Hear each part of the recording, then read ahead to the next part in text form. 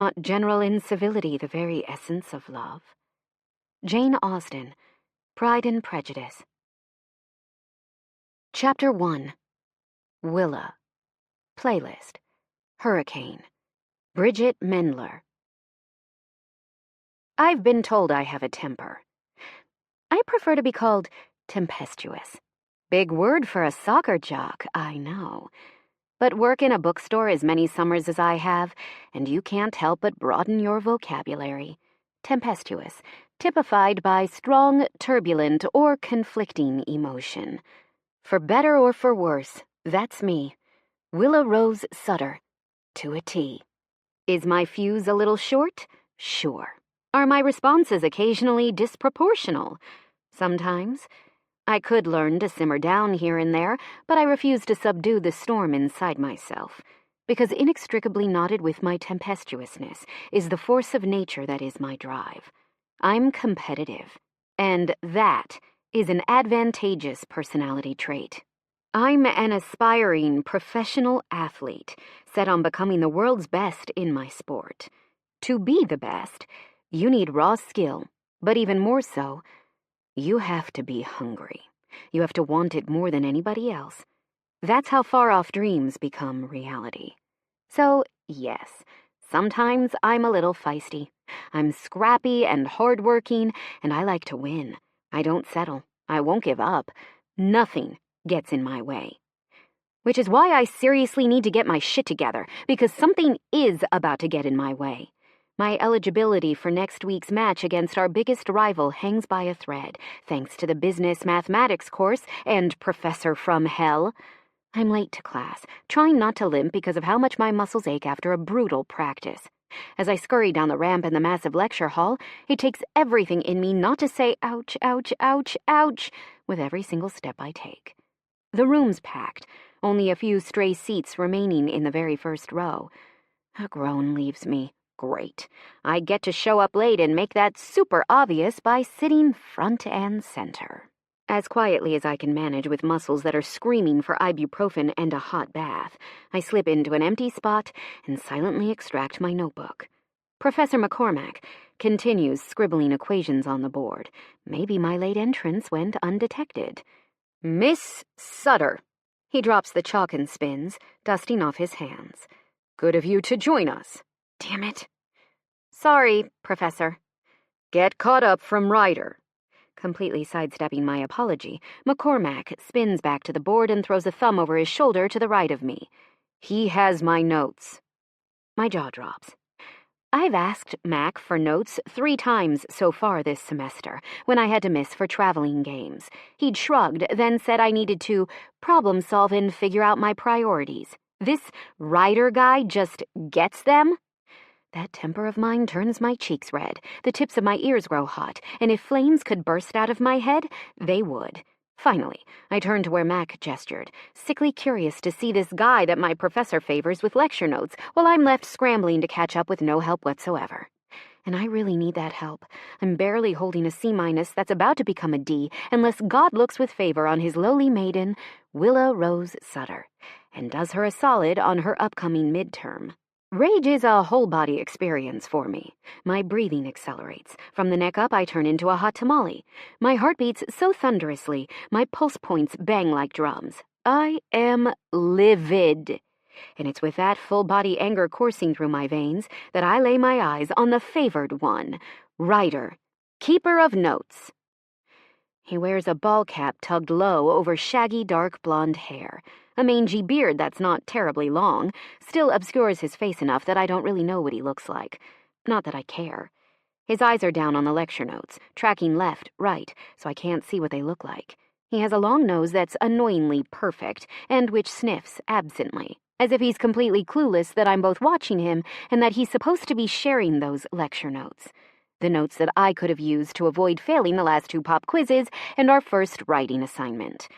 My eyes flick back up to McCormack, who has the audacity to smirk at me over his shoulder. I shut my eyes, summoning calm that I don't have. It's that or tackle my professor in a blind rage. Eyes on the prize, Willa. I need to pass this class to stay eligible to play. I need to stay eligible to play because I need to play every game, both to maximize my team's chances for success and because Murphy's Law states that scouts come to games you miss. Well, really, it just states that if something can go wrong when it's real inconvenient, it will. The scout scenario is my version of it. The point is, I need the damn notes, and in order to get them, I'm going to have to swallow my pride and explicitly petition this jerk who's ignoring me. I clear my throat. Loudly. Ryder sniffs again and flips the page, his eyes glancing up to the equations on the board, then back down. Does he turn? Acknowledge me? Say, "Hi, how can I help you?" Of course not. McCormack prattles on, his notes both on the chalkboard and the projector screen, where his words unfurl as captioned text in large, clear font. The next slide pops up before I got it all written down, and I grow angrier by the minute. It's like Mac wants me to fail. Taking another steadying breath, I whisper to Ryder, "Excuse me?" Ryder blinks. His brow furrows. I have the faintest hope he's heard me and is about to turn my way, but instead he flicks to a previous page of the printout and scribbles a note. I sit dumbfounded for minutes before I slowly face the board, fury shaking my limbs. My fingers curl around my pen. My hand whips open my notebook so violently, I almost rip off the cover. I want to scream with frustration. But the fact is that all I have control over is the here and now, so I bite my tongue and start writing madly. After about 20 minutes, McCormack drops his chalk, then turns and addresses the class. In the haze of my wrath, I vaguely hear him field questions. Students raise their hands and answer, because they've actually followed this lecture, because, unlike me, most of them probably don't have two lives pulling them apart, athlete and student, woman and daughter. Because they have leeway, wiggle room, which I don't. I have to be excellent. And the problem is that this pressure is instead turning me into an absolute failure. Well, except for soccer. Over my dead body will I fail at that. Everything else, though, is going to shit. I'm a scattered friend, an absent daughter, a lackluster student. And if this professor would just cut me a damn break, I'd have a chance of at least scratching one of those failures off my list. McCormack must feel my eyes burning holes into him, because after he accepts the last answer, he turns, looks at me again, and smirks. "Professor McCormack," I say between clenched teeth. "Why, yes, Miss Sutter." Is this some kind of joke? "I'm sorry, no, that is not the correct formula for calculating compound interest." Turning back to everyone, he offers them a smile I have yet to see. "Class dismissed." I sit, stupefied that I've been swept aside by my professor yet again. It's the cherry on top when Ryder rises from his seat, slides those precious notes into a worn leather crossbody bag, and throws it over his shoulder.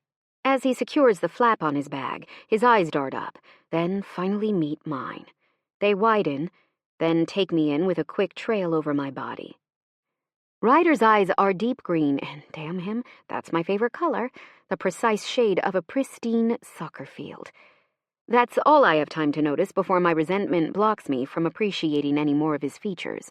When his gaze returns from my sneakers and sweatpants ensemble, our eyes meet, his narrowing as he processes whatever terrifying expression I wear. I am enraged. I'm sure I look murderous. Now he acknowledges my existence, after so thoroughly ignoring me. Rolling his shoulders back, he straightens fully. All I can think is, wow, that's not just an asshole. That's a tall asshole. I shoot out of my seat, sweeping my notebook off the desk, jamming my pen into the giant messy bun on top of my head. I give him a death glare. Ryder's gaze widens as I take a step closer and meet those nauseatingly perfect green eyes. A long, intense stare down ensues. Ryder's eyes narrow. Mine do, too. They water, begging me to blink. I refuse to. Slowly, the corner of his mouth tugs up. He's smirking at me, the asshole. And just like that, my eyes drag down to his mouth, which is hidden under all that gnarly facial hair. I blink. Shit, I hate losing. I hate losing. I'm about to open my mouth and ask just what's so damn funny, when Ryder backs away and pivots smoothly, then jogs up the ramp of the lecture hall. I stand, shaking with rage, pissed at this jerk and his odd, dismissive behavior. until the room is virtually empty. "Cheer up, Miss Sutter." McCormack switches off the lights, bathing the lecture hall in gray shadows and faint morning sun that streams through the windows. "I don't really know how to be cheery when I'm about to fail your class, and I can't afford to do that, Professor." For a moment his mask of detached amusement slips, but it's back before I can even be sure it ever left. "You'll figure out what to do. Have a nice day." When the door falls shut and I'm left alone, I sink into my seat once again, the whisper of failure echoing in the room. "He really just walked off?" Rooney, my teammate and roommate, stares at me in disbelief. "Yup, I'd say more, but I'm too angry and winded. We're doing technical drills, and while I'm in the best shape of my life, ladders always kick my butt. Wow. Rooney, on the other hand, isn't winded one bit. I've decided she's a mutant, because I have never heard that woman short of breath, and it's not for lack of trying. Our coach is a clinically verified sadist. What a dick. Rooney looks like a life-size Barbie. Classic SoCal girl, legs for miles, glowing skin and faint freckles, a sheet of platinum blonde hair that's forever in a long, smooth ponytail. She stands and drinks her water, looking like a beach model as the sun lowers in the sky. I, on the other hand, look like Dolores Umbridge after the centaurs got her. My wiry hair puffs madly from my ponytail, my cheeks are dark pink with exertion, and my muscular soccer quads are shaking from effort. Rooney and I could not be more opposite, not just when it comes to looks, but also personality, and that's perhaps what makes us such good friends.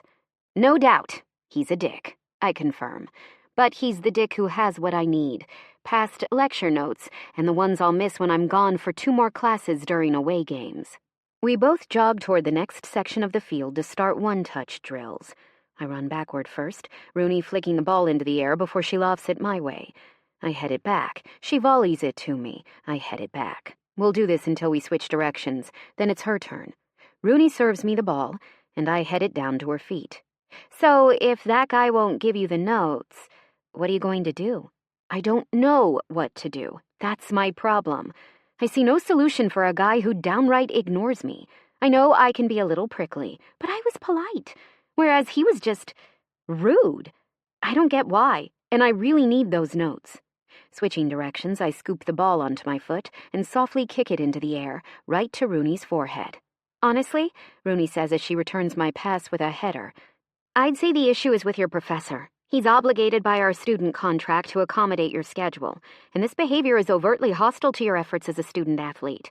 If I were you, I'd print out our agreement, head to office hours, and remind that jerk that he's ethically and legally bound to support you learning, while you earn his college more publicity and money than his pathetic academic papers have ever contributed."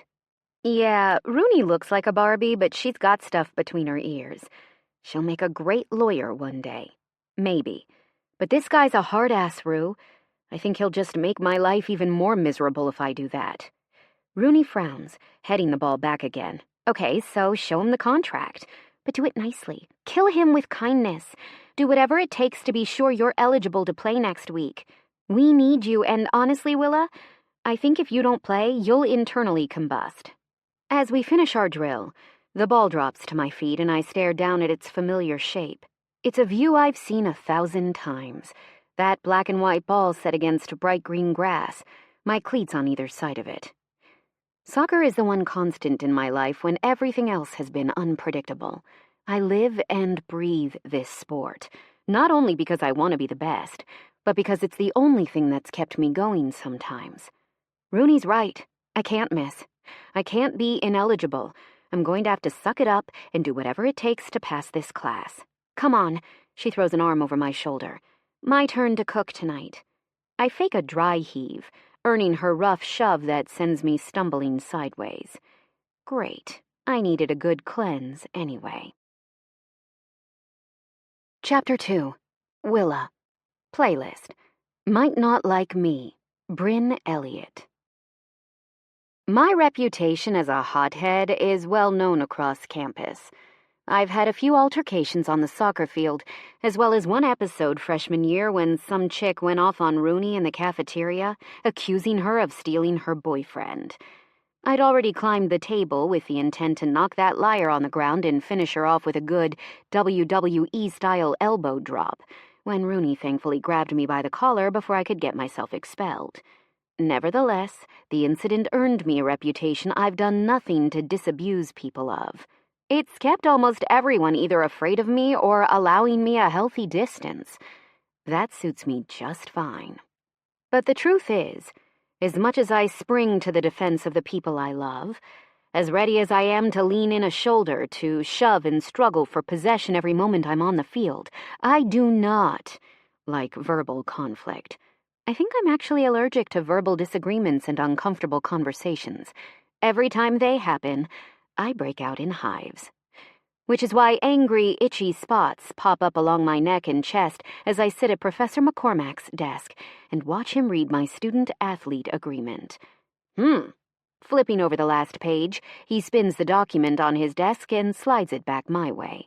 Listen, Sutter, believe it or not, I like and respect you. My eyebrows shoot up. Could have fooled me. Mac's smirk is back. I have to sit on my hands so I don't accidentally slap it off. I'm not handing this class to you. You chose to be a student-athlete, and with that comes a responsibility to manage your time. You didn't tell me ahead of the class when you'd be missing, or that you'd need notes. You didn't communicate until the day of class you missed, and then the second time, afterward. That tells me this class isn't a priority, and frankly, I think it needs to be. This is a foundational course if you want to be prepared for any kind of business management down the line. I shift in my seat. I knew I'd be missing classes for games, but asking him ahead of time was daunting. I would have had to meet with him separately, ask for those considerations. It felt uncomfortable, and as I've said, I don't do verbal confrontation well. Which leads me to believe, he continues, that you're one of those athletes who thinks she doesn't need an education, who's just punching in and out, going through the motions. That doesn't fly in my class. I open my mouth to tell him that's really unfair, that I love learning what I need to know for business management, that I truly want to do well in this class and my other major-related courses, because I know I won't be a professional athlete forever. When I'm retired, I hope to use my platform for philanthropic work, and I want to ensure I run it myself and do a damn good job of it. I should tell him all of that, but nothing comes out. My jaw clamps shut, and my stomach knots sharply. McCormack leans in, elbows on his desk. Nerdy black frames obscure ocean blue eyes. His near-black hair is stylishly messy. He is a constant 5 o'clock shadow, and if he weren't such a giant sabotaging jerk-face, who is at least 10 years older than me, I'd probably think he was cute. Right now, all I can think is that he's the guy who's going to ruin my soccer career. You look upset, he says quietly. I take a jagged inhale as hot tears prick my eyes. No crying, Sutter. Never show them your weak spot. I'm sorry. I manage around the lump in my throat. I don't talk well when... Swallowing, I pinch the bridge of my nose and breathe deeply. When I exhale, I'm somewhat together, and I find my courage. I care about this class. I realize I haven't shown you that very well. I should have asked you before the semester started, but I've never had to do that before. In the past, professors have automatically held notes for me and sent me what I needed. Max sits back in his seat, brow furrowed. Well, I'm not one of those professors, and if you're going to make it as a professional female athlete, I've got news for you. You have to learn how to start sticking up for yourself. I reel. Yeah, so I'm aware of the prejudices and double standards female athletes face, and I'm prepared for them, but thanks for the lecture anyway. Fine, he throws his hands up. My point is, I'm not impeding your success in this class. I've been here, available to you, and there's a sea of people in that room you could ask for notes. I handed you Ryder on a silver platter. A silver platter? I slap my hands on his desk and lean in. He ignored me entirely.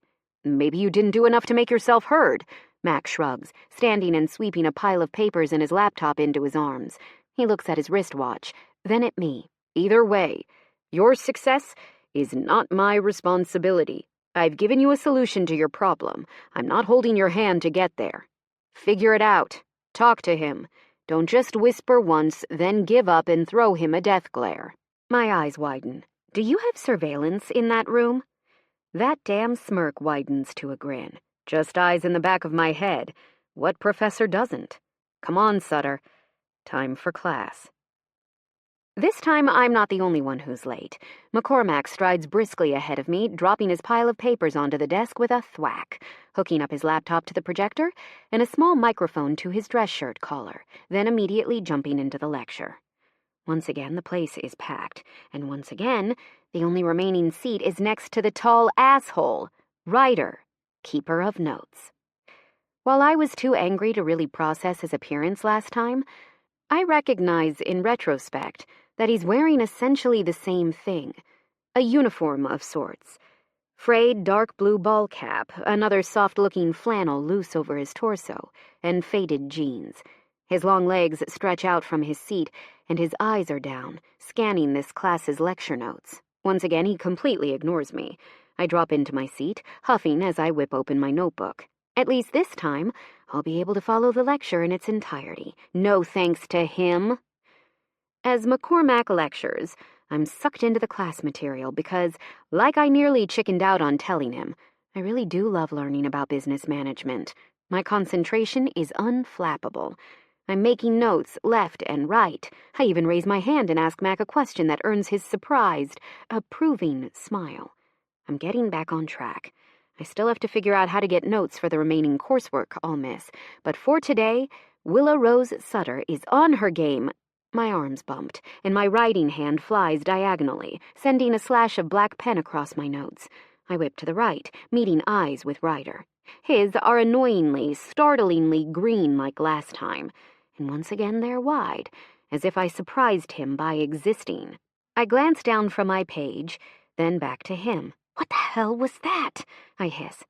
His mouth drops open, and for a second, I'm oddly distracted by that. With his startled expression, that haphazard hair and scraggly beard, the blue and green plaid flannel he's wearing, he looks like a lumberjack interrupted mid-swing. My gaze lowers from his eyes, searching his face. So much is hidden behind that blonde scruff, cheekbones, lips, a jawline. What does he look like underneath all that? Snapping myself out of those bizarre thoughts, I lock eyes with him again, my gaze widening with expectation. I'm waiting for an apology, an explanation, anything that accounts for why he just threw an elbow into my arm and made me screw up my notes. But nothing comes.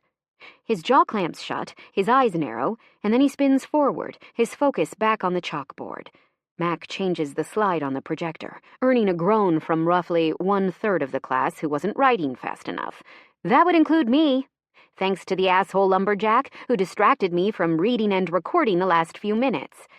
"You'll remember," Mac says to the class, "that the format of this course is the first 6 weeks are dedicated to drilling into you the foundation of business mathematics. I'm teaching you theory, and I'm cramming it down your throat. I realize you're probably overwhelmed at this point." A collective sigh followed by a wave of mumbles and whispers indicates McCormack might be a formidable instructor, but at least he knows his audience. "Now we are at the point in our course in which you are assigned a collaborative partner for the remainder of the semester. This is for 2 reasons. 1, because of the size of this class," Max says. "Unlike many instructors, I'm not passing you off to TAs. You get me. All semester, all office hours, and the trade-off is I have the number of papers and projects I have to keep up on grading when I pair you up. 2, because anybody who wants a career in business needs to develop core skills of collaboration, negotiation, and compromise.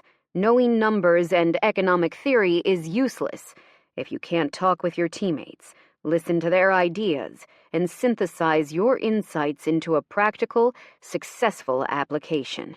While the major focus of your teamwork is your final project and test, midterms are right around the corner. I suggest you begin sooner rather than later familiarizing yourself with your partner and supporting each other's learning. Study together. Quiz each other. Get used to each other. Even though we aren't even halfway through the semester, start working on your project concept as soon as you're paired off. Your final project and examination account for 50% of your grade. So for those of you who are struggling thus far," his eyes dance across the room, and he makes a point of lifting his eyebrows when he looks at me, "I suggest you take this quite seriously. It can make or break your grade. Another collective groan echoes around the lecture hall. Max smirks, hands in his pockets. Pairs will be announced next class. Have a great day, everybody. Before I can even put the cap on my pen, Ryder's out of his seat. Tossing his bag over his shoulder, he storms out of the room, weaving and pressing his way through the slowly exiting throng. I turn back slowly, stunned at this guy's level of douchery. I mean, it takes work to be that big of a dick. But he's kind of a cute dick, a voice says. I jump and spin to my left. Sorry, I didn't know I was thinking out loud. She shrugs and smiles. No worries. I could tell. I'm Emily. Willa. Standing, I fold my notebook shut and stuff it into my book bag. Her smile widens. Oh, I love that name. Like the novelist Willa Cather? I nod as pain pinches my chest. And I think of Mama. Yep. I should ask Emily if she takes thorough notes, and if I could impose on her to copy them. But once again, my tongue-tied fear of asking anyone for anything, or worse, having my request be rejected, silences me. Well, have a nice day, she says brightly. I have mountains of schoolwork, practice to prepare for the game against one of our toughest competitors, and I'm heading to the hospital to hear how my mom's latest biopsy went. Nice. Isn't what I expect this day to be. Thanks, I manage. You too. I'm used to the hospital routine by now. The smells, the sounds, the whoosh and ping of elevators arriving, sneakers squeaking on linoleum, the din of fluorescence and the mixed smell of antiseptic and urine. Oddly enough, I don't hate it. It's the place that's been home to Mama this past month, and wherever she is, that's where I want to be. Willa Rose! Mama sets down her book and opens her thin arms wide for me. Hi, Mama. I blow her a kiss, then tug off my hoodie and wash my hands diligently. Mama's immunosuppressed, and college kids are petri dishes, Dr. B said, so I scrub up to my elbows, followed by a few squirts of hand sanitizer for good measure. Finally, I can lean over and accept her hug. It's strong and long-lasting. She clasps her fingers together behind my back like always and gives me a good squeeze. How was your day, honey? She asks. Mama sits back, and her eyes meet mine. When I look at my mother, I'm always grateful for the reminder that, but for my crazy hair, I'm nearly her duplicate. It lets me pretend that I just came from Mama, that I'm all hers. Not too bad. I sit gently on the edge of her bed and eyeball her uneaten tray of food. She waves her hand. It tastes like garbage. But, Mama, if you don't eat, you won't have energy, and you need your energy. Sighing, she clasps my fingers. I know. Barbara from that church outreach program is bringing me homemade chicken soup later on. God bless that church program, because it picks up my slack. I should be cooking my mom homemade meals, not some sweet Lutheran lady named Barbara. But I'll take it. It nourishes Mama, and she usually gets a nice visit with a stranger. Unlike me, my mother doesn't totally stick her foot in her mouth when she converses with others, and actually enjoys small talk. Mama and I are all alone, and I don't see that as a bad thing, just how it is. We've traveled too much over the years to pick up any lasting friendships, and we're both fairly solitary women. My family has only ever been Grandma Rose and Mama. Grandma Rose died when I was in high school, and I still miss her. She was a real firecracker who loved her vegetable and flower gardens. Always won at Trivial Pursuit, chain-smoked, and swore like a sailor. Apparently, I inherited her temper. Okay, I pull out an orange and start peeling it. Once I tug all the fine fibers off of the segments, Mama and I will split it. It's our routine. What's the news? My eyes are on the orange as I tear the peel and send a spray of zest into the air. I'm worried I'm going to see that look in Mama's eyes when she has to tell me bad news. What news? She asks. My eyes snap up to her. Don't play dumb, Joyce Sutter. She smiles, and it makes her eyes twinkle.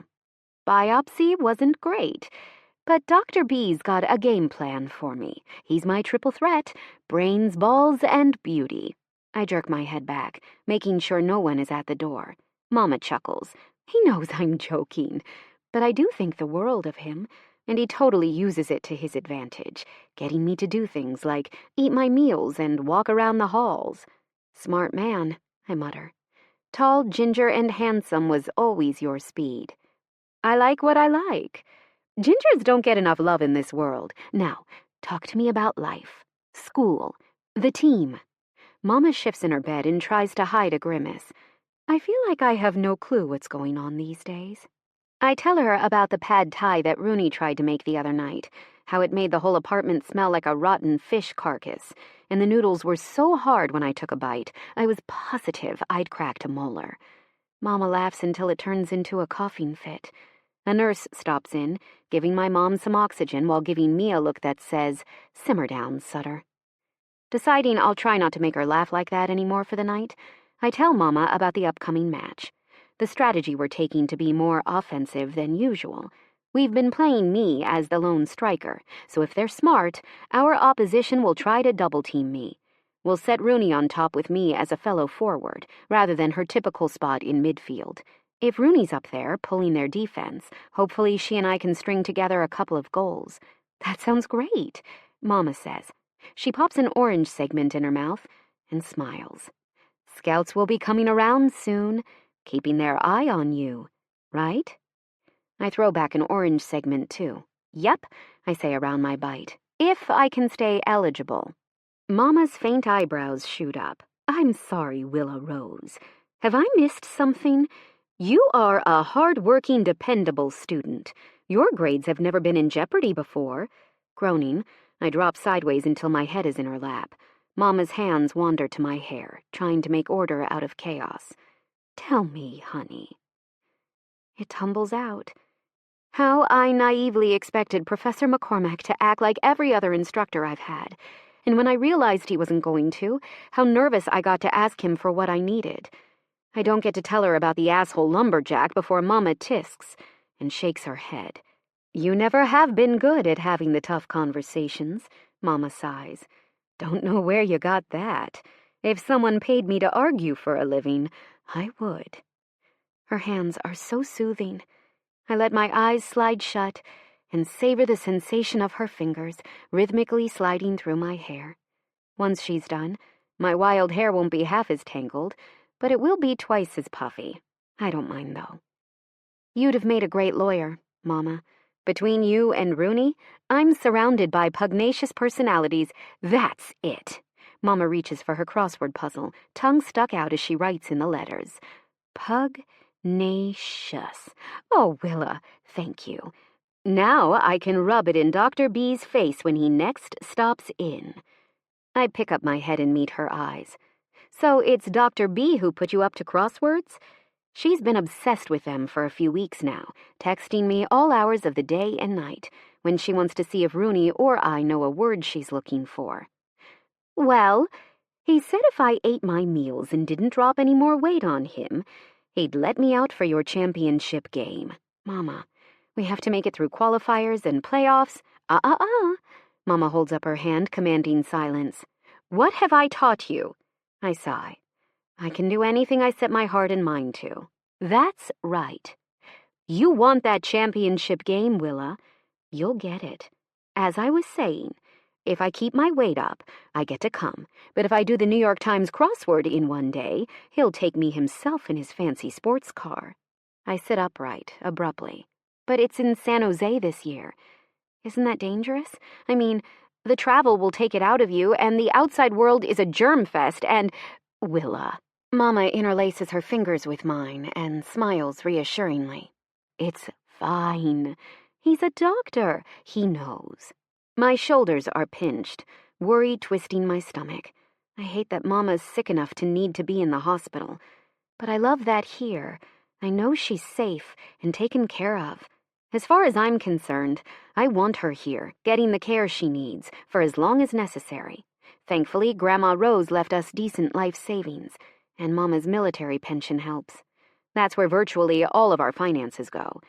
Her cancer treatment, so she can get better as soon as possible. Given that, I'm pretty much financially on my own, which I don't mind. For years, each summer, I've worked at a local bookstore. That's where I learn words like tempestuous and pugnacious to add to my vocabulary. An indie bookseller that also serves coffee and baked goods. It experiences a great boost to business during touristy summer months, so I make nice tips on top of a decent hourly wage. Whatever I earn during the summer is my disposable income for the school year.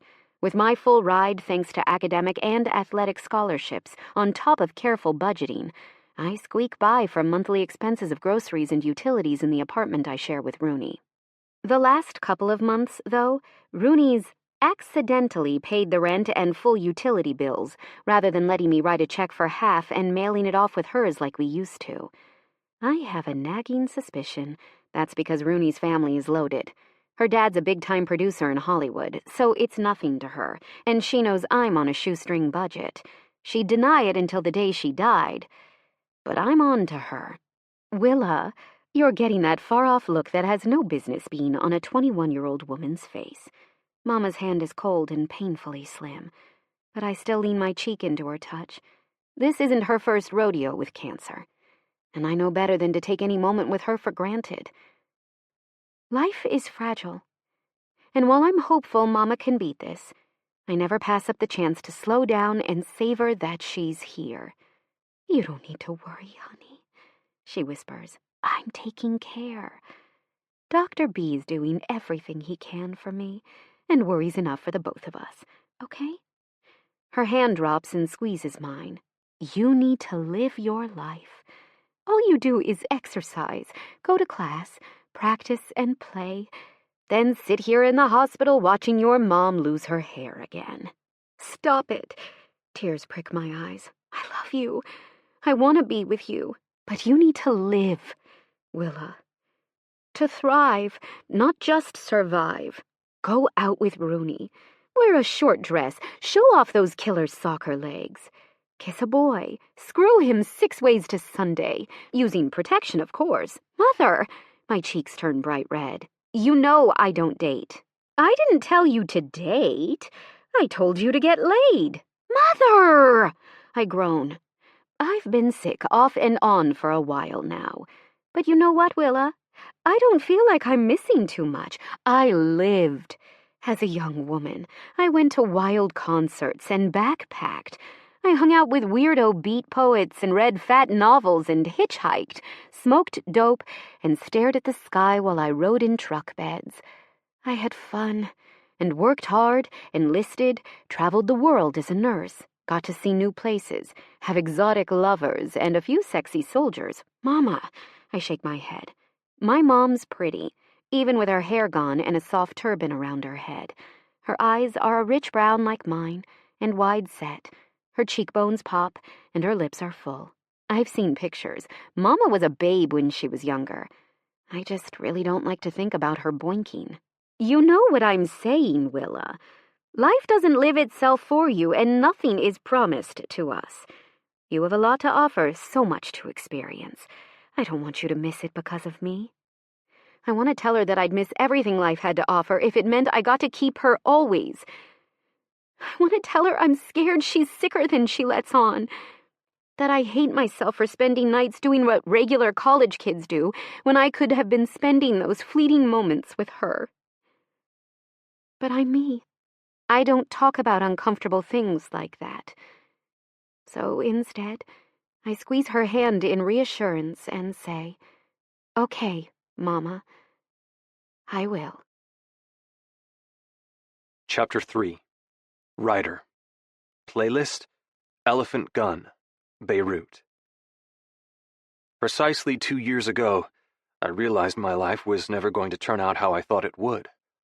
Denial's a powerful coping mechanism. After I got sick, my psyche held on to denial as long as it could.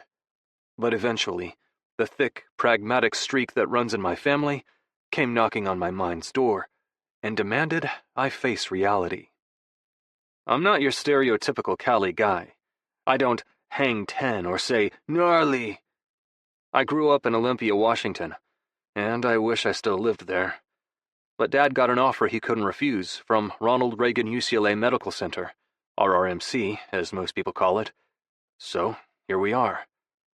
I miss the feeling of fall. I miss wet leaves smashed into a slippery carpet beneath my feet. I miss the cold, turning my nose pink and burning my lungs on long, snowy runs. I miss darkness, as weird as that might sound.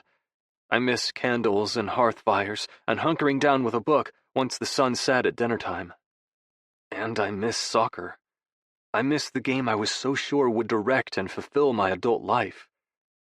So, of course, on the anniversary of all my dreams going down the shitter, Willa Sutter, women's soccer's rising star, dropped herself in the seat next to me in business mathematics. It felt like the universe was kicking me right where it counts. Didn't help that she seemed to inexplicably hate my guts. As class ended, she gave me the death glare and shoved a pen in her hair like she wished it was a shiv spearing my heart. Rage tinged her amber irises coppery red, and violent energy practically radiated off of her. The woman whose future was once mine looked like she wanted to kill me, then do it again, just for kicks. Sticking around to watch her try to melt me with her eyes when I had no idea what I'd done to earn such hatred might have been entertaining another time, but not that day. Next class was just as bad.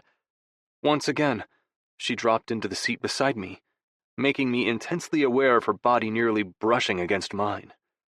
I'm an over-average-sized guy. I have broad shoulders, long legs. I don't fit in those desks. So, it wasn't necessarily surprising when I shifted in my seat and accidentally elbowed her, earning her evil eyes again. What was surprising was that when she glared at me, demanding an explanation, I actually wanted to answer her. And that's really saying something, because I haven't spoken a word in 2 years. Rye! I hear it like I'm underwater, faint and warped. That's what life sounds like with moderate and severe hearing loss, in the right and left ears respectively. Bacterial meningitis came out of nowhere just a few cruel weeks before preseason at UCLA began.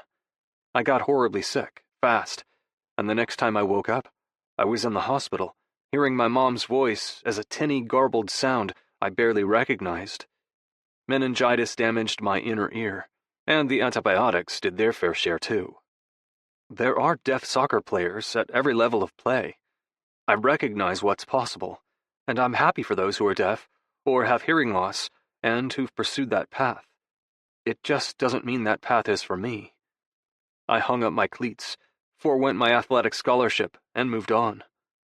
Now, I'm not Ryder Bergman, solid left back, freshman starter destined for greatness. Not anymore. I'll always love the game, and maybe someday I'll find my way back to it in a setting that I'm comfortable with. I'm just not there yet.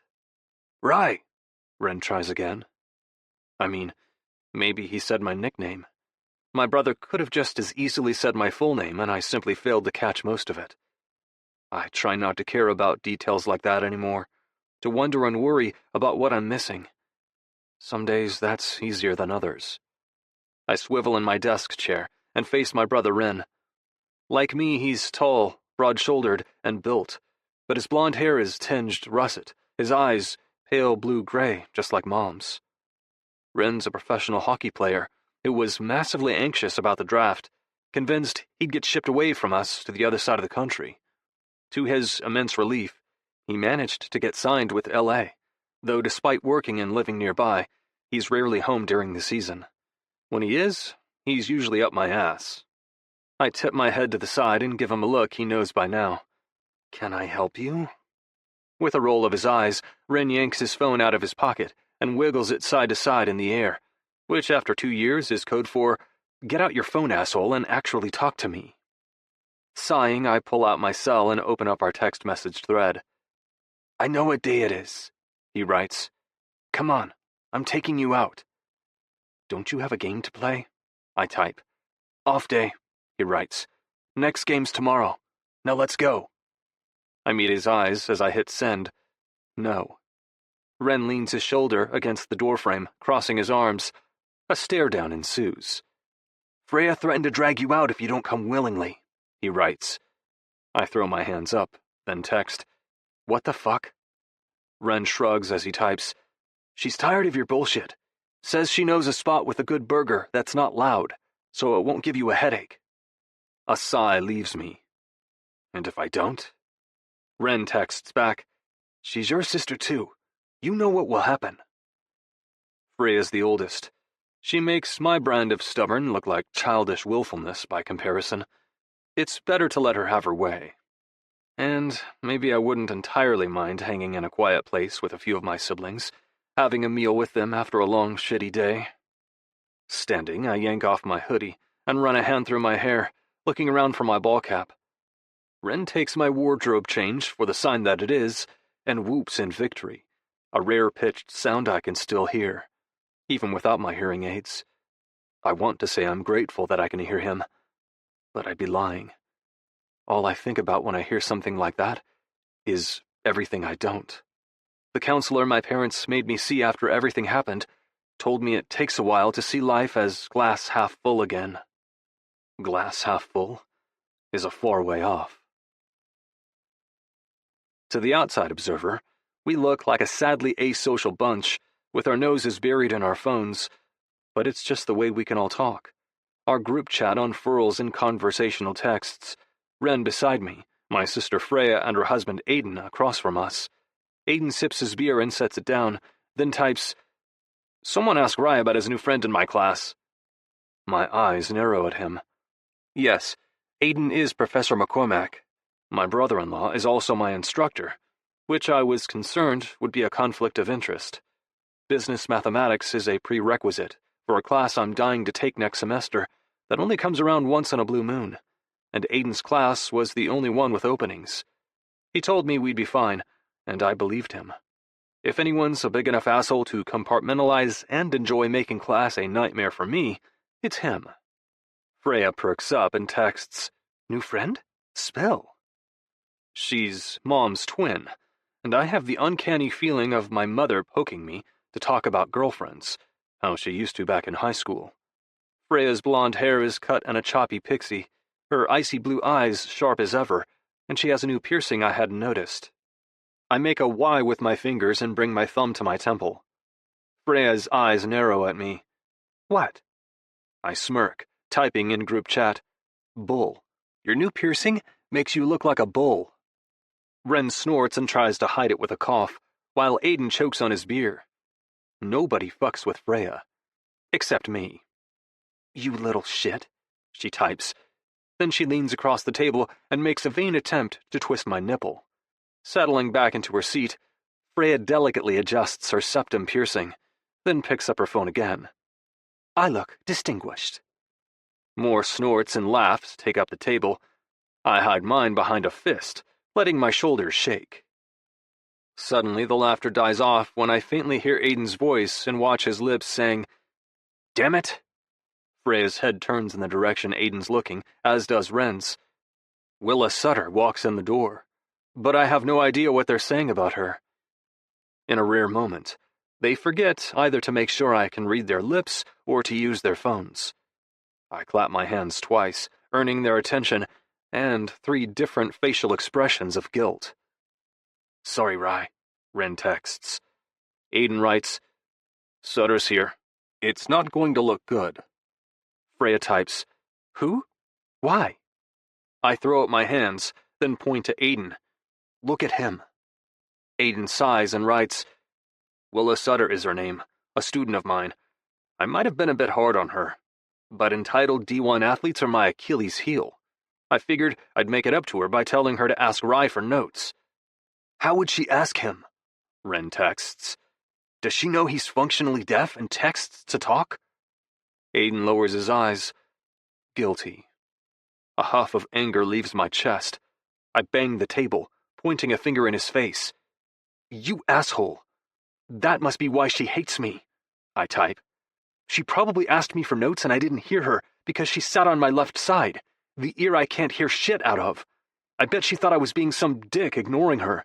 Now she's going to see us together and think we're best friends who are out to ruin her GPA." "Slow down," Freya types. "Why would she think you're best friends?" "Because Aiden gives me the notes for lecture. The lecture's captioned on a projector, but it's still a lot to keep track of.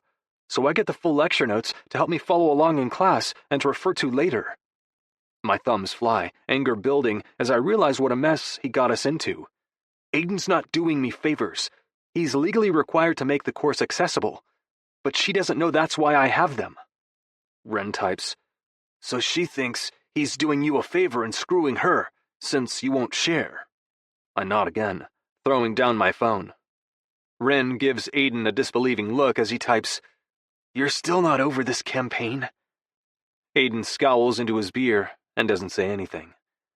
Aiden doesn't want to see me treated differently for my hearing loss, and he's worried about how much I've withdrawn since it happened, so he periodically throws people in my path in the hopes that I'll magically open up to them, even with my hearing aid frustration and my discomfort with speaking. Keeping to texting only, not always wearing my hearing aids, has made my social circle small, but it's honestly all I've had the capacity for. I know Aiden loves me, and he means well, but he's just too damn pushy on this point. I'd like to remind the committee, I type, that this is not the first time Aiden's stuck a woman on me and conveniently forgotten to tell her I can't hear for shit. Freya spins and slaps Aiden upside the head. I told you to stop that. I did it one other time, he pleads. He doesn't need a yenta, Freya types. Look at him. He'll get laid the moment he wants to. All three of us men shudder for various reasons. I don't want my sister talking about me getting laid. Ren doesn't want to hear about his brother getting laid, and Aiden definitely doesn't want to hear his wife acknowledging her brother's sex appeal. Before I can say anything further on the matter, my peripheral vision, which I've relied on more than ever in the past few years, changes, making me turn to the left. Willa stands a few feet away, a disbelieving look tightening her face. Professor McCormack? She says it softly, I think, judging that it's almost inaudible to me, but watching her lips fills in the gaps. God, her lips. They look bee-stung, impossibly soft. I hate that to understand her, I have to stare at that full mouth, especially now that I know she doesn't hate my guts for no good reason, which would make hating her back so much easier. She hates my guts because she thinks I was being a prick and ignoring her. Much, much harder to hate now. Willa, hey! Aiden half stands, but Freya's pinning him inside the booth and giving him a death glare. Slowly, he sinks back into his seat. Willa's gaze dances between us. Wow.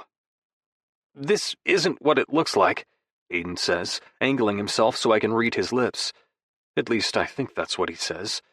But lip reading is hard to begin with, even when combined with what I'm able to hear, and he's speaking closer to conversational speed, not slow like I need. It's too difficult to follow. I glance at Freya and shake my head. She picks up her phone and transcribes for me in our private text what Aiden's saying. Listen, Willa, I know I give you a hard time about the notes, and I understand why you're confused as to why Ryder gets them, when I didn't give them to you, but the thing is...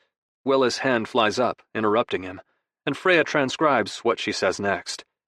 I'll pass on the excuse.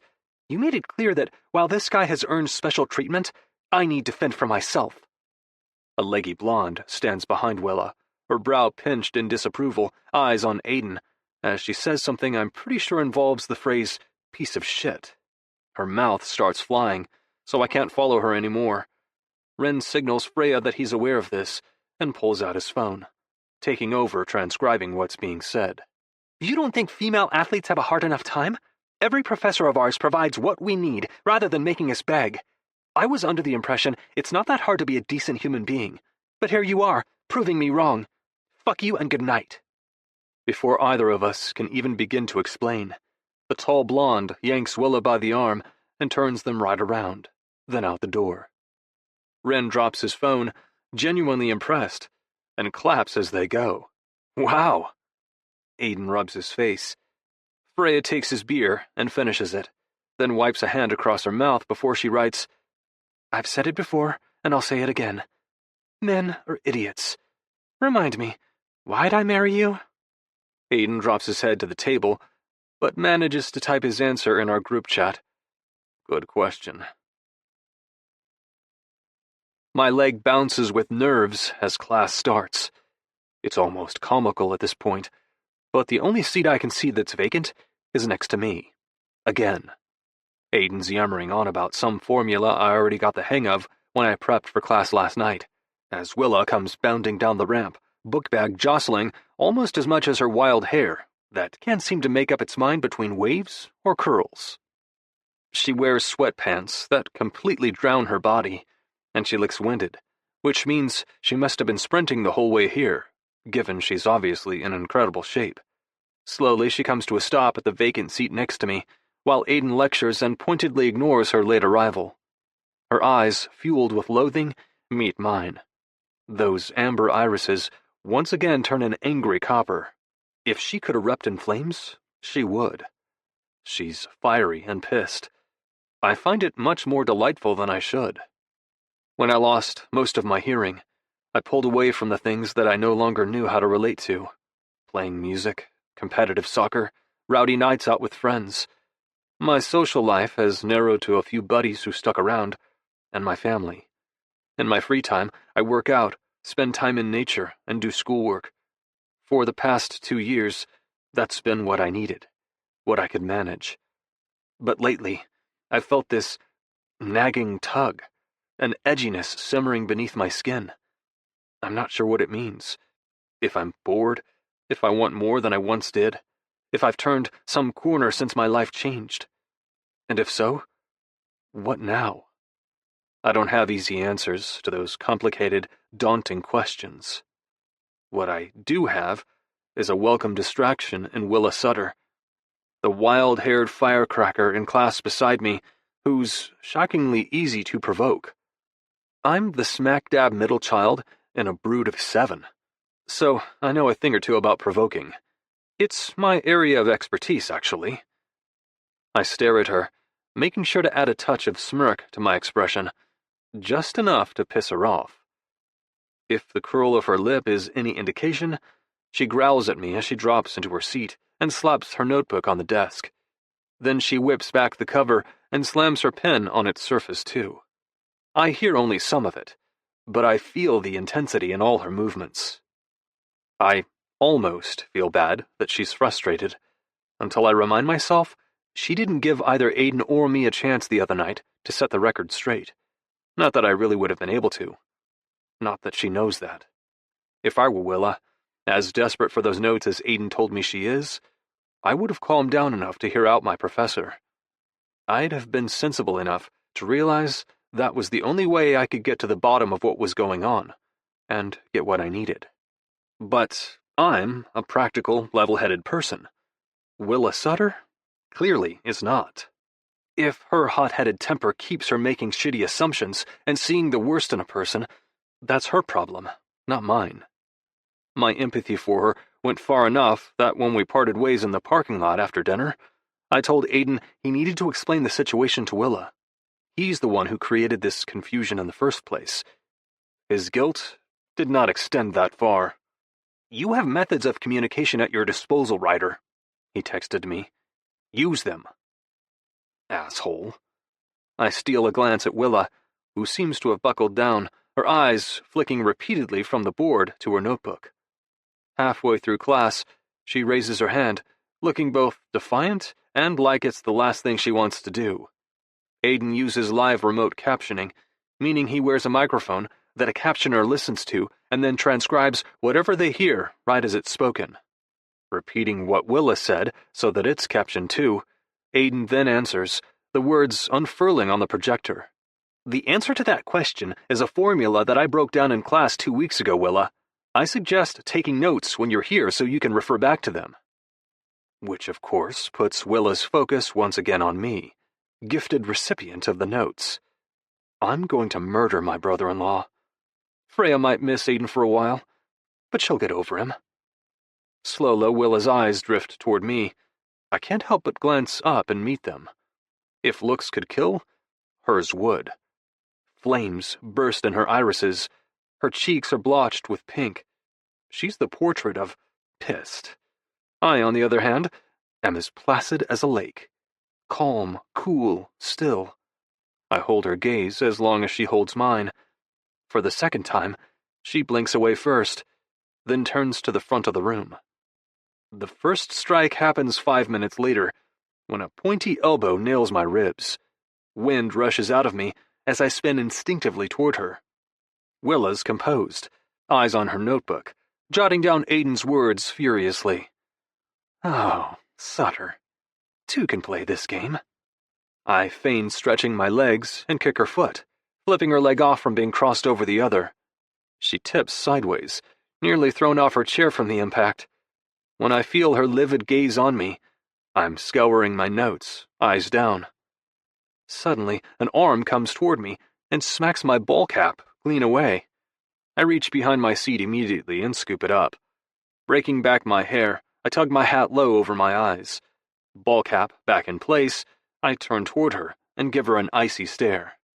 Oops, she says with those damn pouty lips. Her arms lower from her feigned stretching position. My bad. I'm done pretending. I'm not giving her hell right back. Leaning slowly her way, I watch her eyes widen, her mouth pop open in surprise. Closer, closer, until our noses are only a few inches apart. While I have her eyes, I reach up, find a nice thick chunk of that wild hair, and give it a hefty tug. Ouch!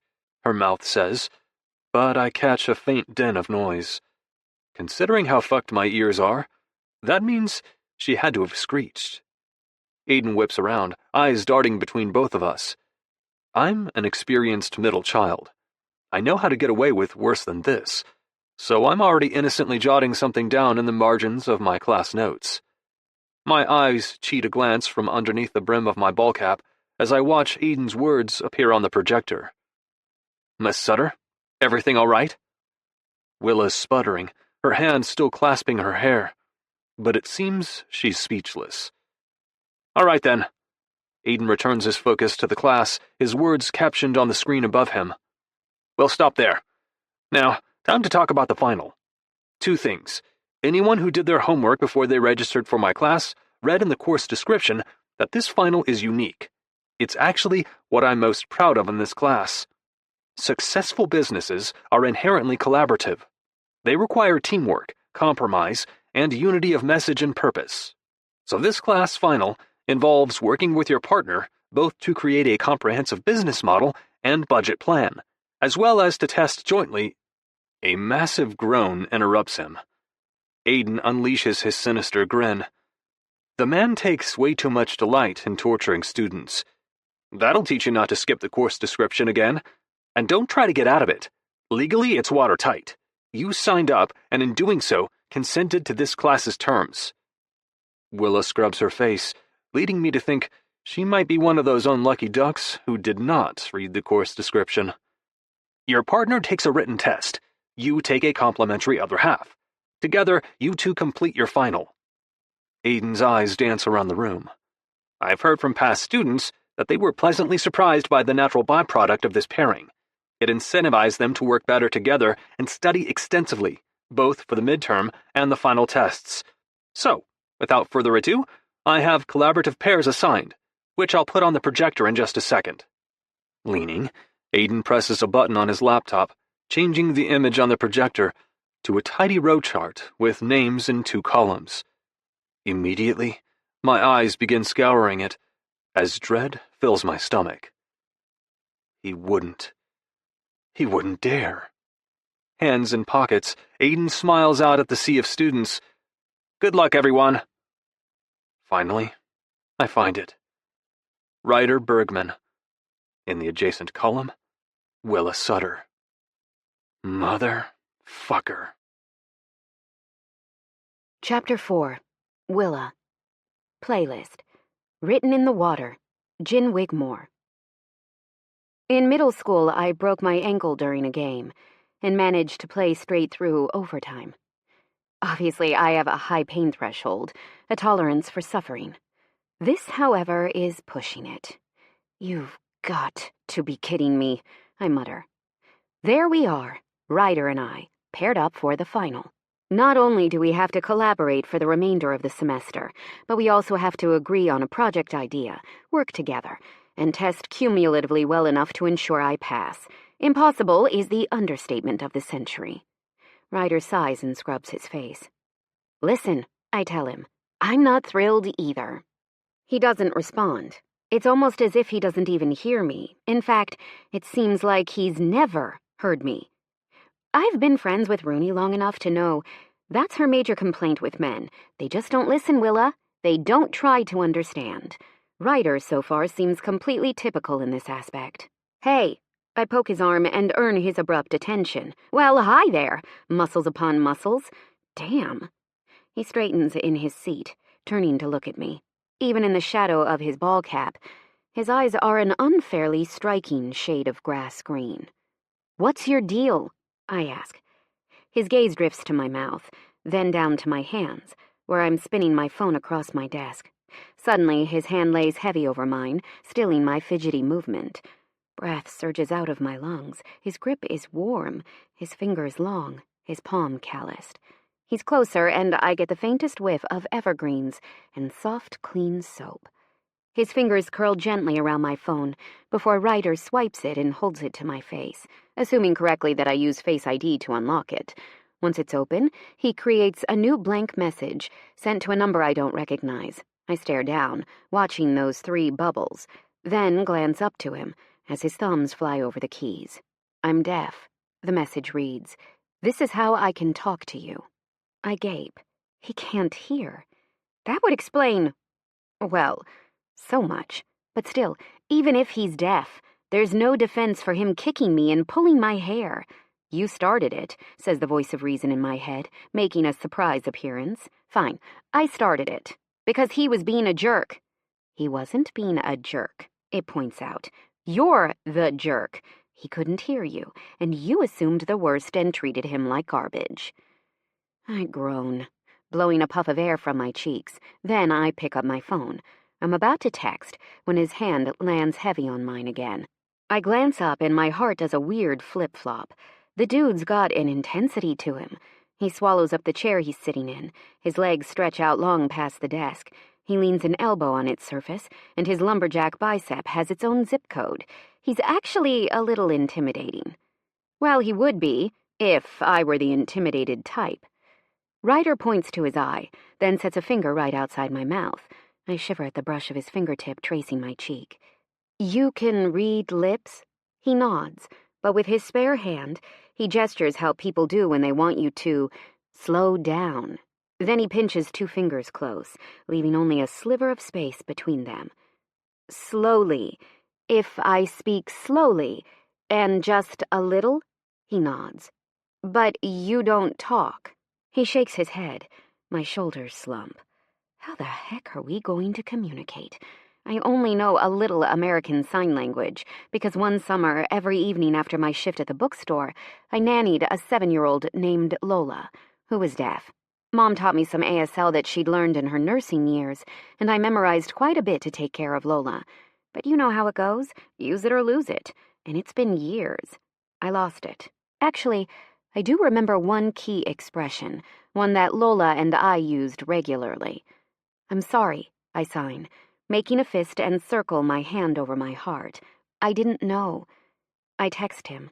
I thought you were just an asshole lumberjack. His mouth twitches with amusement. Glancing down to his phone, he types, Lumberjack? What, because I wear flannel?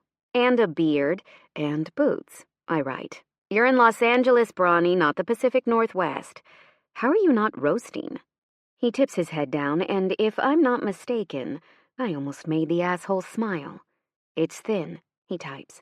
I wear nothing under it. My cheeks heat. The lumberjack seems muscly. It's not hard to imagine the 6-pack and pecs of steel hidden beneath soft, threadbare plaid. I teased him about it, but the man can wear flannel. It clings to the curve of his rounded shoulders, the swell of his bicep, yet leaves enough of his shape to the imagination that I've just spent 30 seconds stupidly ogling him and wondering what kind of heat he's packing beneath that woodsman wear. I snap out of staring, then, to hide my blush, bend over my phone and type, well, at any rate, I'm sorry about the misunderstanding. His reply is stunningly fast, but I guess if that was the only way I communicated, I'd get pretty quick at it too. It's okay. An understandable misunderstanding. And speaking of, at the restaurant, that was a family dinner. We aren't friends. McCormack's my brother-in-law. I'm about to throttle him because this situation is entirely his fault. I look up and gape at Ryder.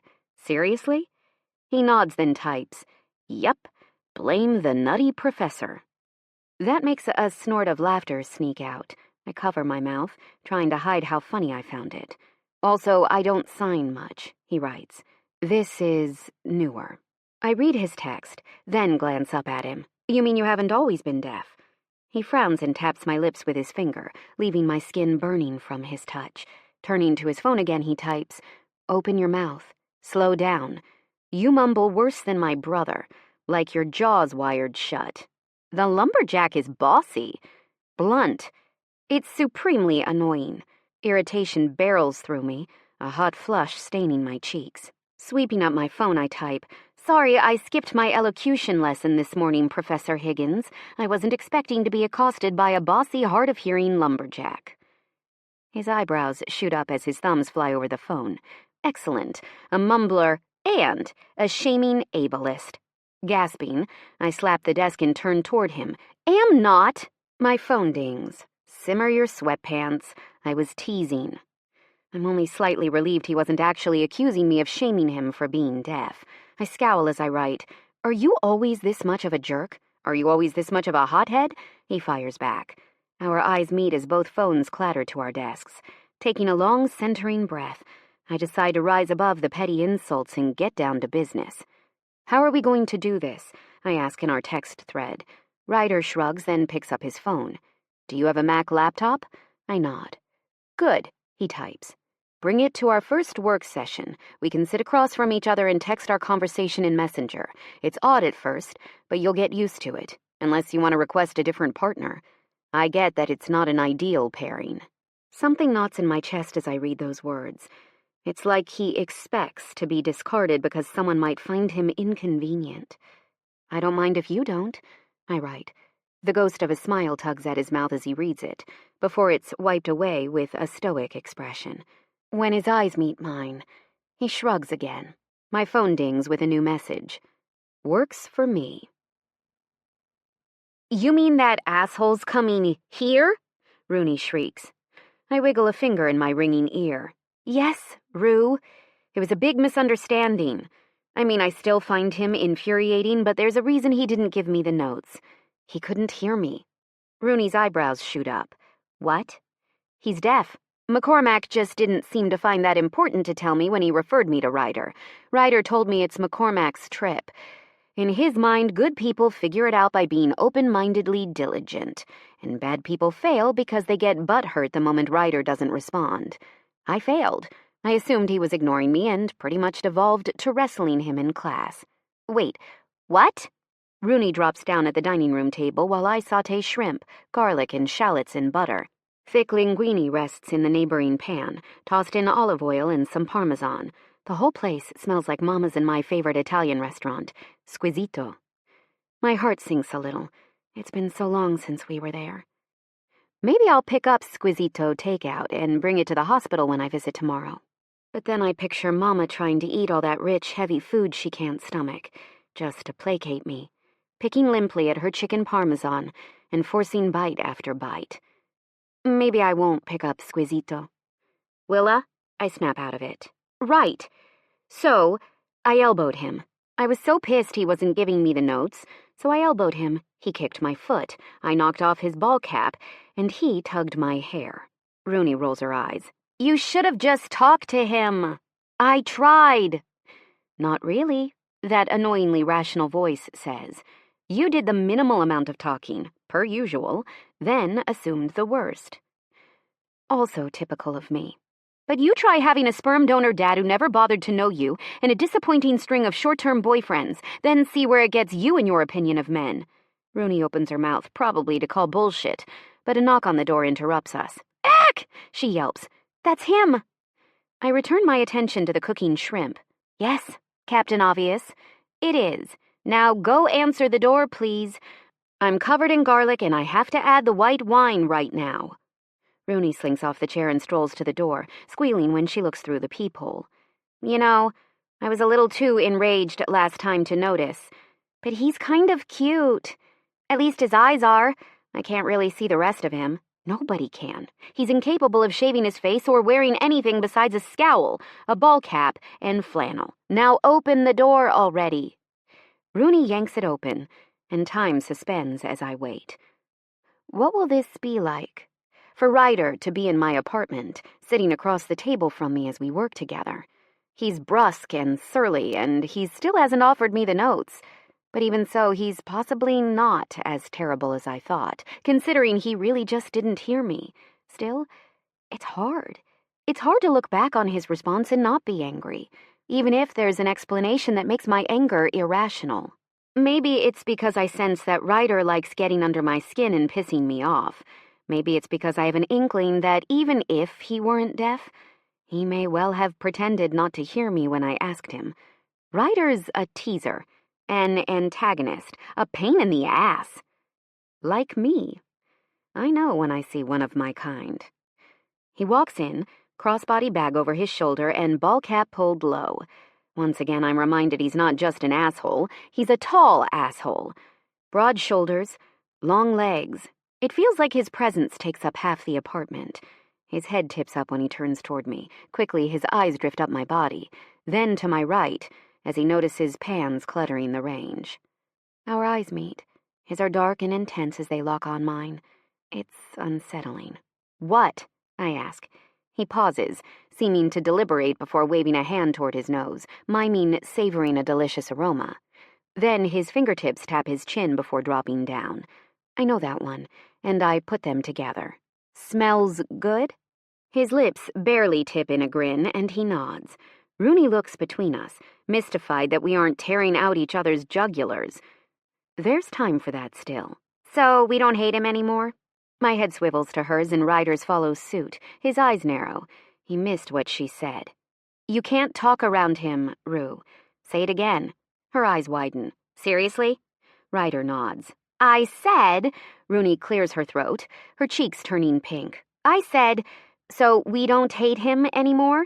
Ryder smirks, then shrugs, gesturing toward me as if to say, it's up to her. Rooney laughs nervously. Okay, I'm just gonna... She dashes out of the room. Call me when dinner's ready. I scowl at Ryder, then turn back toward the pasta, adding a final splash of white wine and watching it cook off. Up to me, is it? As if I'm the one who created all this frustration. Sure, it's mostly Mac's fault. He set us up for one big misunderstanding, but you're telling me when you're deaf you don't maybe give your desk mate a heads up about that? Does he owe anyone who ever sits next to him his life story? That voice chides. Plus, you gave him death eyes the first time he saw you. That's how you were looking at him. The sound of a photo being taken jars me. Ryder leans his phone my way, showing me a picture of my profile. My eyes are narrowed, my focus on the food while I know secretly my thoughts were spinning about the jerk-turned stealth photographer. My hair's a giant puffball on my head. Loose curls gather at my neck, ears, and temple. What the hell? I smack his shoulder, but he waves his hand as if to say, no, you don't get it. Pointing first to the pan where I'm cooking, then the photo. Specifically, the half of it taken up by my hair. Ryder then sets his phone on the counter, frames his hands around his head, and makes the mind-blown gesture. Heat crawls up my neck as I white-knuckle my phone and type, the humidity from cooking tends to make my hair get bigger. Yes, you butthead. He cocks an eyebrow and smirks as his thumbs fly over his phone. My phone dings. Does wonders for it. I growl, shoving his phone into his chest, then typing, delete it. Didn't your mother teach you not to take a lady's photo without her consent? My phone dings almost immediately. Didn't know I was dealing with a lady. Out of my kitchen, Bergman. I throw a hand in the direction of the dining room table as I type with the other. And let me be clear that if you were not my obligatory partner for this class, and my GPA wasn't resting on our working together, I'd have kicked your ass to the curb 5 minutes ago. My phone dings. Duly noted. Turning back to the food, I roughly toss the pasta, shrimp, and some sauce, perhaps with more force than necessary, but I need something to channel my fury. My hair is a sore subject. I'm constantly exercising and showering, so while everything I read about taming thick, curly waves like mine says I need to wash less and condition more, that's just not practical for how active I am. I also hate that my unruly hair obviously came from the sperm donor, since Mama's hair is poker straight. Every day, my hair is a reminder of the guy who fucked and trucked my mom, who wanted nothing to do with me. Ryder doesn't know any of that, but it doesn't matter. He teased me about it, and now he's going to pay. I glance at the container of cayenne sitting in the spice rack. Quickly, I add some to a bowl, pour sauce into it, then whisk it around and set it aside for Ryder's serving, just enough to get his tongue sweating, then make him shit fire in a few hours. Behind me, I hear Ryder unpacking at the table, the click of his laptop on the hardwood surface, the dance of his fingers across the keys. My phone dings. I'm assuming most of that's for me. I let out a humorless laugh. The audacity of this guy. Assumptive of you, I type. A soft sound leaves him, almost like a huff of laughter. Chills run up my spine. It's quite rude to cook in front of someone and not offer to feed them. I roll my eyes. Well, as you said, you're not dealing with a lady. Rude is my specialty. I start a new message typing, I was planning on feeding you, lumberjack, counting on it making you less grumpy. He turns, frozen in profile. Ryder's mouth opens, and he looks as if he's about to say something to me, rather than type it. I stare at the outline of his thick lashes, his long, straight nose waiting, but he turns back to his computer and types, I'm not grumpy. You're grumpy, I text back. Right as I'm about to tell her dinner's ready, Rooney all but skips back into the room. She has a guilty flush to her cheeks, and she keeps nervously glancing over at Ryder. She's a transparent soul, so I always enjoy needling her when I know for a fact she can't lie to save her own ass. How interesting, I tell her. You just knew instinctively when to come back for food. It's almost like you were watching us through that tiny crack in the door from your room to the dining room. I'm like a puppy, Rooney says, flipping her hair over her shoulder and avoiding my eyes. I have a keen sniffer, and I know exactly when food's ready. Then come running. Sure, Rue. Turning off the dial beneath the pan, I scoop pasta onto 3 separate plates, taking care to pour Ryder's sauce over his plate. Handing Rooney hers, I pat her cheek. Run along, peeping Tom. Rooney's face falls. Okay, I watched, but it was like a hot silent film, all these loaded gazes and sultry body language. She fans herself. You guys are better entertainment than a sweaty, silent tennis match. Well, I guess it's silent except for all that grunting they do. The idea of a grunting, sweaty anything with Ryder bizarrely sends a jolt of heat between my legs. I could slap myself. Stop talking like that. I tug Rooney's ponytail. Be gone. Fine, she says primly, spinning with her pasta. When she's at the threshold of her bedroom door, she turns back, waving to Ryder. Bye, she practically yells. Ryder winces, then gives her a reluctant wave. I set down his plate, then circle the table and sit with mine. No shellfish allergy? I ask. He shakes his head. Damn. Ryder's eyes narrow. It almost looks like he's biting back a smile. He takes off his hat, a surprisingly polite, gentlemanly gesture. After he combs all that thick, shaggy blonde back and secures it with a hair tie, he dips his fork into the pasta. I watch him with Grinch-like glee, but after 2 bites, he's acting completely unaffected. He should be squirming in his mountain man britches by now. He takes another bite and chews thoughtfully. No discomfort. Nothing. Damn it! Of course the lumberjack is one of those freaks with virtually no capsaicin receptors. My luck. Ryder's eyes are on his plate. I could tap the table, but I'm not sure if he finds that helpful or offensive. Same with waving. Not that it would work while his eyes are shut as he chews a bite of pasta. Tentatively, I slide my foot under the table until our toes touch. His eyes snap open, then meet mine. Taste okay? I ask. He frowns, setting down his fork. Lifting one hand, he wiggles it side to side, the universal gesture for so-so.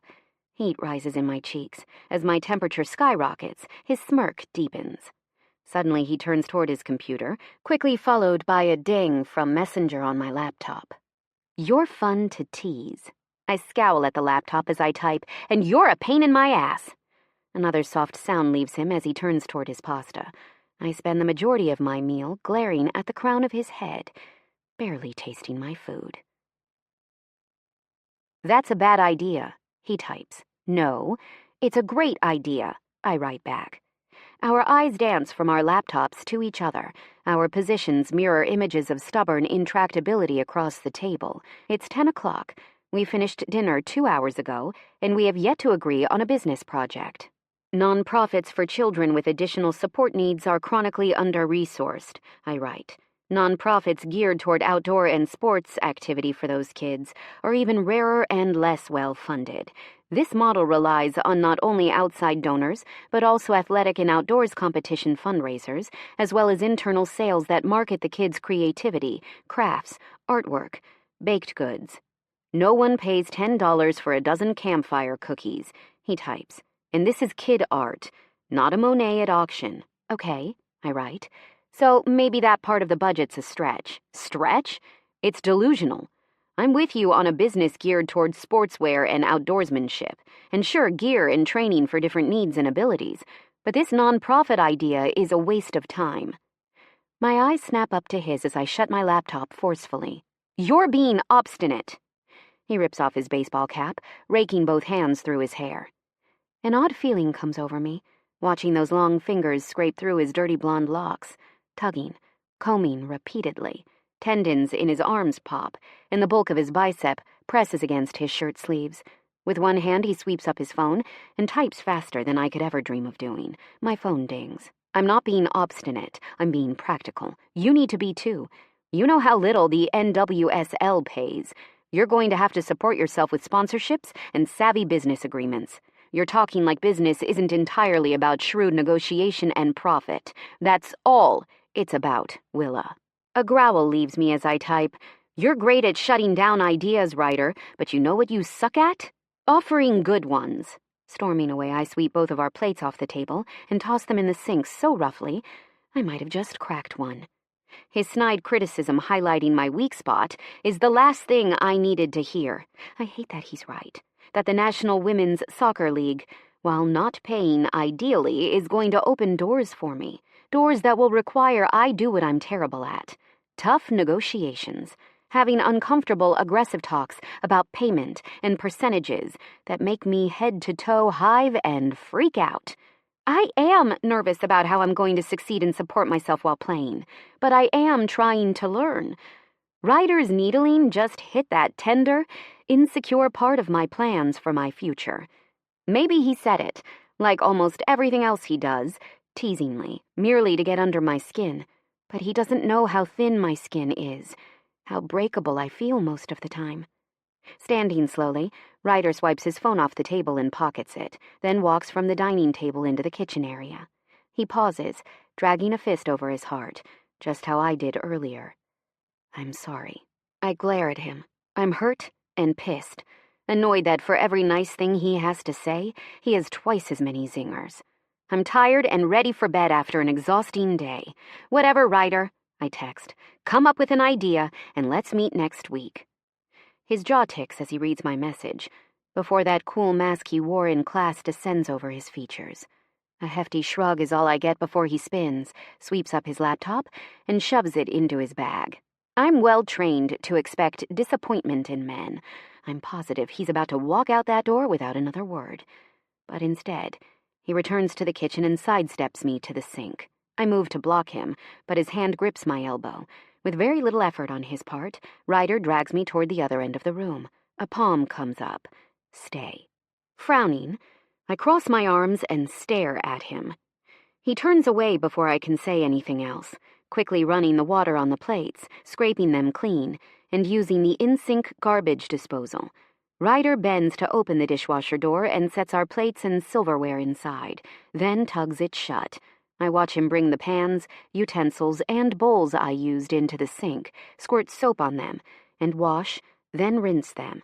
Once he's set everything to dry on the rack, he wipes my work area clean, folds the dish towel with military precision, and sets it on the counter, exactly parallel to the edge. Neat freak, I mutter, realizing guiltily what I've just done.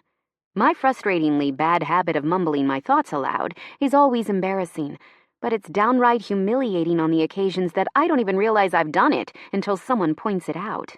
At the moment, it's horrifying. It's inconsiderate to mumble around someone who doesn't hear well, even if he is an asshole who doesn't hear well.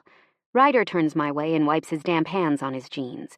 Our eyes meet as he walks up to me, making me once again very aware that he's a very tall, muscly, green-eyed asshole lumberjack, one who I now know has a neurotic need for a clean kitchen and towels folded into crisp, 90-degree angles.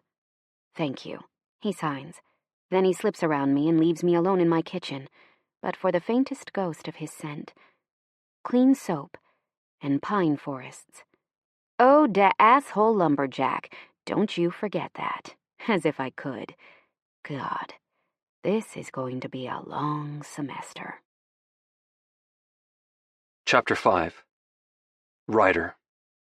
Playlist, Roma Fade, Andrew Bird. I spoke too harshly to her. I do that sometimes. I'm blunt and honest to a fault.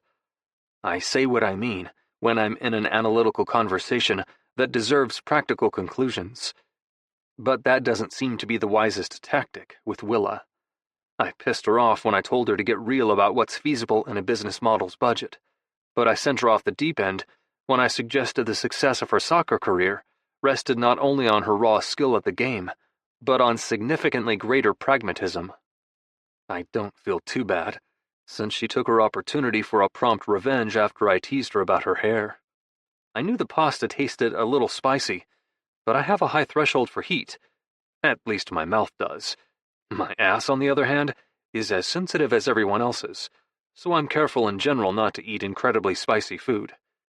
Judging by the fact that it's only this morning that I stopped wincing when I sit down, Willa dumped enough cayenne in my pasta to make the toughest hot sauce lover weep.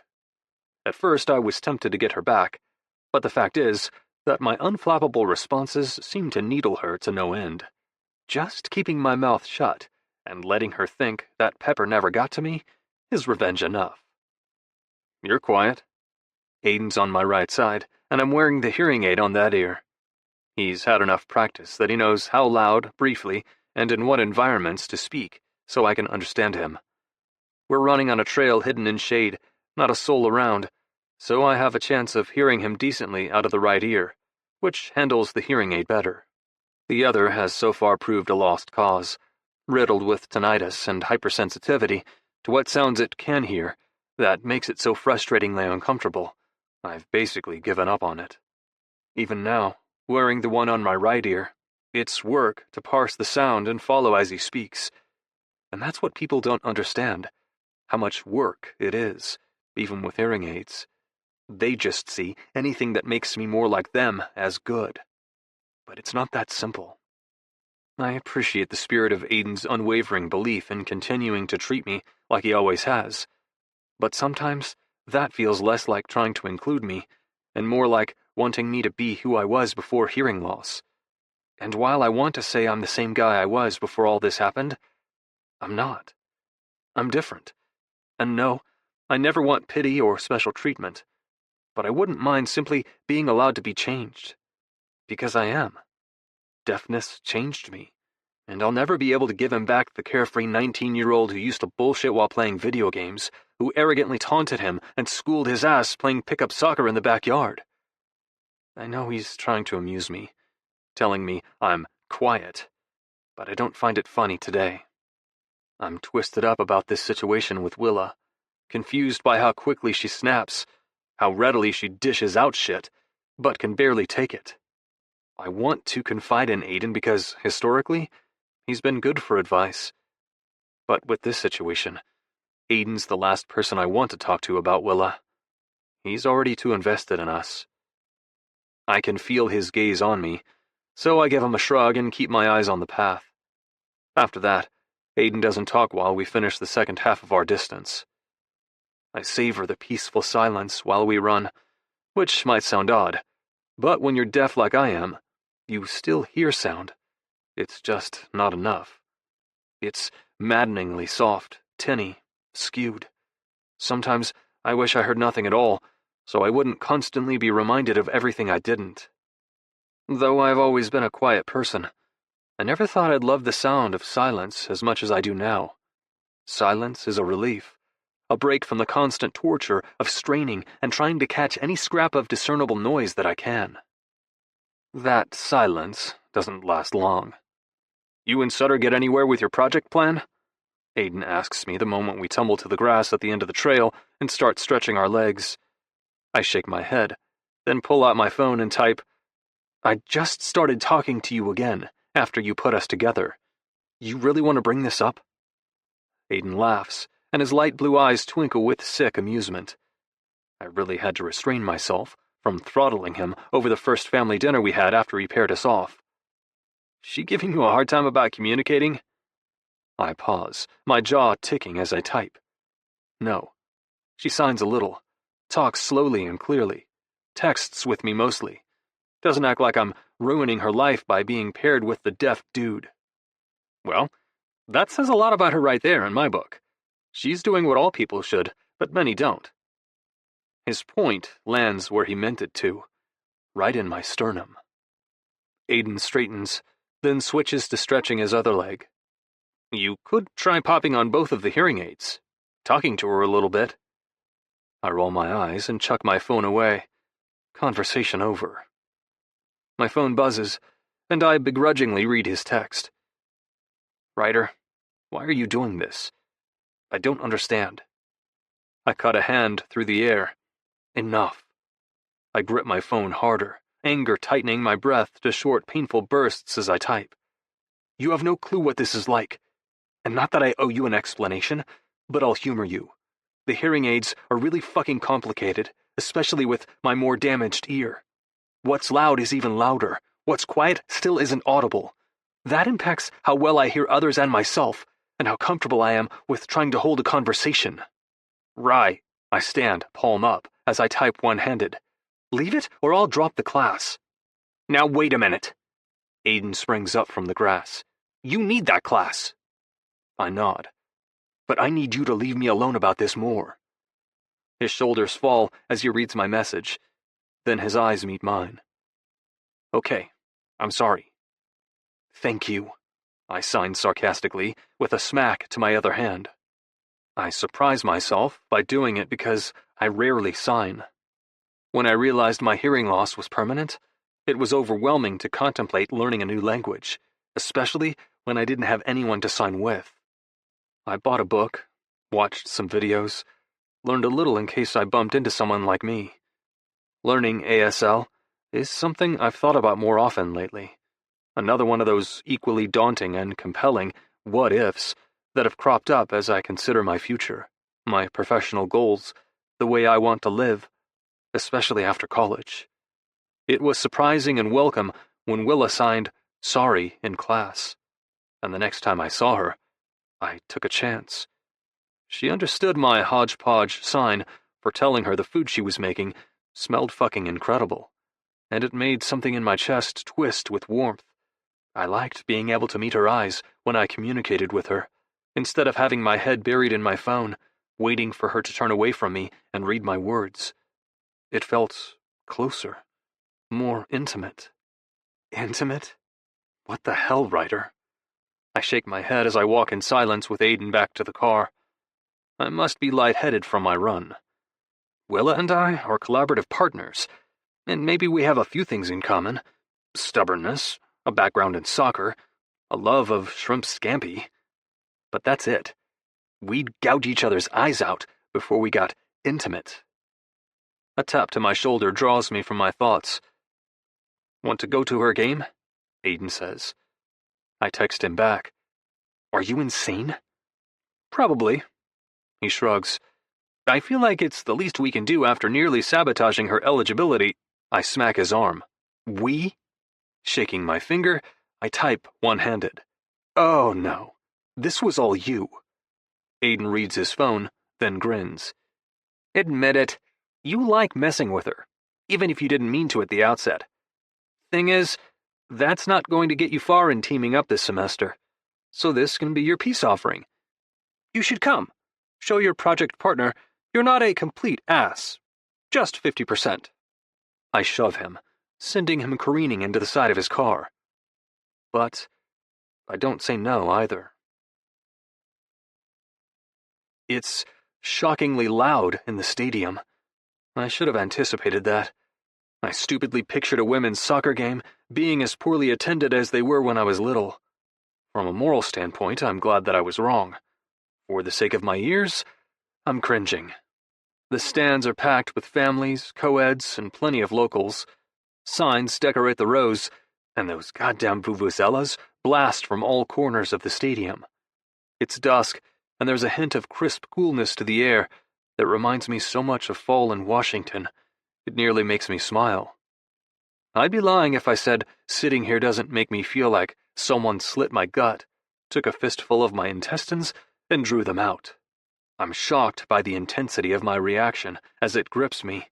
How wrong it feels for me to be on this side of that fence, the bone-deep sense that I belong on a field, the reliable defender in the back. It's been 2 years. I tell myself I've moved on, and most of the time I feel like I have. I'm a practical person. Logically, rationally, I recognize that my life changed, and with it, my relationship to the game I still love. And that's reality. I thought I was past grieving what I lost, but maybe grief isn't linear. Maybe I can accept what I've lost and still mourn it. Maybe I always will. My phone dings. Aiden. She's good, right? I shrug as I type. Decent enough. Our eyes meet as he rolls his. You're full of shit, he texts. Aiden's right. I am full of shit. Willa's not good. She's not decent. She's breathtaking. Her touches are fluid, her movement effortless.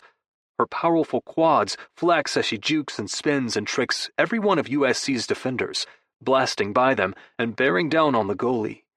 She's had 4 goals, and she's not slowing down. I barely recognized her at first, because she wasn't swimming in sweats and her hair wasn't in its normal poof on top of her head. She wears a fitted jersey that hugs her lean torso and narrow shoulders, shorts that sit on her hips and cut off just a bit above the knee, revealing those defined quadricep muscles every real soccer player develops. But the shit kicker is her face, bare and clear, because her hair is French braided severely down the back of her head. It wasn't until the stadium lights bounced off her forehead, her cheekbones, those full lips, that I recognized her. Now, watching her score and smile, I swear I see her eyes light up from here. She's happy, and her eyes are sunshine bright, the luminous color of melted caramel. Not that I ever expect to see that color up close. I'm expertly talented at earning that rich amber, tinged with furious ruby red. Pissing her off is easy, and for safe emotional distance, preferable. But the competitive voice inside me, it just proved I could just as easily make Willa smile, that I could playfully poke and tease and sweet-talk her, until her eyes turned toffee-colored sunshine again. A vuvuzela blasts nearby, interrupting my thoughts and ringing in my ear. Almost instantly, the tinnitus escalates, painfully in my left ear. Freya must notice that I wince because she sets a hand on my neck and rubs gently. Some people might find my family's comfort with each other's bodies odd, but it's how we all are, and it makes sense, given half of us were raised by, or were raising the other half. Freya's like a second mom. She rubbed my back while I puked, and wiped my ass for a fresh diaper probably as much, if not more so, than my own mother. My phone buzzes with a message from her. We can go. Aiden forgets how painful loud environments are for you. You know he just loves you, and wants you to be integrated, but he's an ass about it sometimes. I huff a silent laugh, replying, It's okay. I like watching Willa. I'm just going to have a monster headache afterward. Freya's hands pause on my neck, then resume, after she types, Do you like her? Sighing, I shake my head. I said I like watching her. She's good. That's it, Frey. At halftime, UCLA's up 4-1, but 20 minutes into the second half, USC's managed to put 3 more past our goalie, who needs to have her eyes examined. The 2 teams are now tied, and they have no business being tied. UCLA is objectively better. They're just making sloppy mistakes. Willa's defenders keep falling away from goal-side stance. The goalie's stepping too far out of the box. Willa's goddamn midfielder needs to push up and hold possession longer. Willa, though, she's technically flawless, incredibly fit. She balances possession and passing perfectly. She's no one-trick pony, but instead has countless moves to keep her defenders tripping over her. She's been sprinting for 65 minutes, and she's not even starting to show fatigue. Time flies as I watch her, the minutes of regulation play dwindling to only a few before stoppage kicks in. Willa isn't just a talented player, she's the kind of athlete that comes once in a generation. If anybody belongs on a professional field, it's her. An odd sensation of pride tightens my chest, which I immediately dismiss. Willa's not mine to be proud of. She's not even my friend.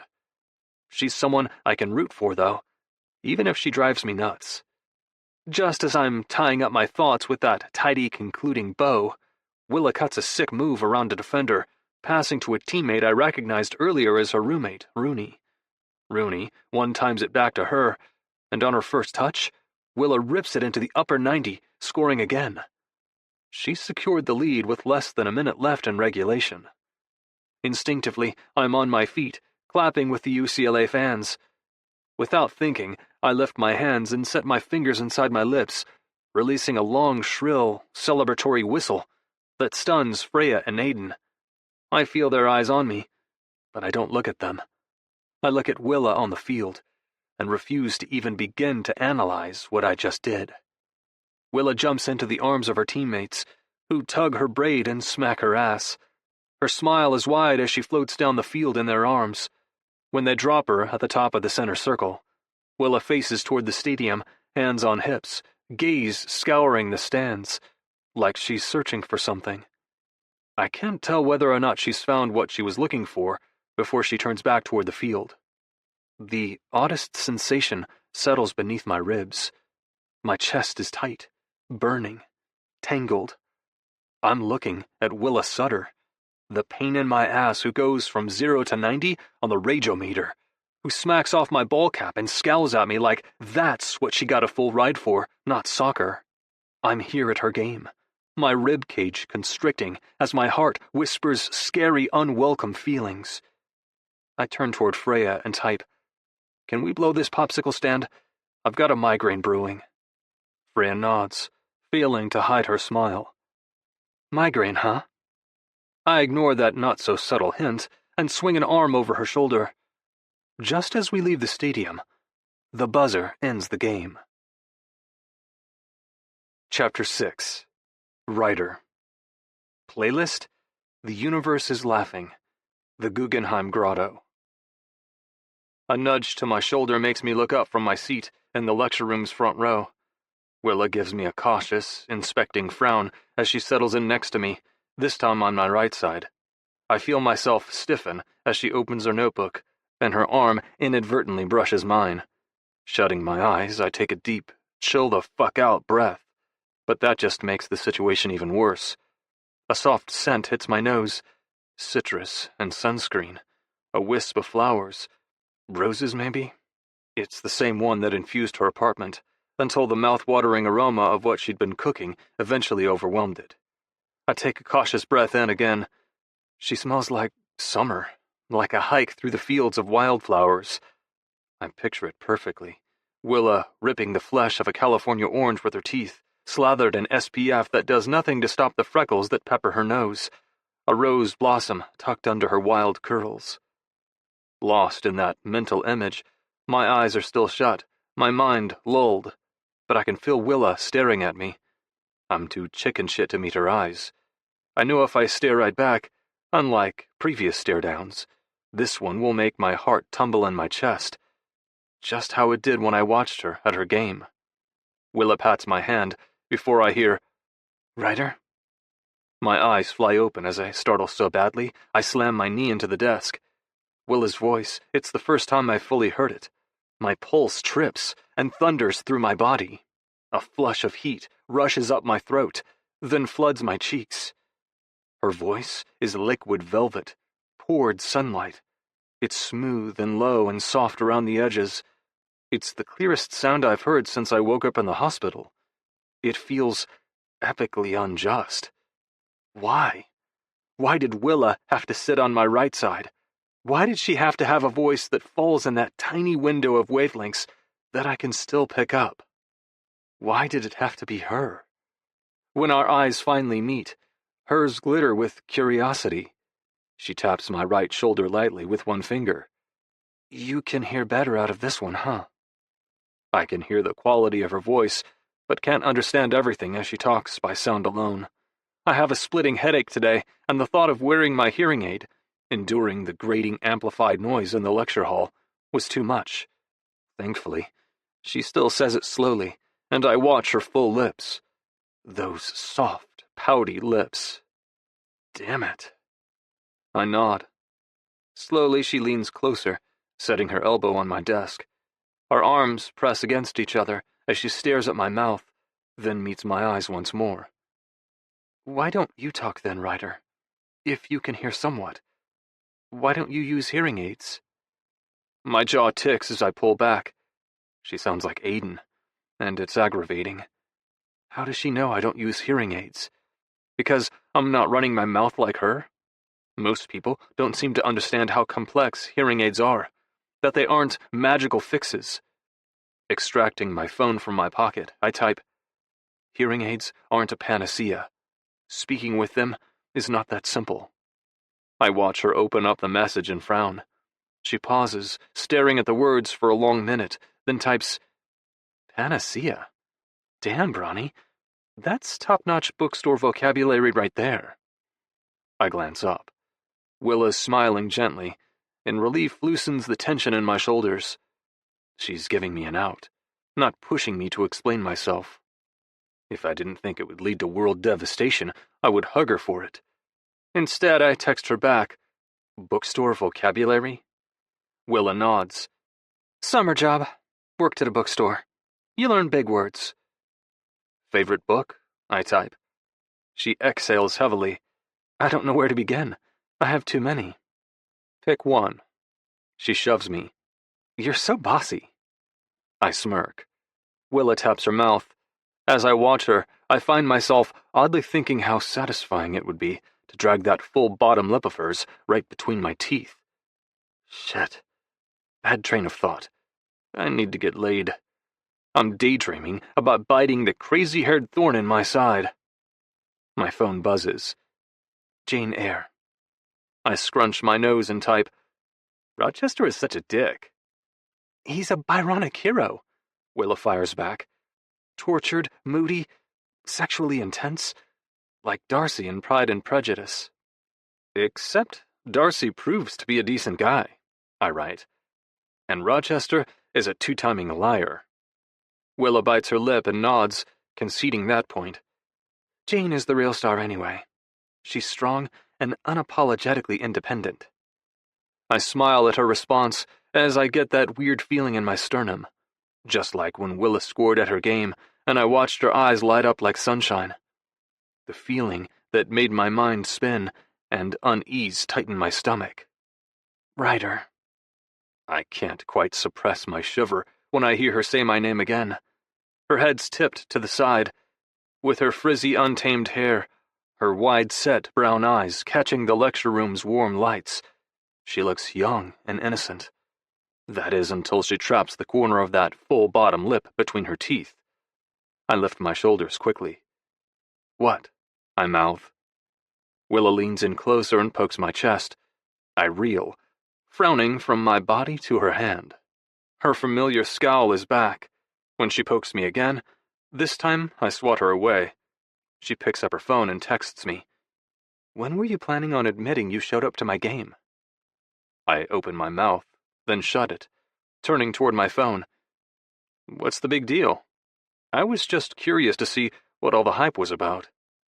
Her face freezes as she reads my message, then types, And what's the verdict? My thumbs hover. I should shut this down right now. Say something bland and disinterested, nothing of the smack-talking banter that we constantly volley. But instead my thumbs type, You'll do. A smile brightens her profile before she schools her face, typing quickly. She then turns over her phone as Aiden starts the lecture. My phone buzzes. Asshole lumberjack. I could see your plaid from 3 miles away. Thanks for coming. The rest of the class, I studiously avoid her, our attention ahead on Aiden's lecture. It's hard to concentrate, thinking about how my name sounded, the memory of her voice. More than once I bite my cheek, pinch my skin, anything to bring back my focus. Spending my thoughts on Willa, our interactions and verbal sparring, paying her attention, and backhanded compliments, is playing with fire. But maybe, just this once, it would be worth it to get burned. My hands shake. I stir the meatballs one more time, then toss the noodles in butter and parsley. My heart's somewhere down in my stomach, banging around and ruining my appetite. I'll be lucky if I don't barf the moment Willa walks in the door. It's become a bit of a habit to have dinner while we work on the final. Often I arrive right after Willa's out of the shower from practice. She's always starving, so she shoves a protein bar in her mouth while whipping up something quick. A few times I've helped her to speed up meal prep, but we bickered so badly while we did it, she demoted me to setting the table. She's cooked every time, and last week my mother's voice started lecturing me in my head, asking where her feminist son had gotten to, that he was comfortable letting a full-time female student-athlete feed his 15-credit lazy ass twice a week. So last time, I offered to host at my place, taking a turn making dinner, and Willa accepted. I'm nervous to have her here. I'm nervous to host her and feed her and have a woman in my space, as I never have. Because the girls I dated and brought home in high school were just that, girls. The few I've shared casual sex with thus far in college, much the same. But Willa? Willa's a ball-busting, fire-breathing, hell-raising woman. That's not the only reason I'm tense. It's probably not even the predominant reason. I'm shaking in my actual boots because I did something I've been putting off for so long, I started to think I'd never even do it. I went to the audiologist, took them up on their standing offer to try a new model. I only had them adjust for my right ear, even though they encouraged me to adjust the left one too, because I've had such terrible results so far with the hearing aid in that ear. It amplifies too much harsh noise, shrieks with feedback, and exacerbates my tinnitus. The thought of giving my left ear another chance at responding well to a hearing aid, even a new one, hoping this time it wouldn't make me cringe when I turned it on, and realized how little it was going to help, for how miserable it would make me. I couldn't handle the thought of weathering that kind of disappointment again. To their credit, the audiologists respected my decision and focused on adjusting the right ear's hearing aid. The difference, even after one appointment, the first of a few, at least, to optimize it, is noticeable and exciting and a little terrifying, because it makes more of those what-ifs flood my thoughts. Questions like, what's next, and how it might be possible. But with what-ifs also comes hope, and with hope comes the possibility of disappointment. It's scary to hope and dream. My hair's down, and thankfully it tends to fall parted to that side, covering my right ear and the hearing aid tucked behind it. I'm hiding it on purpose, because if no one knows it's there, there's no pressure to talk, no expectation to hear perfectly. Maybe that seems to defeat the purpose of the hearing aid, but it doesn't. The hearing aid is for me, not for others' convenience. Tucker, one of my roommates, walks in. Smells good. He's facing me, favoring my right side, and I hear him the best I have in years. It brings an unexpected smile to my face that I manage to tamp down before he notices. When he leans across me and tries to stick a finger in the meatballs, I smack him off. Jeez, Rye, can't a man eat? Tucker's my height, but has even more muscle on him. Dark, glowing skin, and an afro he's committed to growing bigger and bigger. He loves giving people shit when they ask how he could possibly head the ball with all that hair, which he obviously can. One of the many reasons we get along is because we both similarly enjoy trolling ignorant humans. We also went to high school together, and lost our collective shit when we were both admitted to UCLA and signed on to the soccer team. We were roommates, already moved into the athlete's dorm, but when everything went south for me during summer training and I left the team, Tucker insisted on us still living together. We got a place right off campus and haven't stopped being roommates since. Bex walks in next, scratching his stomach before his hand disappears down his pants to adjust himself. He's an oddball I met in a freshman humanities gen ed. He's weird and funny, and he makes my 6'3" height look dainty. While he doesn't play any sports for UCLA, the guy's a beast to have on your rec league volleyball team. He's also slovenly, evidenced by the junk groping, especially when he advances on the food. I lift a hand to signal he needs to stop. "What?" he asks. My finger points from his groin to his hand, followed by a colorful expression he knows by now means, "Get the fuck out of here." Bex groans, "But it smells so good." I make a shooing motion, then shove Bex and kick him playfully in the ass when he won't leave the kitchen. Both he and Tucker flop onto the sofa, which takes up the far end of the combined living room and dining room in the house we rent. I clap my hands twice at them, earning their attention. "Get out," I mouth. "Hell no." Tucker throws his feet up on the coffee table as he picks up his phone and texts our group chat. "I am 100% staying for this." I shake my head, typing. "No, you're not. Get out. She'll be here any minute." Bex peers down to his phone, swiping open to join the conversation. "Duh. That's why we're here. I bet she's hot as hell. $25 says she's got a bubble butt. Ryder's weakness is a woman with an ass." Tucker snorts. $25 says that our boy Ryder's bit by the love bug. He never cooks Mama Bergman's homemade meatballs for us." Tucker's laugh quickly turns into a howl of pain as I wrench his nipple in a violent twist. I pick up Beck's hacky sack and very accurately launch it at his nuts, earning his groan. Every noise stops when a loud knock on the door draws our attention. "I'll get it," yells Tucker. He flies by me, shoving me out of the way. A stifled growl rumbles in my throat as I reach Tucker, just in time to shove him back from the twisting doorknob. When I open the door, it's not quite the welcome I was hoping to offer Willa.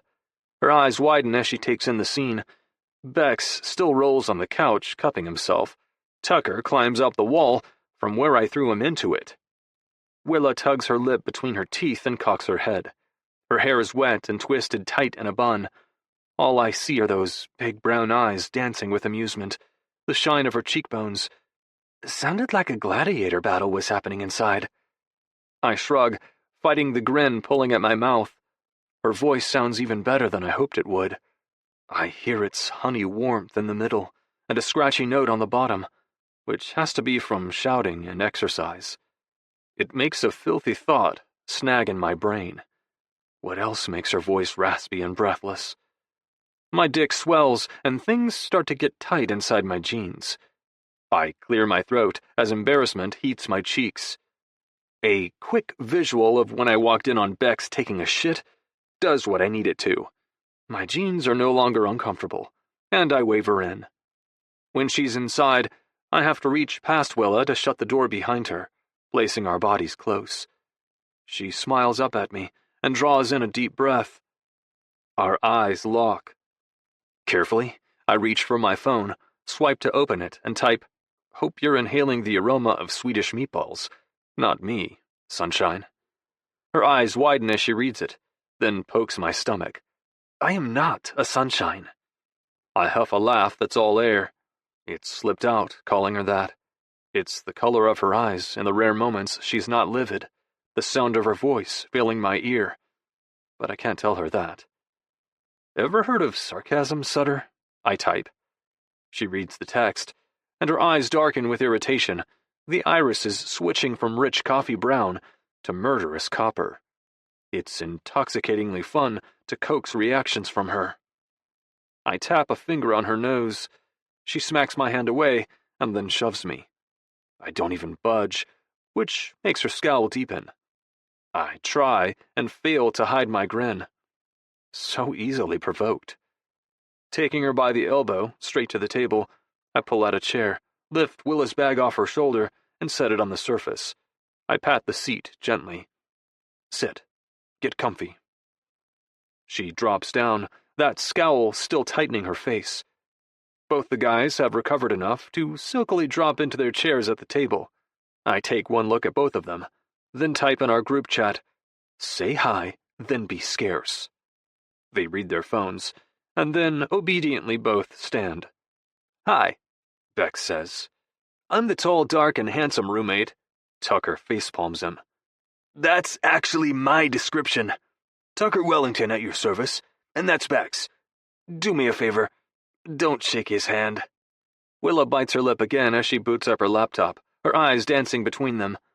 Something funny happens in my stomach when I see she gives them both only a perfunctory glance. Neither of my roommates are bad-looking dudes. Willa, it seems, could care less. "Hi," she says finally. "Willa Sutter. Nice to meet you both." After I give them another death glare, the guys finally make their exit. As they back away behind Willa, Bex minds the bang action with his hips, while Tucker flashes both hands. 10 out of 10, he mouths. I flick them off and mouth, "Go." I thought Willa's speaking voice was the best sound I'd heard. But then, once again, she proves me wrong. Her laughter settles like wind chimes in my ear. For the first time in years, I want to laugh right along. At some point, I should have considered the murky ethics of telling someone I'm deaf and then neglecting to inform them when I augment my hearing. I didn't want Willa to know about my hearing aid, because I don't want anyone to know I'm still trying to figure out hearing and speaking again. Because I know what comes next.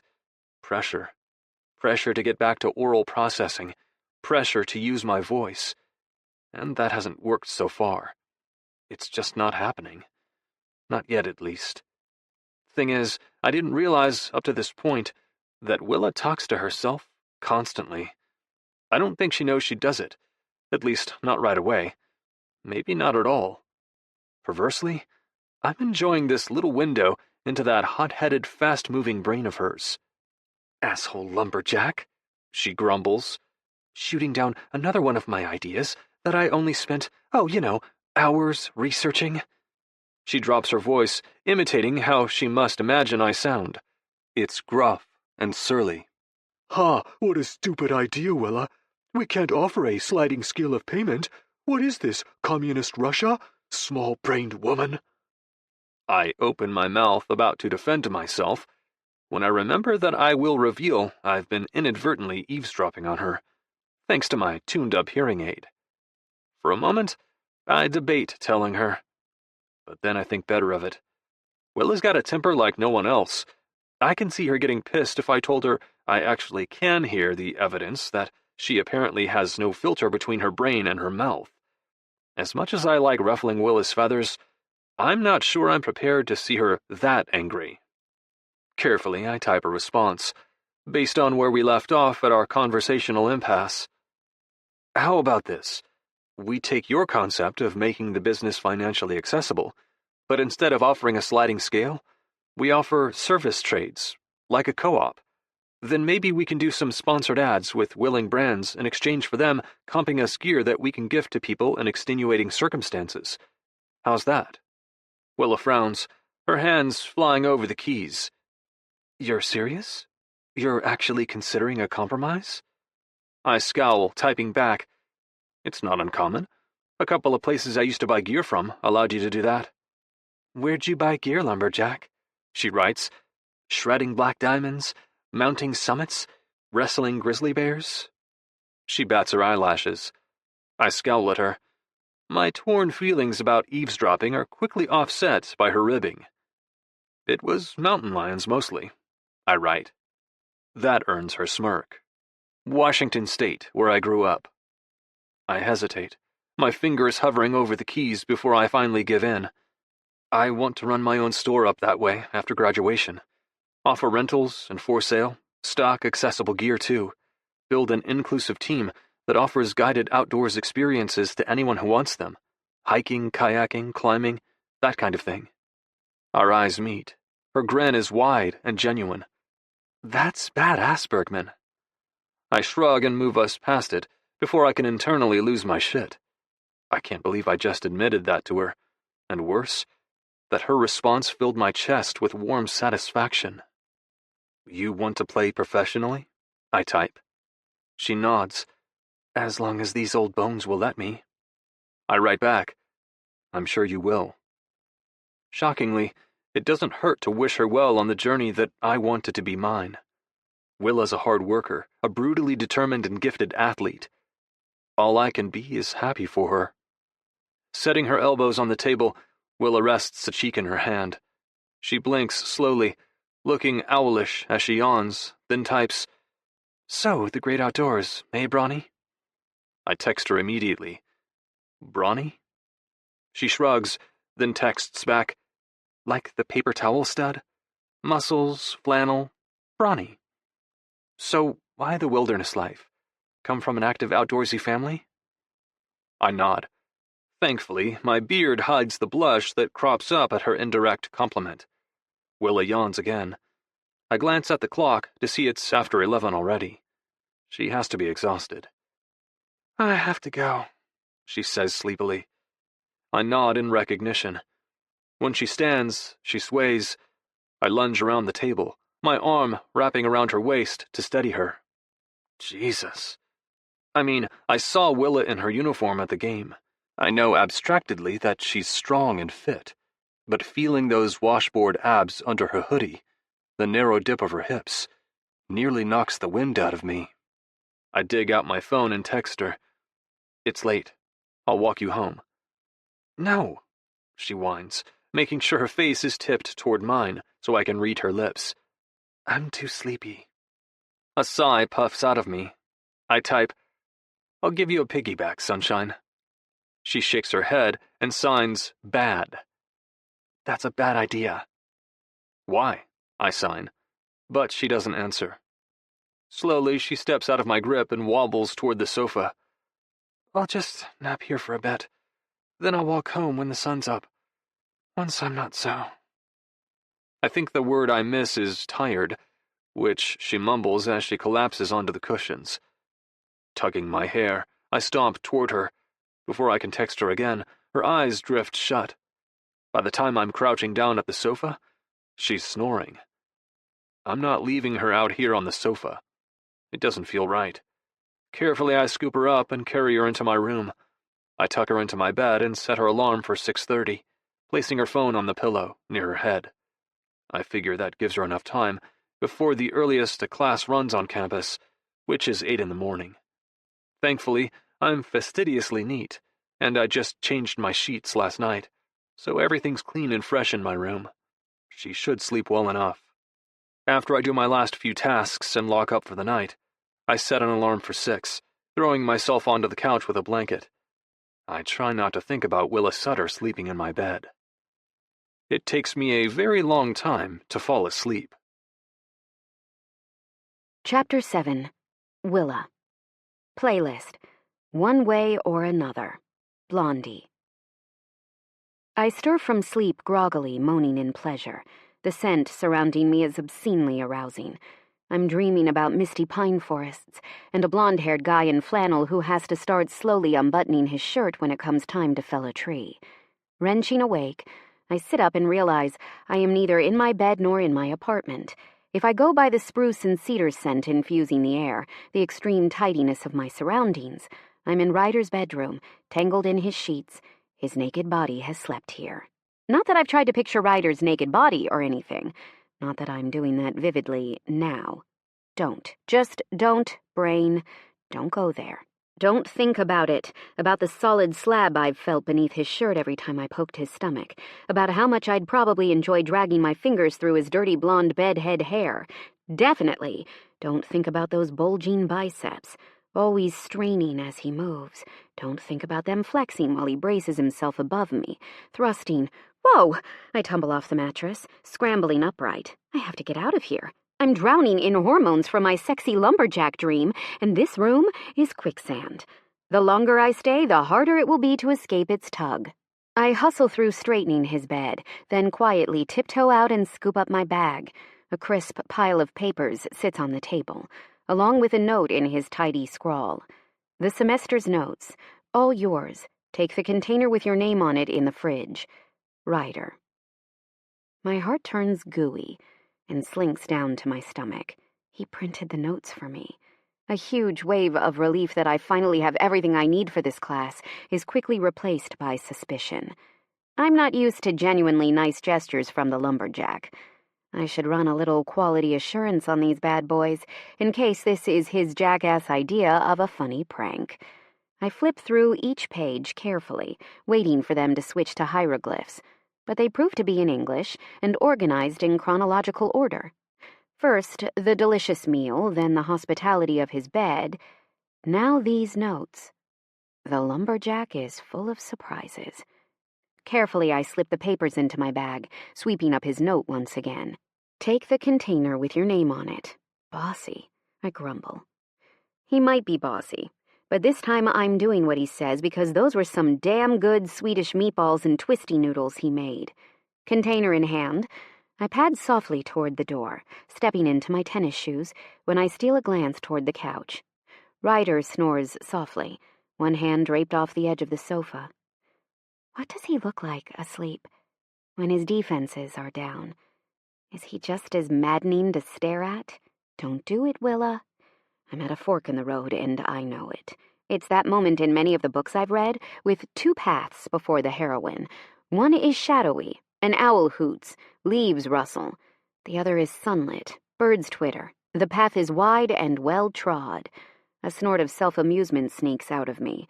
Well-trod. I may be a tad over-dramatizing this. Still, a sinister breeze whispers on the shadowy path I can't stop eyeballing. This way danger lies. It's the truth. I can feel in my bones that nothing safe will come from what I'm tempted to do. Problem is, I'm me. I tend to do what I want first, then regret it later. Fuck it.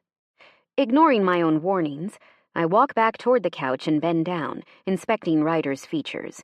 I don't really mind the idea of a beard, but his frustrates me. I want to see all of his face, to know if he has dimples or soft lips. I want to see when he blushes and watch his throat bob as he swallows. His hair's in his eyes. Carefully I brush it back, then freeze when I see something curled around his ear. His right ear. His better hearing ear. A hearing aid? Shock tightens my stomach. Has he always had it? I rack my brain. Unfortunately, I pay a little too close attention to Ryder's features, so much so that I can confirm I've never noticed this hooked around his ear before, unless he's kept it hidden beneath his hair. You son of a bitch, I whisper. I think about my brain's terrible habit of sending its most intense thoughts straight to my mouth, how it's worse when I'm stressed and freaking out. I don't know why I do it, why I can't keep the words locked inside my head. I already feel bad about it, because I know that's not right, muttering around a person who relies on texts and clear speech for lip reading to communicate. But shit, I am trying to keep those thoughts locked up tight. I don't want them to be communicated with anyone, let alone the guy who'll take any material I throw his way and undoubtedly use it against me. For all he sets my teeth on edge and raises my hackles, I've taken a little comfort that, with Ryder, if I embarrassed myself with an exposing mumbled confession of one kind or another, he wouldn't catch it, or he'd kick my shin and tell me to unlock my damn jaw and speak clearly. Then I'd get time to cover my humiliating tracks by telling him something less painfully vulnerable, and poured straight from my most private thoughts. Maybe that's cowardly. Maybe I'm a shitty person. Maybe I'm really fucking scared as I process how much of me Ryder potentially has in his grip, now that I realize I have no idea just how and when he's worn that hearing aid. And there is nothing that turns me into my worst, clawing, scratching, hissing self than feeling exposed. God damn it. All last night that trickster was eavesdropping on my verbal diarrhea freakout about this class, acting all chivalrous, feeding me dinner and pulling out my chair, leaving me to sleep alone in his bed and preserve my dignity. And it was all a ruse. Anger churns my stomach. Embarrassment heats my cheeks. That asshole. That tall, sandy-haired, smirking, flannel-wearing, asshole lumberjack son of a bitch. Oh, it's war now, Bergman. It's war. Conveniently, Ryder and I have class together today. I have 30 minutes between my morning literature recitation and Mac's lecture. Just enough time to set retribution number 1 in place. I've had some time to think through plausible explanations for why Ryder wore his hearing aid last night and didn't tell me. I have to say I'm quite proud of myself. I managed to coax my temper from explosive rage to a simmering level of irate, thus clearing my head enough to do some logical deducing. Ryder's better hearing ear is his right ear. The first time I sat on his right side in class and we talked, he acted differently. His eyes followed my lips as usual, but they also roamed me curiously. His whole face lit up as he leaned in. Maybe he liked hearing my voice and hadn't exactly known what to do with that except explore it further. He said in his terse texting way that hearing aids aren't a cure-all, and they don't make speaking easy for him. His response and many other moments I have thus far, unfortunately, had to endure with him, have led me to a hunch. Ryder Bergman, beneath all his formidable, silent intensity, is shy. And if he's shy about being deaf and not speaking, why wouldn't he also be shy about when he tries to wear his frustrating hearing aids, too? That still doesn't answer the question of why he wore the hearing aid around me. Why me? I've thought of 2 possible motivations for his behavior. 1, he wants dirt on me. And he's a sick jerk with no qualms about how he gains that material. Pretty grim option, but not outside the realm of possibility. He is an asshole lumberjack, after all. 2, he's shy about his hearing aids, which he's implied are complicated for him. But he does use them, and he uses them to hear me better. But why would he want that? I have no idea what Ryder thinks of me, but I know that in his surly way, he doesn't always seem to find me a ball-busting nuisance. I know that he got a little gruff and shooed away his flirtatiously curious friends last night. I know that he might have pissed me off to high heaven as we discussed the final project specifics, but he took care making our meal, brewed herbal tea after dinner, and served tiny Swedish thumbprint cookies that I blissfully overconsumed. Sure, he's a prickly type. As my fellow wild-haired woman and general feminist badass Hermione Granger would say, he routinely demonstrates the emotional range of a teaspoon. But at the end of the day, I'd bet my cleat collection Ryder would run into a burning building to save a kitten. Between my 2 options for his driving motivation to wear that hearing aid in stealth last night, I'm going with door number 2. I think, just maybe, Ryder Bergman doesn't totally hate me. And frankly, even though he pisses me the hell off at least half the time I'm with him, I think I might not totally hate Ryder Bergman either. At least, enough not to bicker constantly, but instead 50% of the time. At least enough to smile a little more at each other, back off the unrelenting, busting one-liners, enough to maybe share an exploratory kiss, if he wanted to shave that wild animal covering the lower half of his face. Simply for exploratory purposes, of course. Nothing serious. Certainly nothing emotional. Because if I were to act on my emotions, I'd slap him first. Maybe yank his beard a little before I kissed that surly mouth. Remind him that spying on people who have jack crap for a brain-to-mouth filter and dearly wish they did, even if it's because you're intrigued by them, is invasive bullshit. I could be truly wrathful in my revenge, but at some point, violence gets boring. This tactic is way more fun. My arrival to class is prompt for once, and I drop in the seat that I'm starting to suspect Ryder actually saves for me. Once again, it's on his right, and when I sit and softly clear my throat, it earns his attention immediately. Carefully, I unravel the knit scarf I wore so nobody on campus got a Hooters hello as I walk to class. When I peel away the last spool of fabric, Ryder's eyes widen, before a furious blush peeks from the top of his scruffy beard. He blinks rapidly as his eyes struggle not to dip as they did at first. I can hardly blame him. With her blessing for my retributive tactic, I'm wearing one of Rooney's wrap tops in a saffron yellow that makes my eyes glow. Significant detail. Rooney is 2 cup size smaller than me. This shirt barely covers my nipples. Ryder's mouth works, before he's pulling out his phone, typing furiously. Sutter, what the fuck are you wearing? I unlock my phone. Clothes, I write. Why do you ask? lumberjack. His angry huff as he types sends a frisson of delight up my spine. You know what I mean. I really don't, I type back. I give him a once-over. Yet another flannel from the rotation. Very autumnal. It would look absurd on most guys I know. Annoyingly, Ryder wears it like a hot-as-hell LL Bean model. Don't even give me that attitude and try to deny it. You know you're not looking for slippers when you open that catalog. You ogle those sexy dilfs in the LL Bean men's section, too. The flannel of the day is burgundy and navy blue plaid, with a faint gold line woven through that matches my shirt. I take a deep breath, get my libido locked down, and type, "Hey, look, we match." Ryder huffs again as he stares at me. He's exasperated, which is incredibly gratifying. There's an intense and delicious upside to our little tiffs. Always has been. Every time we start bickering, electricity crackles, generating a surging tug between us.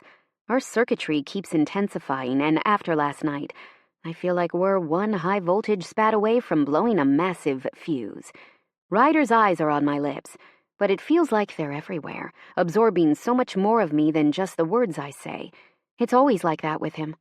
When I'm with Ryder, I never question whether he's present or listening intently. I never doubt that he's taking pains to understand me, that he's observing everything I do and say, even if it's pissing him off. The irony is not lost on me, that he's the first man who's ever truly made me feel heard in my life, and he can't hear a word I'm saying. Or so I thought, Mr. Rogue Hearing Aid. On a third angry huff, Ryder's eyes dart my way, then back to his phone. Your tits are 1 millimeter away from telling the classroom good morning. His eyes go to my mouth and I smile. Tits don't talk, Bergman. He pinches the bridge of his nose and takes a long, slow breath. When his hand falls and I feel his eyes on me again, I peer down, playfully sliding my finger along the edge of my shirt. Ryder swallows so loudly, the students in back can hear him.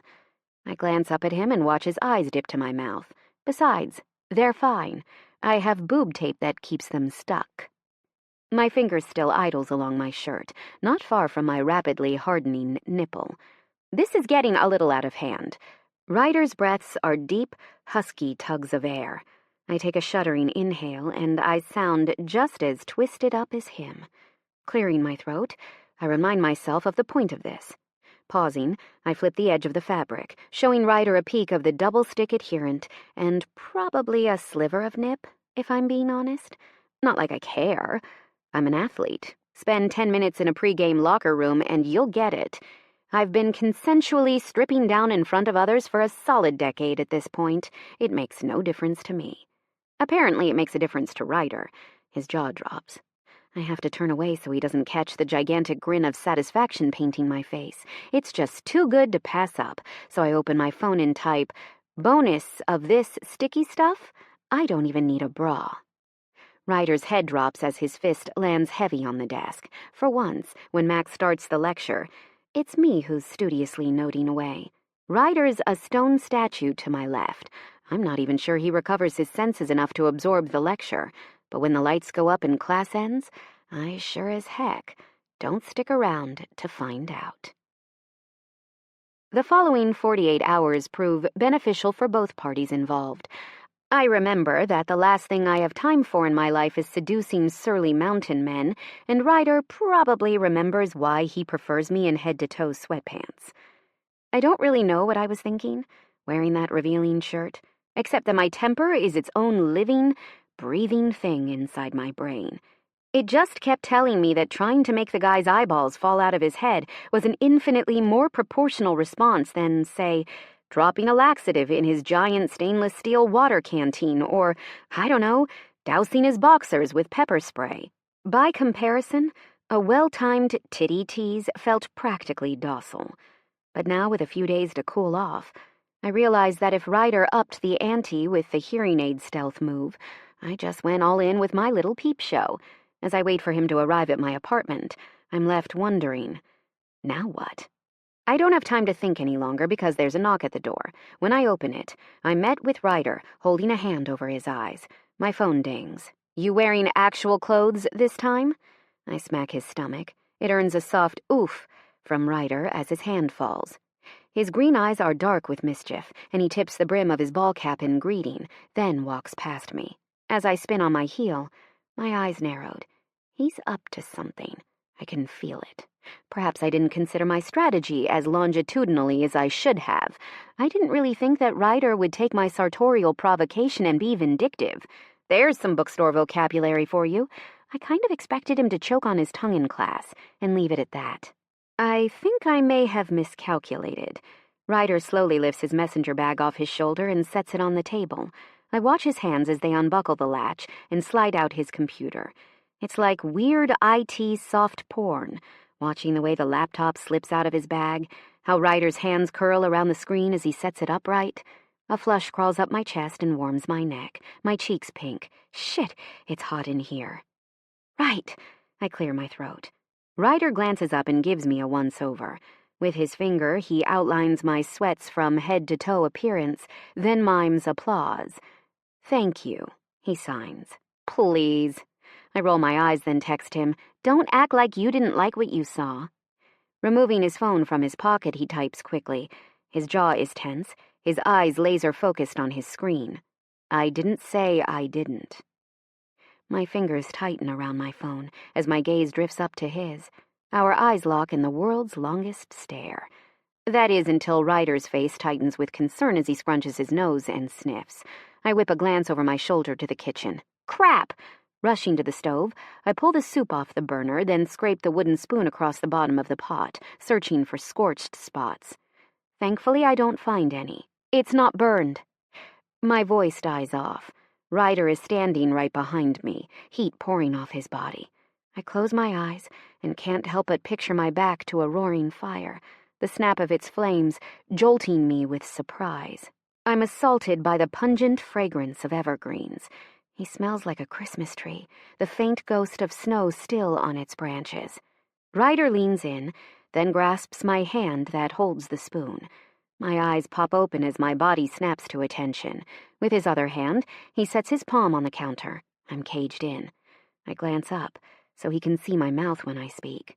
But before I can say a word, I freeze. His eyes are on me, his pupils blown wide, barely a ring of forest green surrounding them.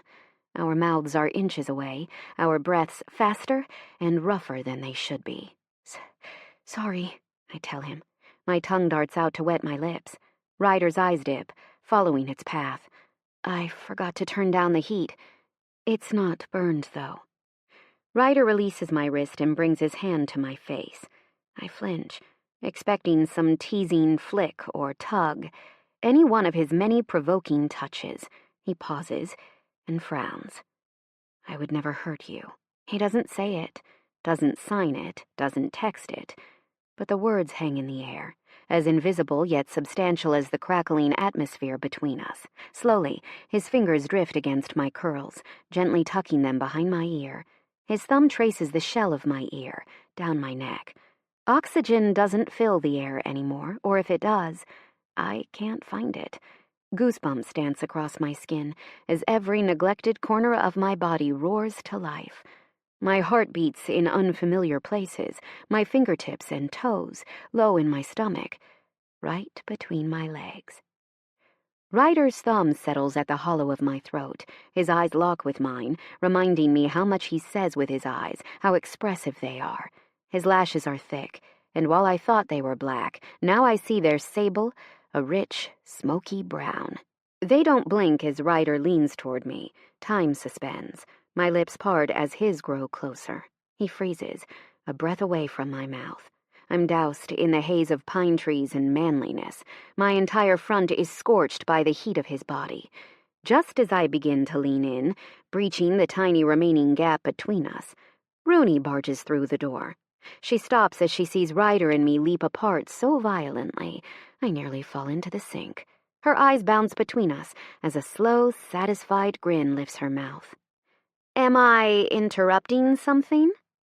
Ryder shakes his head, lifting his ball cap and raking a hand through his hair before he replaces it and tugs it low over his eyes.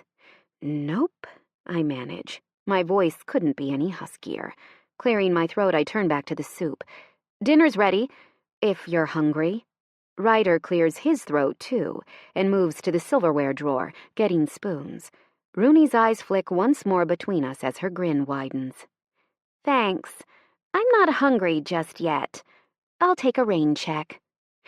The moment she turns the corner for her room, our shoulders drop with relief. Chapter 8. Willa. Playlist. Hi and Dua Lipa. Weethin, Dua Lipa. It hasn't been consuming my brain every spare minute I have, which isn't that many spare minutes, between all the fretting I do about Mama, soccer, my grades, my career, the question of eternity, and the point of my existence. Okay, it's been a little consuming my brain. Was Ryder going to kiss me? Listen, I am a tough chick. I am a bad-ass feminist. I don't need a man to make me happy, and I sure as shit don't need one to validate my worth. But maybe, just maybe, I want a man who's not only a penis to get off on, but an actual friend who knows and likes me. A big, warm body to wrap around me at night, to hold my hand and kill spiders, and if I'm really lucky, tittle my tulip and actually coax an orgasm from it. A man has yet to do it, and I've been told I'm high maintenance in that department. Apparently, I'm the one to blame for that track record. Is it so wrong to want someone who knows how to bust me just as well as how to rub my back? Maybe I'm a little tired of being big, brave Willa, who juggles it all. Maybe, just maybe, Ryder Bergman wants to be that guy who catches a ball or two for me. I can't tell. Like, I really, really can't tell. Sure, he pays me attention. He knows my schedule, and we see each other most days of the week and text during all others.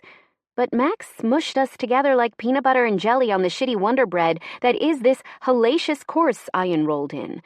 We're practically dissolved into each other at this point, for all the work we have to do jointly. He was probably just fucking with me, how I fucked with him in business math.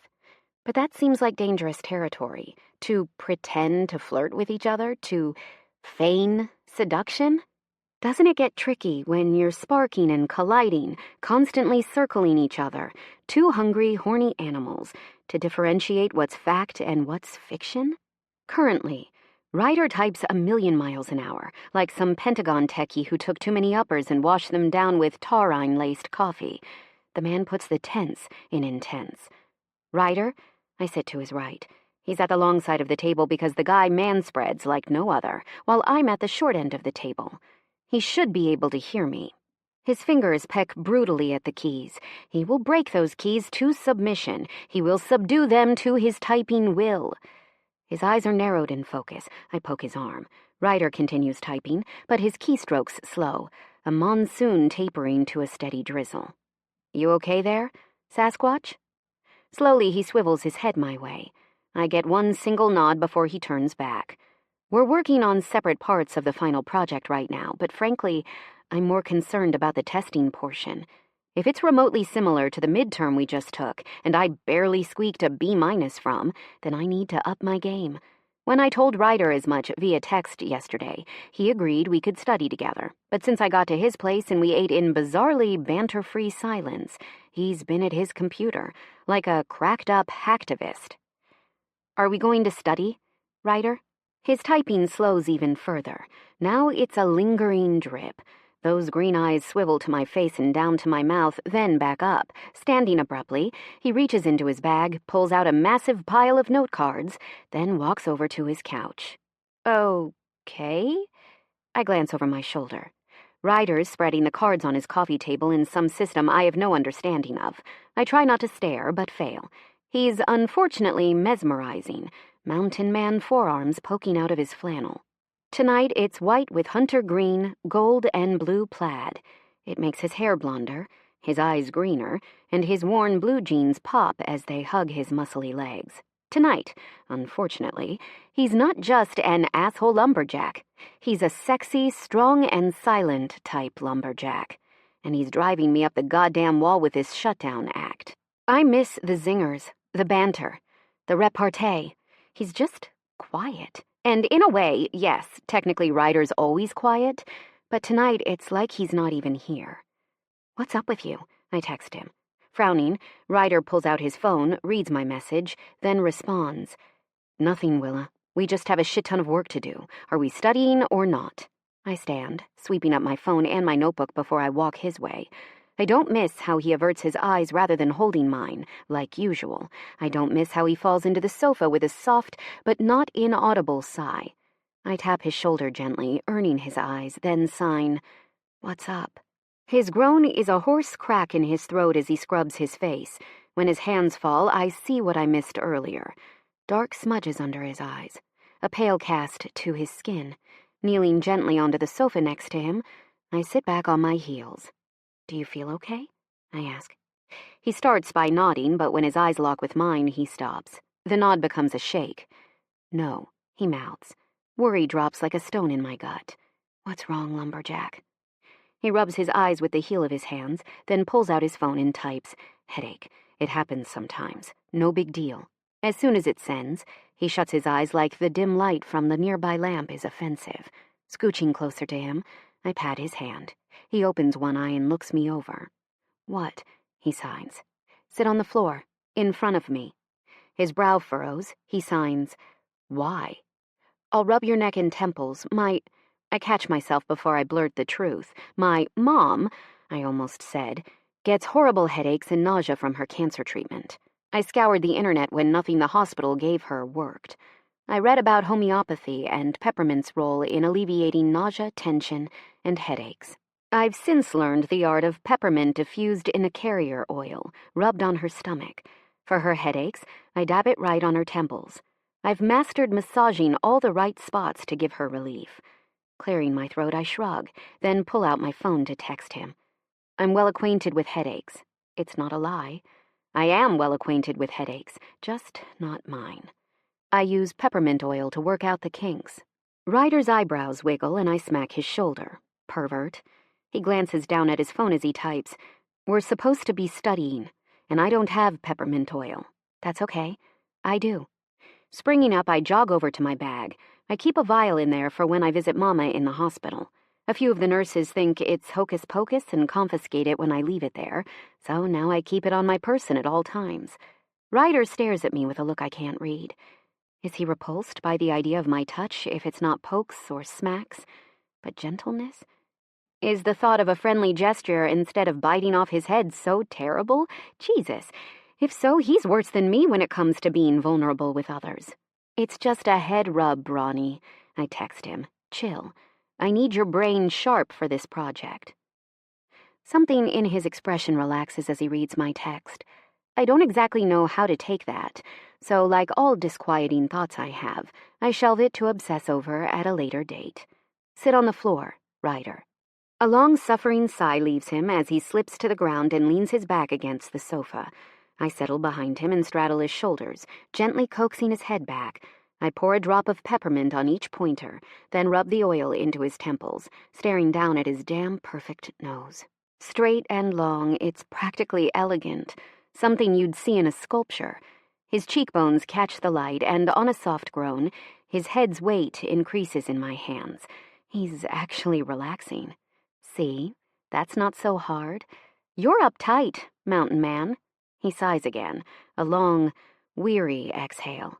A few minutes of silence pass between us as I study Ryder from above, listening, observing what unknots a tense point and what makes him wince.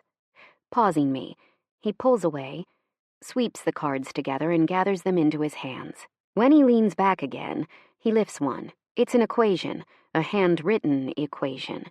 I tap him to earn his eyes. "What is that, Ryder?" He gives me a look like, "Are you serious?" I pinch his shoulder, making him scowl. "You know what I mean. You wrote these? All of these?" He shrugs, then turns back to his lap and opens up his phone. "How else would I quiz you? I can't exactly ask you out loud." "Ryder," my voice falters. He had to have spent hours on these. "There are at least 100. He ignores me, tapping the equation. He stares at his phone, waiting for my answer. "That's the break-even point formula," I write. "Fixed costs over the difference between sales price per unit and variable costs per unit." He pats my foot, then squeezes. Somehow I know it means, "Good job." He flips over the card, showing me my answer was right. We continue in that same vein, me unknotting his muscles, Ryder holding those cards high for me to see. When I get it right, I earn a soft squeeze to the foot. When it's wrong, a finger jabs the note card. After I get quite a few right and Ryder's head doesn't seem like it's locked in a vice anymore, I pause with my fingers tangled in his hair. "Why aren't I quizzing you?" I text him. Ryder lifts a hand and guides mine to keep massaging. Greedy asshole. Picking up his phone, he writes, "You're not quizzing me because I know this shit, and my time's much better spent getting my head rubbed than repeating what I know." I tug his hair but feel a smile pulling at my lips. There's the cranky lumberjack I know. I text him back. $20 says, "You don't know this quite so well as you're boasting, Ryder." He cocks his eyebrows while shuffling the cards in his hands. When he has a card, he pauses and picks up his phone. $20 says, "I'll get this right, and you owe me head massages every time we study." I scowl. That's a rough one, but I don't back down from bets. I blame my competitive nature.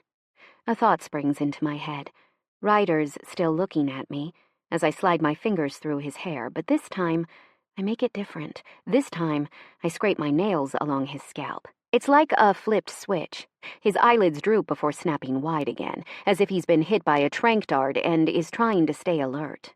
I graze my fingertips down the side of his neck and sweep them to his collarbones. His breath hitches, and I watch his hands grip the carpet. I drift one single finger from the base of his skull down his neck and watch his lips part. "Sure, Bergman," I text him one-handed. "Answer it right now and you've got yourself a bet." I lift the card, hold it in front of his face, and watch his eyes try to focus through a dazed expression. Leaning in, I place my lips to the shell of his right ear, careful to be as quiet as I can, while loud enough to be heard. 10 seconds, then you lose.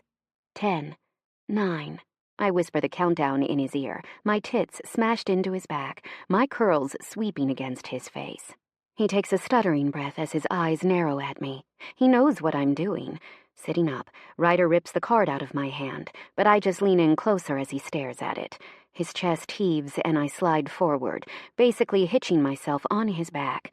I rub his neck, sweep my fingers once more along his clavicles. 3, 2, he smacks the floor. 1. Ryder whips his head my way, fury sparking in his eyes. We're nose to nose as I smile a slow, satisfied grin. "Class dismissed, Mr. Bergman." "Oh, Willa, you're terrible." Mama cackles, and then fights a cough. I wipe my eyes, my stomach aching from laughter. "You should have seen his face, Mama." She shakes her head. "Aw, honey, I think he likes you." My laughter dies off. "I don't think so. He teases and yanks me around a lot. If he does like me, he has a funny way of showing it." Tucking a loose curl behind my ear, Mama smiles. "Maybe he's scared. It's quite human to lash out when we're afraid." "What's he have to be scared of?" "If anyone has cause to be afraid, it's yours truly. I don't date. I don't trust men. Generally, I don't even like them." "Well, Willa, he's deaf, and he doesn't talk, doesn't sign much. That has to be isolating, anxiety-inducing, at least sometimes. Have you ever tried living without all the auditory clues the world offers to keep us safe, let alone being unable to express yourself to those around you?" "No," I frown. "Have you?" Mama nods. "Years ago, one of my deployments, an explosion went off. My ears rang so badly it was all I could hear for 2 days. I almost got myself hit twice by jeeps moving through the base. I missed people calling my name.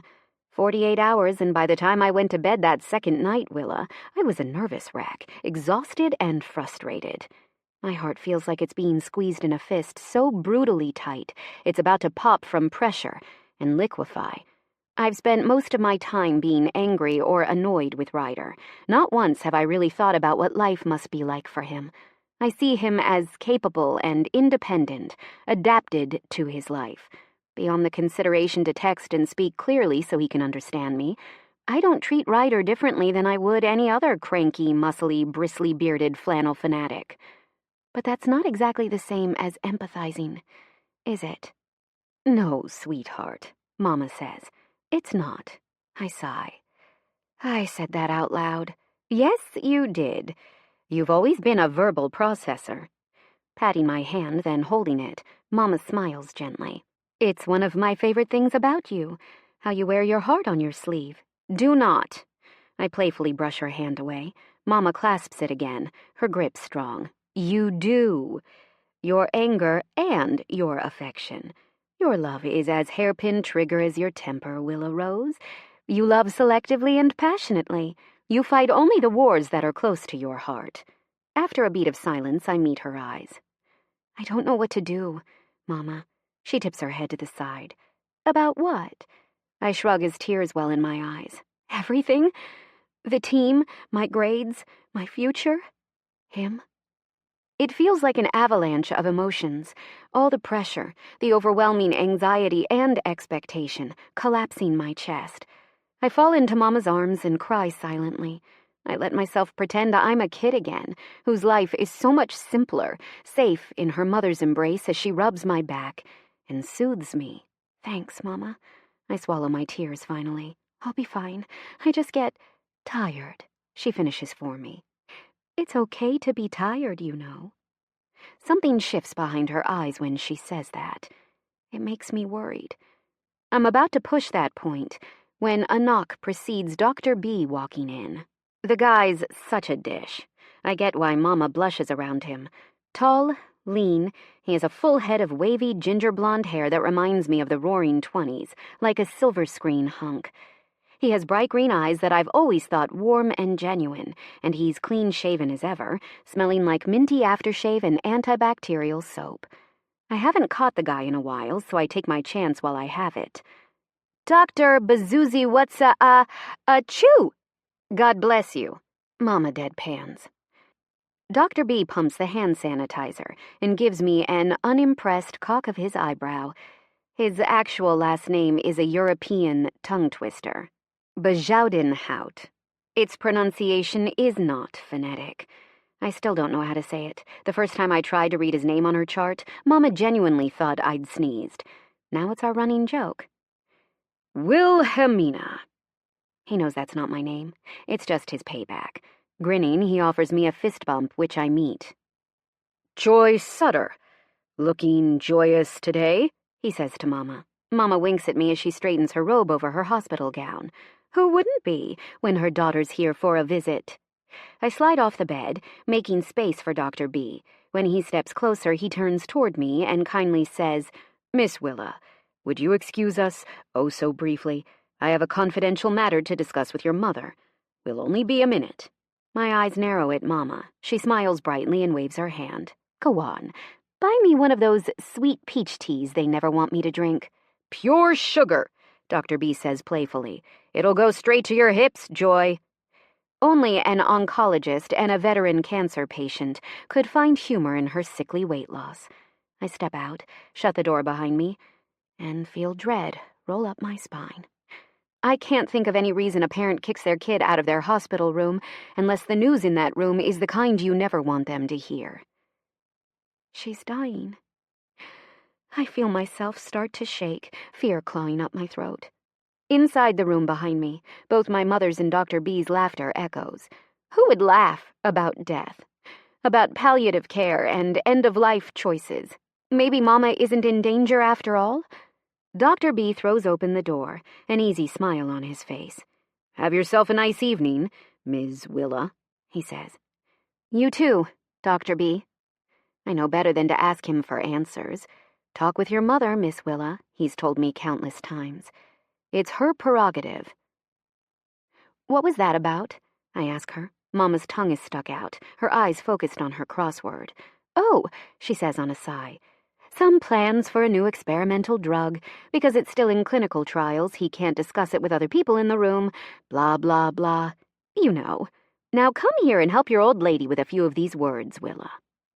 I do my best to concentrate as I answer Mama and peel our orange, but I can feel it churning inside me. Anxiety, fear. I'm terrified she's dying and lying to me. I'm desperate to hope everything's as fine as it seems. Mama doing her crossword, Dr. B strolling out breezily. It's chaos in my head, a hurricane in my heart. Emotions collide, intensifying into frantic energy. I'm a building storm, the first bolt of singeing electricity about to touch down. There are two proven methods to diffuse Willis Sutter when she's about to erupt. Long, excruciating runs and getting shit-faced. Both work the same way. They wreak havoc on my system until that furious energy is grounded and drained, until I'm empty, so numb and disassociated that I crumple into unconsciousness. I know. I didn't say they were healthy coping mechanisms, just that they were proven effective. My body's spent from practice today. If I try to run, my legs will collapse from underneath me long before I'm adequately wrung out. Running won't work, which means tonight's a night to pickle my liver. Swiping open my phone, I find Rooney's number and text her. Neither of us party, but in a rare crisis, we're there for each other, prepared to do what's necessary, even if that includes alcohol. I don't drink much, and I never do it without paying the price. But we have a rare rest day tomorrow, so I can spend it hungover and recovering. Maybe during my lazy day tomorrow, I'll figure out how to retaliate after Ryder's latest trickery. He got me back for sexually torturing him during note card studying and costing him $20. His mature response was a whoopee cushion he set on my chair in business math. As usual, I was running a little late. After a sprint right to my seat, I dropped down, shattering the silence held for Mac's lecture with an echoing fart. It took Mac 10 minutes to get the class in order. That motherfucker. Ryder had to turn and hide his face in his arm those whole 10 minutes before he could look me in the eye and not fall into hysterics. His eyes glittered with tears from laughing so hard, and beneath all that beard, I caught a wide smile. If his prank hadn't been beyond humiliating as well as annoyingly clever, I would have been almost happy that I put such a giddy look on that smart-ass tree-hugger's face. Almost. In summary, I owe him. Big time. Maybe it's because I'm still stewing about the whoopee cushion as I make plans with Rooney. But a brilliant thought comes to me. At some point after I met Ryder's two roommates, I told Rooney about them. She made the small world connection that she and Bex have chemistry together. Did not see that one coming. Bex strikes me as lots of things, science-y not being one of them. I text Rooney my sinister plan. It's a stretch because I'm not sure how friendly she and Bex are beyond being lab mates. She responds immediately. I'll text him.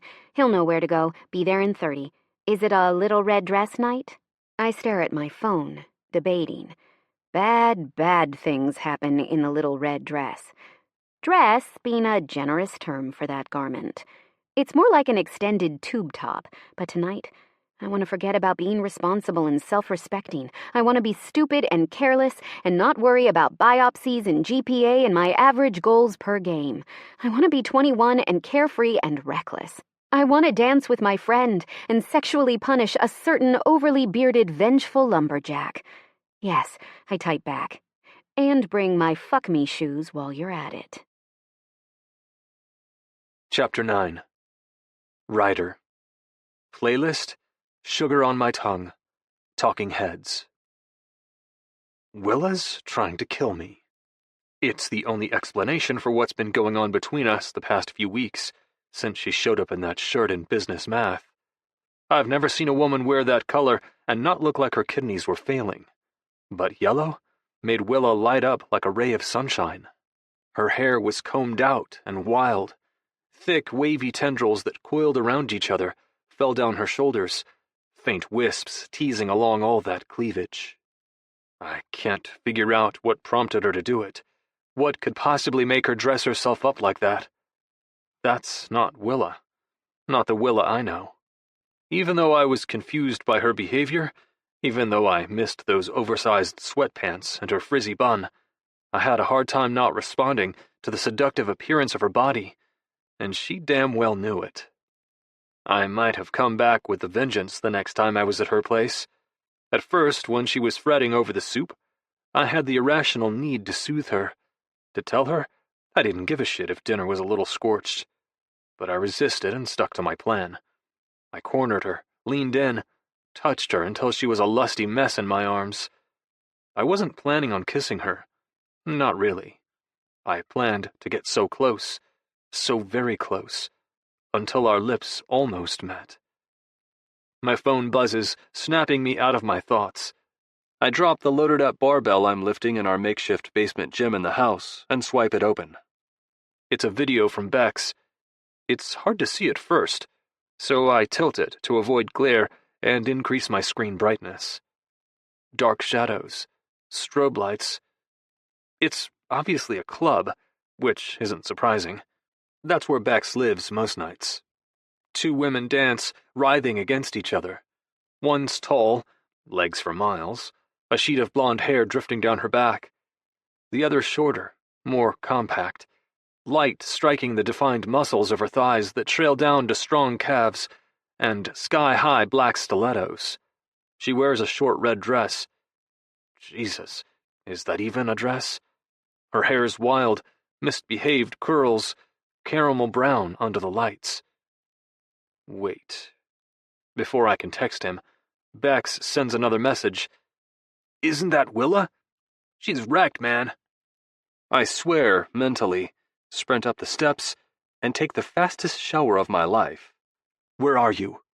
I text him while I hop into jeans, madly running a hand through my wet hair.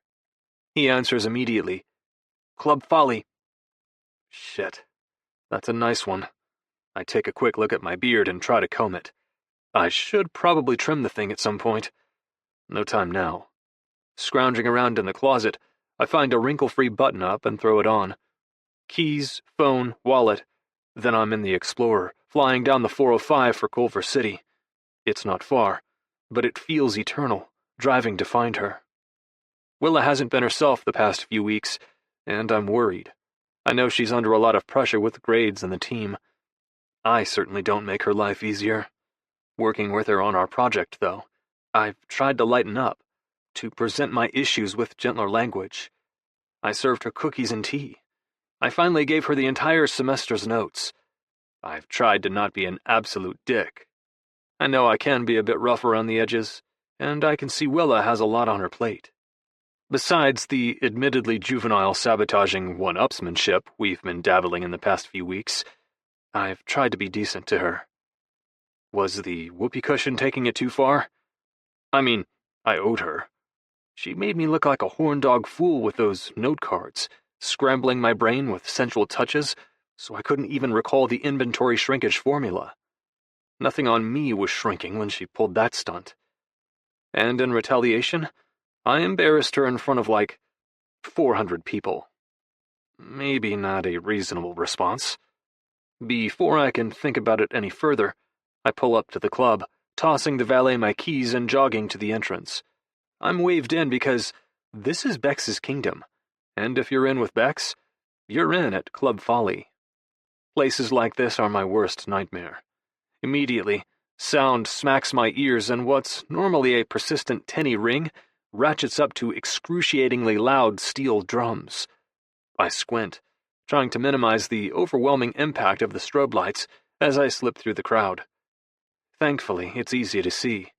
I'm taller than virtually everybody else. I spot Rooney first, doing the kinds of moves my mom would ground my sisters for even trying. When she spins, there's Willa, and now Rooney's dancing looks like a Puritan shuffle by comparison. Willa's ass swings in mesmerizing circles, her powerful quads sustaining her body as she grinds to the floor, then snaps up. Her hands are in the air, revealing defined shoulders, and a peak of cleavage not dissimilar to the morning of the yellow shirt that shall live in infamy. A loud sigh leaves me, swallowed up in the sounds of the club. Rooney spins, then freezes as her eyes start at my feet and trail appreciatively up my body. When her gaze settles on my face and she recognizes me, her features shift from interest to wide-eyed fear. "Oh, shit!" She says it emphatically, with a bright blue strobe light shining on her face. Otherwise, I'd have no idea what she just said. Willa's oblivious, bumping her butt against Rooney's thigh, making Rooney bounce in rhythm with Willa's movement. Rooney stares at me in horror as she sways. I step around her and crouch until Willa and I are eye level. Willa's eyes are shut, her plump bottom lip pinned between her teeth. Sweat beads her neck and chest. Rooney manages to bump her enough that Willa opens her eyes and immediately locks them with mine. They narrow coyly as she checks me out. As realization dawns, they widen, and she stands up. Ryder! Standing, turns to swaying. Before Willa can fall and concuss herself, I sweep her into my arms, carrying her toward the back exit I pegged the moment I entered. Shoving open the door, I set her down carefully in the night air, and press her up against the brick wall. Bracing my hands over her head, I face her, making sure she doesn't collapse as I try to calm my anxious anger. She's plastered, in a napkin of a dress. There are shitty men in this club, creeps who would gladly take advantage of her vulnerability. What if I hadn't gotten here? What if someone had used and hurt her? Willa's panting, her eyes wide. Slowly her gaze travels down my body. Her head tips to the side in that way she has when she's thinking something through. Drawing her head back up, her eyes look different tonight. A color I can't quite describe. Then it comes to me. Molten lava. You look weird without the flannel. My left ear's ringing sharply, but in the quiet air outside, my right ear catches her voice, my brain marrying it with her lips' movement. She hiccups. Very lumberjacky. Her hands slip along my chest, setting a fire beneath my skin, heat surging through my veins. I push them off instinctively and step back. Willa's shocked by the look of her widening eyes, which begin to shift. I watch their transformation as her jaw hardens, her molten lava eyes narrow and turn volcanic. She's pissed at me, but maybe not lethally pissed. She's still sure to tip her face in full light and speak clearly so I can read her lips as I listen to her. What are you doing here, Ryder? I pull out my phone, wiggling it at her. She shakes her head. I don't have it. An angry huff of air leaves me. If she doesn't have her phone, I can't talk to her. Sometimes I wonder if you're ever not angry, Sasquatch. I balk, my eyes searching hers. What can I say? How can I explain all the twisted, knotted things I feel and think about her, especially when we can't even communicate? Do you hate me? Her eyes are wet with unshed tears. When I was in elementary school, my older siblings were big fans of a brutal comic series that I had no business sticking my nose in. I remember snooping through it, turning the page to a gruesome full-length spread in which the villain had just been slit from nose to navel. I had nightmares for days and couldn't unsee it for weeks. I feel like that villain, and the boy who saw him, all at once. Viciously gutted, scarred by that look in her eyes. Some kind of pained noise leaves me, and Willa's head snaps back. I clasp her jaw, turning her face so she watches my mouth say the words silently. She has to understand this. Willa, no. I could never hate you. Never. Her eyes squint. I can't, Ryder. I can't read lips like you. She hiccups again. I can't. Her speech slurs, and now I'm the one who can't understand. I smack a hand over the wall, frustration building that I can't talk to her or understand what she needs to say. I pull out my phone and open the notepad. Go home, I write. She squints, her tongue stuck out as if she's relying on that for better concentration. Nodding, Willa tries to type yes, I'm guessing, but it ends up being "erd." When I glance up, I see her color fading and recognize the warning just in time. Spinning out of the way, I clear her hair from her face as Willa bends and vomits, emptying her stomach. She hacks and sputters. Refastening my grip on her hair, I dig in my jeans for a hanky. Yes, a hanky. Cloth over Kleenex gives Mother Nature a hug. I wipe her mouth when her body finally stops spasming and help her stand upright. Willa's bleary-eyed, her lips trembling. Then her eyes roll back in her head, and she drops in my arms. Ryder? She mumbles blearily. I hear it only because I brought her home with me, and, safe from the booming noise of the club, immediately shoved that hearing aid on my right ear. Now, certain sounds are too loud, others too quiet. I barely caught Willa saying my name, but I can hear a microwave beep through the wall connecting us to our neighbor's house. Now Willa's singing to herself as I kick the front door shut and head for my room. Something about lakes of stew and candy mountains. We're here because Willa said she wanted to leave the club, but didn't want to cut Rooney's fun short, and this resulted in an argument via my phone's notepad involving lots of drunk typos before an agreement was reached that we would leave first, then text Rooney later, on the condition that I bring Willa home. I was nervous to leave her alone in case she got sick again in her sleep. Carefully, I lay her on my bed. Yes, she hiccups. The room of evergreen seduction. I want to respond to her, but Willa still can't find her phone, so I can't. Frustration surges inside me, beating inside my lungs and volleying up my throat. Remembering what I did at the club, I pull out my phone, then type in the notepad, "Evergreen seduction?" She squints as she reads, then she flops back onto my bed. Yes. That's all I get. Yes. I roll my eyes. Willa flails in my bed until she's wrapped up in my comforter like a burrito. Watching her, I unbutton my shirt, which smells faintly of vomit and sweaty bodies. I throw it in the laundry hamper, then turn toward the dresser to pull out a t-shirt, when I catch a strangled noise coming from the bed. Two dark eyes peek over the comforter. As I drag the V-neck undershirt over my head and torso, I sign, "What?" Slowly, she gropes for my phone on the bed, types, then lobs it my way. I'm equally annoyed and anxious as it arcs through the air, but thankfully I catch it. After giving her a disapproving glare, I read what she wrote in my phone's notepad.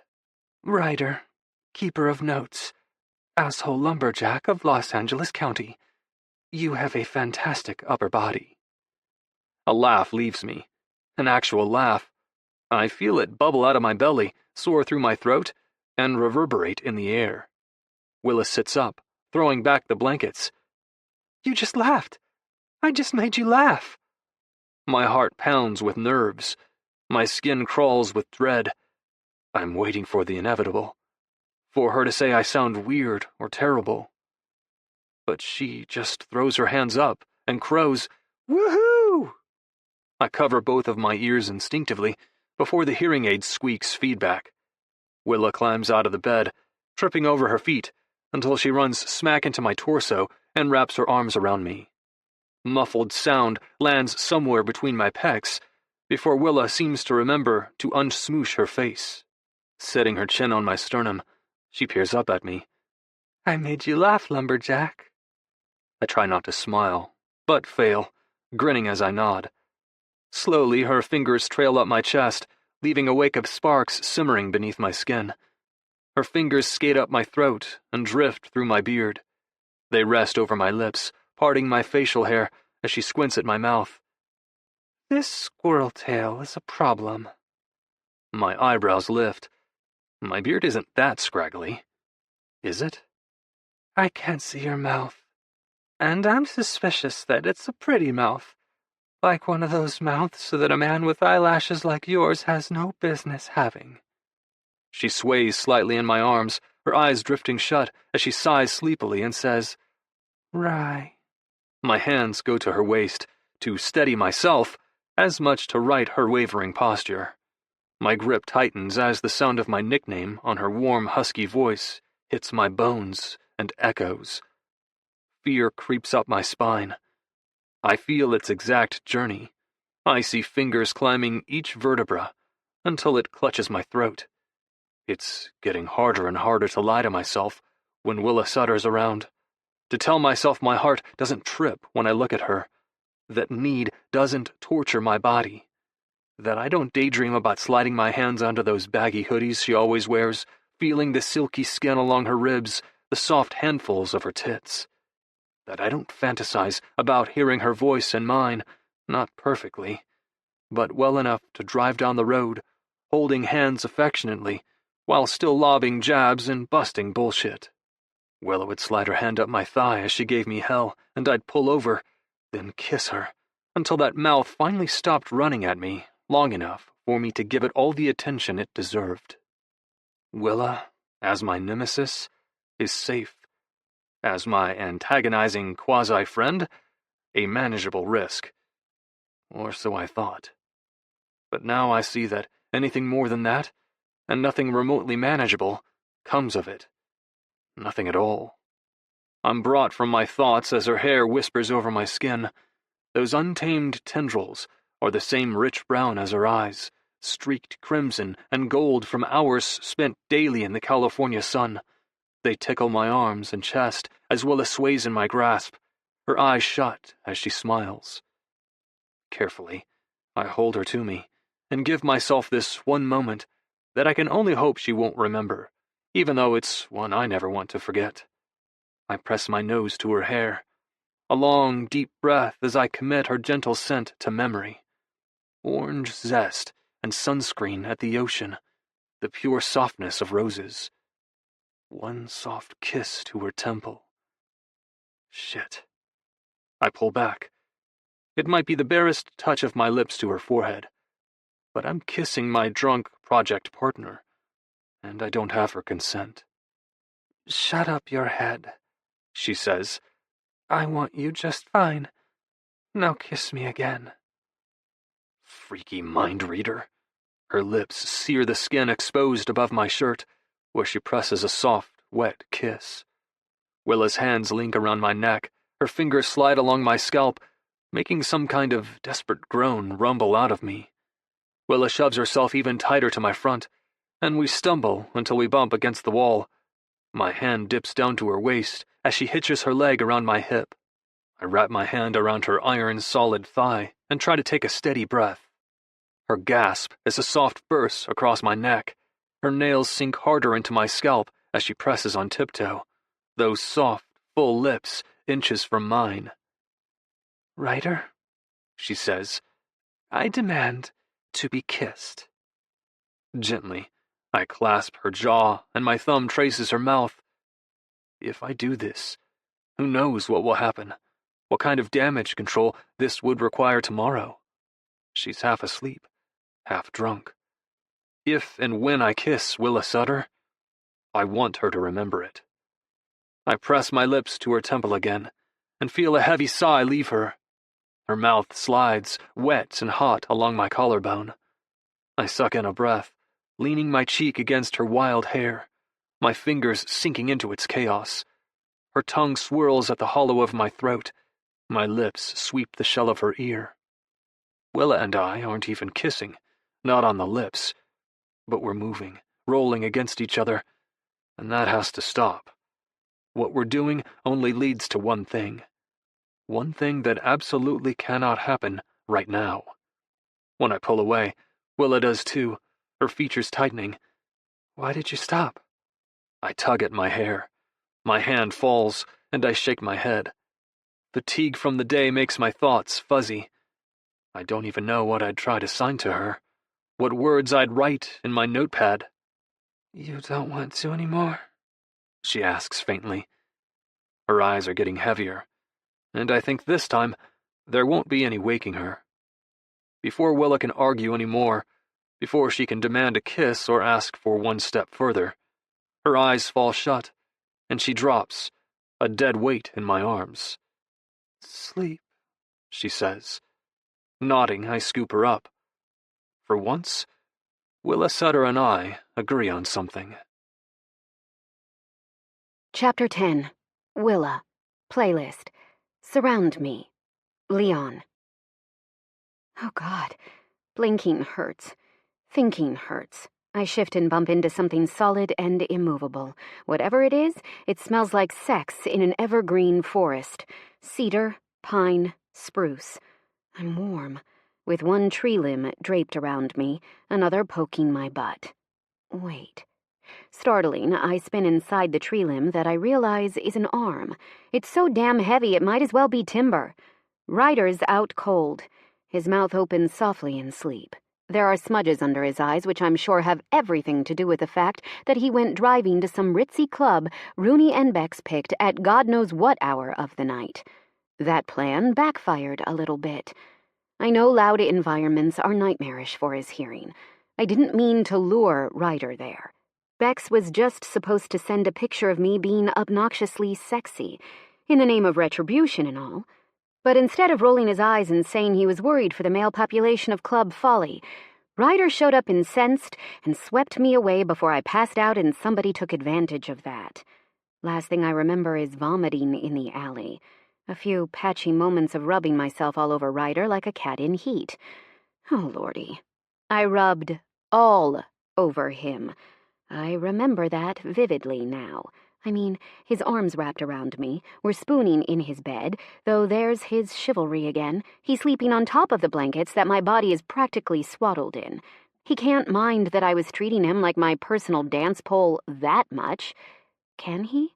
Racking my brain, I try to piece together the night. I remember jumping him like a kitten on catnip. I scaled him and scratched my way through his surprisingly silky hair. I remember kisses that weren't kisses, but decadent tastes of each other's skin. They felt more sexual and intimate than any kind of physicality I've ever experienced. I remember when that bliss faded, how his hips stilled against mine, his strong hand tightened around my waist. It didn't go any further than that.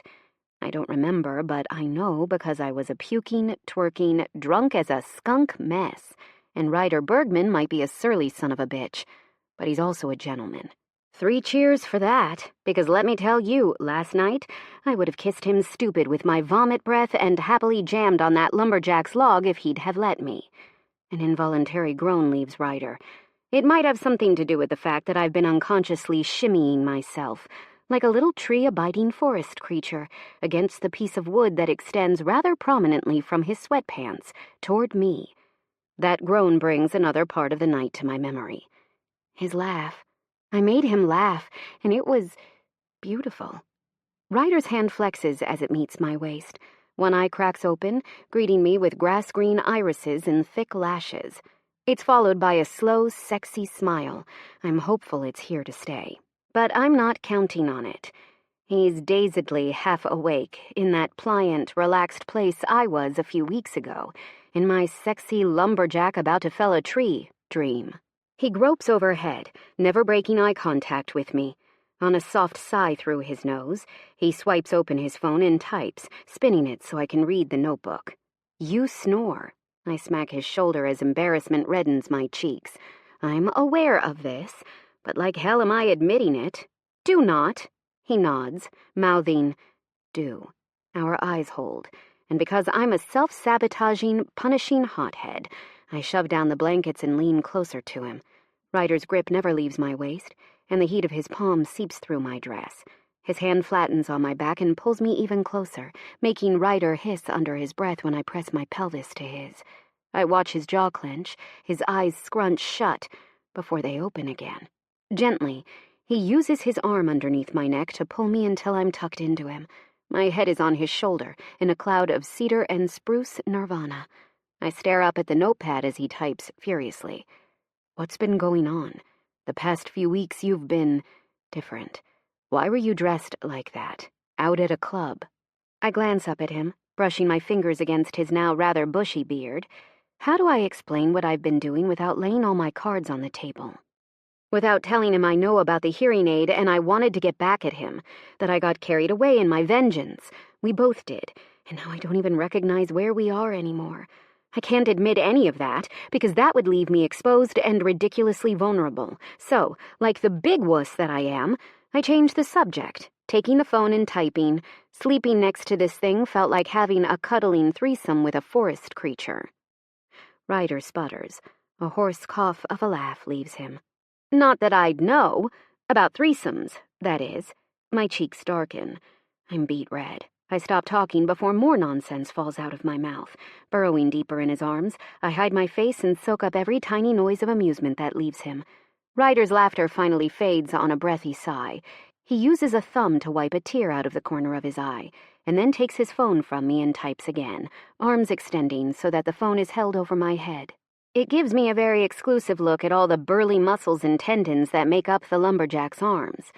You don't like the beard? I peer up and tip my face so he can read my lips. I'm combing my fingers through that soft blonde hair.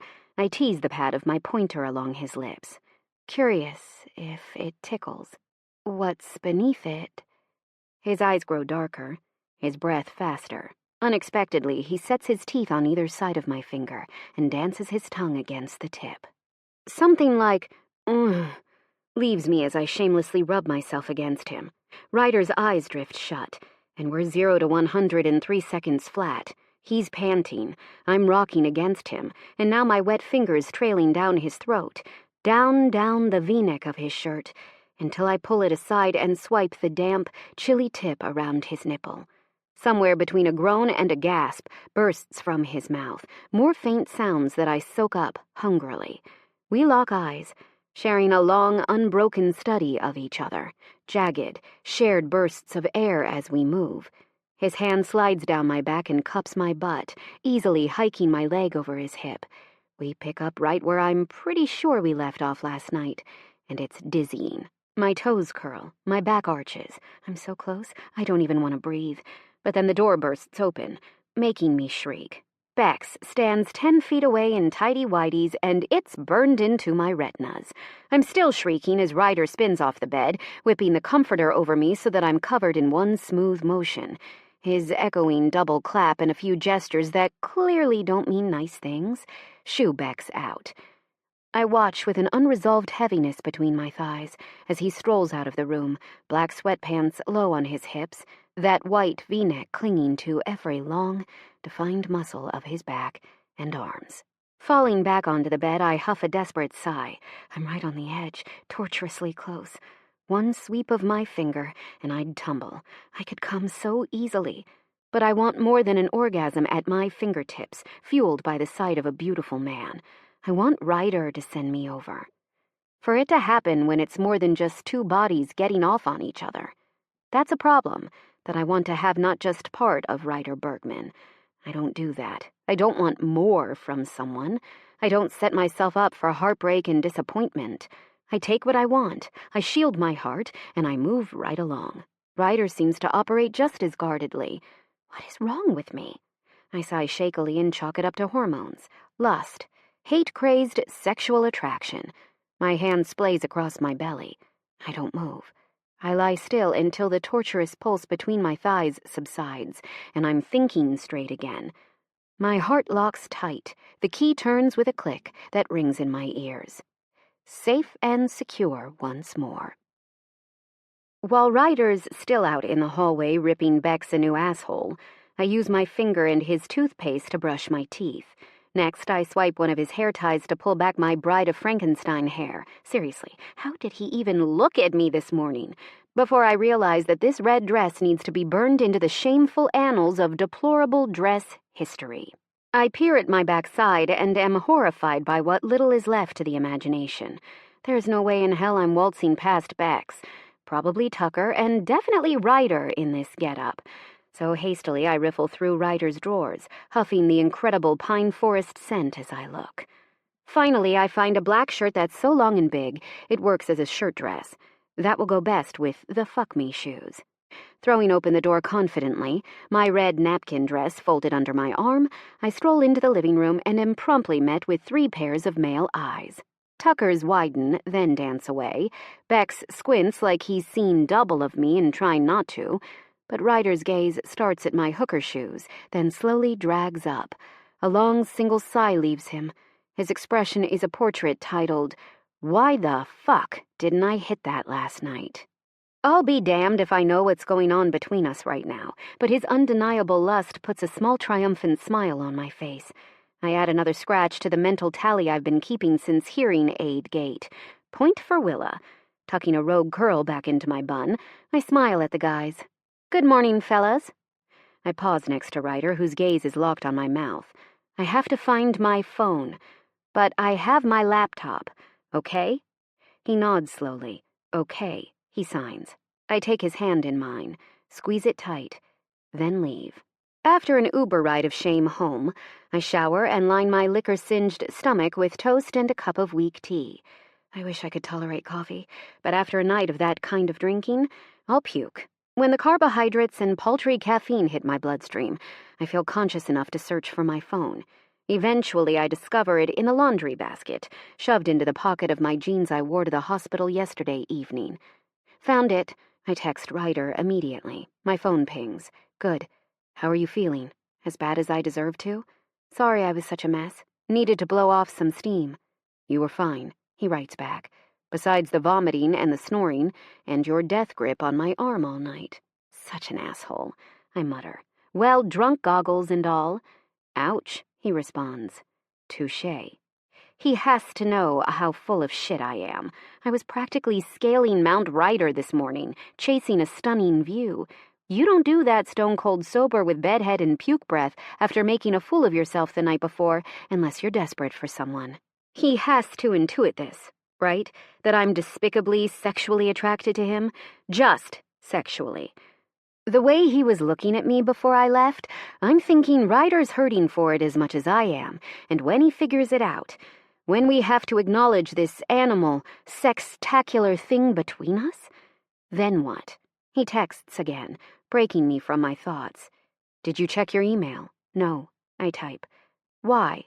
I'm going to murder my brother-in-law. When I open my email and read what Professor McCormack has to say for himself, I have to restrain myself from throwing my freshly recovered phone at the wall.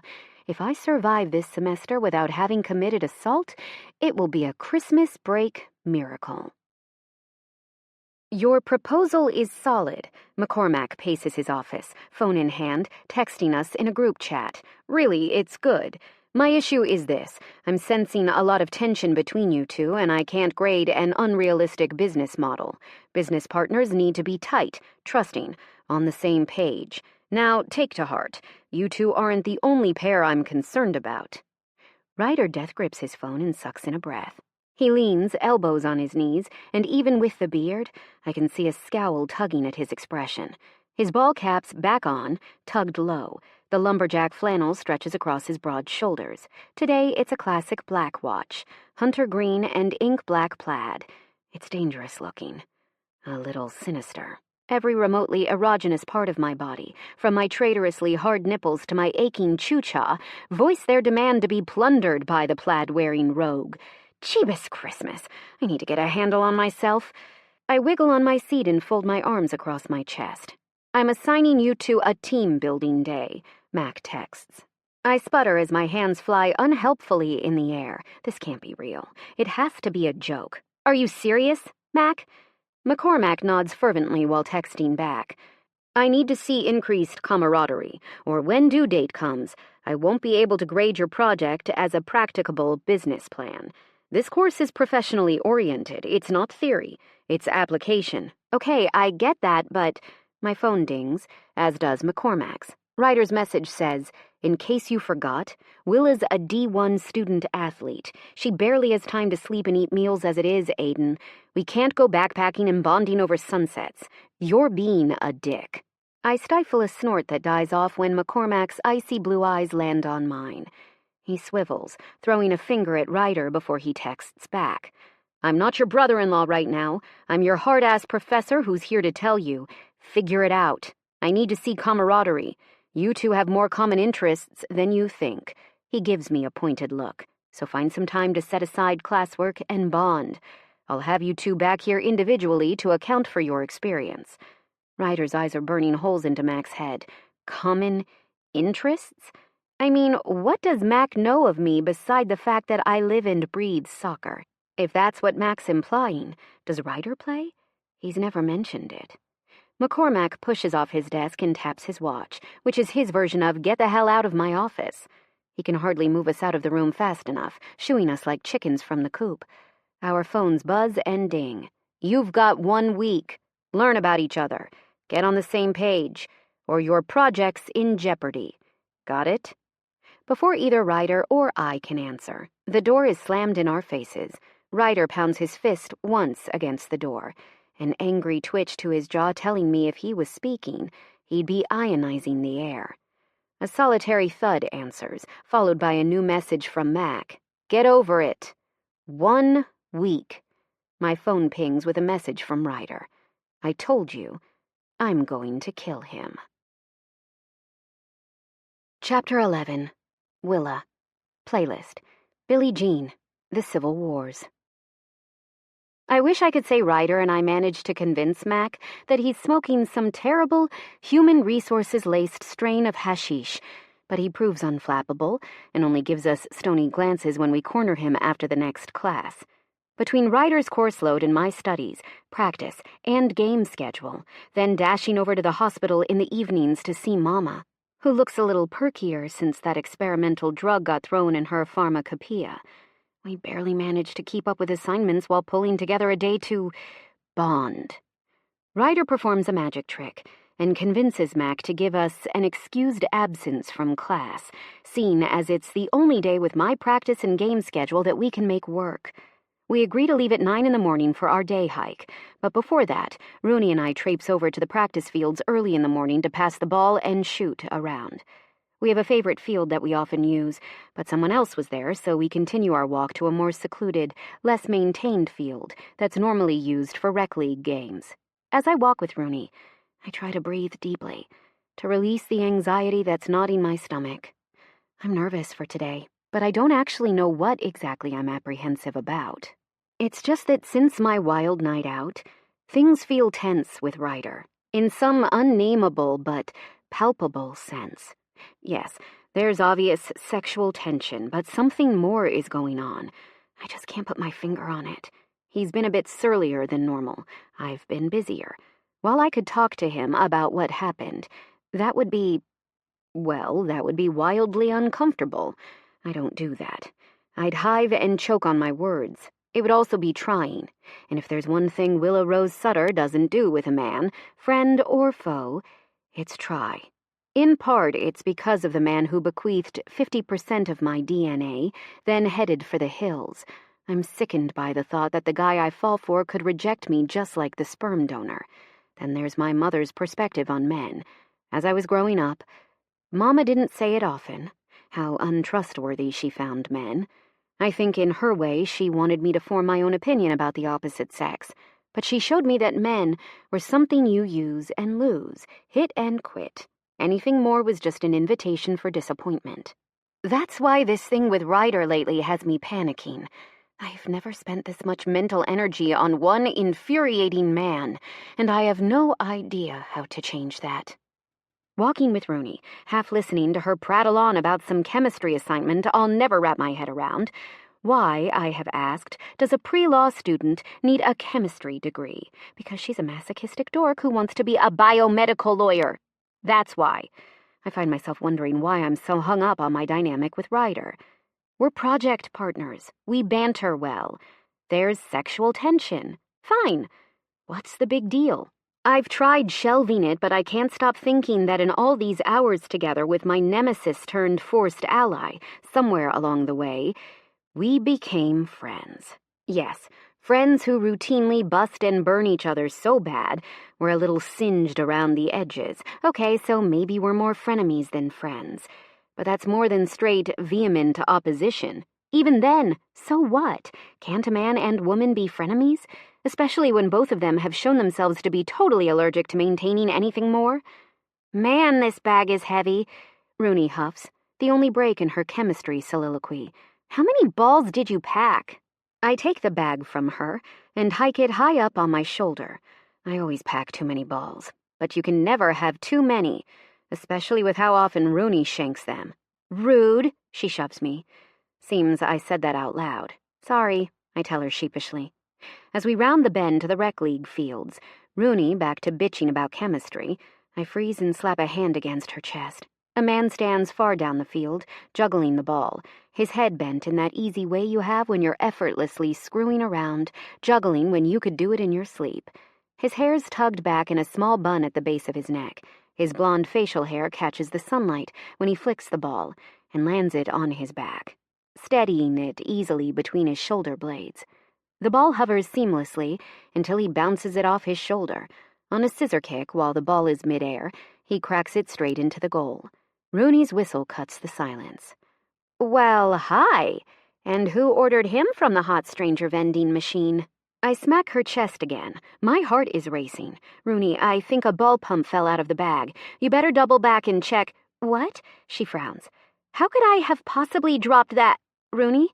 She finally notices the brittle edge in my voice. Staring out to the field, Rooney narrows her eyes and takes a longer look. Wait, is that? Holy shit. Holy shit! I can't even manage a nod of agreement.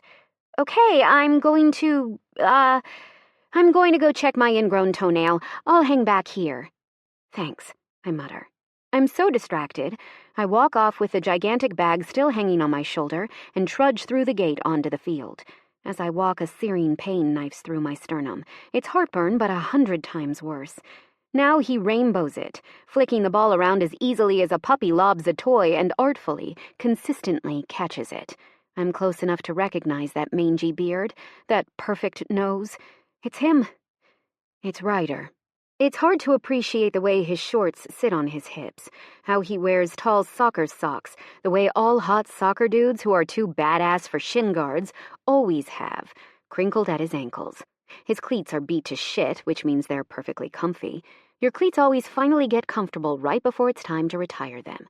His muscles press against his t-shirt, which he lifts to dab his face, revealing the narrow taper of his waist, a stretch of tan skin, and divots right above his shorts.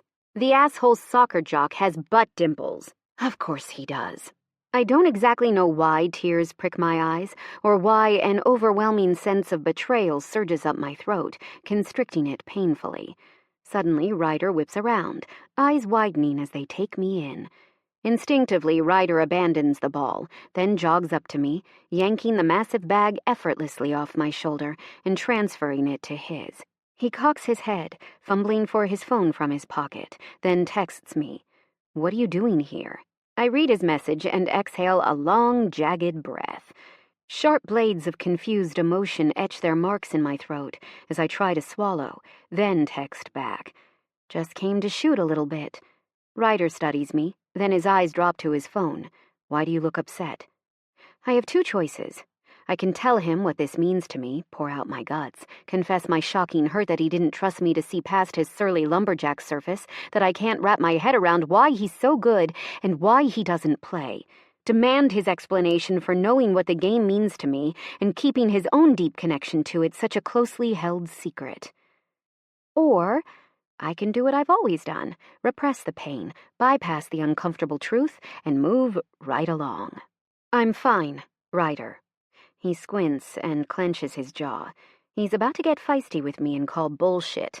I don't think I can handle any pushy demands or singeing banter this morning, so I stop him, holding his wrist. Once his eyes settle on my mouth, I tell him, "I'll see you in a few hours, okay?" Before he can answer, I rip the bag off his shoulder and carry it back toward the other end of the field. When I dump the balls and wave at Rooney, showing her the coast is clear, I feel Ryder's eyes on me. I tell myself I couldn't care less what Ryder Bergman does, let alone that he's watching me. I don't want his trust, and I particularly don't want to know him. It's a lie. Luckily, if you tell yourself a lie enough times, eventually it becomes a truth. Following an awkward reunion 2 hours later, Ryder and I pass the 45-minute drive along 1 North onto the Pacific Coast Highway in silence. Silence was a given anyway, since Ryder can't text and drive. Since I sit on his right, he could have worn the hearing aid and I could have talked his ear off, I suppose. But I'm not supposed to know about that. Another facet of his obvious distrust in me. So he doesn't trust you. He doesn't tell you much. You're the same way. You hold your cards close, too. What do you care? I don't know. It's an infuriating refrain in my head. I don't know, I don't know, I don't know. God, I'm so confused. My forehead's smushed against the glass, taking in the views until we blur by a sea of parked-in cars. Ryder seems to know some secret place because he confidently speeds by the masses and rolls down the road. All I've heard is Escondido Falls is a dreamy view, but a nightmare when it comes to parking. When he brings the car to a stop under a shady nondescript grove, Ryder pulls out his phone. You were quiet. Did my driving make you nervous? I glance at the message, then text back. No, Ryder. You drove fine. I was quiet because we can't talk while you drive. He fusses with his keys, then he drops them in his lap and types, "Some people aren't comfortable with a deaf driver. I should have asked you." My stomach sours. anger on his behalf surging through me as the words rush out. Well, those peoples are assholes, Bergman. I know I can be a salty bitch, but I don't see you as any less capable or safe because your ears don't work the way they used to, okay? I can't handle the look on his face, or the way the car suddenly feels like a sauna. Throwing open my door, backpack in hand, I escape the car and stare up at the trail before me. I did my homework before I agreed to this hike, lest the mountain man decide on torturing me with some horrifyingly technical trail. Seems Ryder was looking out for me. The hike to Escondido Falls is only 4 miles round trip, beginning just off the Pacific Coast Highway and reaching its apex at a dramatic waterfall. Our journey starts on asphalt, below a cluster of swanky Malibu homes. The online guide I read promised it soon transitions to coastal wilderness, and that the rugged, lush beauty of the falls is a well-worth-it reward for dealing with the oddly residential beginning. My phone dings. Have your water? I meet his eyes. Yes, and my 18 granola bars you insisted I bring. He smirks as he types. You are not a woman to be crossed while hangry. Consider it a personal insurance measure. Rolling my eyes, I turn back toward the trail. I feel Ryder's attention on me again, but ignore it, hiking my bag higher on both my shoulders. I begin walking. After a few hundred feet of ascent, we pass the houses and leave the paved part of the trail. A sign reads, Escondido Canyon Park, and a nearby dirt path bears another marker, Edward Albert Escondido Canyon Trail and Waterfall. I turn over my shoulder for direction from Ryder. He nods toward the dirt path. We walk in silence that starts off chilly, thanks to me and my bottled-up feelings. But as we ascend and the sun moves higher in the sky, our frigidity thaws in the growing heat to companionable quiet. After trekking a field of fragrant mustard and fennel, we cross a creek that flows through an open thicket. Ryder takes my elbow, pointing left, so that we continue upstream into Escondido Canyon. The path broadens. It's level and packed dirt, a safe trail to take that isn't likely to make me twist an ankle or tweak my knee. If Coach knew I was hiking, she'd murder me. Twice. At some point, my 5'6" frame starts to fall short of Ryder's long, steady strides, and he takes the lead. Shade buys us relief from the still strong November sun as we walk under a canopy of trees. But soon we're out in the open again, traipsing through fields of dying wildflowers. There's something haunting about them, a sea of husks and pods, the last lingering petal on a dry, cracked stem. It reminds me of what Grandma Rose always said as we winterized the garden, as we ripped out plants and pruned bushes and buried bulbs. Life begets death begets life. The only thing we can do is honor the beauty and dependability of that cycle. I can't say that I see the beauty just yet, especially in its dependability. I'd prefer it if death weren't dependable at all. We come to a creek crossing that immediately I can tell I won't be able to manage on my own. The water is high, and to get past it will involve hopping several rocks that my legs won't span before the level drops low enough to trudge through. Ryder throws his backpack onto his front, and for a second, I fight a laugh. He looks like he's pregnant and very proud of it. He squints at me from beneath his ball cap as his mouth twitches. Maybe he's trying not to laugh, too. Crouching down, he pats his back. Get on, he mouths. No, I say it nice and loud, showing him my mouth so he'll understand me. Absolutely not. I'm too heavy with our gear. Ryder makes some noise close to a snort. Glancing over his shoulder, his eyes lock with mine. There's an intensity I haven't seen in them before, an urgency. I sense his meaning like a rumble of thunder in the air, vibrating through my bones. Willa Sutter, get on. My legs move without my direction. My hands wrap around his neck. Effortlessly, Ryder stands, his broad hands grasping my thighs. We're 2 live wires that meet, making electricity flow freely between us. Sparks dance on my skin at every point of contact. Ryder's shirt is plastered with sweat. I lean into it, hungry for everything about him that isn't tidy and cool and perfectly controlled. He smells heavenly, like a lumberjack that just felled a tree. His muscles are coiled tight, his skin damp. I inhale cedar and pine, and something undeniably Ryder. Pressing my chest into him, I almost moan. My boobs feel heavy, my nipples pebbled through layers of clothing as they scrape against the muscles of his back. He's hot, and perspiration drips down his neck. I have the weirdest impulse to drag my tongue along his skin and taste him. Squeezing my thighs, Ryder's dropping some kind of hint. I take it as a cue to hold on tighter, so I increase my grip around his neck and press my front to his back. I'm glued to his skin. His fingers dig into my legs as he pulls me even closer. I knew Ryder was strong, mountain manly, feller of trees, climber of trails, but I didn't quite anticipate this. He steps evenly, long reaches from rock to rock with a solid, muscled woman on his back and 2 bags of gear. He's not even winded when we make it to the other side of the water, and I slide down his body. The air is thick. Not just with the heat of an unseasonably warm November day, but with something I can't name. Ryder's eyes hold mine as he straightens my gear on my shoulders. He steps closer, bringing our boots toe to toe. The sun beats down on us and makes every blonde hair on his body glow golden. His chest rises and falls heavily, while his hands hold my shoulders, then slowly slide up my collarbones to my neck. Crickets sing in the grass, and a hawk casts its shadow on us as it flies overhead. My pulse slams in my throat beneath Ryder's thumb. His eyes are on my mouth, his head bending. Suddenly, something slithers through the grass close by, and I scream so violently, a chorus of finches shoots out of a nearby tree. Without thinking, I launch myself at Ryder, a petrified monkey plastered to his body. His hands cup my ass as he watches the grass protectively, and I almost orgasm on the spot. God damn. That guy looks hot in his mountain man element. I'm all safe up in the stratosphere, watching his eyes dart across the grass. He'd murder that snake for me in a heartbeat. Then he'd spear it on a twig and roast it for me over the fire just to spite the amphibious abomination. Is it gone? I whisper. His eyes meet mine again. He tips his head. Is it gone? I ask louder. He nods.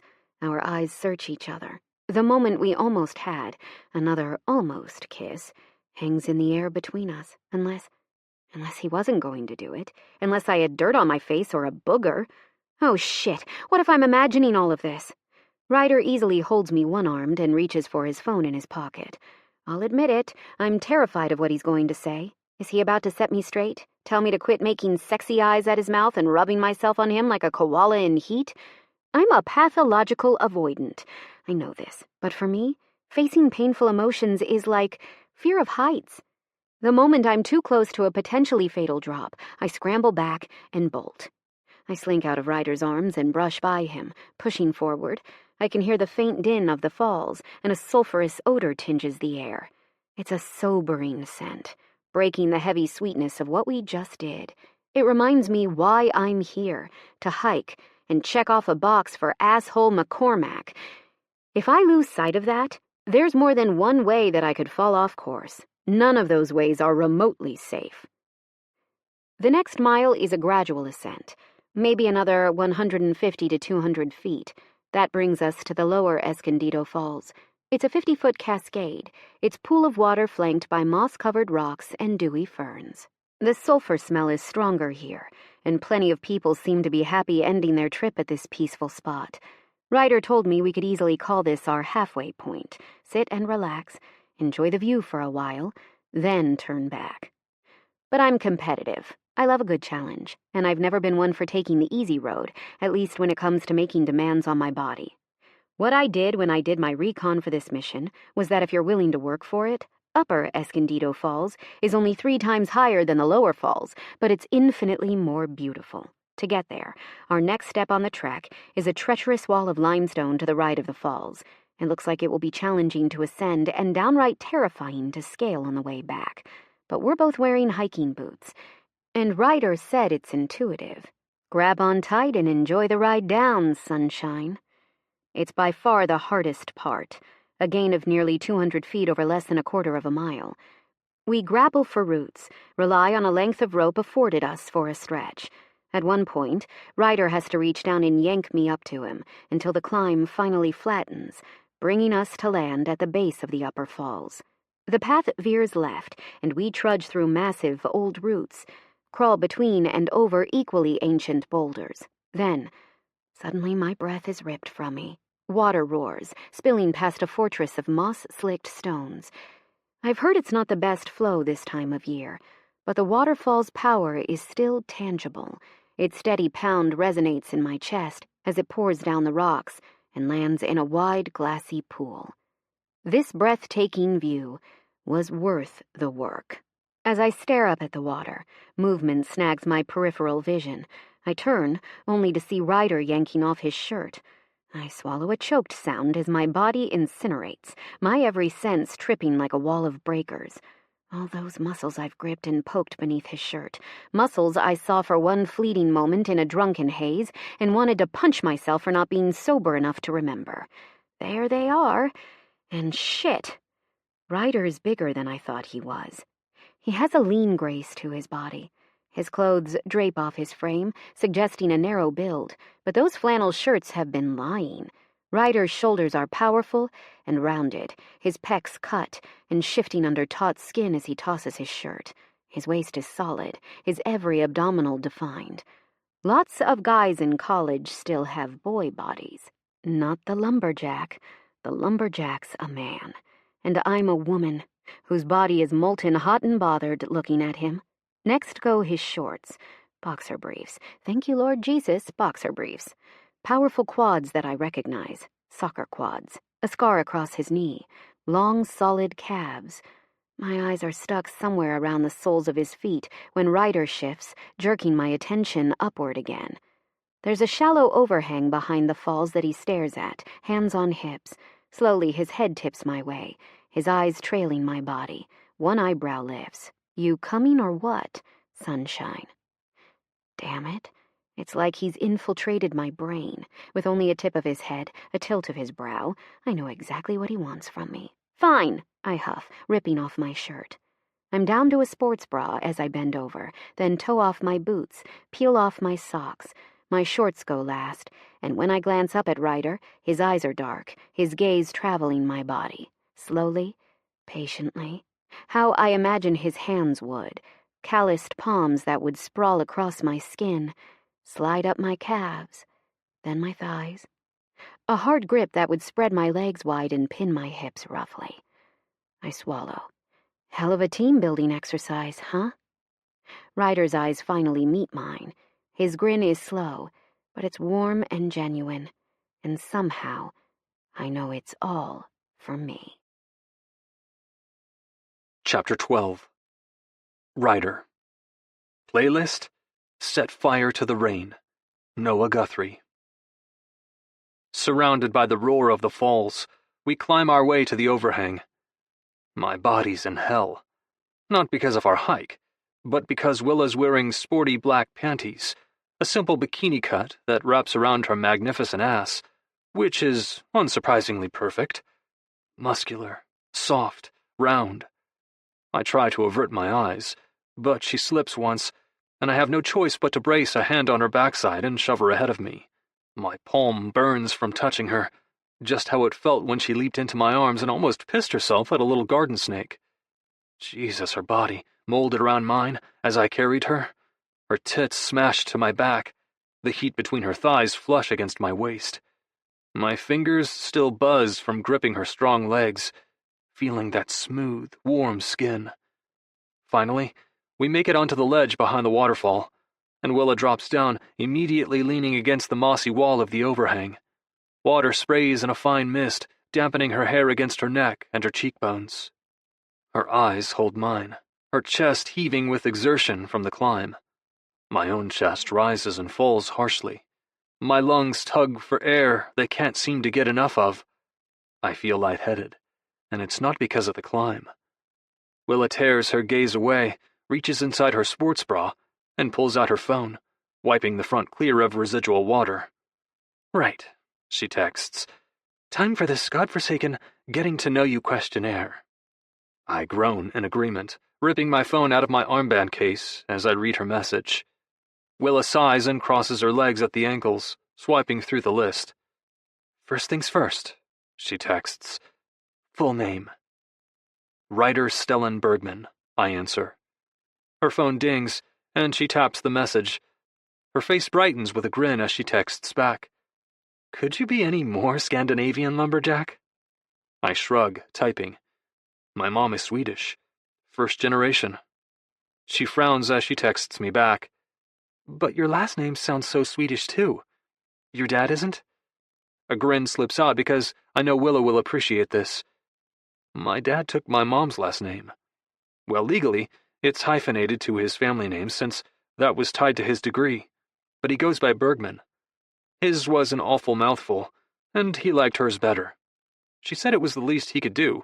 For all the kids, he wanted her to pop out. Willa snorts. That's badass. Quiet falls, but for the roar of the water creating a curtain between us and the outside world. Sutter's a good name, I write. I think you could find a guy who'd take it. She reads it and taps her phone, thinking. Maybe. I won't have all those kids to justify it, though. At least for a while. Maybe ever. My question is out of my fingers into her phone before I can help it. Why? Can't play pro with a baby bump. I nod. Of course. Willa's going to have a professional athlete's life. She's going to travel the world for the national team. She'll make the Olympic team next time they compete. Her life is going to be so different from mine. I'll admit it. I was fucking livid with Aiden after he pulled this couples therapy shit. I know my brother-in-law. I know exactly what he's doing. And I've resented him this entire semester for pushing us together, over and over. I drive Willa nuts with my blunt delivery, my pragmatic outlook, my dry, needling teases. And Willa's a temperamental pain in my ass. She makes fun of my flannel shirts. She provokes me almost constantly. She ribs me for my gruffness, then jabs me the moment I show her my soft side. Yet, despite all that, she's important to me, and I've come to realize she needs a kind of gentle handling she won't admit. Underneath that tough exterior and irascible temper is someone just trying to protect herself from getting hurt. That clarity first came to me when I picked her up from the club. The way she looked at me so trustingly, how she leaned into me like I was somebody she could count on, someone strong enough to take her being human and a little needy. It was a rare window into her vulnerability. Seeing it felt like a gift. But she was also shit-faced and exhausted, and she woke up the next morning just as feisty and playfully combative as always, teasing her body against mine, coaxing whatever reaction she could, just to get a rise out of me. And so help me, for just a minute, I took the bait. The moment she left, then texted me from her apartment, we were right back to what we always were. Enemies who can tolerate each other. Friends who drive each other nuts. One of those. Both of them. Who fucking knows? God, I have a headache. The point is, her behavior that night and the next morning was an anomaly, not the norm. Reading any more into that night is delusional. And this reminder, this sobering reminder, that a world-class athlete, the next great female soccer star of at least the US, if not the world, does not have room in her world for someone like me, is exactly what I needed. Because even if Willa Sutter did feel anything for me besides contemptuous amusement, I'm the least compatible partner for someone like her. I'm a guy who wants to live a quiet life in the woods, who wants to take walks among the trees and build campfires and learn how to create a place where anyone, kids and adults, disabled or not, can enjoy being in nature. Bergman. At least, I think that's what she says. My head snaps up. What? I sign. My phone buzzes, and I realize I felt it a moment ago, but didn't process it, lost in my thoughts. Where'd you go? Her message says.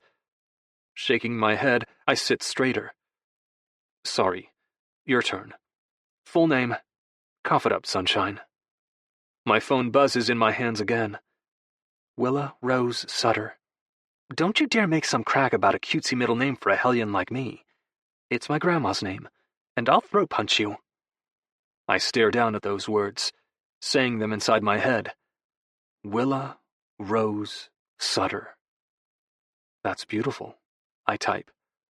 Willa startles, as if I caught her off guard by complimenting her. Am I that terrible to her? I say nice things about her, don't I? No, you ass, you don't. because that's dangerous territory. We don't go there. True, subconscious. Very, very true. Willa finally breaks away from staring at me in bewilderment and lowers her eyes to her phone. Favorite food? Spinach, I type. She scrunches her nose. You would, mountain man. I roll my eyes. Healthier than yours. Double-stacked cheeseburger and a root beer float. You and Rooney get it after two-a-days and rough games. You're secretly worried Rooney's going to confess your breach in strict diet to Coach because she has a guilt complex that typically prevents her from being able to lie at all. Willa's jaw drops, her eyes narrowing as they flick up and meet mine, then return to her phone screen. Have you been following me, Bergman? A slow grin pulls at my mouth. No, but you talk, Willa, and I listen. I know you better than you think. Her face falls as she types. Then why do I know almost nothing about you? My body tenses as I read her words. Why don't I know you're a badass soccer player? Why do you know my favorite food and post-game ritual? And I don't even know how you spend your weekends or what you do for fun. How's that for fair?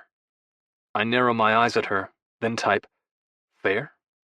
She throws up her hands, then grabs her phone and types furiously. Yes, fair. Why do I run my mouth around you?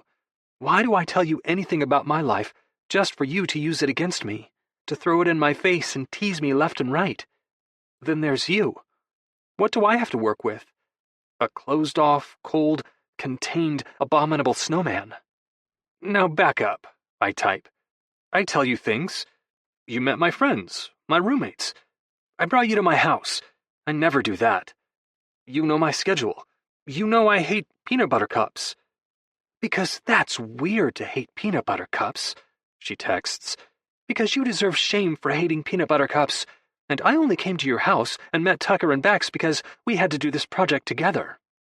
Because that's the only thing that ever brought us together, Willa. Your world is not my world. I hit send, then watch her face shift as she reads. Suddenly, Willa looks up at me, her eyes tight. Her stare is unblinking and so intense, I can't hold it. Recklessly, indulgently, my eyes roam her body. Water rushes around us, the mist plastering her scant clothes closer to her body, tightening the curls in her hair. God, she's perfect. Muscular and fit, and still the faint curves of a woman. I felt those strong thighs in my grip, her high breasts smashed to my back. Shutting my eyes, I try to scrub the image from my brain, to erase the desire straining my system. I sense movement, and my eyes jerk open. Willa's gaze glows as she leans onto all fours, then crawls my way. My heart pounds in my ears, heat floods my stomach, and lower. I'm keyed up and cornered, and I have no idea what Willa's about to do. She straddles my legs, and I involuntarily hold my breath. Reaching past me, she yanks the stem off a plant, then sits back on her haunches, right on my thighs. My nails claw ineffectually into the slate beneath my palms. My pulse thunders, watching her rip off a leaf and set it to my lips. Mint, her mouth says. I can't hear her voice at all over the falls. I sniff it, giving her a suspicious look that makes her grin. Pulling out her phone, she texts me, I'm not poisoning you, lumberjack, see? She stuffs a leaf in her mouth and chews happily. You, more than anyone, should know what this is. Mint. I open my mouth, feeling the warmth between her legs slide over my thigh. Putting down her phone, she leans closer. When she sets the leaf on my tongue, air finally rushes out of me. Pungent mint bursts inside my mouth. The leaf tickles as I chew, and watch Willa mirroring my movements.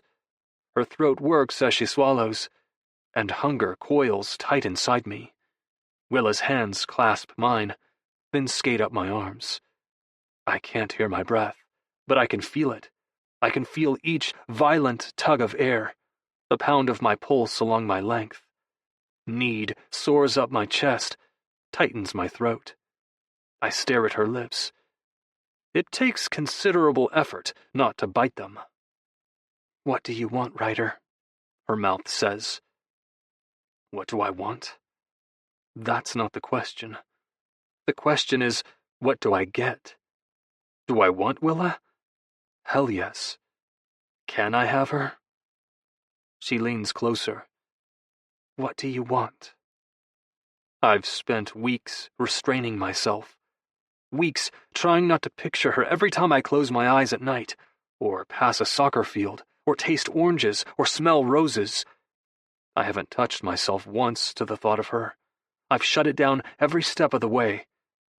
I could lie to her, text her some stinging jab, politely set her off my lap. But I don't want to. What do I want? I want her. So fucking badly. Her eyes are luminous, sunlight pale and wide, as they flick to my mouth. My shoulders flex as Willa's fingers wrap around them. She arches forward, making her breasts slide against my bare chest. My fingers sink into her hair and grab hold, nothing gentlemanly in my touch. I feel primal, desperate. I fist her hair tight and watch her mouth fall open. Those lips. I've watched them for what feels like eternity, tortured by how full and soft they look, dying to taste them. I sit straight and cup her neck. My mouth lowers toward hers, controlled, slow. One moment we're separate. The next, we're fused. Boom. Velvet soft, decadent. The feel of her sweet mouth is so much better than I imagined. I gasp for air and steal hers. She tastes like mint leaves and something sweet that must simply be Willa. I haul her tighter to me, wrap her in my arms as my hands feel everything I've barely let myself imagine touching. The dip and swell of her backbone, the jut of her hips, the curve of her waist, every single rib. When I part her lips and tease her tongue, she moans. I want to throw her down, rip off what's left of her clothes, and rut into her like an animal. But if I've learned anything in my life, it's patience. It's the long game. So I'm gentle, exploratory. Our tongues tangle. A seeking kiss that starts whisper soft and ends in an open-mouthed beg for more.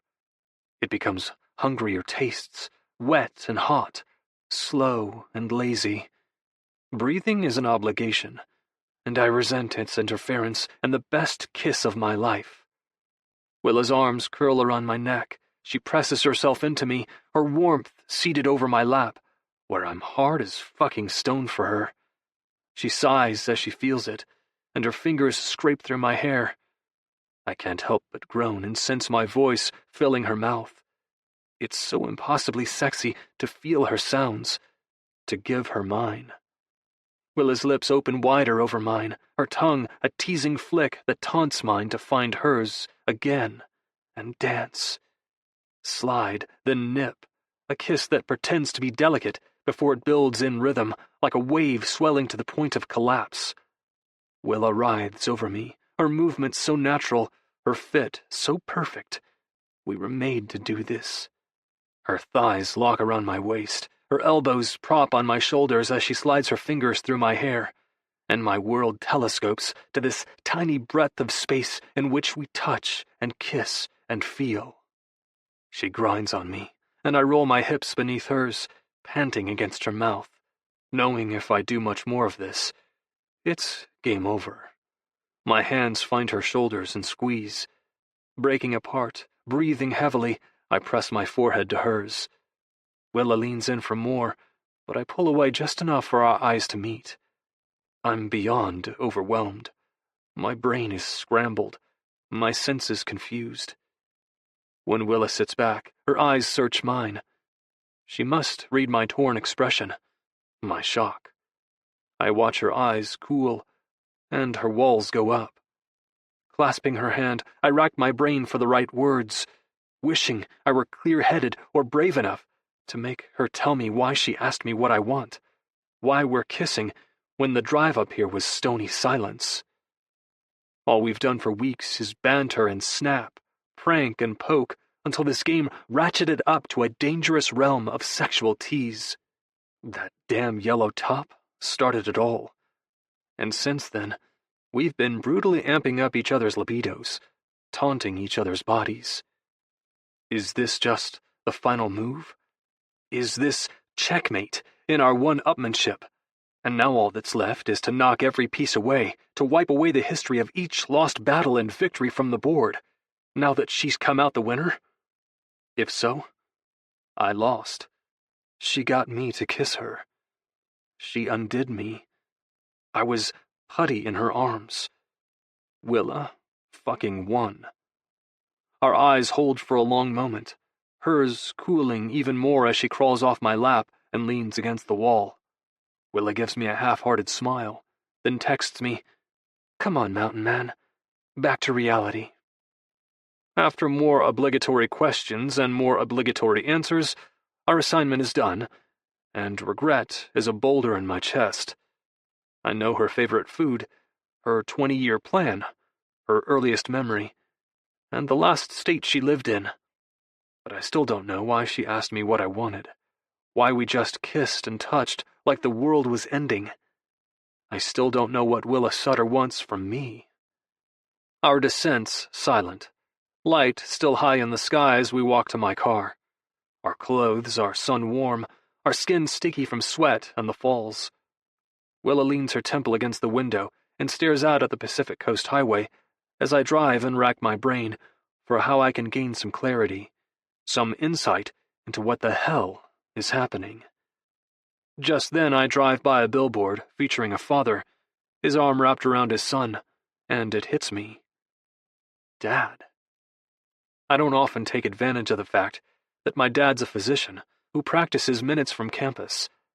In fact, I never do. Mostly because I'm conditioned not to need him too much. My whole life, many other people's needs of him was more time-sensitive than mine, and I don't mean that to sound like a martyr. It's just the truth. Dad's an oncologist, a father of 7, a husband who loves his wife and prioritizes time with her. He's on the boards of too many things to count, and even works with fellow veterans in his non-existent spare time. He's a busy guy.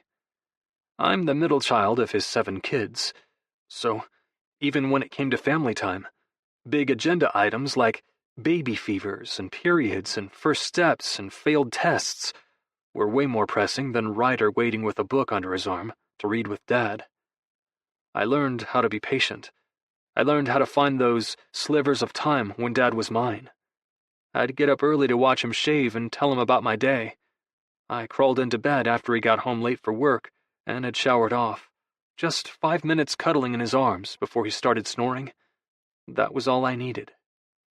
So now, as an adult man, with his education underway, and a practical life plan ahead of him, I tell myself I shouldn't need my father at all. Except I should. And I do. I really need my dad. Dropping off Willa at her apartment, I watch her slowly walk up the pathway. She turns and gives me a tired, half-hearted wave before she steps inside and closes the door behind her. Confused and torn, worried I've hurt her and terrified she's played me, I feel the last emotional stilt collapse from under me. I pull out my phone, texting Dad. "Got 10 minutes for your favorite son today, old man?" His response is almost immediate. "I always have 10 minutes for you, Rye. Bring your old man a sandwich and an iced tea. Then we're talking favorites." Chapter 13. Willa. Playlist. Sunscreen. Ira Wolf. What the fuck just happened? Tears prick my eyes. I slam the door behind me, feeling the urge to do a quick sketch of Ryder's face and throw darts at it. That's followed by an oppositional tug to run after him, yank him by that overgrown beard, and drag him to my bed, where I'd take one punishing orgasm from him after another. When he said, "Your world is not my world," all I could think was how wrong he was. Ryder's a big part of my world, for better and for worse. He's my nemesis, my antagonist, my provocateur. Perfect bookstore word for a moment like this. But he's not just someone as cut and dried or as extreme as my enemy. He really is my frenemy, someone I can count on to soak up every little thing I say, find its one weak spot, and tease me for it. The person who'll notice when I have a booger in my nose, take a picture just to fuck with me, then wipe it away with his bare hand. The guy that knows I eat 3 helpings of Swedish meatballs and has my practice schedule memorized so he can harass me with texts while I'm sprinting late to our class. So, I called his bluff. Bullshit, my world's not his. I sat on his lap, got right up in his face, and pretty much dared him to kiss me. It was the only way I could think to express all of those icky, sticky, mushy, impossible to verbalize feelings I have about him. To make Ryder Stellan Bergman understand how much his world is mine. Provoking him to a make-out session is how you tell him that? Great logic, Sutter. Crystal clear communication right there. Oh, shut it, I mumble to myself. I can't stop remembering those kisses. Every one of them is branded on my lips. Kissing him and being kissed, the confident way he tilted my head and cradled the nape of my neck in his rough, warm hand. I can still feel his tongue dancing with mine, patient, steady strokes that indicate the tall, green-eyed asshole lumberjack might have a trick or 5 up his pine-scented flannel sleeve when it comes to the sexy times. Not that we're going there. Nope. People who torture and prank and provoke each other don't want sexy times together. They don't want to kiss until they pass out from lack of oxygen. They don't want to wrap themselves around each other until every incinerating square inch of their skin burns and smokes. What the hell are Ryder and I playing at? One minute I'm riding on his back at his chivalrous insistence. The next, he's giving me hell for my cheeseburger weak spot. One moment we're kissing, his hands gripping my waist with a desperation I have never felt in a man. The next, we're staring at each other like the other person is about to pull the cord to the trapdoor beneath our feet. Is he fucking with me? Is this just more retribution, another move in his vengeance long game, for the absurdity I started with the yellow shirt? I drop off my gear, change clothes, and nab a protein bar.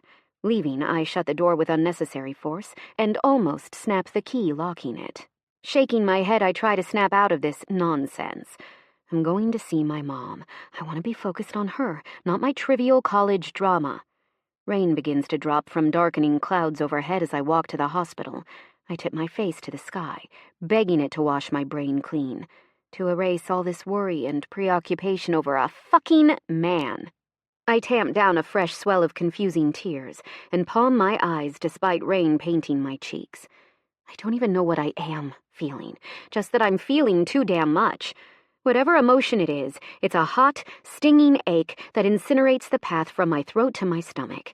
It reminds me of the time I gulped scalding tea, and rather than spit it out like a reasonable human being, I sealed my lips and swallowed. Except this burn doesn't dissipate.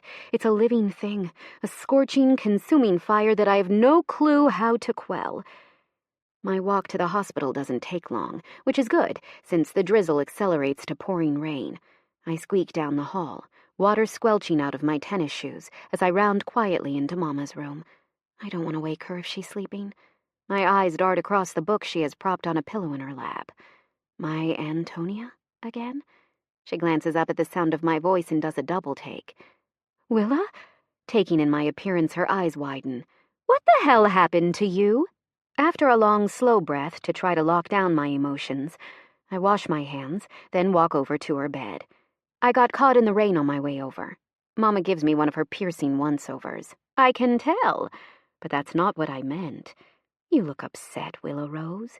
What's going on? Don't cry, don't cry, don't cry. You remember that guy from class I told you about, my project partner, who pulled the stealth tactics with his hearing aid? The asshole lumberjack. She shifts in her bed. Yes? What did he do to you? Do I have to go beat some brawny boy's butt for making my Willa cry? It makes me laugh. No, we just... Things are getting confusing, more intense. The stakes keep raising, and now I'm not even sure what I'm betting on or what I'm trying to win. She tips her head. Oh? I'm frustrated. The whole situation's annoyingly distracting.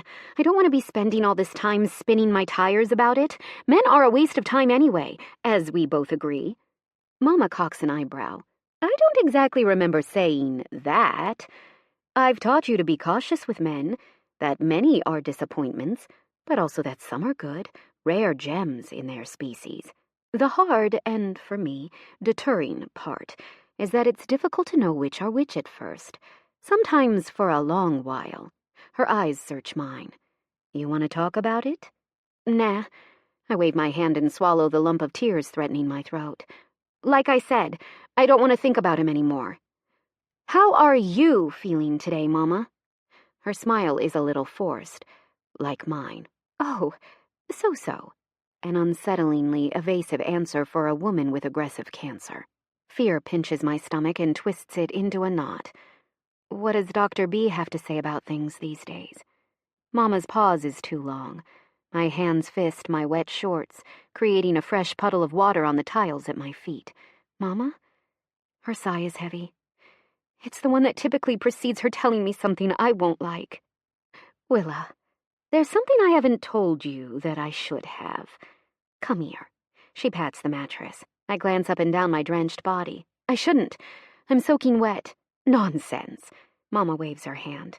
I have a shower coming up here soon anyway. That'll warm me, and they'll change my bed then. Now, come here, Willow Rose. Obediently, I scoot onto the mattress and tuck myself against Mama. She glances over at me. Ready? Yes, Mama. Please just tell me. Okay. So it's about Dr. B. I pick my head up. What about him? Mama bites her lip. What does she have to be coy about? Are you two... I wiggle my eyebrows. You know. Mama laughs, and it's a laugh I want to remember. It doesn't sound like a sick laugh. It sounds like her old laugh, clear and bell-like. Her smile is wide as her head tips back, and she laughs. My laugh is quiet at first, but soon it's not. It's loud and not unlike hers, and pretty soon we're laughing so hard we're crying, and Mama's turning, hiding her head in the pillow as it becomes a racking cough. Her cough settles before we earn a nurse's attention, and Mama nestles back in her pillow, wiping her eyes. Oh, Willa, you have a way of saying things. Phew, she sighs happily. Now, where was I? Oh, right. No, we are not... You know. I wipe my eyes, too, and return my head to her shoulder. Okay, so what is it, then? You can't tell anyone, Willa, because it's skirting a breach of ethics. It could cost Alex everything if word gets out. What? Mama's eyes search mine as her voice lowers. Dr. B, Alex, rather. We go way back. We served together on a few deployments. Then we bumped into each other again at a veterans function 5 years ago. When we realized we were both living in Los Angeles, we agreed to stay in touch, just as friends, mind you. You ever see or speak to his wife and you'll understand why. I frown. Mama, you're a total catch, inside and out. You're still smoking. Mama chuckles and gently cups my cheek. Thank you, honey. I think I had a few pretty nice decades. But the point is, the Medical Ethics Board would argue Alex shouldn't be my doctor since we have history. They'd say it would be easy for him to let emotion get in the way of his care. That's the last thing I want to hear about your cancer doctor, Mama, is that he's not fit to take care of you. Has his judgment been clouded? What were you thinking? I hiss. He is completely capable of compartmentalizing. We don't know each other well. He's very sensible, very honest with me. I'm telling you it would look bad, not that it is. Trust me, I'm doing the right thing, letting him be my care provider. Alex is the best at this, Willa. I know it's a little murky, but he needed to do this for me, and I wasn't going to say no, given his credentials. Why did he need to do this? Mama's eyes leave mine as her hand fiddles with the blanket draped over her bony knees. I saved his life on our last tour together. My mouth drops. You saved his life? How? Mama bites her full bottom lip, the original to the replica she gave me. I don't like to think about it often. It was an awful day. I squeeze her hand. I don't want to pressure you. Mama doesn't talk much about her deployments, but I know it's taken years of therapy to help her cope with many PTSD triggers. It's okay, Willa. I just need a minute. Dropping her head back on her pillow, Mama stares up at the ceiling. I think you know enough about the military by now to understand that a combat medic, being part of a medevac team, is a dangerous, nerve-wracking job. You fly into conflict zones, perform life-saving medical care on the ground, bullets whirring past you, explosions, screams. If you make it out, you're in a chopper with critically traumatized bodies, possibly fatal injuries, working with what you have until you're back on base with everything you need. Alex and I were a pair who worked well in the field. We were both exceptionally cool-headed, excellent compartmentalizers. We worked fast together and had this odd ability to communicate without words. Alex was holding... Her eyes squeezed shut. Alex was trying to save a soldier's life when he took a bullet to the leg. It shattered his femur, severing his femoral artery. Not that I knew specifically at the time. I saw him take the hit, and then I saw lots of blood. I suck in a breath. Mama's one of those medical types who loved raising her daughter to understand her body. We spent nights nerding out over anatomy books with me inside her arms, while she taught me the Latin names for my bones and body parts. It led to my first social faux pas, when I lifted my shirt in kindergarten, pointed to my belly button, and told the class, "It's my umbilicus." All that to say, I know the significance of what she's saying. I know that an artery carries blood from your heart to the rest of your body, except when it's severed. Then it's pumping your life source right out of you, faster as your panic increases and your heart rate accelerates. It's a fatal injury, and a swift death, unless drastic measures are taken. Shit, Mama. She nods. Everyone was already crawling back to the chopper. Alex was the last man out there, holding Williams, who was gone by that point. The captain was screaming at me to get in, but I couldn't leave Alex. So I ran out, ripped off the bottom of my shirt, and tied the world's fastest tourniquet around his upper thigh, then dragged his ass back to the chopper. She slides her gown off her shoulder, pointing to the nasty scar on her shoulder blade. Took a bullet that lodged nicely in my scapular, but I got us to safety, otherwise unscathed. Stars dance around the edges of my vision, alerting me to the fact that I've been holding my breath, listening to this story. My exhale is one big gust of air. What happened? We both received treatment. Alex went in for surgery. I did too, but not urgently. I got off easy, but Alex lost his leg from the mid-thigh down. He was lucky he survived it all. A shaky exhale leaves me as tears prick my eyes. I know my mama's brave. I've always been proud to say on Veterans Day that my mother served her country in places so many people are afraid to go. But this is a new depth of understanding. It's the most specific she's ever been with me. Mama, I palm away my tears. I don't think I tell you enough how much I admire you. You're badass and brave. She wraps her hand around mine and squeezes. You've told me plenty, Willa. I know you're proud of me. And I know being the only child of a single military mom wasn't easy. But you were always such a trooper. New schools, new homes, new neighbors. You always bounced back from another change with that wide smile in your wild hair. Walking up to kids' doors with a soccer ball on your hip, banging on the windows, inviting them to come play. Her free hand tucks a loose curl behind my ear as she smiles at me. Soccer's always helped you cope. It's what connected you to people. It's how you grew into yourself, your confidence and grace. It's such a vital part of you. It's true. Soccer isn't just something I'm good at. It's as integral to my existence as my most basic needs. I shift on the bed, sitting straighter so that we're eye to eye. Why are you telling me this now? About you and Dr. B. Mama's eyes leave mine and dance away to the window, watching rain pelt the glass and trickle out of view. Money. Willa. Money's not flowing. You and I were always modest spenders. We're not materialistic people, and we're simple women, but still. Breast cancer was expensive. Leukemia is even more so. Alex has worked tirelessly with my insurance to cover everything they could, but he's also been encouraging me to consider getting out of the hospital, where it will be significantly less costly. Taking my care home. I reel. I haven't been to our apartment in 2 months. Mama hasn't either. The place needs a deep clean. She'll need round-the-clock care. But how would that work? Mama sighs. Well, I should begin by telling you, I've sublet the apartment, Willa. What valuables you didn't take to your and Rooney's place are in storage, and mine are too. What? Why? Finally, she turns away from the window and meets my eyes again. Because there was no point in paying for a place neither of us was living in. I swallow my shock and try to focus on the pressing matter. So where will you go? Mama squeezes my hand reassuringly. Alex and his wife, Ellen, want me to stay with them. They have a big family, and all but 2 of their kids are out of the house. They're near empty nesters with more space than they know what to do with. Alex said since his injury, he's wished he could thank me in a way that feels adequate, in gratitude for his life. I don't see him as owing me anything. I just did my job. But this is what he wants to give me, and, Willa, I'm inclined to let him. It bristles. It scares me.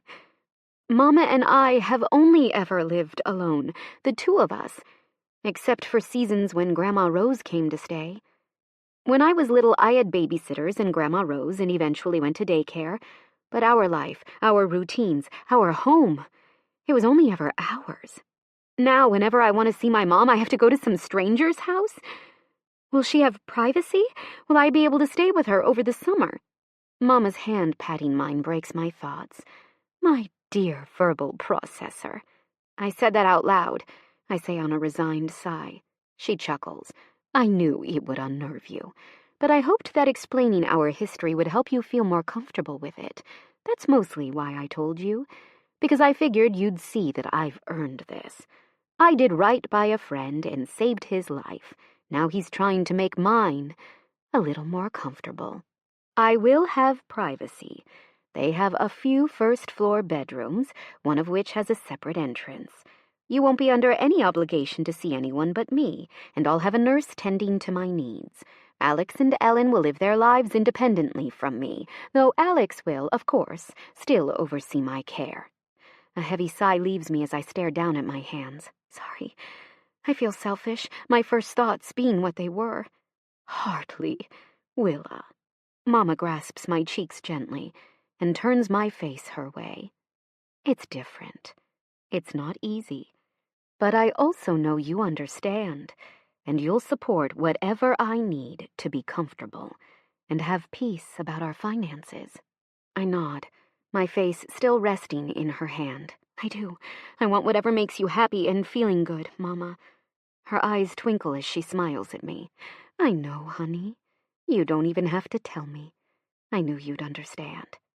Slowly, she pulls me to her, until my head rests against her chest. Her fingers drift through my hair, another vain attempt to tame its wildness. I love you, Mama, I whisper. I count her heartbeats. I feel gratitude for each of them.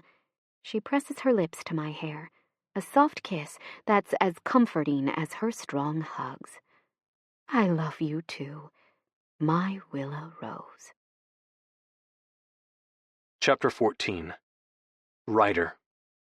Playlist, Snaggletooth, Vance Joy. Dad's office is messy. I'm pretty sure it's because the man doesn't have so much as a stray necktie or fountain pen in our house. Mom requires a home as neat and minimalist as the one she lived in until she met Dad and then moved to the States. Writer. Dad stands with arms outstretched. I set down our food and let him hug me, hugging him back. Dad's American, but he's absorbed a lot of Swedish parenting philosophies from Mom, who's a nurturing force of nature. He took a long paternity leave when each of us was born, got down on the ground to play with us whenever he could. Our family's affectionate, and masculinity doesn't require gruff backslaps or avoiding kisses. Point in case, Dad presses a kiss to my hair, then squeezes my shoulder. He's as tall as me, so we're eye to eye when he speaks.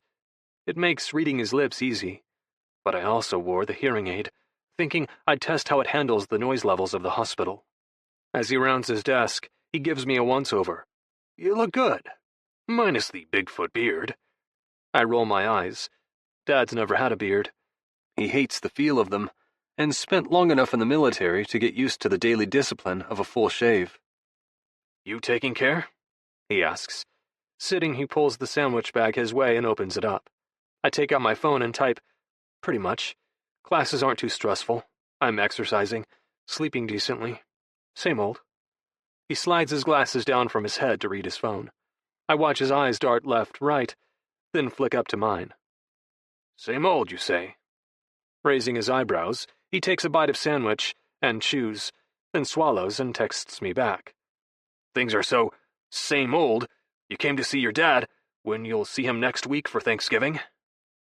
I shrug, tugging my sandwich bag my way and uncurling the folded paper. My hand hovers over the phone, debating. Finally, I go for it. How did you know you loved Mom? Dad picks up his phone, reads it, then sets it down. His eyes meet mine. Sharp green eyes he passed on to Axel and me and Ziggy. Why do you ask? I shrug, then type a lie.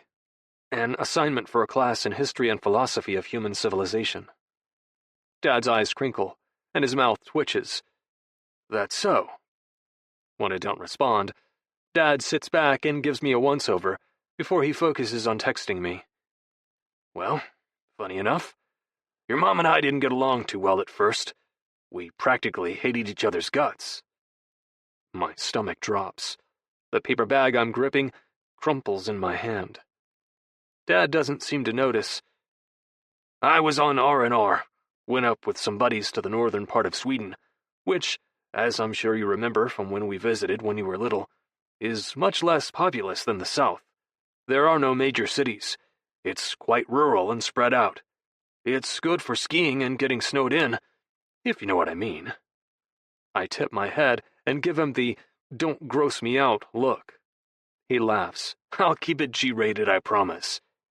Then he pauses, glancing up at me. I see that right ear's hearing aid. Can you hear me well enough like this, or should I keep texting?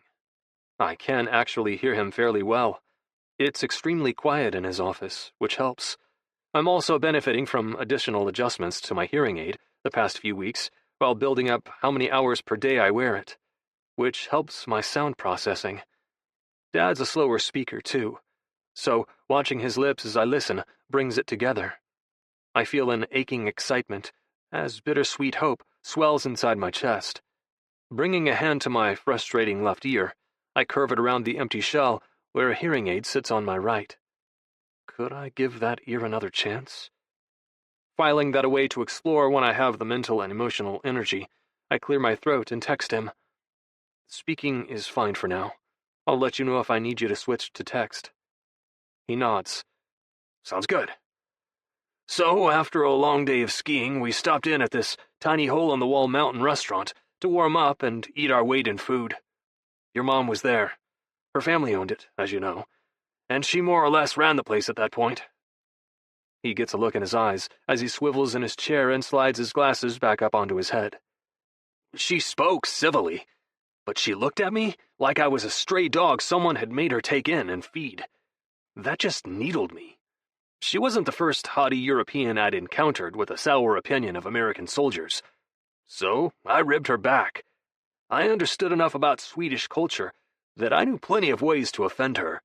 I purposely committed every faux pas I could think of.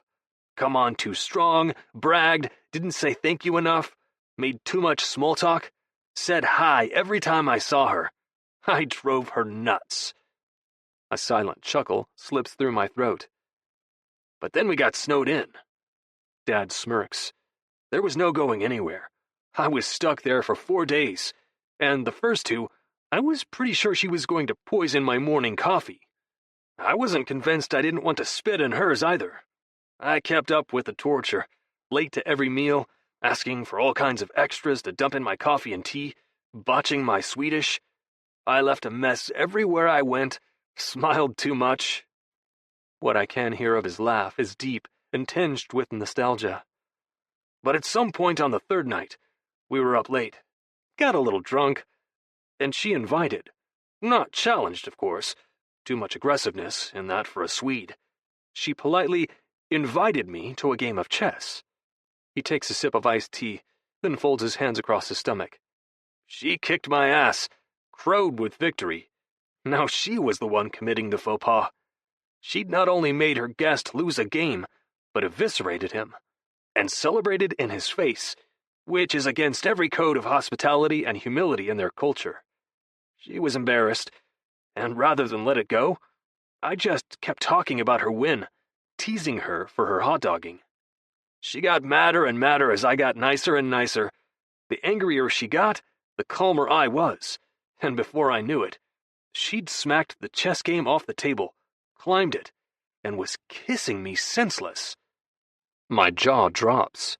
This is not the meet-cute story I've heard told at family functions. But then again, this anecdote would have scandalized plenty of our family and made my Swedish grandmother faint. I'm blushing. I press a hand to my cheek to cool it, and it makes Dad laugh. Your mother, he sighs. I knew it right then. I loved her. I mean, I didn't know that I knew right then, if that makes sense. I was still too twisted up in my frustration with her. But when I look back, his shoulder lifts as he sips his iced tea again. That was it. Why? I text him. How does that make sense to you? How do you look back and know? Setting down his drink, Dad rests his arms on his desk. Hate, enmity, rivalry are all passionate responses. My personal theory is that they are incomplete expressions of one core human emotion: love. It's like that parable about the men who felt different parts of an elephant and each mistook it for something else. Love is a many-faceted feeling. It's anything but one-dimensional. Sometimes, when someone's in love, certain emotions and behaviors, more than others, present themselves first. I swipe open my phone and text, That logic is terrifying. He leans in. But it is logical. Think about it. We don't bother with people we're indifferent to. We provoke and prank and tease those who get under our skin, and it makes us feel people who incite our passion. That's why when it came to your mother, I can look back and see I was doing everything I could to provoke her, not because I liked to tease her. I cock an eyebrow, which earns his chuckle. Okay, I like to tease her a little, but back then, it was because I felt passion for Ellen. And no, it wasn't clear at first why that was the case. Just because we butt heads with someone doesn't mean we're in love with them. But when I came back a few months later, and she was still there, I had perspective. All those unresolved, convoluted feelings of exasperation and tension were no longer partial and incomplete. Affection, protectiveness, the impulse to drop my defenses and soften up, completed the picture, so I could see the truth. I liked her. Being around her made me wake up and sit straighter.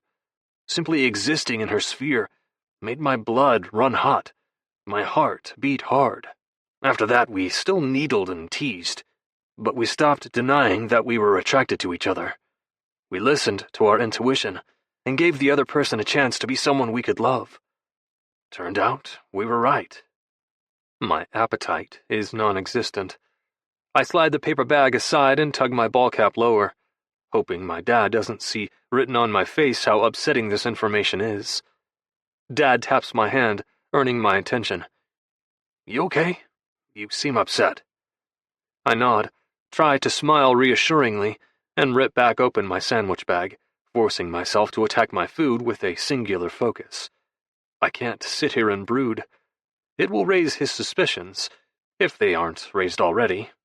I force down bite after bite, trying not to think too hard about the abundant parallels between my parents' rocky beginning and the rough starts Willa and I got off to.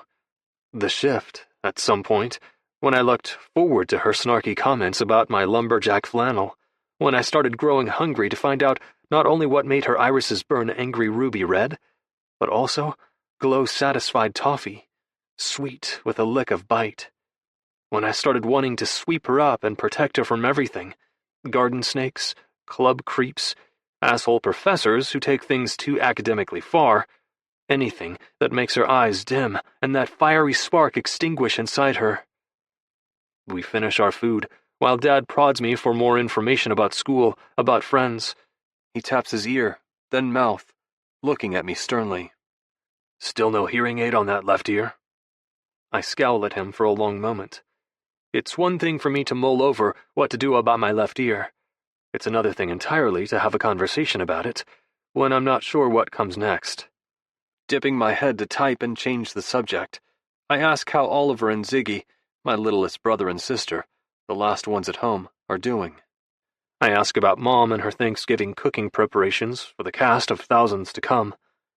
We bullshit as much as you can for 10 minutes, and when I stand and start to clean up our mess, I inadvertently knock my water all over his haphazardly placed files. I'm a doctor's son. I know about patient-physician confidentiality, and I'm not a snoop. I honestly try not to think about all the sick people my dad cares for each day. Cancer's depressing, and selfishly, I'm absorbed enough in my own body's struggles not to want to think about other ways our bodies are vulnerable. So it's not like I'm looking or even noticing labels, until a last name practically screams itself at me. Sutter. Sutter Joy is a patient of my dad's, and according to the basic information page that fell out of her folder, as if the universe insisted I see it, she's in room 337. I stand abruptly, feeling the room swim. Sutter. It's a common enough last name. LA's a huge place. It's probably no particular connection to Willa. But it doesn't feel like that. It feels like something I'm supposed to know. Dad taps my shoulder gently, and I spin. You all right? He asks. I nod. Hot, I mouth, pulling my shirt from my chest as if cooling myself. Dad seems satisfied with that. I let him hug me goodbye, hard, once more before he sends me off. I walk the hallway, counting tiles, telling myself not to look at door numbers, to not even think about them. Even if this Joy Sutter is someone to Willa, who am I to know? It's not like Willa told me. Her voice storms my head as the memory of her anger, her frustration, floods my thoughts. Why do I know almost nothing about you? If this person is Willa's and means something to her, Willa has some balls to give me shit for holding my cards close, when she's been silently carrying a much heavier burden. As I'm walking and working my way through those thoughts, I hear a familiar sound. It carries faintly and distorted, an auditory mirage in the distance. I freeze in place, turning on my heel when I catch the noise again. That's Willa. My body instinctively takes me toward the sound.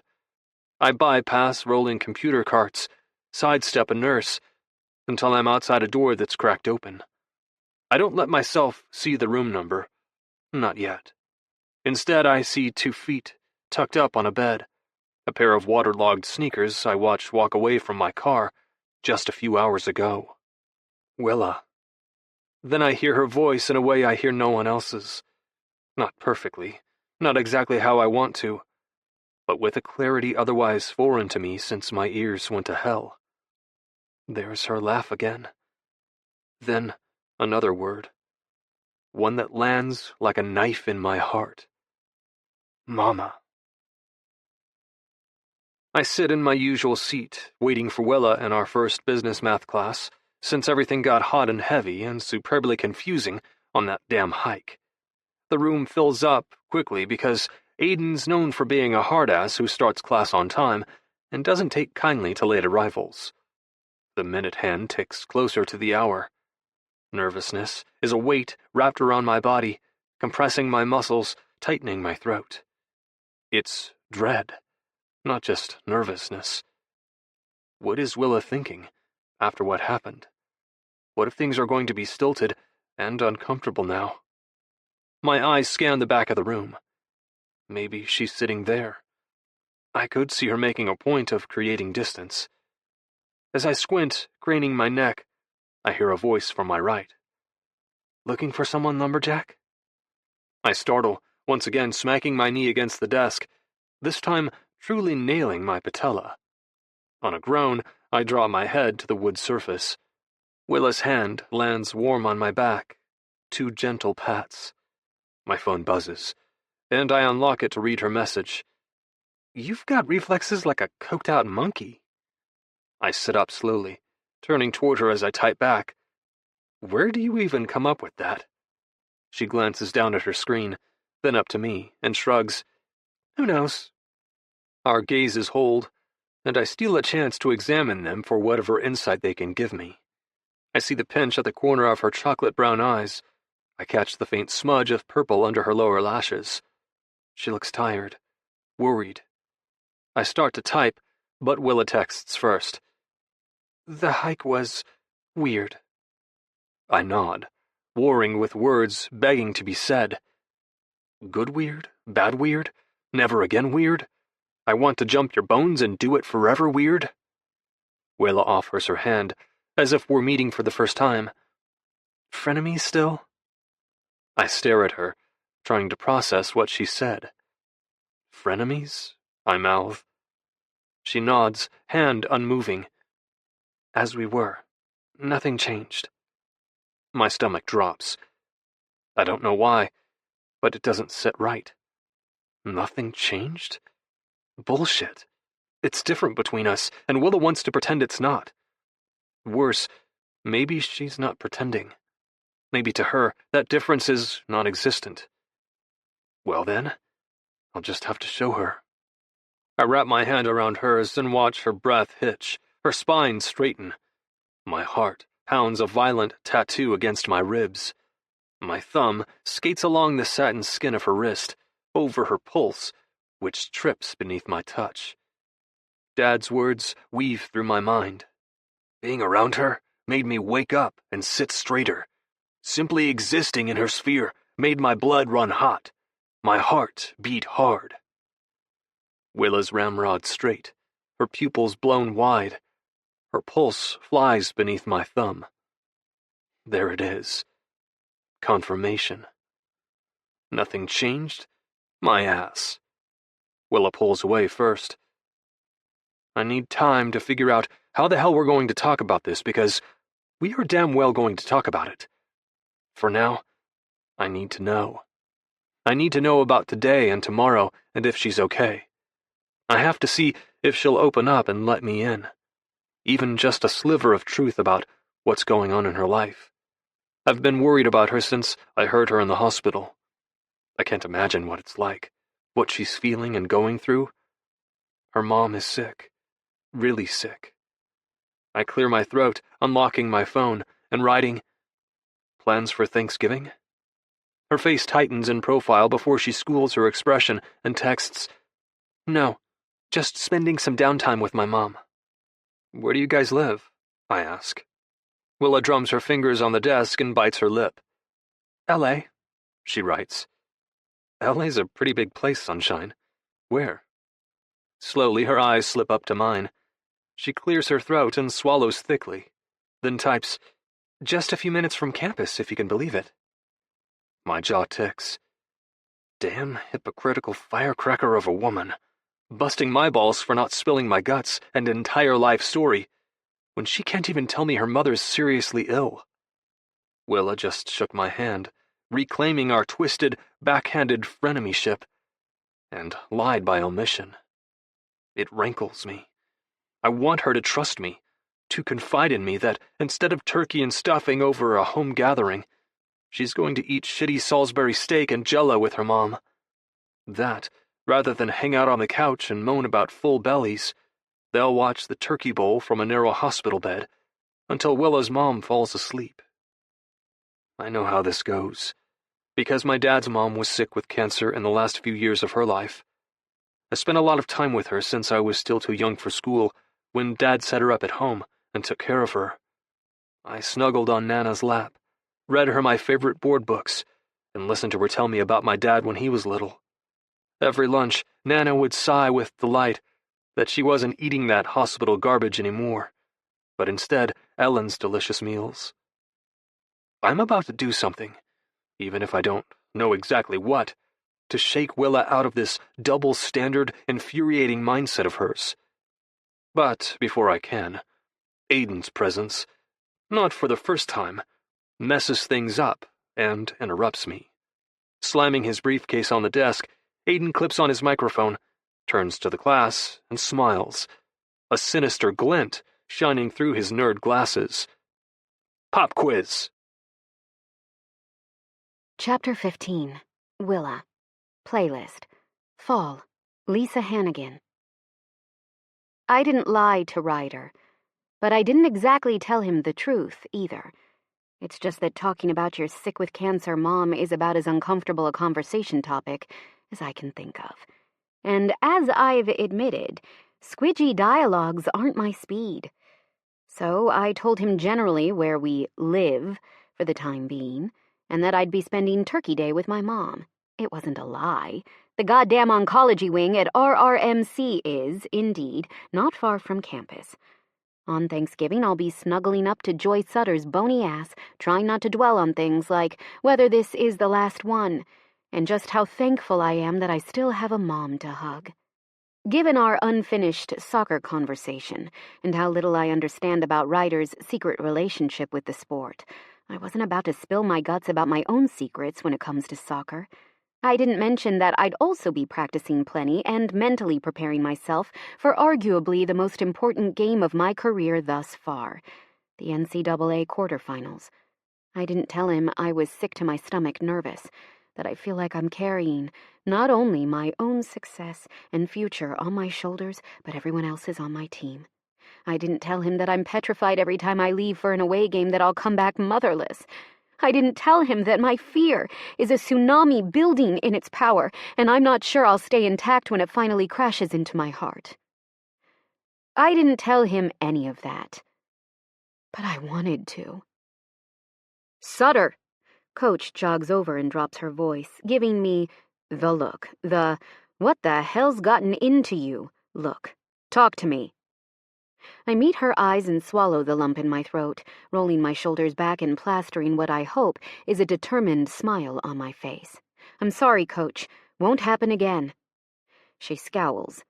My door's open, Sutter, and frankly I can't afford to have you not take advantage of that. If it's going to compromise your play, it won't. I step closer, hands up. It's a plea, a reassurance. I promise. I'm fine. Rooney's a few yards off, arms folded across her chest. When we meet eyes, she lifts 2 fingers, pointing them from her face to mine. I'm watching you. Yeah, I've been avoiding Rooney, because she's my ride or die.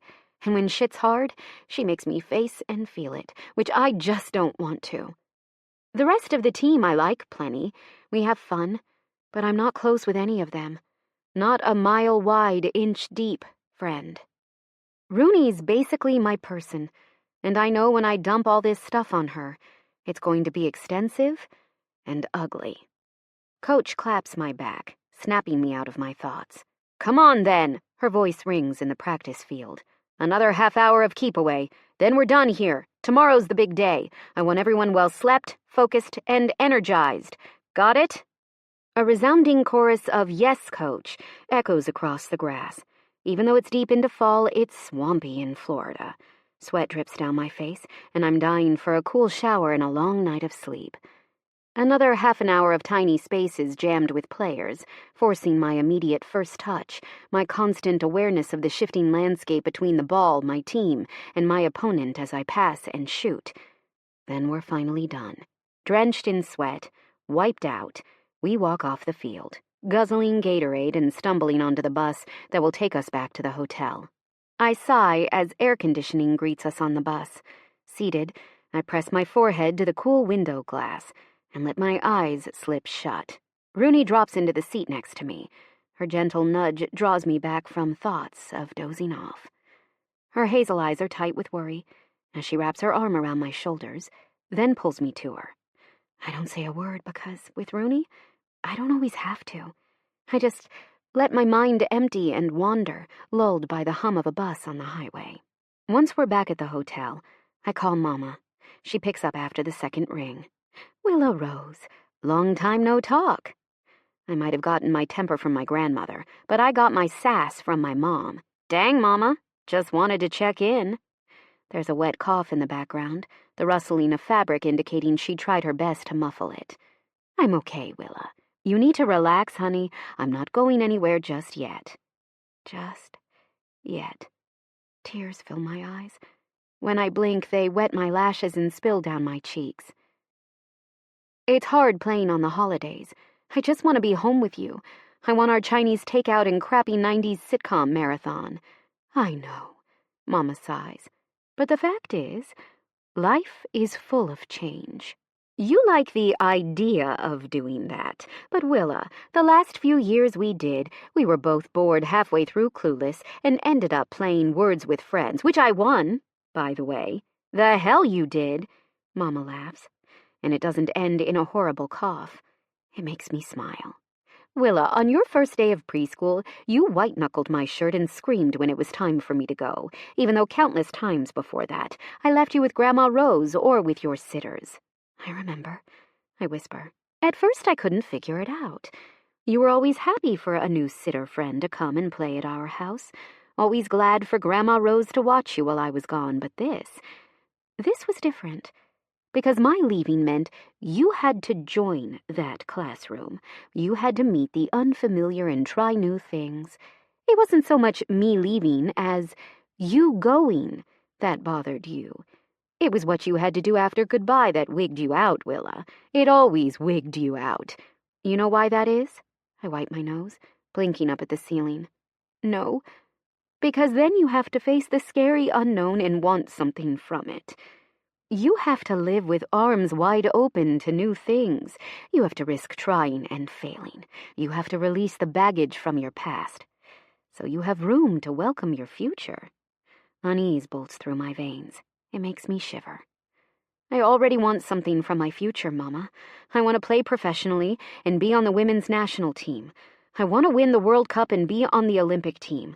I want to see the world and learn about it, but I just don't want to have to let go of what I know or leave behind anyone that I love. Mama coughs. You have to. And when the time comes, you will. You'll pick yourself up, and you'll move on and live that beautiful life. We're talking about it without talking about it. I hate it when we do this. Even though the words aren't being said, it still feels like knives spearing every gap in my ribs. It feels like my throat is scorched, and my heart is dissolving in my chest. A world without my mom isn't a world I want to be in. I hate when she makes me think about it. I hate what I know she's about to say to me. Promise me, Willa Rose. I nod as a tear slips down my cheek. I promise. You snored again. Rooney stomps around the hotel room topless. She's a shameless nudie who would literally walk the world naked if it wouldn't get her arrested. The woman hates clothes, like I hate real talk. It scarred me freshman year, but I've since desensitized and learned not to notice. I yawn, trying to make my eyes focus as I check the time. And, this is significant how, I always snore. And I forgot my earplugs. I frown, both because there's a message on my phone I didn't expect, and because Rooney underslept is not what we need at today's game. As Coach said, she needs us well-rested and ready to go. I'm sorry, Rue. She waves her hand, unearthing a sports bra from her bag and finally putting me out of my misery. As I said, I'm used to the nudity, but it's not my favorite pastime, talking to my best friend while her mosquito bite tits accurately indicate exactly how low we turned the air conditioning last night. It's fine, she says. I'll be fine. I just need coffee, and I don't give a fuck what Coach has to say about that. You do you, Rue. I support your caffeination, so long as you adequately hydrate. Thank you. Rooney drops to the bed, then flops on her back. God, I'm an asshole friend. Here I am complaining about snoring and needing coffee, when you're the one with actual shit going on in your life. You didn't invite me to the hospital yesterday, and I know that's because you're worried it's your last... You want hotel coffee, or should I order Starbucks? I interrupt. This is what Rooney's infamous for. Talking heavy stuff like that's normal. Like hard feelings are felt, not repressed, and subsequently managed in periodic outbursts of sobbing profanity, 15-mile runs, and whiskey benders. Rooney sighs. This hotel crap's fine, thank you. Willa, talk to me. Get it out. I crack open a bottle of water and pour half its contents into the tiny hotel room coffee pot. Next, I place a coffee pod in a little percolator dish and slide it shut. I just don't have a good feeling, Rue. I clear my throat and swallow a lump of emotion. She's been low energy. She's not perking up how she did when she went into remission last time. She's still sick. Rooney sits up as her eyes meet mine. What does that mean? What do you do if you keep being sick with cancer? You die. I wipe my nose. Generally, how it goes.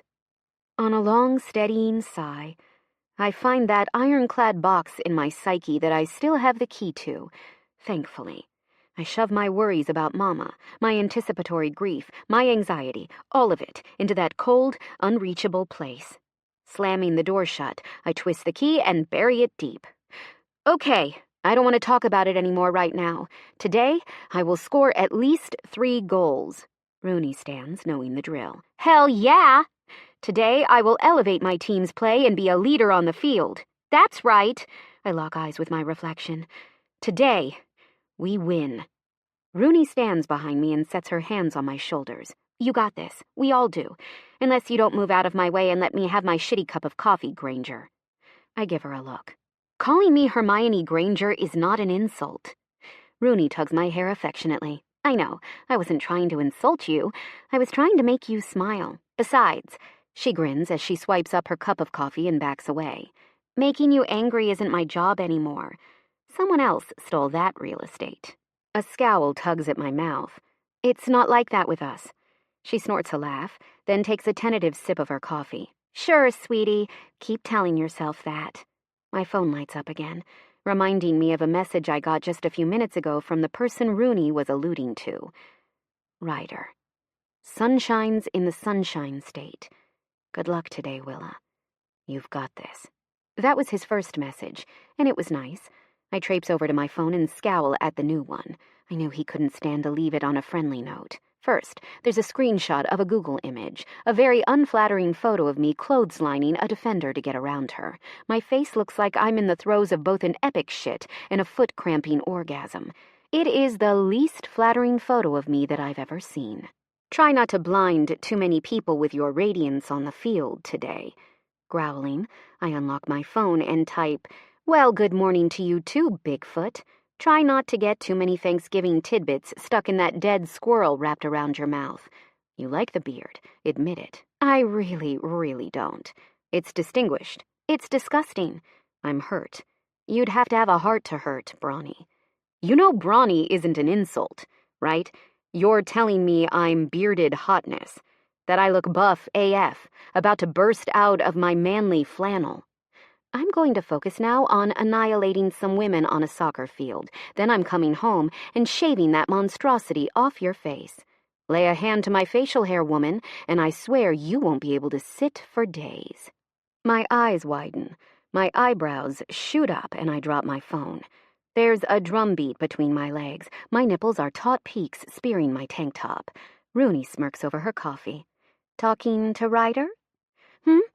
Finally, I glance her way, folding my arms across my throbbing breasts. What? No. Yes. I'm fine. I'm going to take a shower. She's still laughing when I step under the icy water.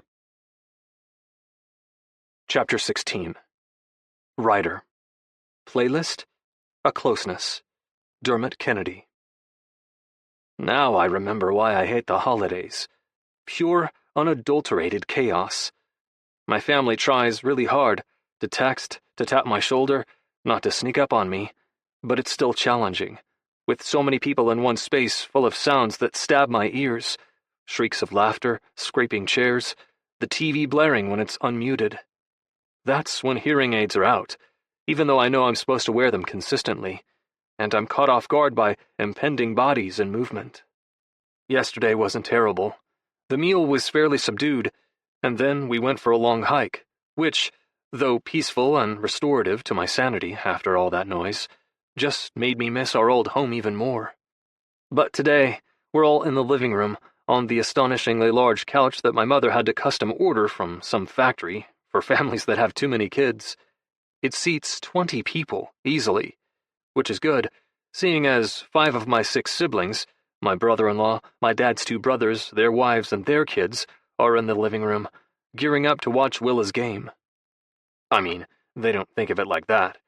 To them, It's only UCLA's women's team in the quarterfinals. We're a huge soccer family, and while not everyone here went to UCLA, it's not hard to get behind the women's team, doing our state proud. I sit on the end of the sofa closest to the mammoth flat-screen TV mounted over the fireplace, my back pointedly to everyone else. My body language says what my voice doesn't. Don't talk to me. Don't touch me. Let me watch the game. Ren's traveling for a series of games. He plays later tonight, actually. But it's like he knows I just want to be left alone right now. Meaning, of course, it's time for him to bug me. My phone buzzes with his text. "Your lady looks ready to kick ass." "She's not my lady," I type back. "That's her, though, isn't it? The one with the braid? The forward who scores all the goals?" Sort of sounds like me. Impressive forward. Goal-scoring machine. If she's nothing to you, maybe I should ask her out." I type back. "She's not nothing to me. She's my friend, and she's off limits." I can see his damn annoying smirk. He's lying down, getting massaged and iced and taped before his game, grinning that fucking know-it-all grin. "We're too old to stake claims like that. Date her, or she's fair game." I come damn close to crushing my phone in my hand, but I settle for pocketing it and ignoring Ren's needling. Besides Willa, he knows best how to get under my skin. Willa and her team disperse from their huddle, and I watch her compact body cross the field to the center circle. I can feel her nerves from here. Or maybe I just simply remember what it's like. How your stomach tightens, the faint buzz in your limbs as you shake them out, and adrenaline jolts your body to attention.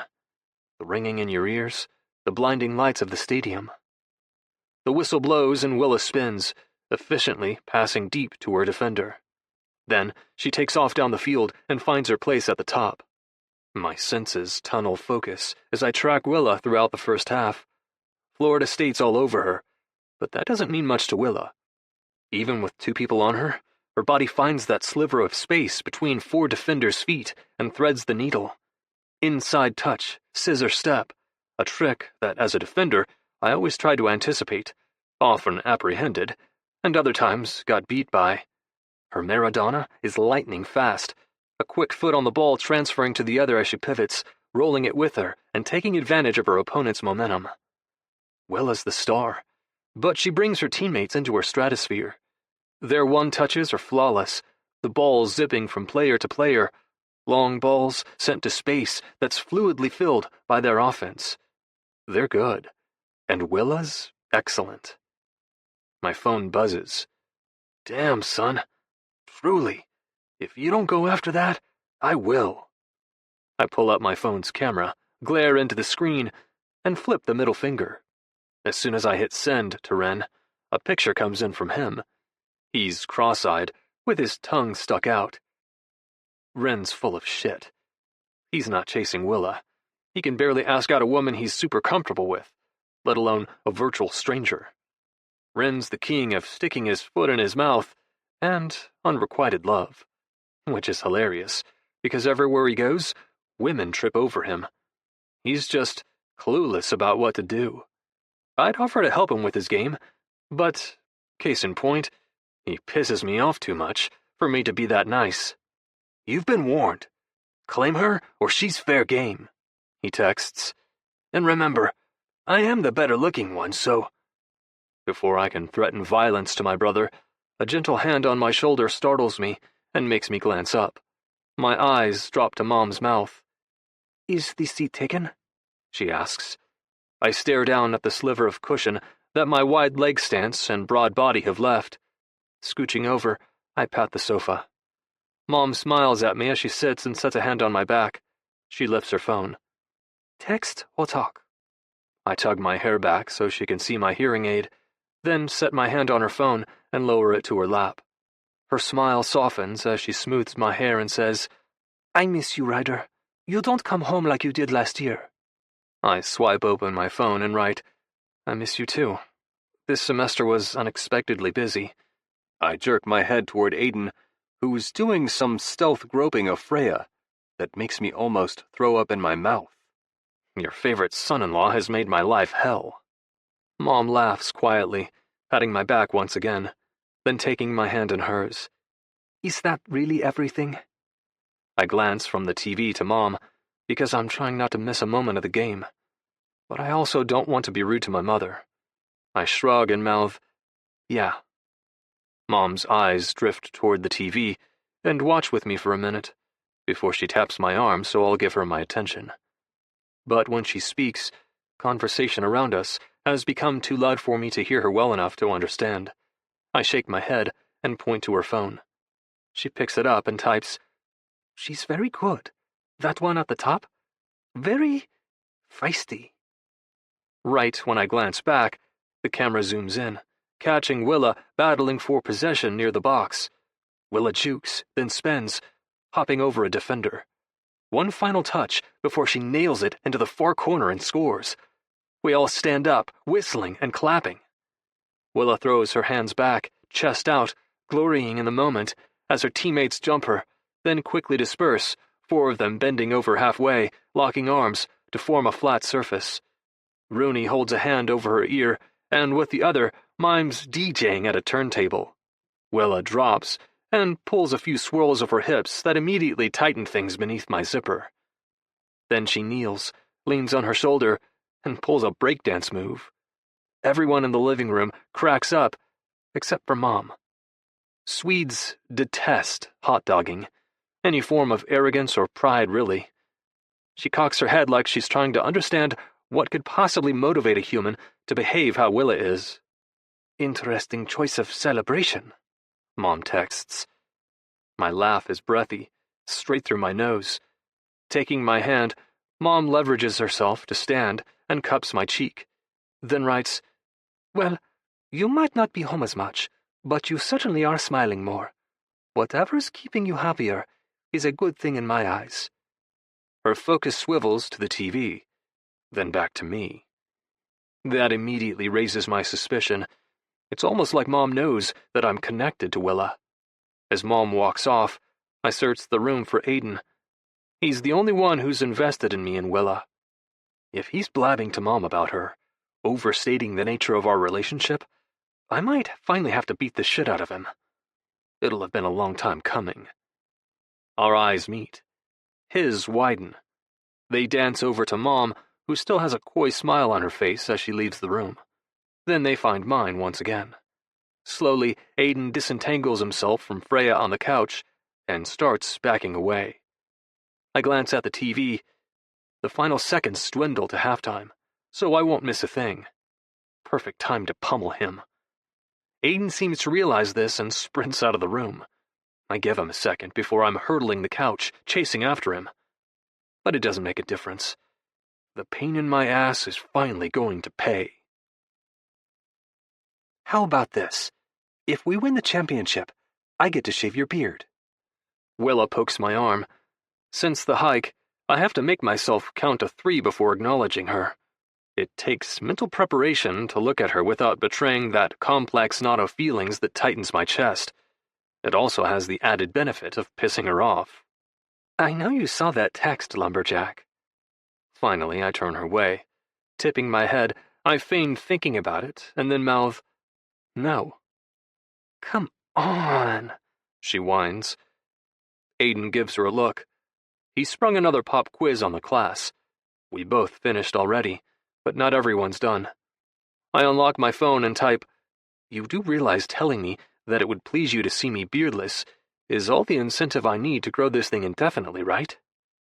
Willa rolls her eyes and types back, Nothing about looking at you pleases me. I just want to stop having nightmares about Sasquatch and deranged blonde-haired Vikings. Been dreaming about me, have you? Willa's cheeks pink as she reads it. Clearing her throat, she straightens in her seat and types, Yeah, they're my anti-spank bank material. When I see a man so hot I just want to jump him, I think of that gnarly animal tail on your face, and my libido shrivels up just like that. I narrow my eyes at her, then type, Who are these hot men you're borderline jumping? She smirks, idly twirls a curl of hair around her finger, and doesn't answer. Willa? Completely ignoring me, she writes, We need to peer review our individual reports on our happy couple hike before we turn them into Mac. I don't have a ton of time to go back and forth, so we can just meet at your place and go over them at the same time? I pinch the bridge of my nose, then type, fine, tonight. Or I can't until the weekend, which is your game. So, tonight. Perfect. Fair warning, Coach promised to make us wish we're dead at practice today, so I'll be cranky and ravenous. I'd like to submit a formal request for the sulking Swede's famous meatballs. I'm not sulking, I type. You're just not answering my question. Aiden collects quizzes and starts discussing the reading assignment I already did. Willa pretends deep concentration in what he's saying before finally turning back toward me when Aiden finishes. Holding my eyes, she sweeps her books into her bag and zips it up.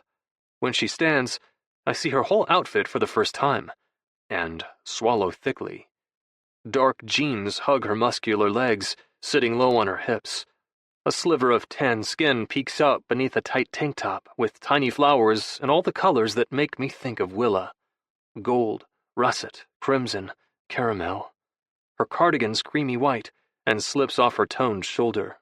She's pulling that sexual teasing shit again. I scowl because it worked. I'm going to have to sit at this desk for a few minutes once she leaves to cool things down. Smiling, she hikes her bag higher on her shoulder. Bye, mountain man. Gotta run. I stare after her, and have to bite my cheek not to groan, because Willa's got an ass, and it is in its element in those jeans. Turning back to my desk, I scrub my face. After a very important minute, in which I visualize the most revolting thing I can think of, and with 6 prank-inclined and vindictive siblings, I have plenty of material, I stand without embarrassing myself, then leave. I can't tell you why I crossed the quad when I otherwise typically go straight home and eat lunch after this. I can't tell you why I wandered toward the campus cafe that offers smoothies and decent coffee and fresh salads, the spot where I know Willa eats her lunch on this day, because then she has feminist literature soon after, and there's no time for her to go home and cook, and she hates soggy sandwiches, all packed lunch ingredients, actually, with the passion of 1,000 blazing suns. Not that I remember her telling me all that. I can't tell you why I drop into the line when I see Willa 4 people ahead of me, biting those tempting full lips as she reads the menu. Well, I can. But if I did, first I'd have to own the truth of what I'm up against. That since the hike, keeping Willa in the frenemy zone is harder than before. That my feelings for her have grown big and scary and serious. That my heart now does a twisty, unnerving somersault every time I look at Willa. I'm looking at her now. Staring, honestly. Daydreaming about running my fingers through her wild hair. A tangle of waves and tendrils, swirling chocolate brown and caramel streaks, and raspberry ribbons that catch the high noon sun. Watching a tall, dark-haired, blue-eyed guy, who's not butt ugly, walk up to her and wrap an arm around her shoulders. My heart drops to my stomach. It's beyond stupid of me to have assumed that Willa wasn't interested in anyone. But all I've seen is that she never gives any guys who eye her up a second look. She's not boy crazy. She's never out on dates. And given her many anti-male diatribes that she weaves in our evenings together working on the final, I assumed Willa more or less truly hated men. Except for me, basically. And maybe Tucker and Bex, who seem to have grown on her during our project nights at my place. This guy seems to be the exception. He grins down at her and gives her hair a nuggie. Asshole. I can't tell you why I do it. Why I watch them when my heart corrodes in the acid of my jealousy. But I can't look away. Chapter 17. Willa. Playlist. Hot Knife. Fiona Apple. Willa Sutter. Look at you. If his irritating voice weren't unforgettable, I'd have recognized him by his asshole move, giving me a noogie. Stepping out of his arm's grip around my shoulder, I peer up at Luke Masters, a creep of a jock I stupidly slept with last year. He's on the basketball team. We have a few events per year that bring the women's and men's athletics programs together, and since our hookup, in which he ditched before I even woke up and left the condom on the floor. I tolerated seeing him at those events and nothing more, until this past summer, when he and Rooney slept together. Rooney had no clue about our history since I'm me, and I never told her Luke and I hooked up in the first place. It's weird, but that's not even the worst part. After he pulled the same stunt on Rooney, he told everyone what, in his words, "A freak between the sheets, she is. Now, instead of tolerating him, I downright hate his guts." Luke, the Duke of Douchery. I reach up and pinch his nipple, making him yelp and step back. "What brings you here, polluting the atmosphere with your existence?" He rubs his nipple and looks me over. "Just saying hi to my favorite fellow star." Ah. Luke is vain. He likes to be seen with the right people, to maintain a reputation of having the best connections, rubbing shoulders with people who he thinks make him look good. I had an incredible game in the semifinals, a hat trick and a mind-blowing assist to Rooney. I was on fire. I've been in the news, and I gave an interview that's made the rounds. I've had nice publicity through the playoffs, and this last game took it to the next level. Like many men before him, Luke's here to ride the wave of a woman's blood, sweat, and tears, hoping he can coast on her momentum. "How'd your last game go?" I ask, stepping forward as the person in front of me steps up too and places her order. "Oh, wait. That's right. You lost. Again." Luke's face sours. "Damn, Willa. Have you always been this much of a bitch?"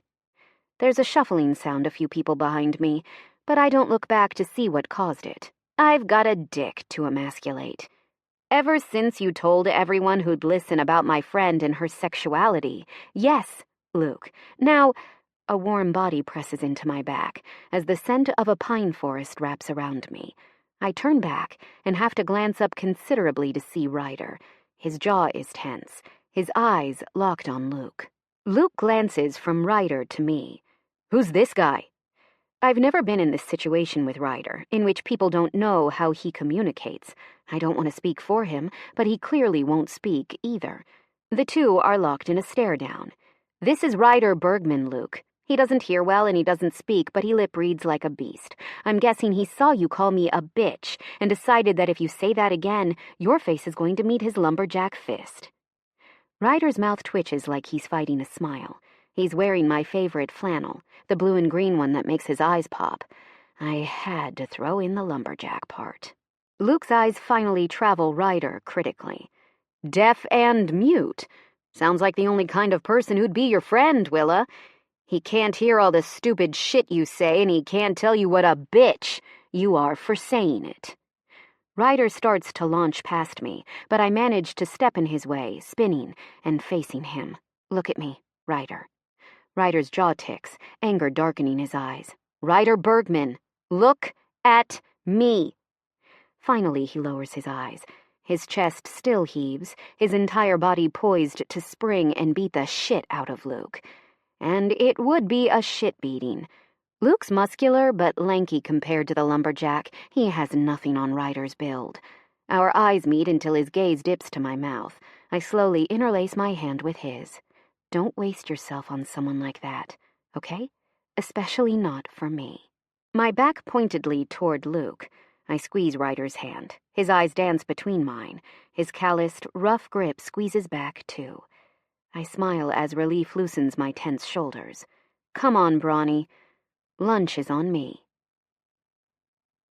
I never knew I had a sandwich kink, but it seems I do. Ryder eats a big-ass Italian submarine sandwich, sleeves rolled up his forearms as the December sun beams down on him. It is straight-up pornographic. I can see every tendon and muscle flexing under that fine dusting of blonde hair on his arms. His fingers are elegantly long, but rough at the knuckles, and he's missing a bit from the pad of his left index finger. How did I never notice that? Even after our questionnaire at the falls, how are there still so many things I don't know about Ryder Bergman? Okay, pot, and what the hell does the kettle know about you? Shit. Those are advanced metaphors, even for me. My wily subconscious is 100% right. I keep stuff from Ryder big time. Barring the extensive effort that I make both to burn and bust him, I treat him like every other guy I know. I hold him at a distance, keeping him far from anything to do with my heart. Well, for the most part. There was that little slip-up on the waterfall ledge. I might have let him a little closer then. I watch him lick mayonnaise off his thumb and feel myself smile. His lashes fan over his cheekbones, and despite the beard's growing volume, he at least combs it now, revealing the faintest hint of his cheekbones. When he leans for his water, I catch a glimpse down his flannel shirt, undone a sexy 2 buttons. I can see the shadow of his pecs, a faint glistening of hair. My mind wanders, imagining if I unbuttoned his shirt, shoved it off his shoulders, then pushed Ryder until he lay on his back. I'd straddle his waist and run my hands down the warm, taut skin of his stomach. A cyclist whizzes by and startles me out of my filthy fantasy. My fists are clenched, my nipples scraping against the thin material of my bra. I'm painfully aware of every inch of Ryder's body, of how much I think about sex when I'm with him. It's probably just all this pent-up aggravation, like static energy that snapped and sparked between us so long. It needs somewhere to go, something to ground it. We've tacitly agreed not to murder each other. So what other cathartic activity does that leave? What can exorcise this hellish energy pulsing between us? Sex is the only answer. If he knows I'm watching him, Ryder doesn't say anything. He's been quiet, even for him, since we ordered our food and sat down outside. He put a hand low on my back when we walked out and held the door for me. Before the door shut behind us, he gave Luke a death glare that made my knees wobble a little. Setting down his sandwich, Ryder dusts off his hands and picks up his phone. Mine dings seconds later. Who was that douche? I unlock my phone and type, "An old unfortunate conquest." Ryder's hand tightens around his phone as he reads my message. His jaw clenches. He swallows like he's tasted something unpalatable, and warmth fizzes inside me. Is Ryder jealous? Interesting. I swipe open my phone again and type, "I have lots of those." Ryder reads the text. His knuckles turn white as he glances up at me and holds my eyes for a long minute. When he peers back down at his phone and types, my stomach knots with anticipation. "You're a terrible liar, sunshine." I bite my lip, trying to hide my smile. Okay, so I haven't had that many, but the ones I did were unfortunate. "Why unfortunate?" he types. I answer Ryder reflexively. "Because they were uneventful, if you catch my drift." My ears burn, a blush heats my cheeks. Why the hell did I just tell him that? His body stills as he reads. Ryder's empty hand drums all 5 fingers along his thigh as he texts back. Then they were imbeciles who have no idea what they missed out on. An inexplicable wad of emotion catches in my throat. I clear it. Then, for some idiotic reason, I type and send, "Apparently I'm hard to please." Jesus Christ, apparently I'm also devoid of a filter. My blush darkens tenfold. Ryder's brow furrows. A scowl tightens his face. Bullshit. An indecorous snort slips out as I reply, "Nope, it's the party line of your gender when it comes to sexy times with Willis Sutter." Ryder shakes his head, his thumbs flying. Guys say shit like that when they don't know the first fucking thing about pleasing a woman.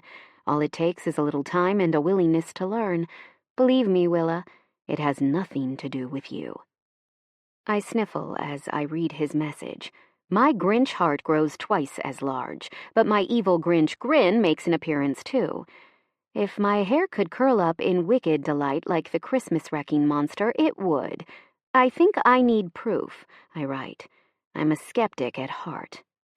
Ryder's head snaps up, his eyes narrowing at me. Dropping his gaze, he sends a brief text. "Is this your ass-backward way of seducing me, sunshine?" Arrogant mountain man. I want to say yes, but now he just made me look like a sex-starved hussy, begging him to whip out that lumberjack wood and log-jam me into next week. That's because you are a sex-starved hussy, begging him to whip out that lumberjack wood and log-jam you into next week. Shut it, Choo-Cha. It's most certainly my Choo-Cha talking. She feels empty and tortured every time she's around Ryder. I will not be steered by my personified vagina. I swipe open my phone. Please, I type.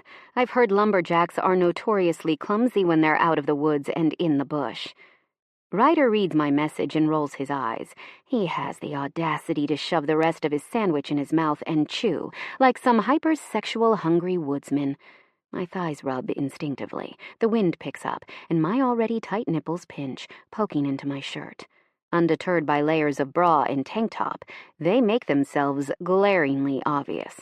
Ryder looks up from his sandwich and gives me a calculating once-over.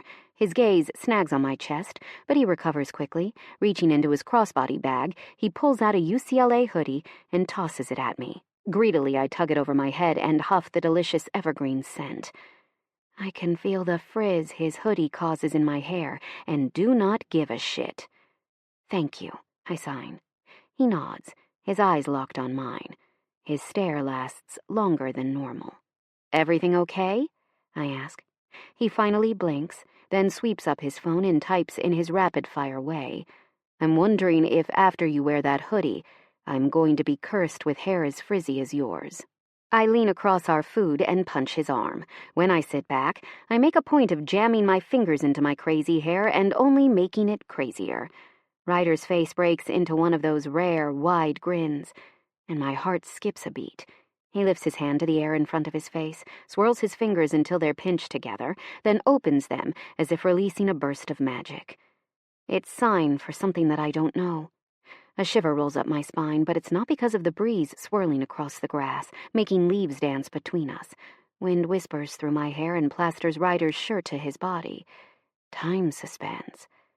What's that one mean? I ask. Balling up the empty paper from his sandwich and tidying our mess. Ryder slides his bag up his shoulder and stands. His fingers ruffle my hair as he smiles down at me. Then he walks off, leaving me in a haze of unanswered questions and cedar-scented air. Damn mind-fucker of a lumberjack. Beckett Beckerson, get your rank-ass hands out of the taco meat. Tucker smacks Bex' fingers away, then shoves him, nearly sending Bex crashing into me as I close the front door. Sorry, Willa, Bex mumbles, straightening me out. Wilhelmina, Tucker shouts. I flick him off. I requested Swedish meatballs. Tucker shrugs. Ryder didn't get home until 15 minutes ago. He asked me to do him a solid and get taco meat cooking. Huh, that's weird. I hate to admit it, but there's no point in denying I have Ryder's schedule memorized. He should have been home hours ago. Bex goes to the fridge, pulling out taco fixings. You like tacos, right? He asks from inside the fridge. I drop my bag on the table and wave my hand, already making my way toward Ryder's room. I love them. Thanks, guys. Cool. Tuck nods, jamming to some music he has playing quietly from his phone. Knocking twice on Ryder's door, I let myself in. He's on his laptop, squinting at something with headphones on. He looks so intensely focused. I'm wildly curious to know what he's watching. When I step closer, he does a double take, eyes widening as he rips off the headphones, slams his laptop shut, and practically sits on it. Tipping my head to the side, I fold my arms over my chest. Okay, Bronny? He nods and swallows loudly. Pushing off the desk, he grasps my elbow and steers me out of his room into the main living area and signs, How are you? What's up? I've noticed him using a little more sign in the past few weeks. We still talk our texting way plenty, but it seems like sometimes he just wants to look at me and have some conversation that way, too. I kicked my feminist literature final paper's booty. That's what's up. He releases my elbow now that we're safely away from whatever's on that laptop that he doesn't want me to see. He smiles and signs, Good. Bex is organizing tiny little bowls of all the toppings, Tucker warming up tortillas. I glance from the kitchen to Ryder. Putting your minions to work, eh? What happened? Ryder's face slips slightly. I'm sorry, he signs. He hesitates, frustration pinching his face as he retrieves his phone from his back pocket, and quickly types, Forgot about a doctor's appointment. I cook them dinner nightly. They owe me. You love tacos, though, right? Something melts a little inside me. He's right. I don't like tacos. I love them. They were, until his Swedish meatballs, my favorite food. Yeah, I sign, then text him, Everything okay at the doctor's? I try to ask it in a way that isn't invasive but shows I care, because I do. I can't pretend I'm not invested in Ryder's wellness. He gently tugs a curl of my hair, then steps past me, into the kitchen, typing as he goes. My phone dings. Just some tests, because science has yet to understand how I got so manly and shockingly lumberjacked. Nothing serious. Lumberjacked. I snort a laugh, derailed from my concern. Dinner's served, and I enjoy the tacos as much as the volley of insults lobbed between Tucker and Bex and Ryder via catapulted food, texts in group chats, hands thrown in emphatic gesture. I stare at Ryder, feeling weird, unfrenemy things. Which is so stupid. A pointless road to go down. I'm a frizzy-haired, foul-mouthed thorn in his side, not a woman he wants. I mean, we might have, half asleep and half drunkenly, dry-humped each other a little. We might have kissed because our brains misfired.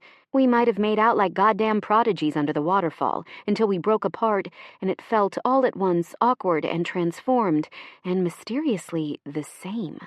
Giant, dry-humored, snarky, insult aficionado, asshole lumberjack has emerged as my type for down the line. But Ryder Bergman is nothing but my frenemy, maybe a frenemy I could hate bang if he were up for that kind of thing. Willa, I jolt, and my mind is now back at the table. Huh? Want any more? Bex holds the taco meat bowl out to me. I stare at it, feeling my appetite dwindle. No thanks. I'm okay. Ryder's eyes are on me. His hair is pulled back in a man bun so it doesn't get in all the taco goodness, but he has some salsa in the corner of his mouth. I white-knuckle my jeans as an impulse strikes me to push away from the table and straddle his lap, to kiss that salsa off Ryder's lips until our mouths burn for a very different reason besides habanero peppers. His eyes darken as they hold mine, and he slowly lowers his food. Here we go. Tucker drops his tortilla chips and wipes his hands on his jeans. They're doing one of their stare-downs. Quick, get the timer. Bex yanks out his phone, setting it. Ryder and I have, in the past, engaged in a few juvenile showdowns of unblinking stares. Bex and Tucker have historically placed bets both on duration and victor. But this is not one of those times. This is something very different, even if I can't say just what. His irises are pristine, glittering green. It's unfair. I stare into their depths. Their shades of lush hillsides, soccer fields, dazzling emeralds. My eyes start to water from staying open for so long. Ryder's jaw tightens as his pupils dilate. A huff of air leaves him, and finally, he blinks. Woo! Bex slaps the table, then sets his hand palm up for Tucker. Tucker grumbles and smacks a $5 bill into it. I turn their way and lob a lime wedge at Bex's head. I should inspire a higher bet than that, Beckerson. I'm insulted. Ryder stands, collecting plates and stacking them. I help clear the table, then dry the plates Ryder washes in a daze, staring at the backsplash tiles. What is going on with my brain and body? And does Ryder feel the same way? Empty and full at the same time, like a balloon about to pop, a bubble that's grown too heavy. Something between us feels incomplete and unavoidable. Something's coming. I just can't figure out what it is. Chapter 18. Willa. Playlist. Stay. Rihanna. Mickey Echo. My ears ring. I stare out at the field, stunned. We lost.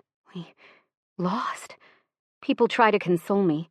Stupid platitudes and empty reassurances. At least you're only a junior. There's always next year. Hell of an effort out there, Sutter. You did everything you could. Nothing makes it better. Nothing dulls the sharp pain of disappointment. We didn't just lose. We didn't play our game. Our defense fell apart. Poor Sam took so many shots on goal, I think she broke her personal record for saves in a single game. Rooney and I were in sync, as always, but it felt like everyone else was passing 10 yards behind me or right to my defender. Our only goal was a long shot I took.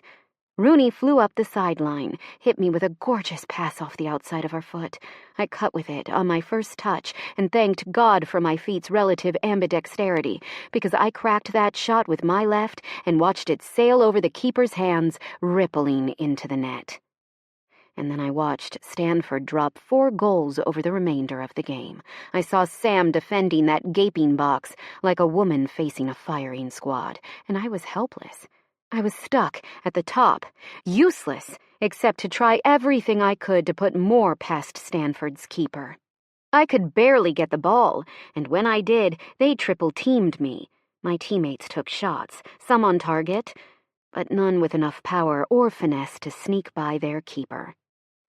That feeling of helplessness gnaws inside me. It does not diminish after Coach's consolation talk, not as I pack up my gear and walk, head hanging to the bus, not on the 4-hour ride home, not on the call with my mom the moment Rooney and I stumble inside. You did your best, Willow Rose. You should be so proud. I sniffle as tears stream down my cheeks. My best wasn't good enough. Your best is always good enough, Mama says. Your best just doesn't always mean that things turn out how you want. Wiping my cheeks, I exhale shakily. I know. I just don't like that. Mama's chuckle is hoarse, yet familiar. Well, at least you can admit it. A beat of silence stretches over the phone. Something in the background beeps, and I hear the murmur of quiet voices. Can I come see you in the morning? Willa, you never have to ask. Okay, I whisper. I bite my lip, stifling more tears, swallowing my words that would tell her how much I wanted her there, whistling in the stands, her strong voice yelling and cheering, urging me on. How much I wish she were home at our apartment, so I could crawl into her bed and feel her arms wrap around me, so I could smell her vanilla perfume and cry through all my disappointment. But I can't, because she wasn't well enough to leave, despite the fit she threw with Dr. B, because we don't have a home anymore since cancer swallowed up my mother's hard-earned money. Willa?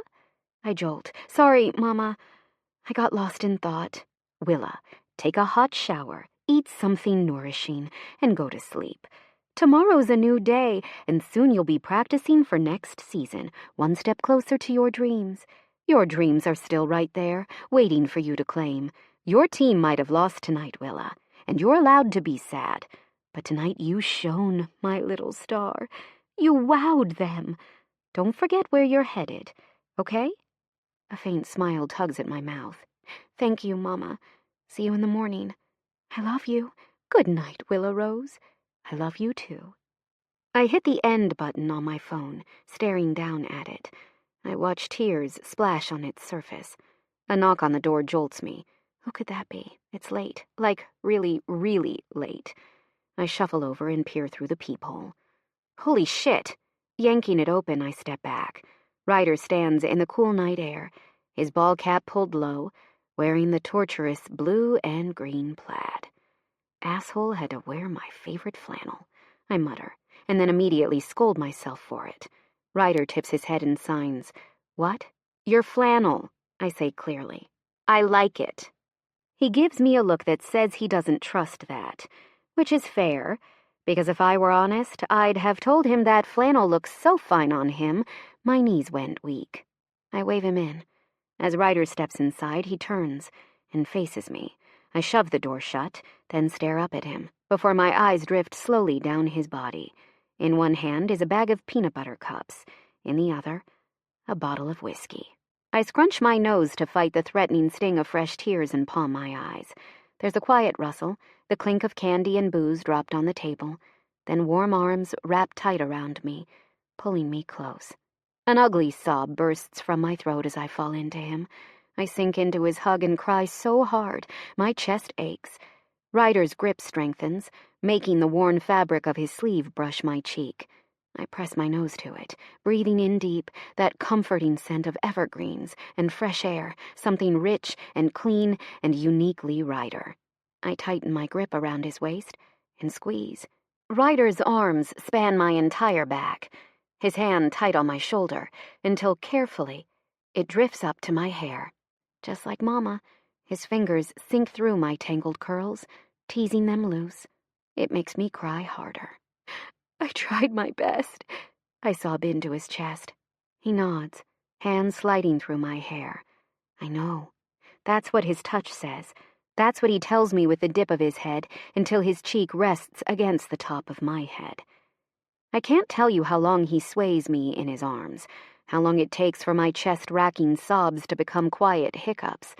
When he seems convinced I'm not going to explode with tears again, Ryder pulls back enough to wipe his thumbs under my eyes and extract one of those ever-present hankies from his pocket. Blowing my nose, I glance up at him, then stash the hanky in my hoodie.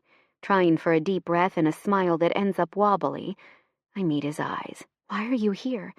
He tips his head, his eyes searching mine. It's a long moment that our gaze holds. I'm scared to read into it. I'm frightened to admit what I feel when Ryder shows up with my comfort foods and open arms and that unspoken way of understanding me. When he steps forward, I step back. My butt smushes against the table's edge as Ryder leans closer and my thighs part. He lifts his hand, and my eyes fall closed. I'm waiting for him to throw me on the table, then tear off my clothes, when the rustle and pop of plastic make my eyes snap open. Ryder smirks as he unwraps foil covering a peanut butter cup and brings the chocolate to my pinched lips. Tap, tap. He presses the peanut butter cup to my mouth once more before it opens, and he sets the chocolate inside. I chew, trying to maintain my irritation with his teasing games. It's a struggle. He brought me peanut butter cups, and now he's uncorking the whiskey with his teeth and spitting the cork into his palm. The hairs on my arms and neck prickle. He smells like sex in a forest, standing inside the gap of my thighs and hand-feeding me chocolate. "You're here to make me feel better." He nods, giving me the bottle. With his hand free, he gestures a little. "Yeah." I throw back a swig and swallow, not flinching at the burn. Well, a little better is better than nothing. Pressing the bottle into his chest, I meet his eyes and sign, "Thank you." Ryder's eyes don't leave mine as he tips the bottle back and takes a long drink. It's the sexiest thing a man's ever done in front of me. I take his hand and pull him with me toward the sofa. With his formidable wingspan, he snatches the peanut butter cups and brings them, too. He sets down the goodies as I drop onto the sofa. Then Ryder straightens, eyes on me, unbuttoning the cuffs of his sleeves and slowly rolling them up. It's hardly a strip tease, but it's turned my nipples to drill bits beneath my hoodie. My panties are soaked. The urge to get naked is overwhelming.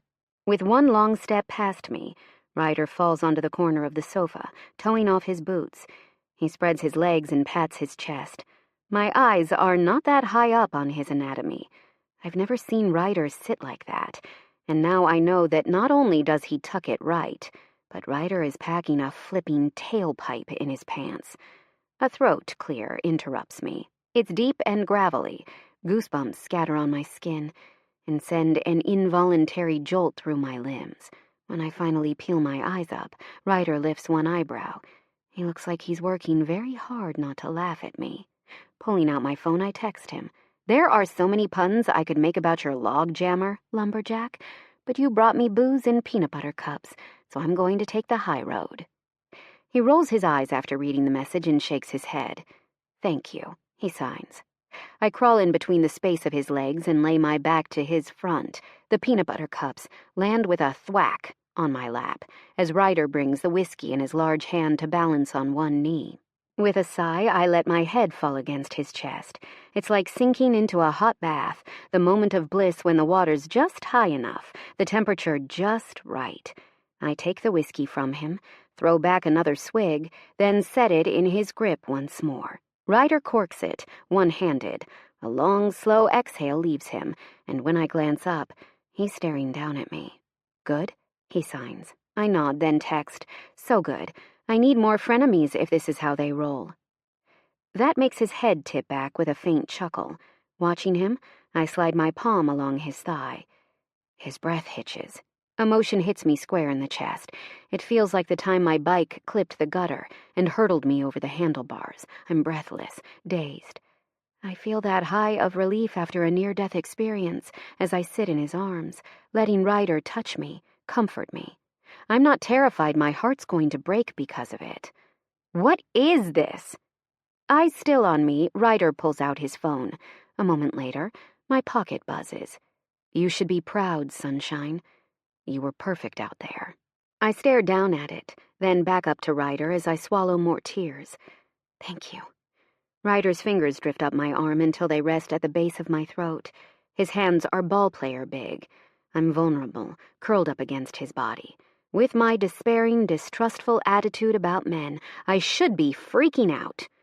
But as his thumb whispers over my windpipe, as it traces the hollow of my throat, I know with complete certainty I have never been safer than I am with Ryder Bergman. He shifts and lowers his head until our foreheads touch. The whiskey bottle drops with a liquid clunk on the sofa, freeing both hands to roll my body up to my cheeks. Our eyes hold, and I refuse to blink. I search Ryder's gaze as his thumbs stroke my cheeks, as his legs tighten around me. My body turns so I can slide my hand along his torso and earn his stuttered breath. Over his pecs, traveling his throat, my fingers test the soft, thick hair of his beard. It tickled last time, like I expected it would. What I hadn't expected was to like it so much. Now, I'm prepared. Ryder's mouth lowers to mine, a hair's breadth away. I know what he's doing. He's waiting for me. He's going to let me make the first move, just like I made him last time, fair and square. I slip my fingers through his silky hair, curling around the nape of his neck, and pull him to me. Those soft lips that I wish I could see, I feel, taste, and bite. Our kiss is languid, a bookstore word for luxuriously slow, decadently savored. It's torture of the best variety. Ryder's groan fills my mouth, the clearest sound besides his laugh that he's ever given me. His fingers tighten in my curls as I lean into him. His mouth opens, his tongue finding mine with soft, teasing strokes. I fist his hair and tug him closer. His hands tip my head, controlling the kiss, and I'm at the mercy of his touch as his tongue spears my mouth. I hear the gasps that leave me, the pleading noises I'm making. I make to turn fully, with every plan of straddling his lap, ripping open his buckle and taking this home. But Ryder stops my movements and pins me against him. One solid arm spans my collarbones as he leans over me, his kisses softening, the gradual taper of a windstorm to a gentle breeze. I reach for his neck again in demand for more. I'm hungry for his kisses. I'm greedy. I want him, and I don't care if it makes everything weird tomorrow. Ryder resists my first tug, but I pull him stubbornly toward me. Giving in, he drags me closer as our kiss deepens. One arm anchored across my chest, Ryder drifts his free hand down my ribs, over my stomach. It's a gentling, comforting gesture, but I want so much more. I wrap my hand over his and guide it downward. His eyes meet mine as I slip his hand beneath my shirt and whimper. I tell him so he knows. Yes, yes, yes. Ryder's eyes darken. His fingers drift lazily along the waistband of my sweats, teasingly slow. They slip beneath the elastic, right over my panties. My thighs clench involuntarily, but Ryder grasps my leg, pulling it wide. My stance is splayed, my thigh stretched over him, pinned between his powerful body and the couch. It leaves me thrown open, motionless, as his fingers graze my panties. I'm despicably wet, and Ryder groans when he feels the effect of his touch. Breath bursts from my lungs, double-time gasps, as one calloused finger rubs along damp fabric and finds my clit, then lower, everywhere that I'm aching and empty, begging for more. It's the faintest noise that rumbles in his throat, but it turns me molten hot. Ryder's touch is measured, exploratory. He watches me.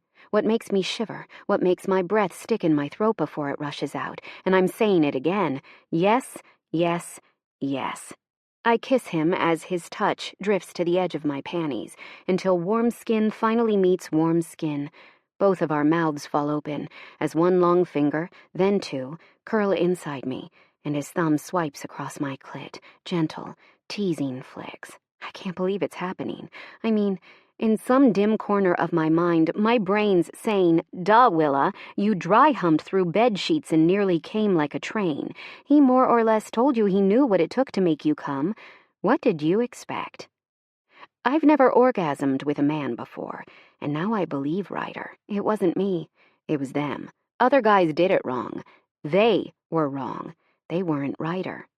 So used to reading me for each tick and vulnerability that observing my every move is second nature to him, they didn't tease me as if time was something they had no regard for, as if their pleasure was the last thing they were focused on. They didn't pause and wait for the slightest shift of my hips so I could chase that feeling, so I could climb and, Ryder, I whisper. Another quiet, leaves his throat, and I swallow it with my kisses. Current jolts through my system. White-hot light dances in the tips of my breasts, the span of my pelvis, every square inch that he touches. Come. I can't even finish my words as I arch into his touch. A shockwave bolts through my body as I buck into his chest, his powerful arm holding me tight. Wave after powerful wave, and it doesn't stop. Ryder's fingers tease gently inside me. His thumb sweeps, perfectly faint. His kiss is reverent, and I feel the smile in his mouth as he pulls away. When he lifts his hands from my sweatpants, I expect another one of his gentlemanly hankies to appear. Instead, I have to scissor my legs as Ryder locks eyes with me and licks each of his fingers clean. Jesus Christ. My voice is so husky, I sound like I smoked a pack of cigs. You're a filthy lumberjack. He lifts a shoulder, pulling out the last finger with a pop. I'm in a daze, and I startle when my phone buzzes again. Come on, sunshine. You're tired. Off to bed. I fumble for my phone, relying heavily on autocorrect because post-orgasmic Willa can't type for shit. My turn. It's only fair. Ryder frowns when he reads the text. His fingers slide beneath my chin and tip my head up so that our eyes meet. No, he mouths. Then you're ahead. He rolls his eyes and types. This isn't a competition, sunshine. I type back. Everything between us is a competition. I immediately regret saying it. Historically, it's true. We've been neck and neck, tit for tat, a brutal running tally of pranks, jokes, and barbs, until something shifted along the way. What I said makes this and the waterfall sound tactical, calculated, heartless. Much as I wish it was, I'm beginning to fear it isn't. That something is there between us as much as it scares the shit out of me. Ryder's expression shudders as he reads my words. When he looks up, it's as if the flame brightening his eyes was extinguished. He bends over his phone before mine buzzes. You don't owe me anything. I wanted to. I stare at the words. I wanted to. Ryder extricates himself from behind my body, setting the whiskey and peanut butter cups carefully on the coffee table. I give him a big pouty frown, which he ignores, answering with one of his double claps before he points to my bedroom. I fold my arms across my chest and scowl up at him, kicking my legs when he sweeps me into his arms. Don't you go thinking just because you gave me my first man-made orgasm that you get to start bossing me around, Bergman. I'm an independent woman, and if you're under the impression I take orders... A massive yawn interrupts me, somewhat diminishing the impact of my rant that I'm pretty sure he can't even hear. You've got another thing coming to you. Ryder grins as he whips back my sheets and sets me on the bed. I didn't shower, I whine. He lifts off my hoodie and kisses my forehead. I stink. Off come my sweatpants. I can't sleep like this, I groan through a yawn. The blanket creeps up to my chin. The softest kiss yet presses to my hair as he breathes deep. My eyes won't stay open, and sleep swallows me up. Chapter 19. Ryder. Playlist: Lost in the Light, Bahamas. My visit to Willa's was impulsive and instinctual. It was also extremely unlike me. I'm cool-headed, methodical, analytical. I don't do shit I haven't exhaustively considered. Except when it comes to Willa. I don't regret what I did. I told her I wanted to, and I fucking wanted to. The thrill I experienced, touching her, feeling her, hearing what I could of her sounds and voice, echoed the shift inside me. That ache for what I barely allowed myself to want for so long, because the thought of another possible disappointment was simply too much, is now a determined demand. I've had one appointment with the audiologist to start adjusting the new hearing aids for both ears, not just my somewhat cooperative right ear, but my left ear too, the one that's been such a maddening source of pain and frustration. I leaned into the relief of pain-free silence rather than endure pain in the effort to hear. But now, with promises of better technology and better results, with time to heal from the past and prepare for the future, I'm ready to try again, and soon, I hope. I'm going to use my voice.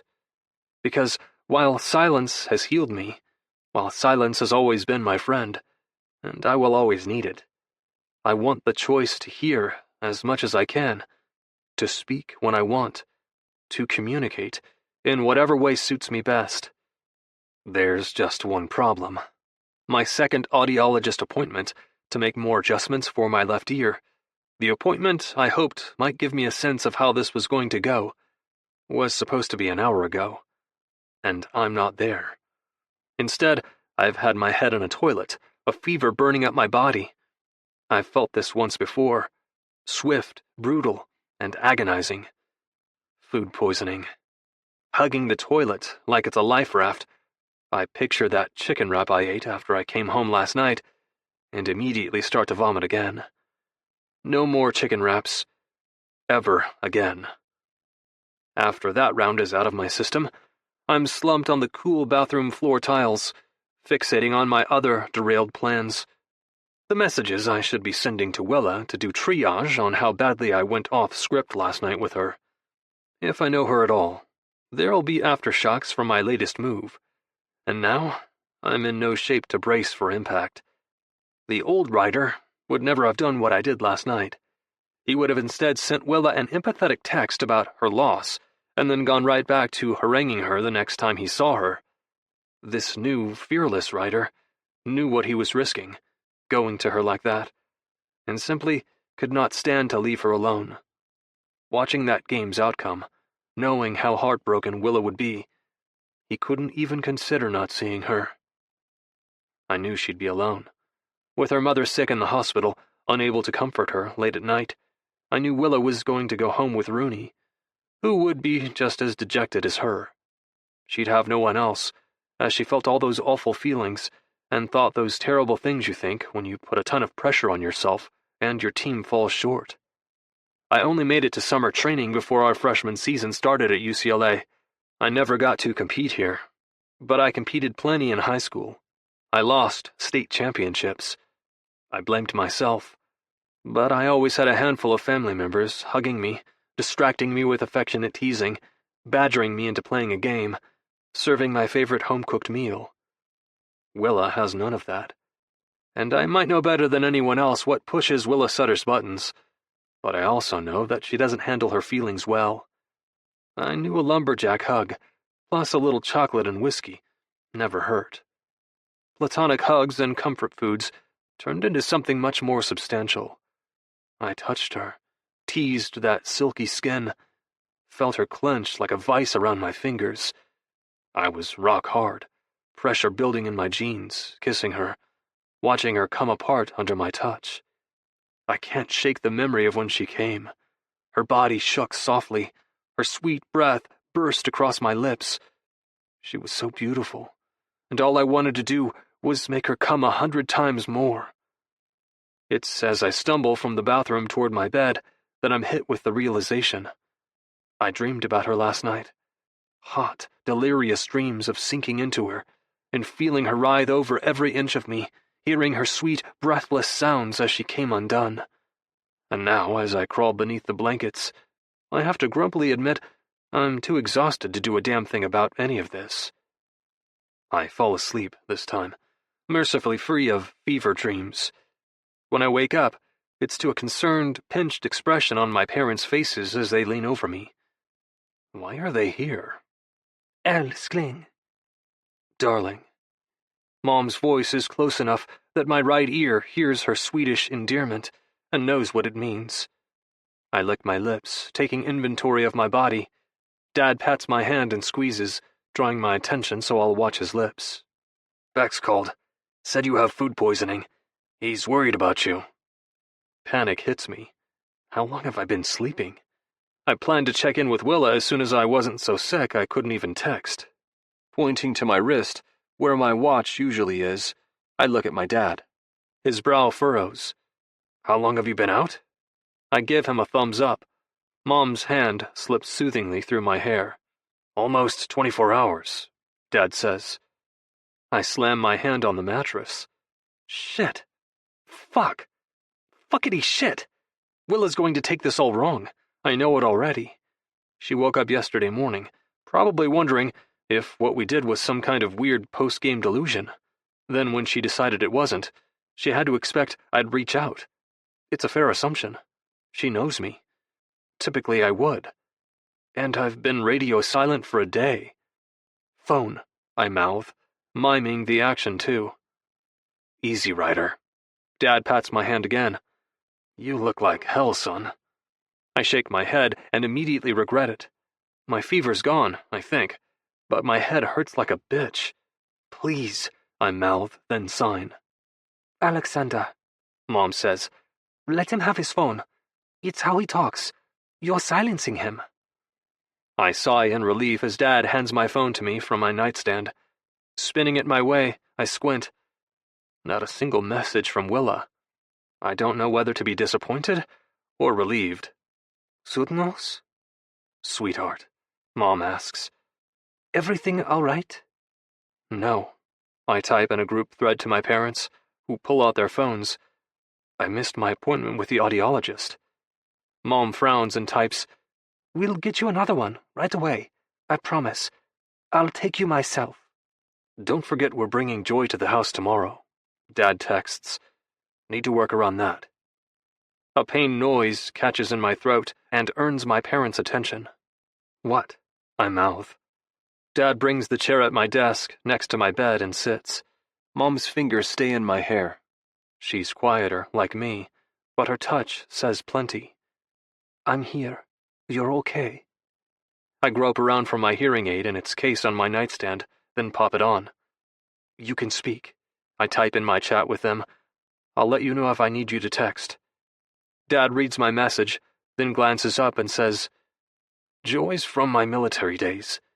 You remember what I've said about my last mission when the injury to my leg happened? I glance down at Dad's thigh.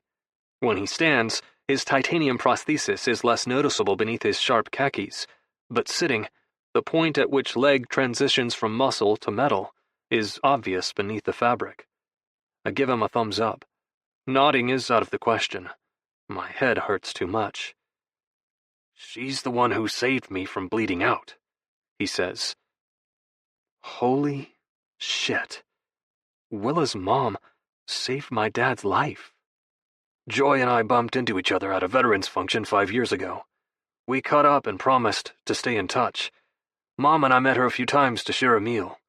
But other than that, I didn't hear much from Joy. Not until she ended up right in my oncology wing. After kicking breast cancer's ass, she was diagnosed with acute myeloid leukemia. It happens sometimes after treatment, unfortunately, which is why it's dubbed therapy-related leukemia. Jesus.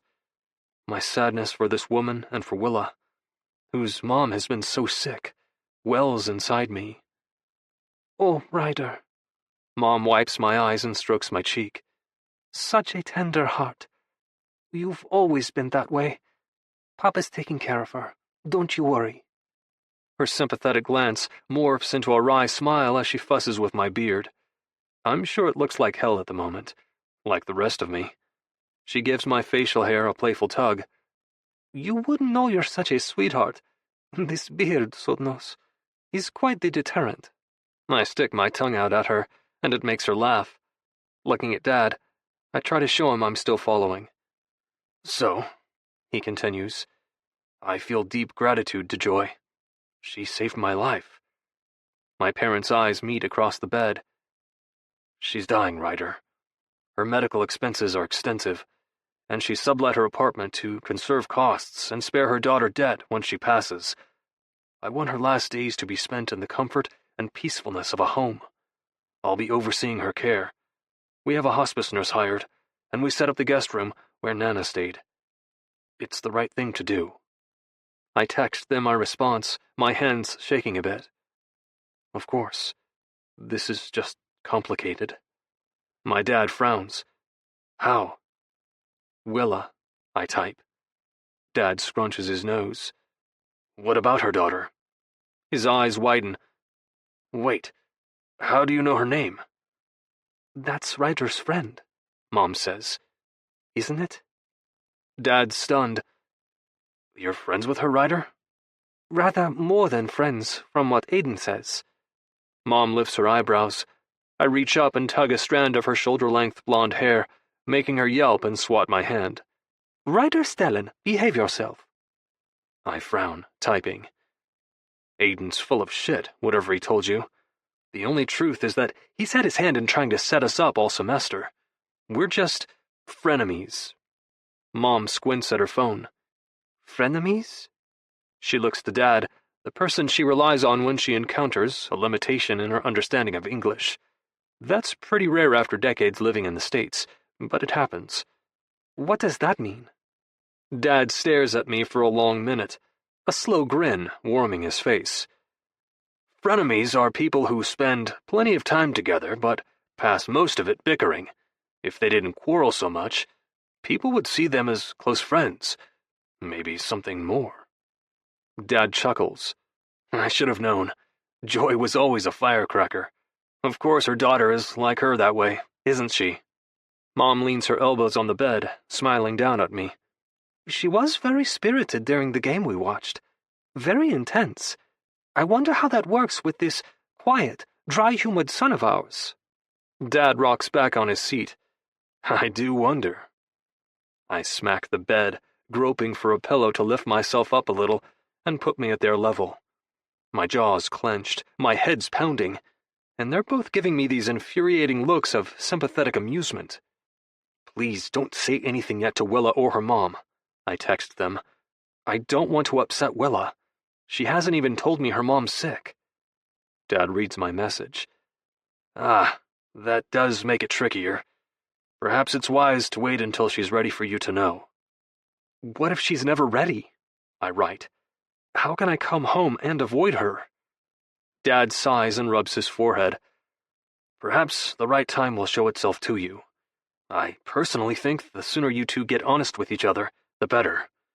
After you get some rest, of course. Mom nods, her eyes narrowed critically at my beard. And after you shave, too. I text Willa the moment my parents give me a minute alone. Sunshine, this is truly not an excuse, but I came down with something yesterday morning, and I've been out of it. I wanted to talk, considering the other night. This is the first opportunity I've had. I watch my phone, waiting for the red receipt and the 3 little dots, but nothing comes.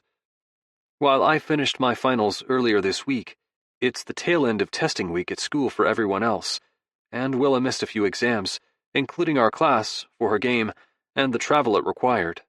Maybe she's still in finals. No response comes as I email the audiologist's office and explained why I missed my appointment. I throw in a beg for a new appointment, because now that I know I'm ready to try, waiting is torture. Mom and Dad have left me lots of homemade meals stashed in my fridge.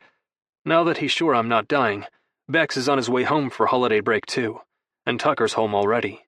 I have the place to myself, and I use it to sit in my boxers, eating soup in silence, checking my email every 5 minutes. I take a hot shower that feels like heaven, and crumple back into bed. And then I fall asleep, knocked out by a level of exhaustion not unlike when I came down with meningitis. It's not until undefined hours later that I wake up to the faint melody of a voice I know. Willa. She strolls in, my apartment key that I never gave her, and am suddenly suspicious one of my roommates provided, dangling on her finger. She gives me a concerned once-over, a frown on her face as she texts, Well, hi there, lumberjack. You're looking swell. I drag a pillow over my face to hide, but soon it lifts at the corner, one big brown eye blinking slowly as it watches me.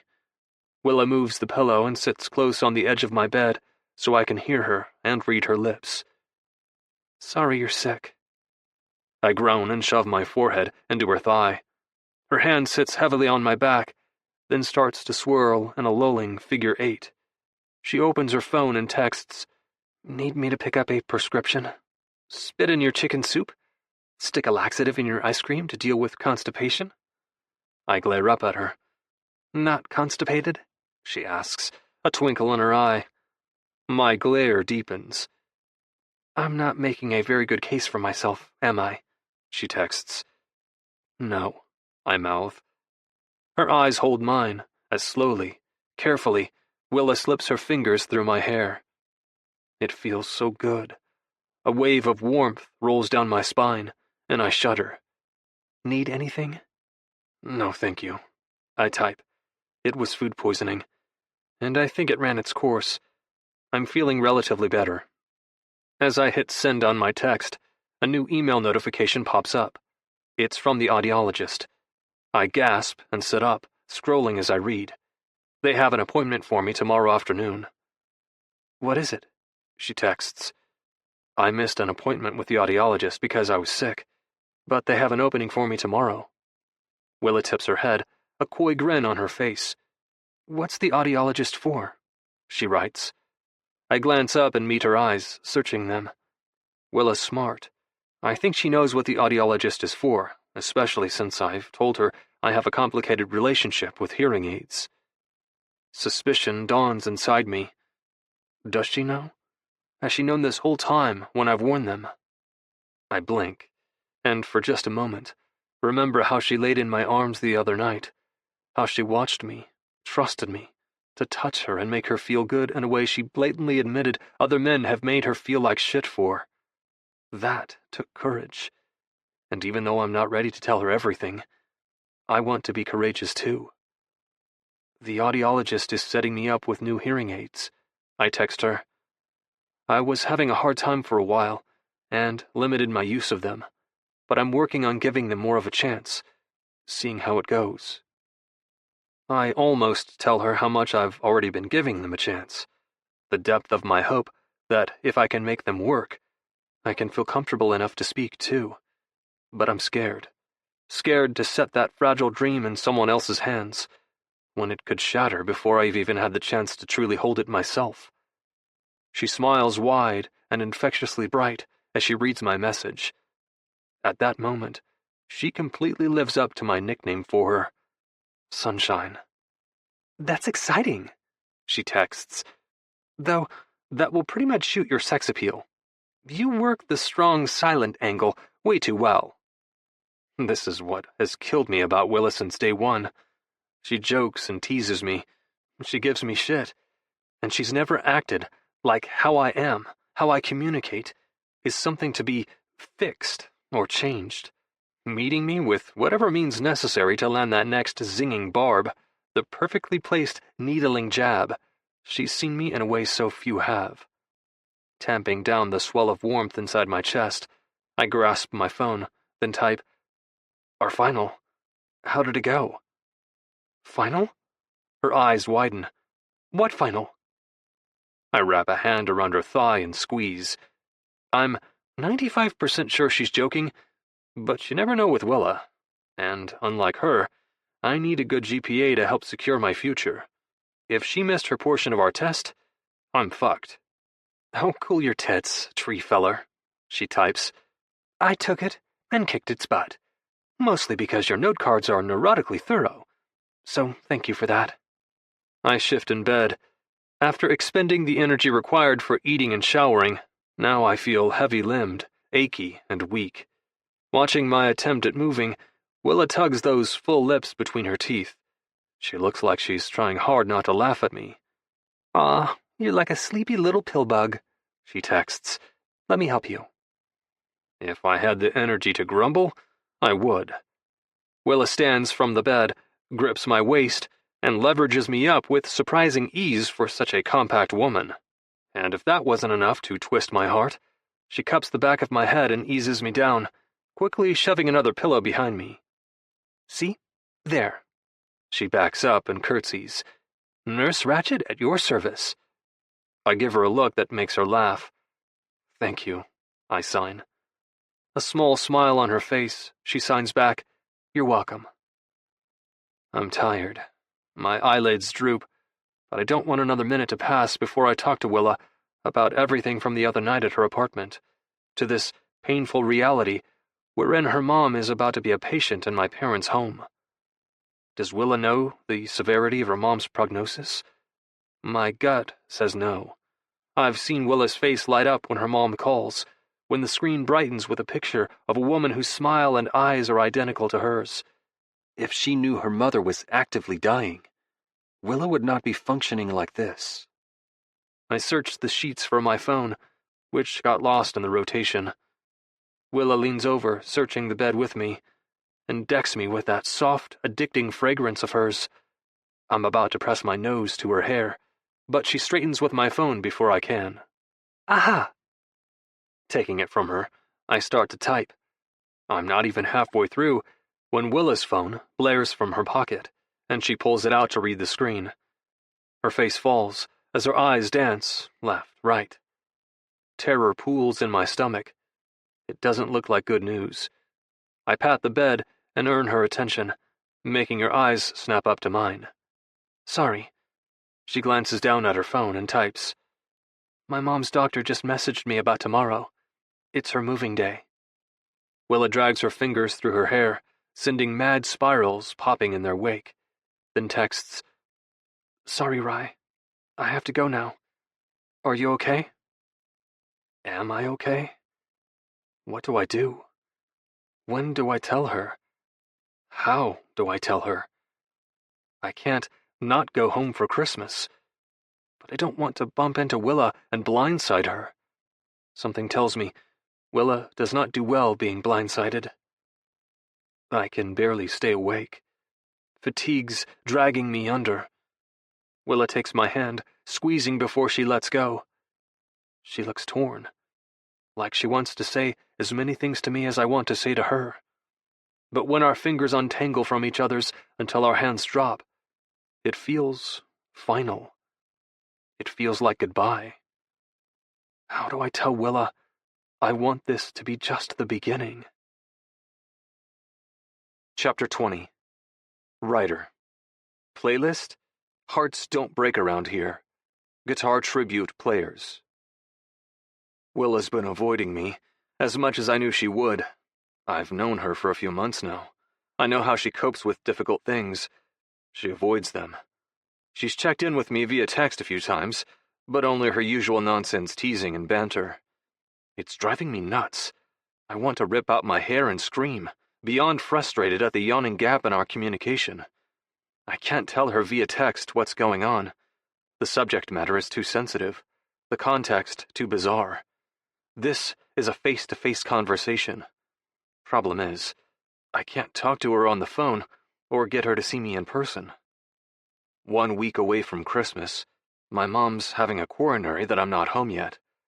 Willa has yet to be available to see me, and has been incapable of saying one serious thing in days. I unlock my phone and send her the message I should have sent her the day after she left my place. We need to talk. 3 dots appear almost immediately. Then, Bronny, are you breaking up with me? God damn it, this woman. I rub my eyes and breathe deep.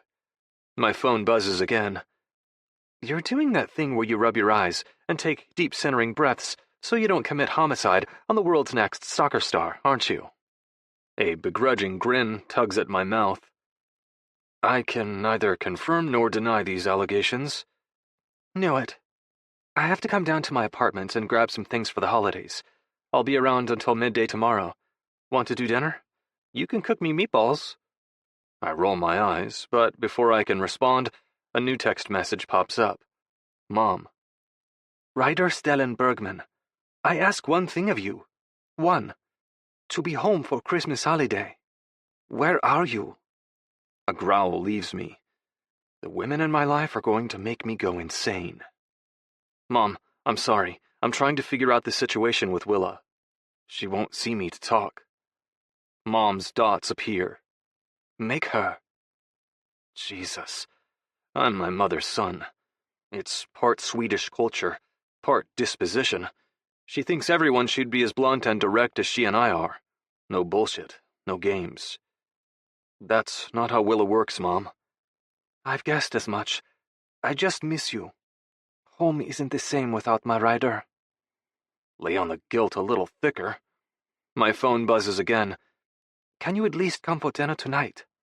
Just Ren, Vigo, Oliver, and Sigrid. So basically everyone. Except Axe Freya and her despicable other half. I suppose you could see it that way. Okay, but I'm coming back here afterward. I'll be back in time for Christmas, promise. Your terms are acceptable. See you in an hour. An hour? I toss my phone away, then remember I need to text Willa back. My mom's going to murder me if I don't show up for family dinner. Can't cook for you after all. Breakfast tomorrow? Jerk. Make me those cinnamon rolls and fresh coffee, and you've got a deal. I want to be pissed at her presumption that I'll get up and make her smart mouth fresh pastries, but we both know I'm going to do it. Deal. Bright and early, sunshine. Can't wait. A stupid smile pulls at my lips. I don't type it, but it's on the tip of my tongue. Can't wait either. I'm pinching myself. After 3 adjustments in the past 2 weeks, my left ear's hearing aid works better than it ever has. Not perfectly, not as well as the right ear's, but better than before. I give my left ear breaks because my tinnitus is still aggravated after too much use, and it's going to take time for my brain to adjust to input after so much sound deprivation.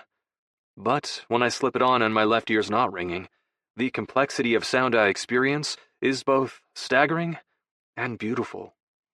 I soak up the sounds of my family, my parents' laughter, Ren and Sigrid, Ziggy as we call her, who are incapable of talking without it being a happy yell. Vigo and Oliver, practically twins, they're so close in age, who thrive on loud, incessant bickering. All that's missing is Freya's smoky voice, Aiden's smooth baritone, and my oldest brother Axel's bone-dry delivery. And yet, I still have my limits and crave spates of silence. Sneaking away from the chaos, briefly before dinner, I take the stairs up to my old bedroom, that's frozen in time from high school, and drop onto the twin bed. Sighing with relief at the blissful quiet, I close my eyes. As I'm falling asleep, I find myself picturing a cabin in the woods, at the foot of some snowy mountain. A fire roaring, some kind of stew bubbling in the pot over it. I'm sitting in a worn armchair, listening to that soothing crack and pop of firewood as it catches and bursts into flames. Breathing deeply, I smell wood smoke and evergreens, herby stew, and that damp mustiness of a cabin. But then a new scent punctures it all. Roses, citrus, sunscreen. Willa. She slips her hand along my neck, and her fingers massage my scalp as she slides onto my lap. My breath leaves me in one long pained hiss as her ass wiggles right over me, and she tucks her feet up on the couch. "Hi," she says. I can hear her. I can hear her voice, and it's liquid gold in my ears. It's a soft, low purr. Her eyes look like a jungle cat's in the hearth's glow, butterscotch and amber as the firelight dances in her irises. Her hair's wild. It looks how I picture it might after she's been in bed, tumbling around. Everything thickens beneath the fly of my jeans. Need tightens low in my stomach. Dream Willa shifts again, her hands cupping my face. Her lips are a breath away, her eyes locked with mine. She's inches closer. Closer. A bang on the door makes me jerk awake. I glance down. My dick's raging hard, straining against my zipper. I'm obviously painfully aroused. Scrambling up off the bed, I pull open the door just enough to hide behind it and see Dad on the other side. "What?" I sign. I'm not ready to talk yet. I want to be. But every time I try, I freeze, panicked. It's been so long since I spoke. How will I sound to my changed ears? How will it feel to speak and hear myself differently? Dad looks apologetic. "The boys ran an errand for Mom. and Ziggy's too small to help me. Joy wants to move her bed so she faces out toward the glass doors, but to do that, I need to move Nana's dresser. I groan. That thing weighs tons. I swear it's lined with lead or has some secret safe with bricks of gold hidden in it. That's not the biggest deterrent, though. Willa and I haven't talked. Meeting her mom before we have seems like a terrible idea. Pulling out my phone, I type, "Can it wait?" What happens if her mom says something to Willa? Willa will kill me for not talking to her about it, even though I've tried everything I can think of. I can hear her saying it. "I'm gonna kill you, Bronny. I'm gonna kill you dead." Dad gives me that disappointed in my son look. I'm sure he assumes I have balls enough to have somehow strong-armed Willa into talking about all of this. He'd be wrong. I appreciate his faith in me, even if it's misplaced. I wave my hand, finally giving in. Okay. Talking about Nana and looking at my father has done wonders for the discomfort inside my jeans. So I open up the door, close it behind me, and follow Dad downstairs. Walking down the hallway to meet Willa's mom, dread tightens my throat. I'm sweating, on the verge of panic. Dad greets her in his upbeat doctor pitch as we enter the room.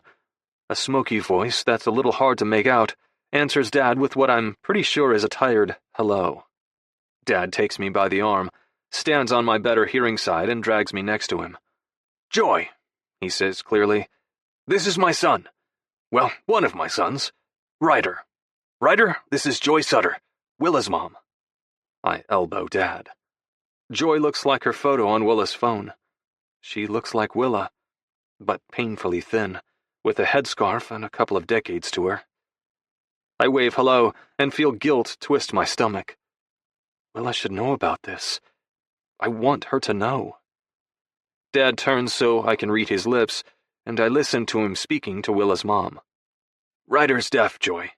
He came down with meningitis a few years ago, which damaged both his ears. He wears hearing aids, but he'll follow what you're saying best if he can also read your lips while you talk, and you speak slowly and clearly. He communicates via texting generally, so I'll send you his number."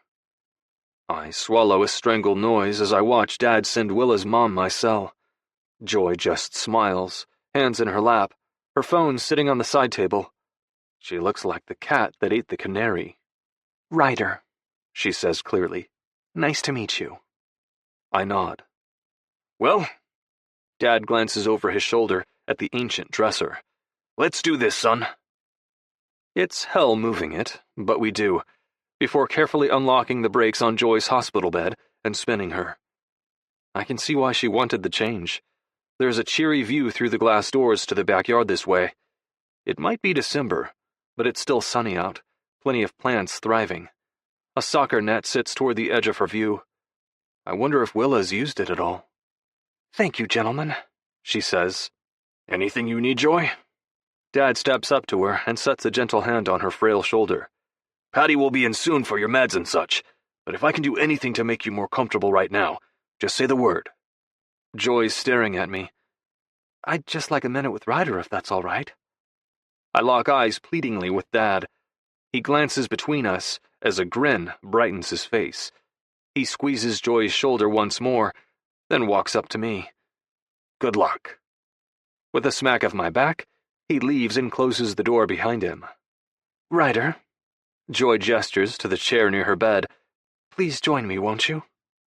I walk up to her slowly, sitting cautiously as she watches me. "So, you're the asshole lumberjack." My eyebrows fly up. Lifting one hand, she gestures me closer. I lean obediently. "Mind if I touch your throat?" she asks. I frown, confused. Why would she want to touch my throat? Curious enough to find out, I shrug and offer her my neck. Her hands go to my beard, down to my throat. "Can you make a noise?" After a moment's hesitation, I hum. She holds her hand to my throat, her eyes tight with concentration. When her hand falls away, she tips her head, the gesture so like Willa. "Voice box works, so you voluntarily don't talk." I hesitate for a moment, then nod. "Why? she asks. She's not the first person to ask this, but unlike others, I don't hear judgment, only a question. Maybe it's because she reminds me of my physician father and his unending anatomical curiosity, which is so familiar to me.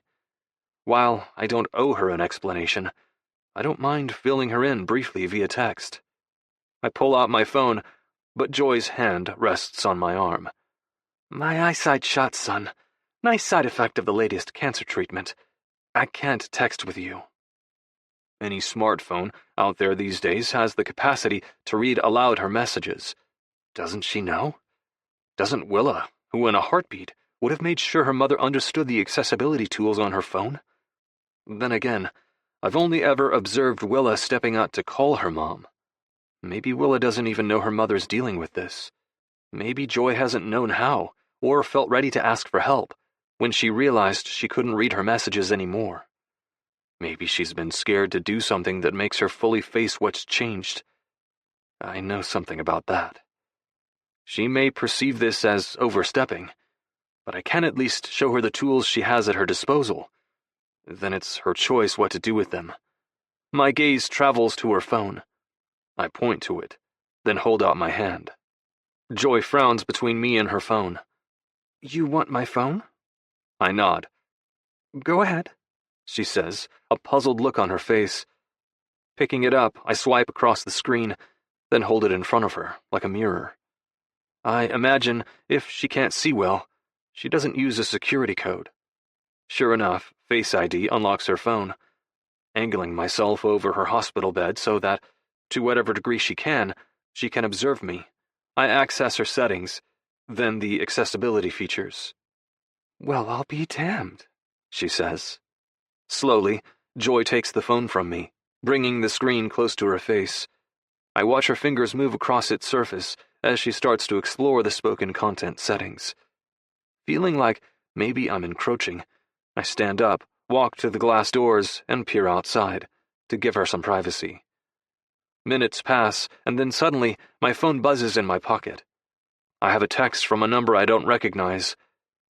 Touché, lumberjack, it says. I grin, typing a brief response to keep things simple. Glad to be of service. Turning, I hit send and face Joy. She gets my message, and a little tentatively, swipes her phone down the screen with 2 fingers. I don't hear it very well, but I can tell my message is being read aloud to her. She smiles up at me and signs, Thank you. You're welcome, I sign back. But then her smile slips suddenly. Her jaw tightens. Joy shuts her eyes and leans back in her bed. Pain. It's etched in every one of her features.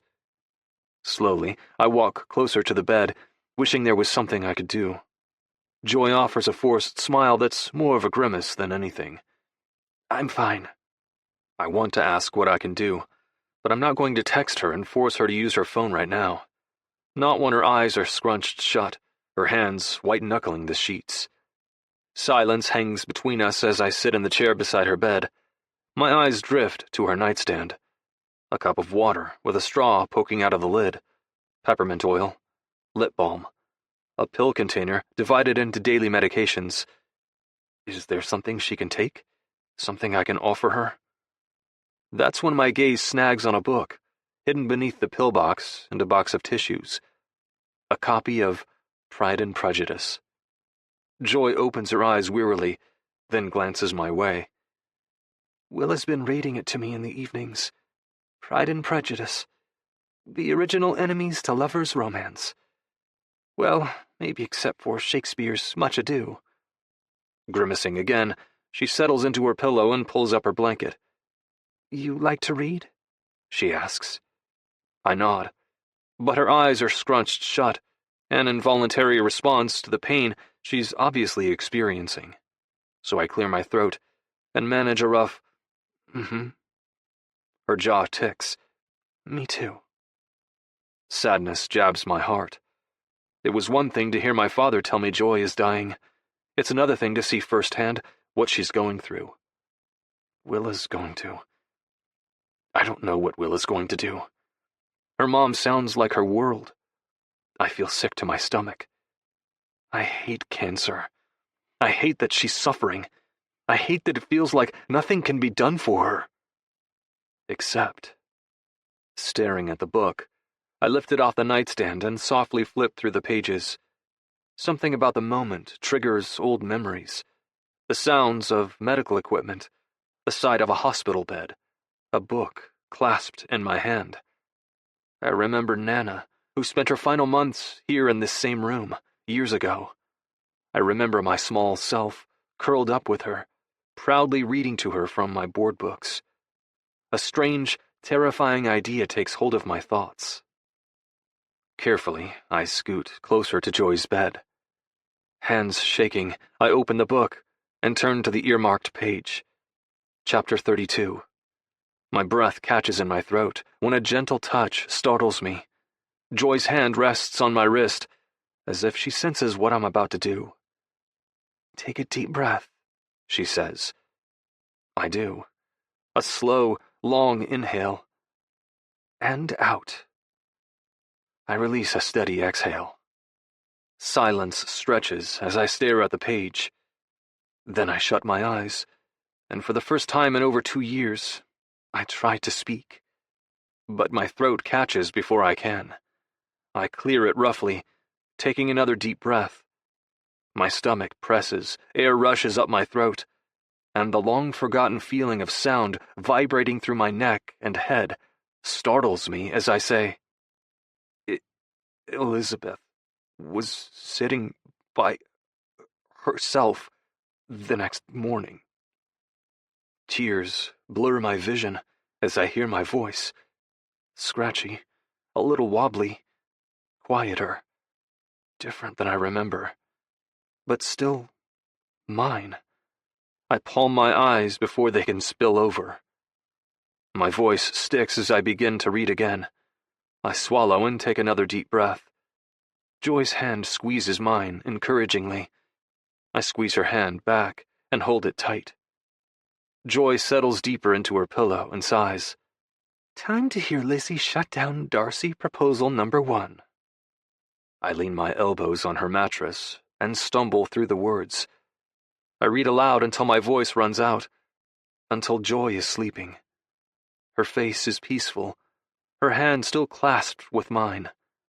And while I know I gave her a gift, I know she gave me a gift too. A hand to hold on the journey forward. Chapter 21. Willa. Playlist. Hate You, Love You. Olivia O'Brien. "Slow down, Willa," Mama grumbles. Her hands tap the bed sheets, which is a tell for her discomfort. "You're rushing, and I can't understand. My gentleman reader is much more deliberate with his language." I roll my eyes, letting Pride and Prejudice drop to my lap. Mama told me one of Dr. B's sons, who is home for the holidays, has been reading to her in the evenings that Mama mandatorily kicks me out so that I do things like eat a solid meal and keep up with my training and workouts. I have to admit that I felt my Grinch heart go lub-dub when she told me about this. Some young guy spending his holiday evenings with a sick woman reading her Austen is about as sweet as it gets. "Well, maybe your gentleman reader should read to you instead," Mom sniffs. "He will. Our next date is tomorrow." That makes me laugh. "A date, huh? You playing cougar, Mama?" Mama's smile is faint but warm. "That would be something. He's handsome. Hard to tell since he's shy, always covered head to toe, but you can tell there's a real catch of a man hiding under all those protective layers." That pricks my chest. It makes me think of Ryder. I've been awful. I bailed on coffee the morning after he canceled on dinner because I'm the wussiest wuss there is. I was terrified of what he was going to say. I have no idea where we go from here since he came over after semifinals. Actually, you're the one who came, like a train. Oh, for Pete's sake, I mutter to myself. What are you talking to yourself about now? Nothing. Mama hits the button to raise her hospital bed a little and slowly shifts to her side, looking as if moving hurts like hell. "How's your asshole lumberjack?" "Still an asshole," I grumble. "It's all Ryder's fault. It's his brother-in-law who sent us on our team-building day that ended in the waterfall makeout. It's Ryder who seduced me with peanut butter cups and whiskey and the world's most glorious orgasm. Now we've crossed that invisible boundary and exist in some terrible limbo, far out of frenemy territory. What if he wants to cross back over to how we were? I'll be stuck, pining for the guy who's ruined me for other men, while he's happy busting my chops and treating me like some platonic thorn in his side. I'm not doing that shit.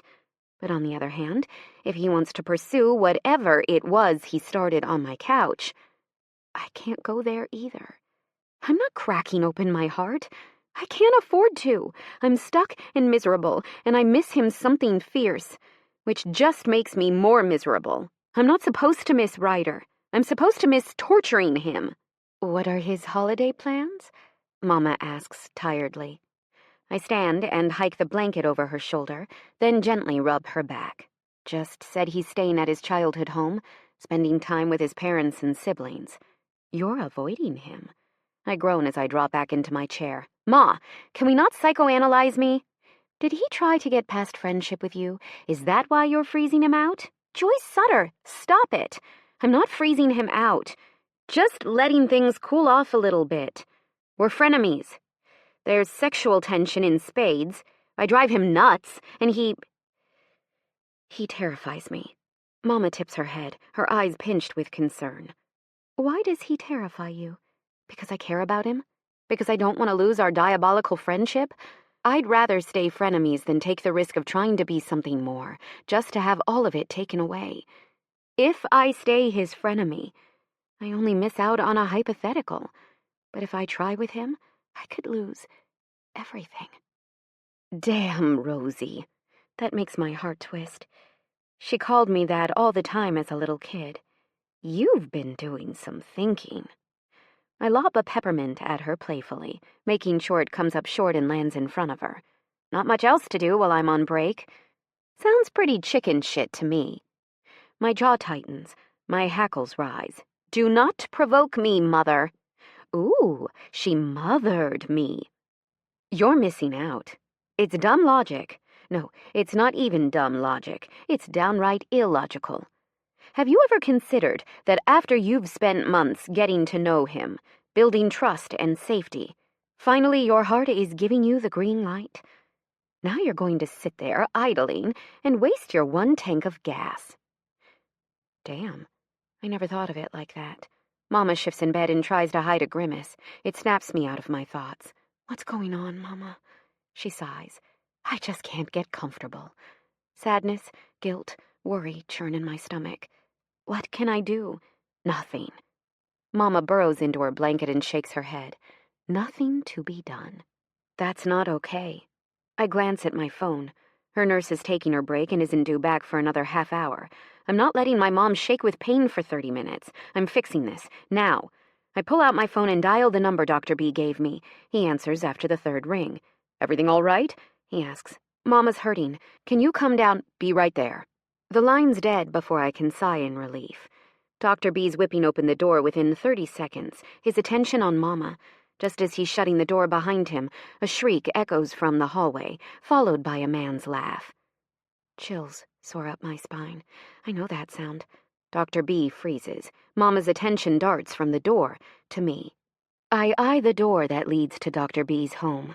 I haven't once used it. I have no clue what the rest of the house looks like. A few times I've heard the peal of laughter, the happy echo of voices in a kitchen. It sounds like a big family that sits at the dining room table and hangs out. The idea is completely foreign to me. Mama sees me staring at the door. Willa, what's the matter with you? I just heard something. There's that man's laugh again. The hair on my arms and neck stands on end. I'm unaware of Mama and Dr. B as I rush out the door. My steps are soft down the hall that's dark and quiet, tucked away from the rest of the house. But with each step I take, noise grows and light sends long beams across the polished floors. With each step, I'm greeted by the fragrant smells of cooking and happy sounds. I stand on the edge of the wing, facing a large foyer, blinded by the beauty of their home. Airy white walls, clean lines, natural wood, linen drapes. tall windows. I'm dumbstruck, startled by a flame-colored blob flying past me, followed by a taller blob of straw yellow. On a delay, my brain processes that it's a red-headed girl and a blonde boy. Two teens whose feet tap a futsal ball, a small weighted ball meant for practicing touches and control. It's pretty much perfect if you want to play soccer inside without breaking anything. The ball's too heavy to get up in the air. They whip past me, not even noticing I'm there, and disappear into a large open room to the left. There's a long table with a few people seated at the far end, their hands around mugs of tea as they play a board game. A woman's silhouette is deeper in the room, tall with shoulder-length blonde hair. She's lean and willowy, and when she turns in profile, my heart catches in my throat. I know that nose. My brain's in denial. I heard his laugh. She has his nose, but that's impossible. It's a coincidence. Ryder's nose is just... well, it's a perfect nose. A gorgeous woman would have a perfect nose. I walk timidly toward the echoing room as my hands shake. One of the people at the table glances up. A man with dark brown hair and bright green eyes. This time, my heart's pounding in my ears. I know those eyes, too. Yes, dummy, you do. They're Dr. B's eyes. This guy's most likely his son anyway.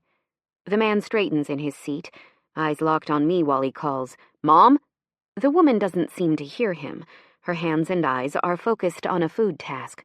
"Mom," the man says again. There's a bite to his voice that earns her attention. Finally, she looks up.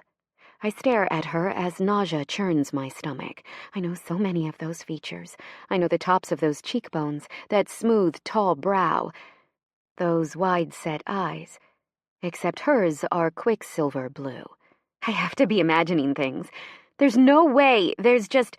The woman rushes toward me, the urgent set in her features reminding me even more of Ryder. I have to be hallucinating. It's because I miss him something stupid. Because I'm stressed and lonely.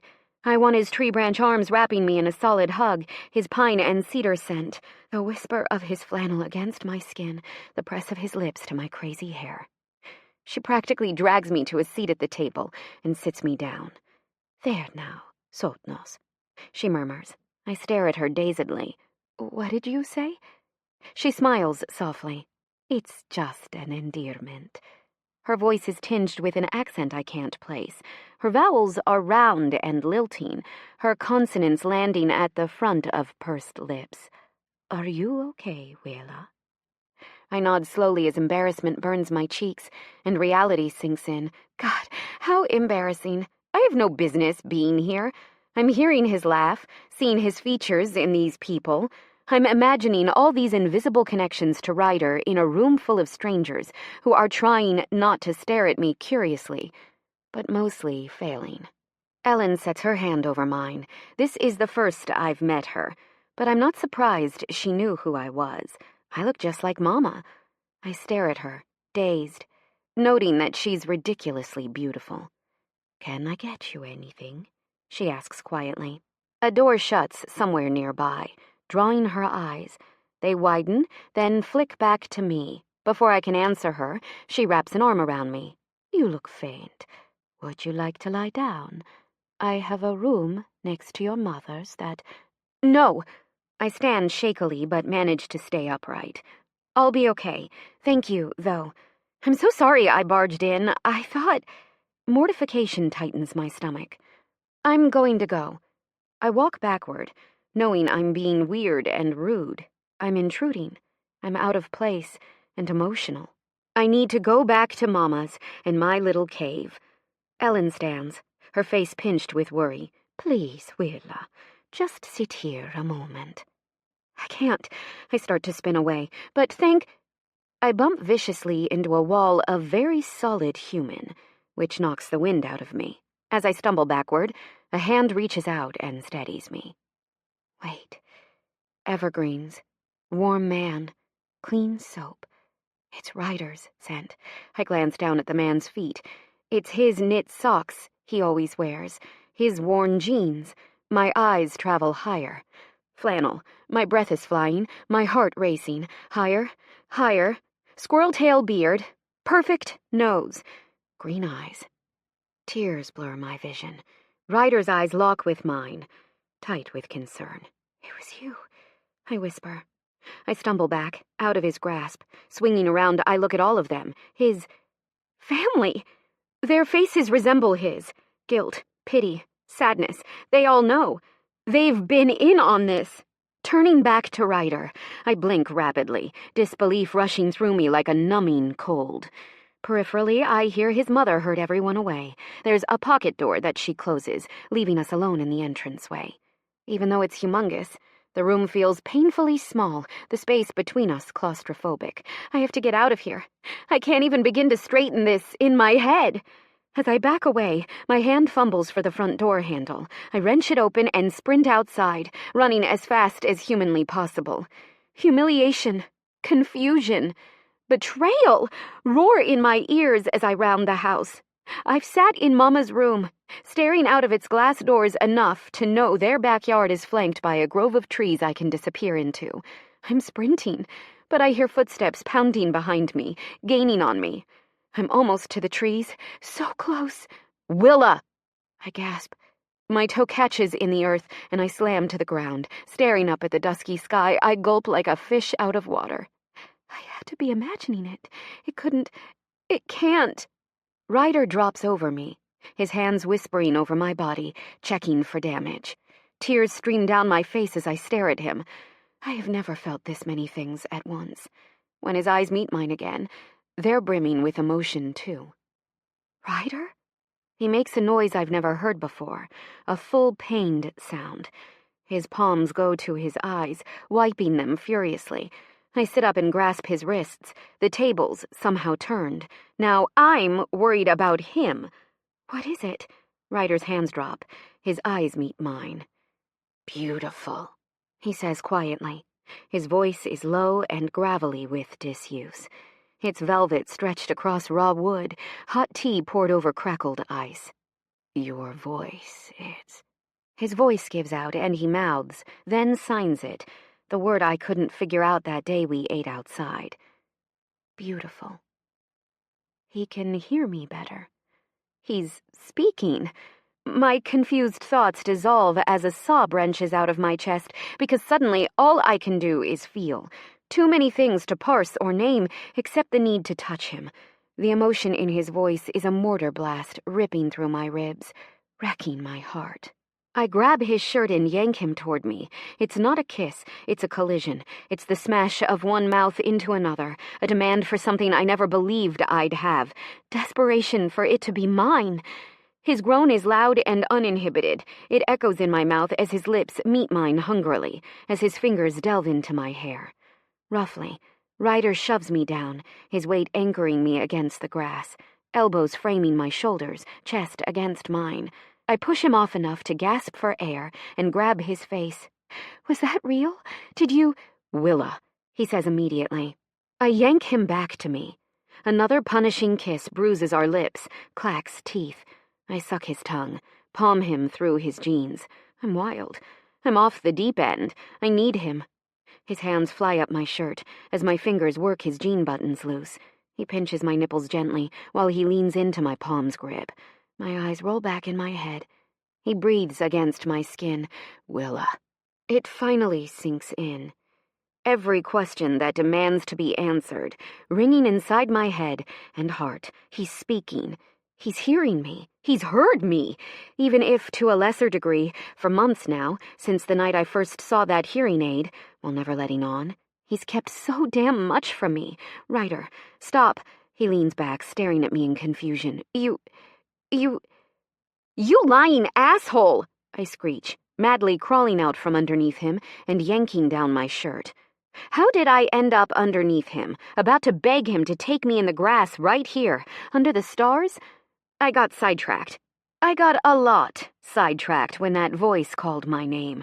The voice made possible by the hearing aids that he's using, that he hasn't trusted me enough to fully know about. Just like I never knew his dad was an oncologist, that his dad was my mom's oncologist. He damn well better not have known either. Did you know? Ryder stands, buttoning his jeans, staring at me. I'm so used to his quiet that the long moment that stretches between us doesn't faze me. Willa, answer me! I have to fight the shudder his voice sends through my body. It sinks through my ears, rolls down my spine, and ignites between my legs. I have to ignore it. Did you know he was my mom's doctor? Did you know about my mom? Ryder sighs. It was an accident. I met him for lunch. His voice catches. He clears his throat and swallows. I met him for a meal and spilled water on his desk. Her file got wet. The backyard swims. Ryder reaches to steady me by the elbow, but I drag myself out of his reach. Why didn't you tell me? His mouth works. I watch his green eyes widen. Tell you what? That I knew your mom was sick? That my dad was her doctor? Willa, you didn't tell me anything. I asked about your mom, your home life. You kept that from me. Don't you dare blame me. I march up to him and jab a finger in his chest. That's my private business. So is my dad's medical practice. I tear at my hair. When you knew we were coming to your home, why didn't you say anything? I tried.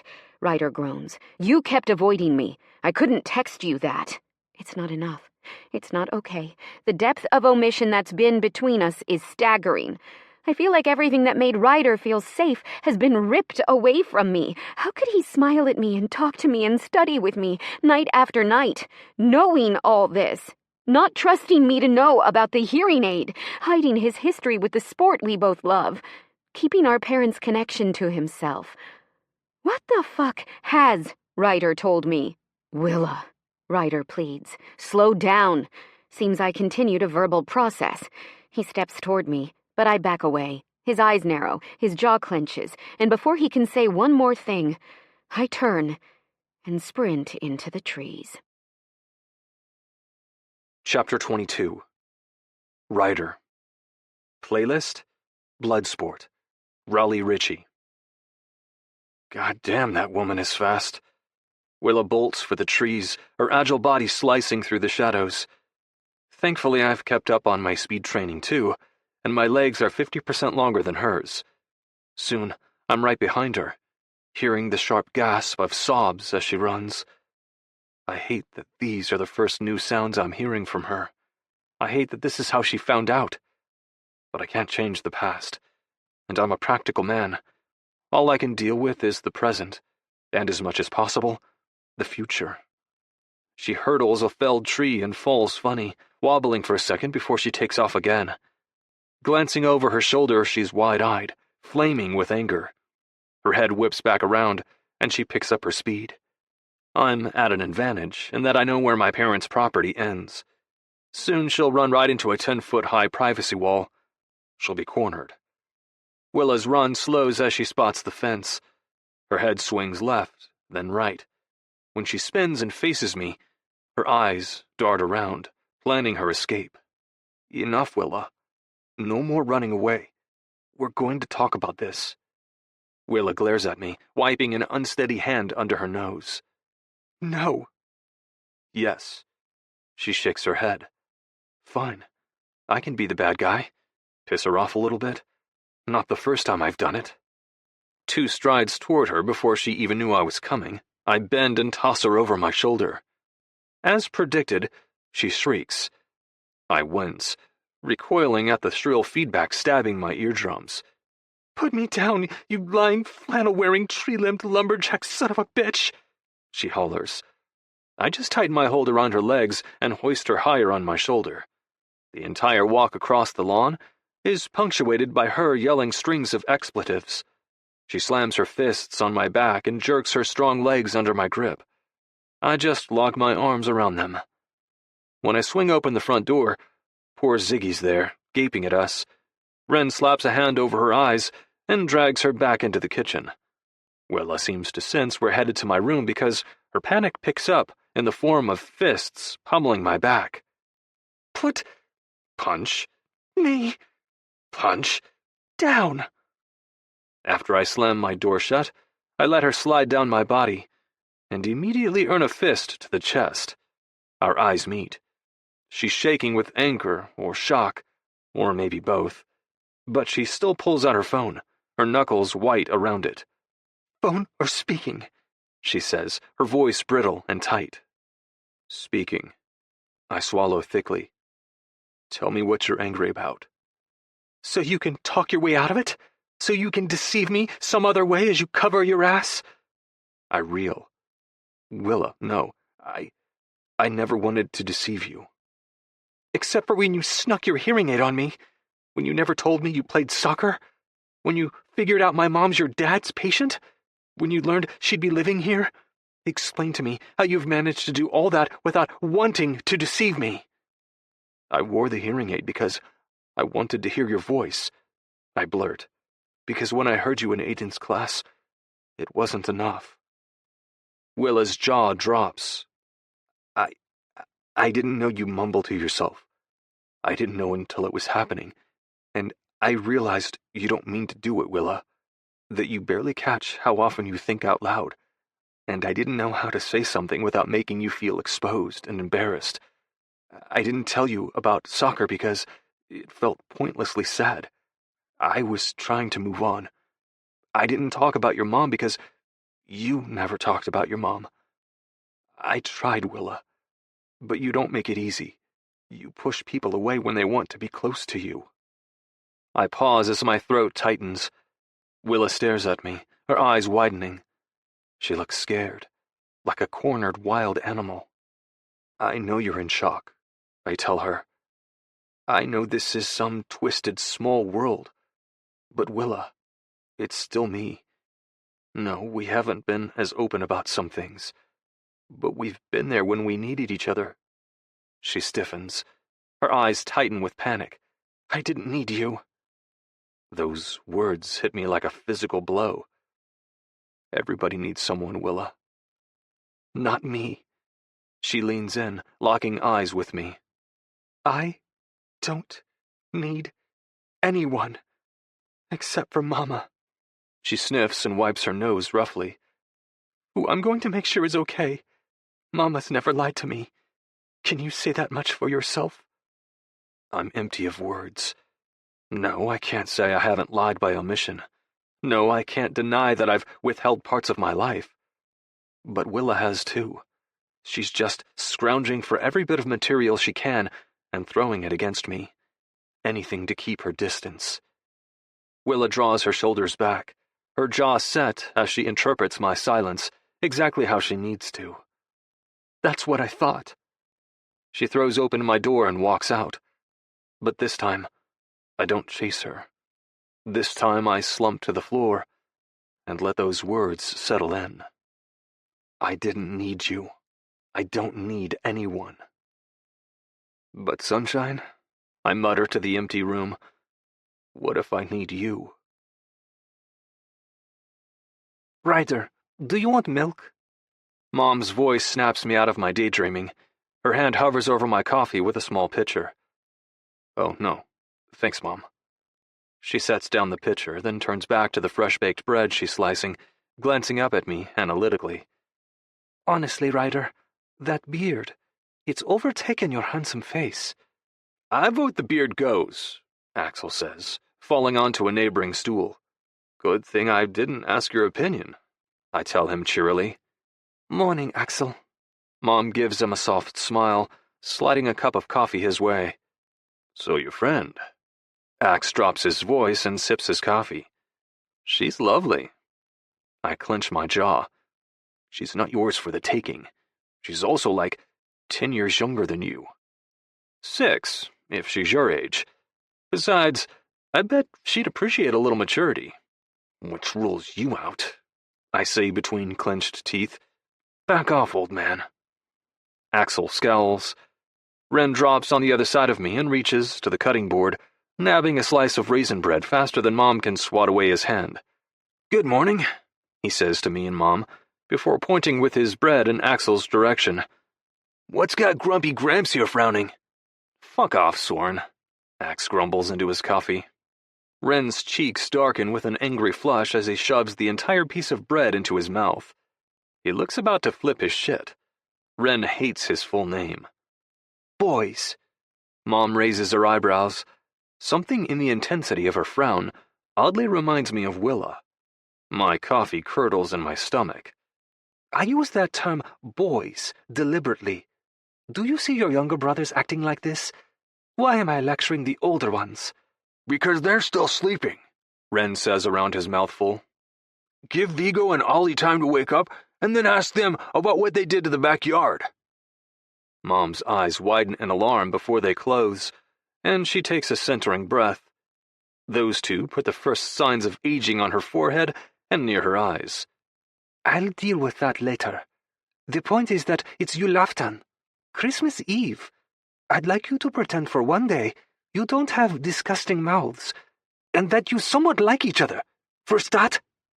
It's the Swedish version of Am I Understood, with the emphatic expectation to be damn well understood. Yes, Mom, we all mumble. Now, I want to discuss Willa and Joy. Mama resumes slicing the last of the bread and begins neatly setting it in the basket in front of her. I think we should invite them to Christmas dinner tonight. I choke on my coffee. Axe takes the opportunity to smack my back harder than necessary. Get off!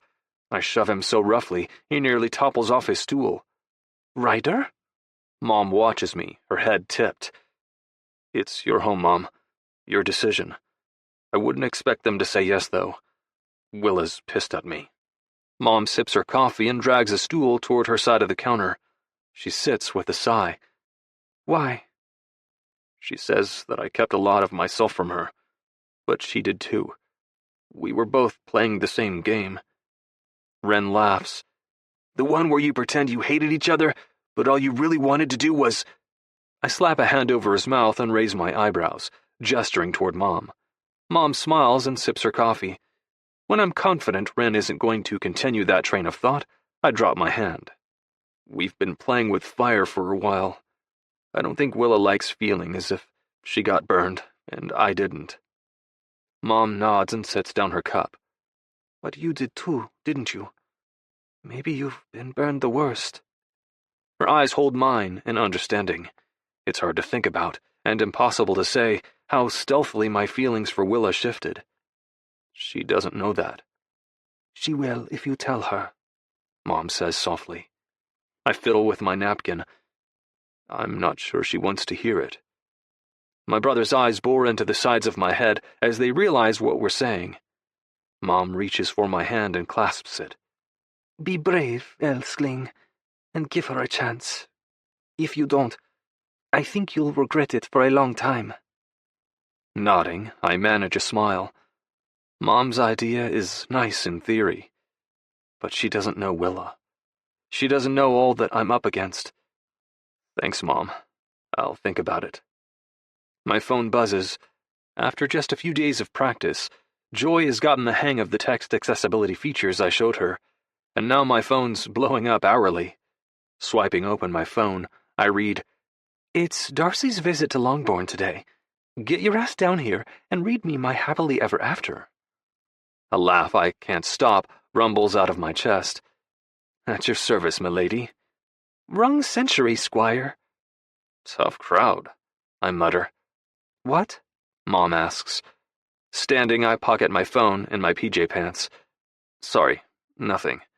Rounding the corner, I give Mom a peck on the cheek. Thanks for breakfast. I'll be back in a bit. Don't be too long, Mom calls. I need help with the Yothinka.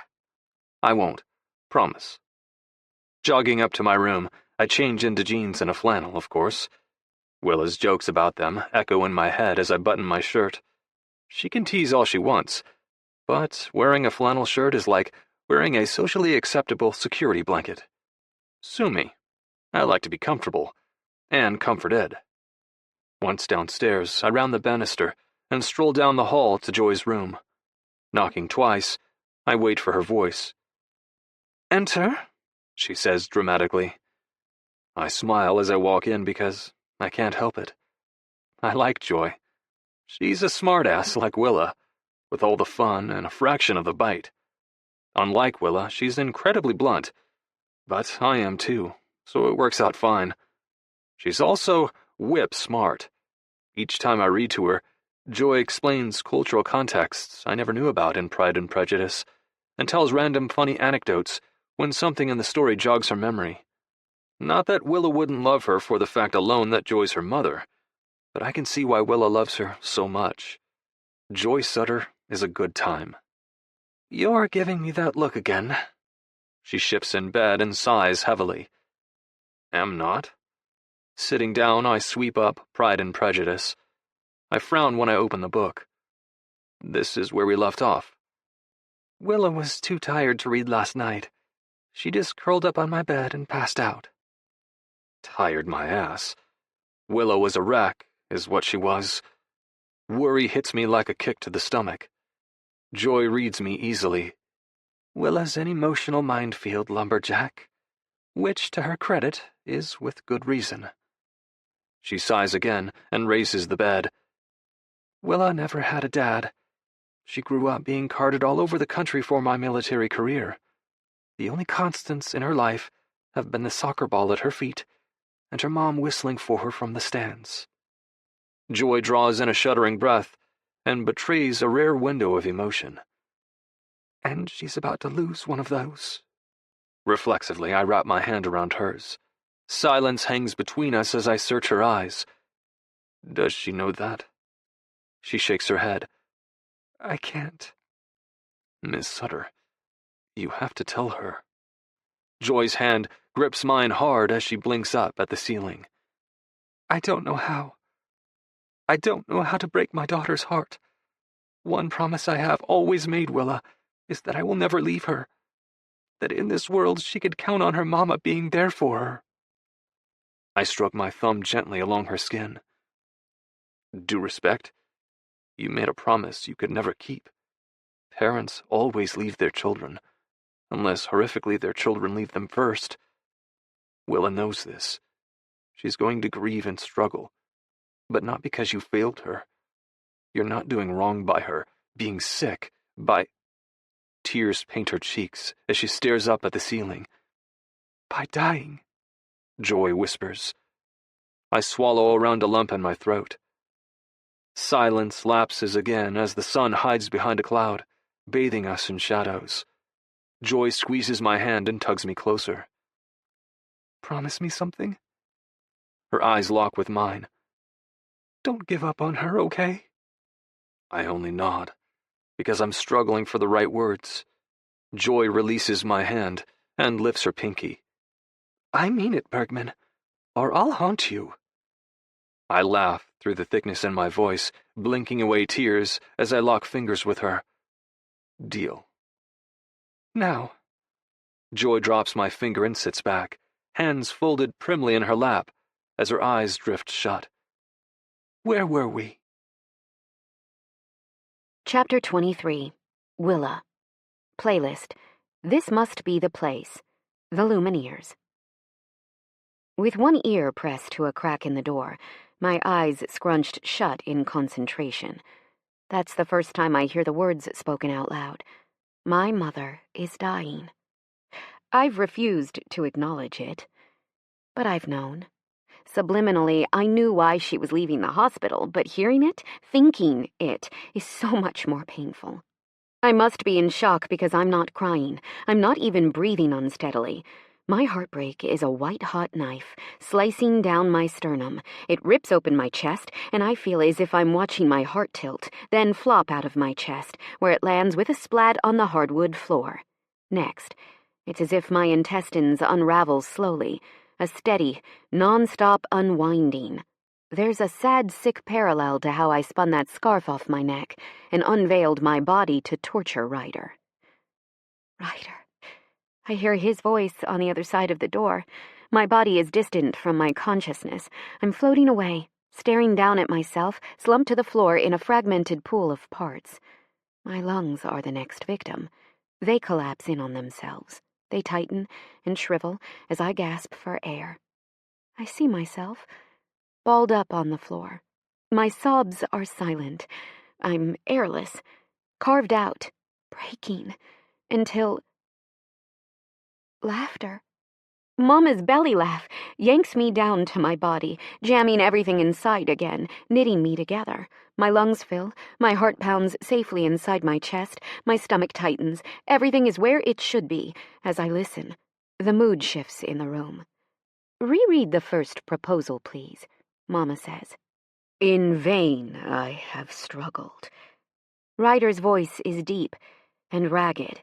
He reads Darcy's voice with suffering that's as believable as it is expressive. He's her gentleman reader. Oh, fuck. Hot, fat tears slide down my cheeks. That asshole, that infuriating asshole lumberjack is reading to my sick mom and putting Colin Firth to shame. It will not do. My feelings will not be repressed. You must allow me to tell you how ardently I admire and love you. I listen, rapt, my ear pressed tight to the door. The famous heated exchange as Darcy stupidly degrades Elizabeth's family, points out their every flaw. When he finishes, I hear Mama sigh heavily. I always wish Austin wouldn't have tortured us, she says, before a wet cough stops her. Finally, she catches her breath. All that longing at Pemberley, the misunderstandings over Jane and then Wickham. I wish Lizzie and Darcy told each other what was going on. Then they could have gone straight to happily ever after. I mean, in real life, I'm 100% with you, Ryder says. I see no point in anything but direct communication. Mama coughs. Amen. If everybody spoke their damn truth, we'd all avoid a hell of a lot of drama. Agreed. But it seems like it's not that straightforward for most people.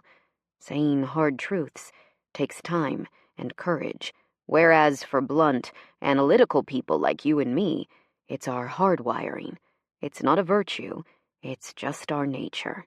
And of course, in the case of Lizzie and Darcy, this is literature. It's meant to torture us, for lack of a better word, in a pleasurable kind of way, that dragged-out tension. It's the best part. Ryder's voice is low and extra rough. He sounds like he got maybe a cup of coffee in him before Mama was blowing up his phone to read to her. You have to slog through their stilted ability to be vulnerable, their dogged fear of opening up, which causes all those misunderstandings before their reconciliation. That's what makes it feel so gratifying and meaningful, he says. The sweetness of them admitting their feelings is only powerful because they've gone through so much to arrive at that understanding. They have to work past their insecurities and assumptions to fight their way to uncover the truth. Then and only then do they realize what they mean to each other. Mama laughs quietly. You talk like you have some insight into this, young man. I hear Ryder's body shift in the chair. His throat clears. It's a good story. I've read it before, had to study it for a class last year. Anyone would tell you what I'm saying. But perhaps not everyone would have felt it. There's a long silence until Ryder's voice finally ruptures it. Perhaps. All right, I'll stop making you use your feeling words. Thank you for rereading that. Now, let's pick up at the good part. Right. Ryder clears his throat. I sit there longer than I should, listening to Darcy and Lizzie clear up the confusion, to Darcy's second proposal. I eavesdrop, committing the very transgression I ripped Ryder a new asshole for, but I'm neck-deep in my hypocrisy, rooted to the spot. Ryder reads on, pausing for what sounds like a drink of water before he clears his throat. He reads through the Bennett family's surprise at their engagement, and my thoughts drift with the story. I'm lulled, content with this happy ending, until their dialogue, beginning with Lizzie's words to Darcy, sends a cold sweat trickling down my spine.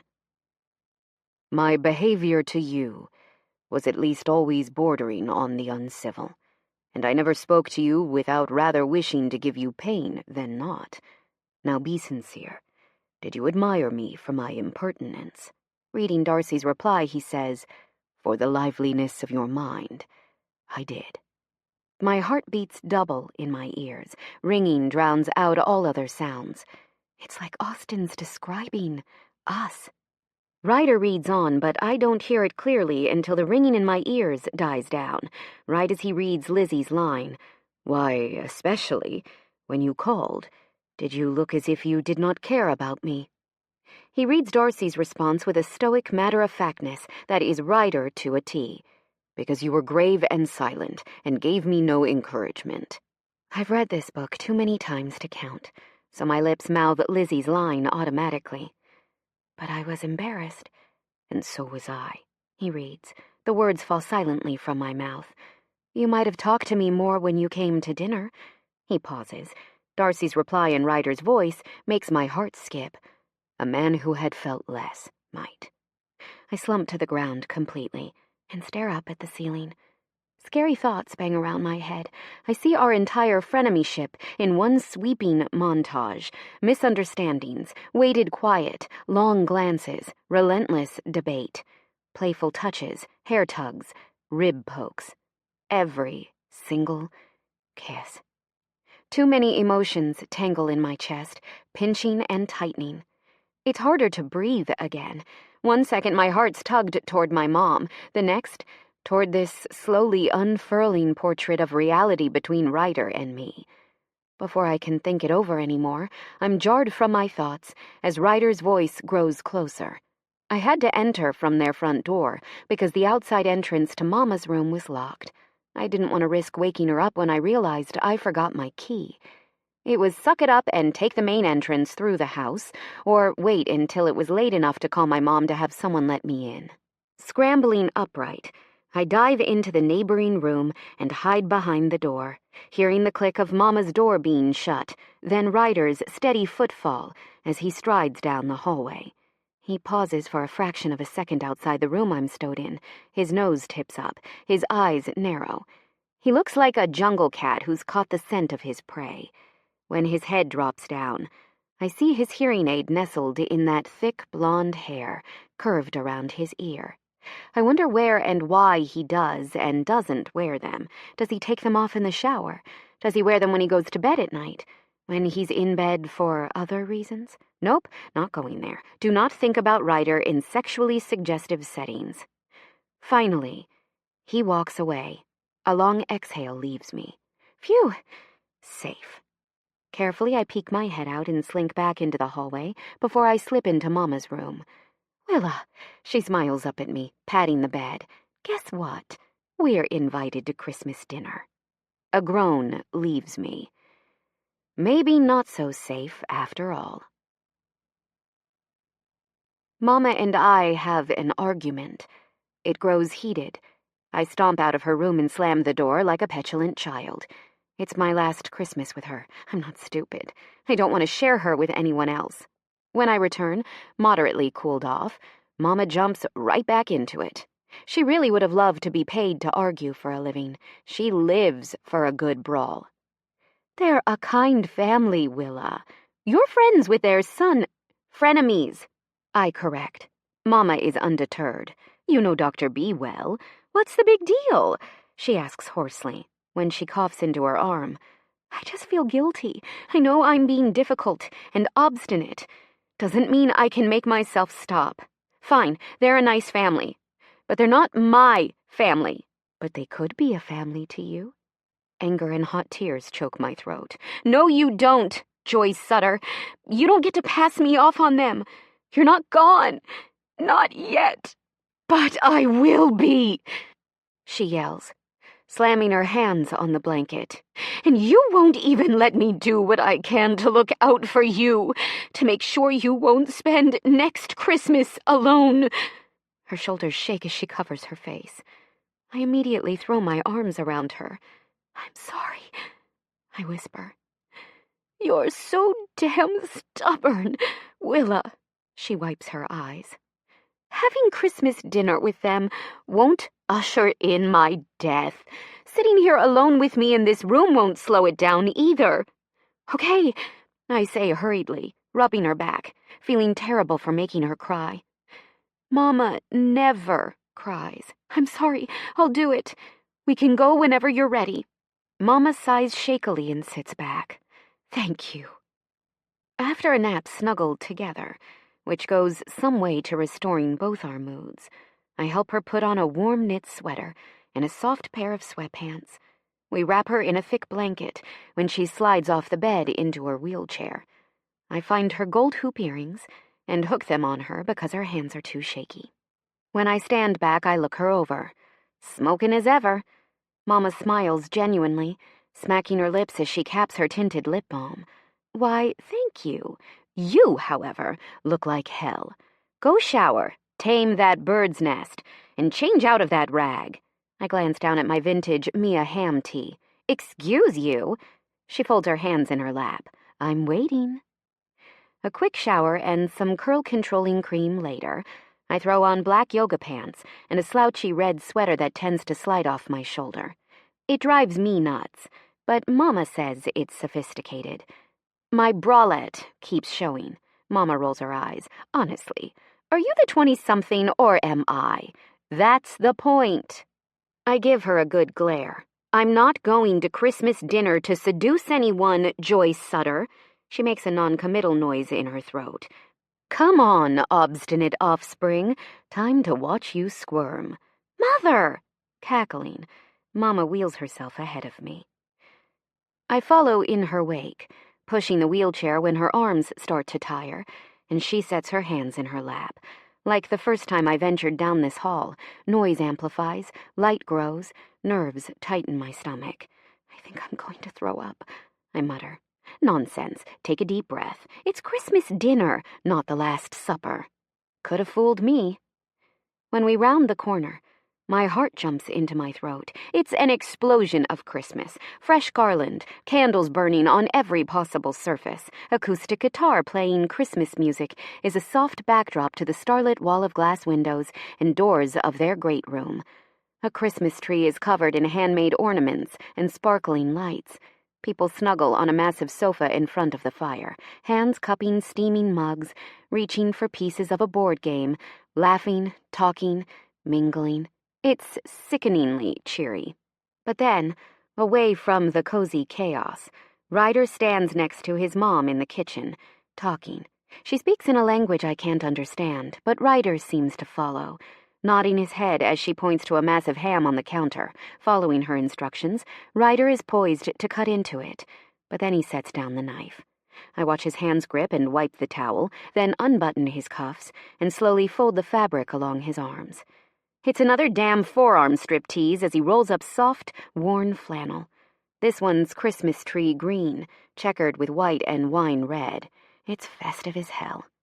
He looks like a Yuletide wet dream. I swallow so loud, Santa hears me in the North Pole. Ryder must hear it too, because his eyes snap up and lock with mine. Those grass-green eyes crinkle with what seems like a smile, but who knows? The bushy beard hides it. When he picks up the towel again, I gulp, watching his hand work the fabric. I need to get laid. This is not right. I'm eroticizing hand-drying. Hi, I manage. Mama practically yanks herself out of my grip and wheels herself forward as Dr. B guides her to a space at the table that they've cleared for her wheelchair. Ryder steps close as he tucks the towel in his back pocket. Even that's hot. There's no mercy in this world. Hi, he says quietly. His eyes hold mine, and the room gets twice as hot. Willa. Before he can say another word, I make a fist and set it over my heart in slow, steady circles. I'm sorry. Holding my eyes, he signs the same message. We stand, mirrors of each other. I'm sorry, too. Then Ryder softly taps my mouth with his finger, like he did that day in class, months ago. He's telling me to speak. I shouldn't have lost my shit, I tell him. I have no place to criticize what you kept private. I should say more. I should own my part more fully. But I'm so overwhelmed, so lost in everything I'm feeling, I can barely talk. Ryder sighs and drags a hand through his hair. His fingers snag on the strands, reminding him they're pulled back. I have to suffer through him retying his hair, watching those damn muscles bunch under his shirt, his long calloused fingers pulling each blonde streak back into a tight bun. Looking back, I wish I would have told you more, but I was scared of what would happen if I laid it all out. Holding my cards close felt necessary because we were playing a pretty brutal game. The stakes were high. I nod. They really were. Ryder doesn't seem to mind my paltry answer. He grins. Forgiven? Forgiven. I swallow thickly. And me? He frowns and steps closer, then wraps his hand around my shoulder. Of course. His touch completes the circuit that I've missed. Electricity snaps and sparks between us. I sway toward him, then pull myself out of it. You look incredible. His hand gently seeks a curl of mine and winds it around his finger. You and this color. Reminds me of the infamous red napkin. I swat his hand away. I don't remember you disliking that napkin at the time. Ryder smirks, but his eyes bore into my skin. I feel their heat, their weight, as they travel my body. I never said I did. Your eyes are kind of scary right now, Ryder. His pupils are so wide. I only know his eye color because I've seen it before. He bears that same thigh-clenching intensity as when I first met him. He swallows and blinks, snapping himself out of it. Sorry. Caveman moment. A smile tugs at my mouth. Caveman moment? You're beautiful. I have 4 brothers about to see you. I'm feeling a little possessive. Those words roll off his tongue and dance across my skin. Oh, I say faintly. Scrubbing his face, he then drops his hands. Ignore me. His eyes hold mine for a long minute before he leans and places a soft kiss to my temple. Merry Christmas, sunshine. I stand in place after his lips leave me, after his steps fade away. I'm rooted to the spot, my eyes shut, the world condensed to the echo of his kiss, burning with significance. Chapter 24. Willa. Playlist. River. Joni Mitchell. McCormack's on his best non-professorial behavior, and when he catches me after dinner, he looks like a dog with his tail between his legs. Willa, I want to apologize. What for, Mac? He clears his throat, his eyes sliding over to Freya, who sits nestled on the couch. She gives a tiny wave as her eyes glint menacingly at her husband. If I didn't find it such an admirable look in a fellow badass female, I'd be scared shitless for him. Well, it's come to my attention after some thought and reflection, and of course, the very wise insight of my lovely wife. Mac, I'm not going to report to Freya about your behavior. Maybe not. He wipes his forehead, but she's watching. Trust me, she has ears everywhere. I snort a laugh. Dude, you are freaking out. He clears his throat. To the point. I blurred professional and personal lines. My intentions at the outset were good. I saw a struggling student and a spirited person in you, and a disciplined student and a despondent person in Ryder. I knew he'd be able to give you the help you needed academically, and you'd be persistent enough to pursue what you wanted, and hopefully lurch him out of his rut. It seemed like a good character-building exercise. Oh, it built character, all right. Also shaved 5 years off of my life, easily. He nods. Yeah. Like I said, I let it get out of hand. I got invested in what I saw between you two. I saw your potential and I played God a little bit, and I shouldn't have. I'm sorry. If you decide to take this to my superiors, I will completely understand. Mac, a grin tilts my mouth. As much as I fantasized about many ways to murder you in your sleep, I'm grateful. After all is said and done, I did well in that class, much in thanks to Ryder, and to the fact that working with him required I get my shit together. No, you weren't always nice, or sane, or professional, but you gave me what I needed. My eyes drift to Ryder. He stands, arms crossed, talking to the youngest sons, who seem so close in age they could be twins. Vigo and Oliver. My heart flip-flops as I watch all 3 of them explode in laughter, as his head tips back with a smile. I wouldn't change that for the world, I tell Mac. Once Mac returns to Freya on the couch, she raises her glass to me. I cheers her in the air and soak up the moment alone, taking stock of the evening. It's been stunningly pleasant. Ryder's family is beyond warm. His sisters are conversational and kind. Freya chatting with me about the women's soccer program at UCLA. She played too. A lifetime ago, as she said. And Ziggy fangirled over me because she wants to follow in her sister's and my footsteps. The brothers, they all introduced themselves, but from every single one of them, I had the distinct sense of cautious propriety, like they weren't really being themselves, but on their best, most dignified behavior. It's almost like Ryder told them to straighten up or else. That's because he did. A voice close to Ryder's, but not quite as rough, less baritone, cuts through my thoughts. I sigh. I have a regrettable inability to not think out loud. Wren smiles. Ah, no worries. And trust me, be glad Ryder gave them a talking to. Axel's artist's eye homed in right on you, and the man cubs are still barely housebroken. But, I mean, eventually they won't act like that, right? They'll talk to me without looking like they're scared Rye's going to break their thumbs. Wren pats my shoulder gently. Trust me, you'll get hazed soon enough. For now, you're under Ryder's protection. His gray-blue eyes twinkle. He's wild about you.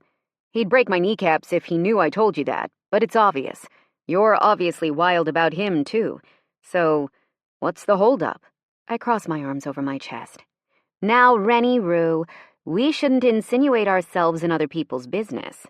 He wrinkles his nose. Rennie Rue? My name's Wren, Winifred. Stop it. That doesn't sound remotely like Willa. It was off the cuff. I'm not smooth like Ryder. Take it easy on me. I can't.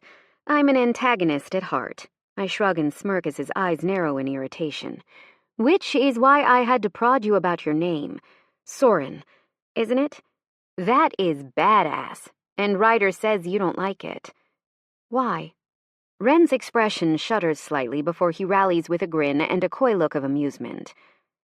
I'll answer to Wren, half-pint. He dodges my attempt to poke him viciously. You should be more afraid to provoke me.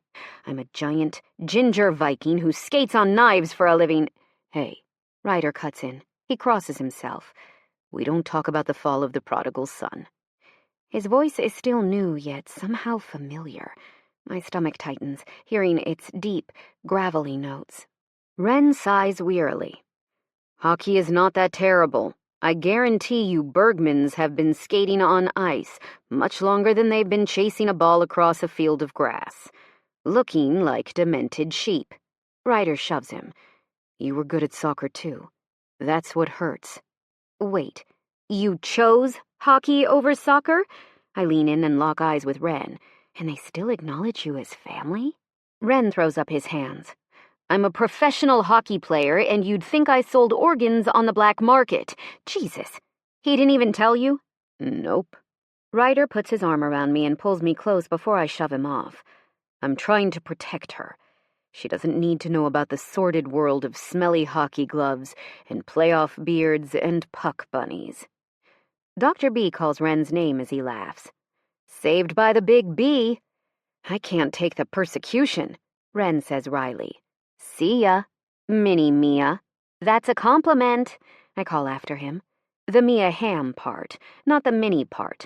I am not Minnie. I'm 5'6", thank you very much. My eyes travel from Wren across the room, then land on Mama. She's nestled on the couch, playing a card game with Ryder's parents and Axel. Hey, Ryder says. I look up at him, and my heart beats double time. When he steps close to me, I nearly tumble into the Christmas tree. Easy. His eyes drift over me in assessment. Did you hit the glog a little hard at dinner? I shove him. I'm sober Sasquatch. Doesn't look like it. His eyes on me are too much, so I turn and look at the tree. Little bit of national pride? 100 tiny Swedish flags pepper the branches. Gnomes, hard gingerbread cutouts, and braided straw designs. It's perfect. Ryder smiles as he sips his steaming cup of spiced wine and doesn't say anything. I'm used to his quietness, but this feels different. This silence has a weight I'm uneasy with. Your house is the love child of West Elm and IKEA, I blurt. Your siblings are funny and smart and welcoming. Your family looks like a Swedish Christmas card. Your mom cooked the best food I've ever eaten. She's a culinary genius and a supermodel. Julia Child meets Claudia Schiffer. I could slice cheese on her cheekbones. Ryder chokes on his drink, then brings a hand to his lips and dabs them. Jesus, Willa, where do you come up with half the shit that flies out of your mouth? Blurting nonsense is my spiritual gift, Mama says. My eyes search the tree, admiring it, as much as it tortures me. What a home they have. Such close family. I know their abundance doesn't equate to my lack, but it feels like a quart of lemon juice dumped in an open wound. Ryder grips my elbow, making my breath stutter in my throat. Willa, I want to talk. Can we go somewhere private? My head snaps his way. Why? His hand smooths his beard, a new habit that sprang up as the infernal facial hair grew to survivalist deep in the woods length. Well, if I told you, that would defeat the purpose of speaking in private. Then say it here and forget the private part. Ryder sighs, his eyes drifting shut before slowly opening. Once again, his bright, grass-green irises aggravate me. They're too beautiful. This whole night is one big, beautiful juxtaposition to my reality. Fine. He sets down his wine on a side table and steps closer, sliding his hands up my arms and locking them in when I try to back away. I want a truce, a ceasefire. A what? I don't want to be frenemies anymore. What do you want? My voice is husky. I sound like my panties are drenched and the lace of my bralette is about to curl off my burning skin because them's the facts.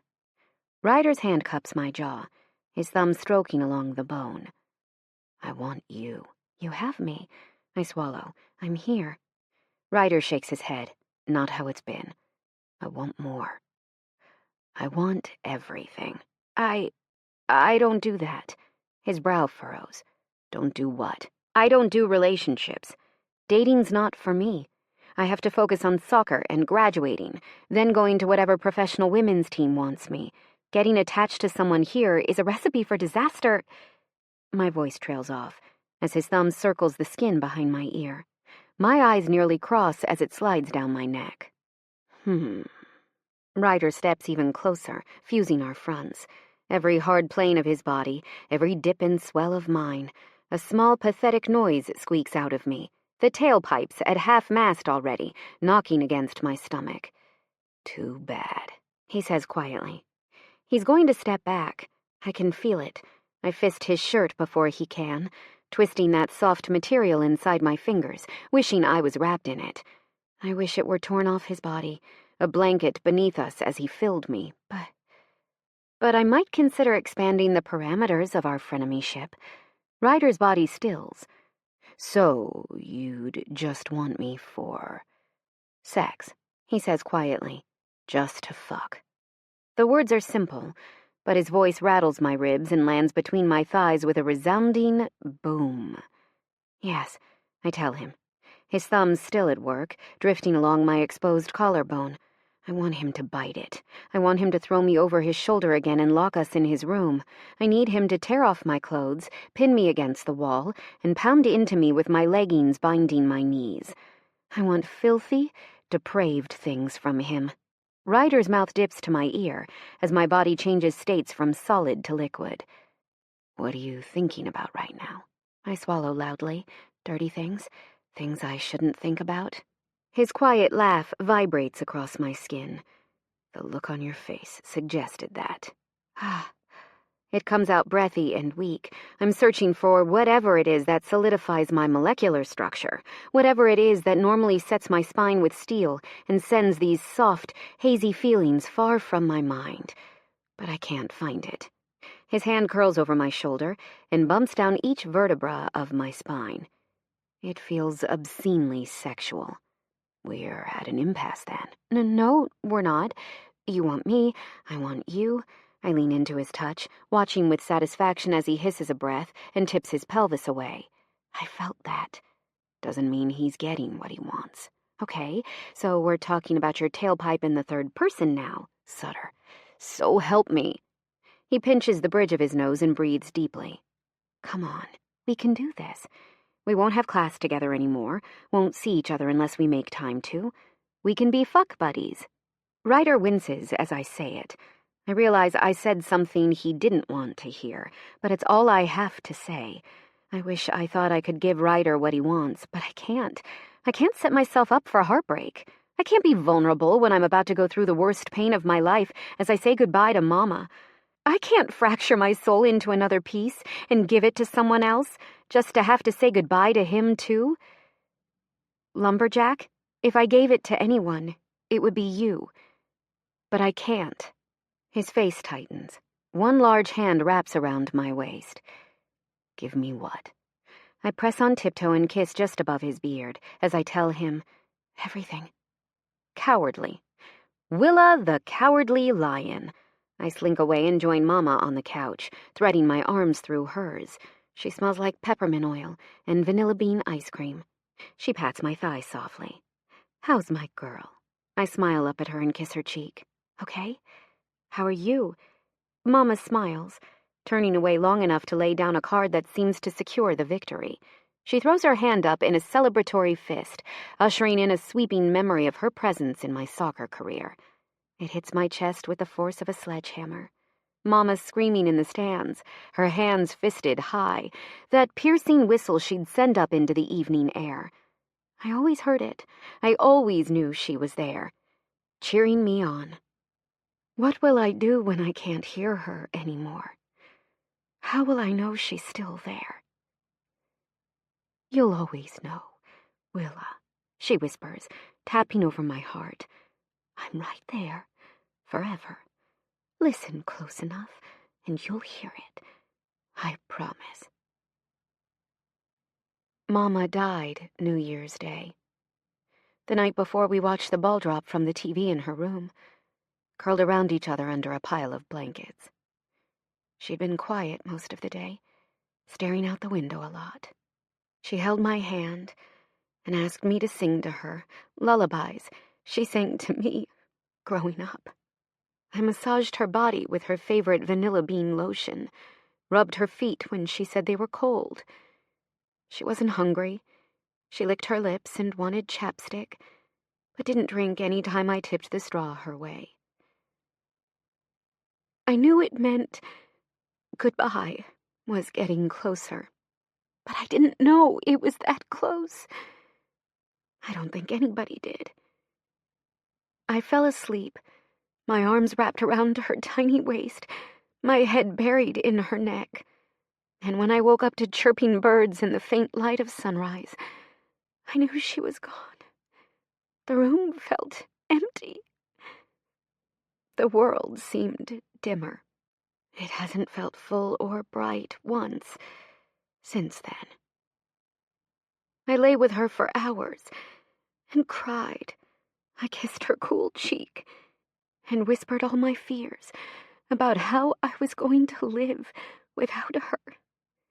I tangled my fingers in hers and promised I wouldn't forget a single moment, that everything she'd given me was locked safe in my heart. I looked at her beautiful face and told her she was brave, and if I was half of who she was, I'd be proud of that. Then I kissed her one more time as I whispered goodbye against her lips. The moment Dr. B took over for me, I walked the room in a daze and swept up every trace of us into 2 duffel bags. My mom's life and mine, so easily contained in a few flimsy pieces of fabric. When I got back to my empty apartment, I threw them against the wall and screamed so loud the windows shook. I ignored Ryder's calls. I didn't have a funeral. Her ashes sit in a white ceramic urn on my dresser. I talk to her whenever I'm home, hiding from Rooney and Coach and Ryder and Tucker and Bex and my whole team.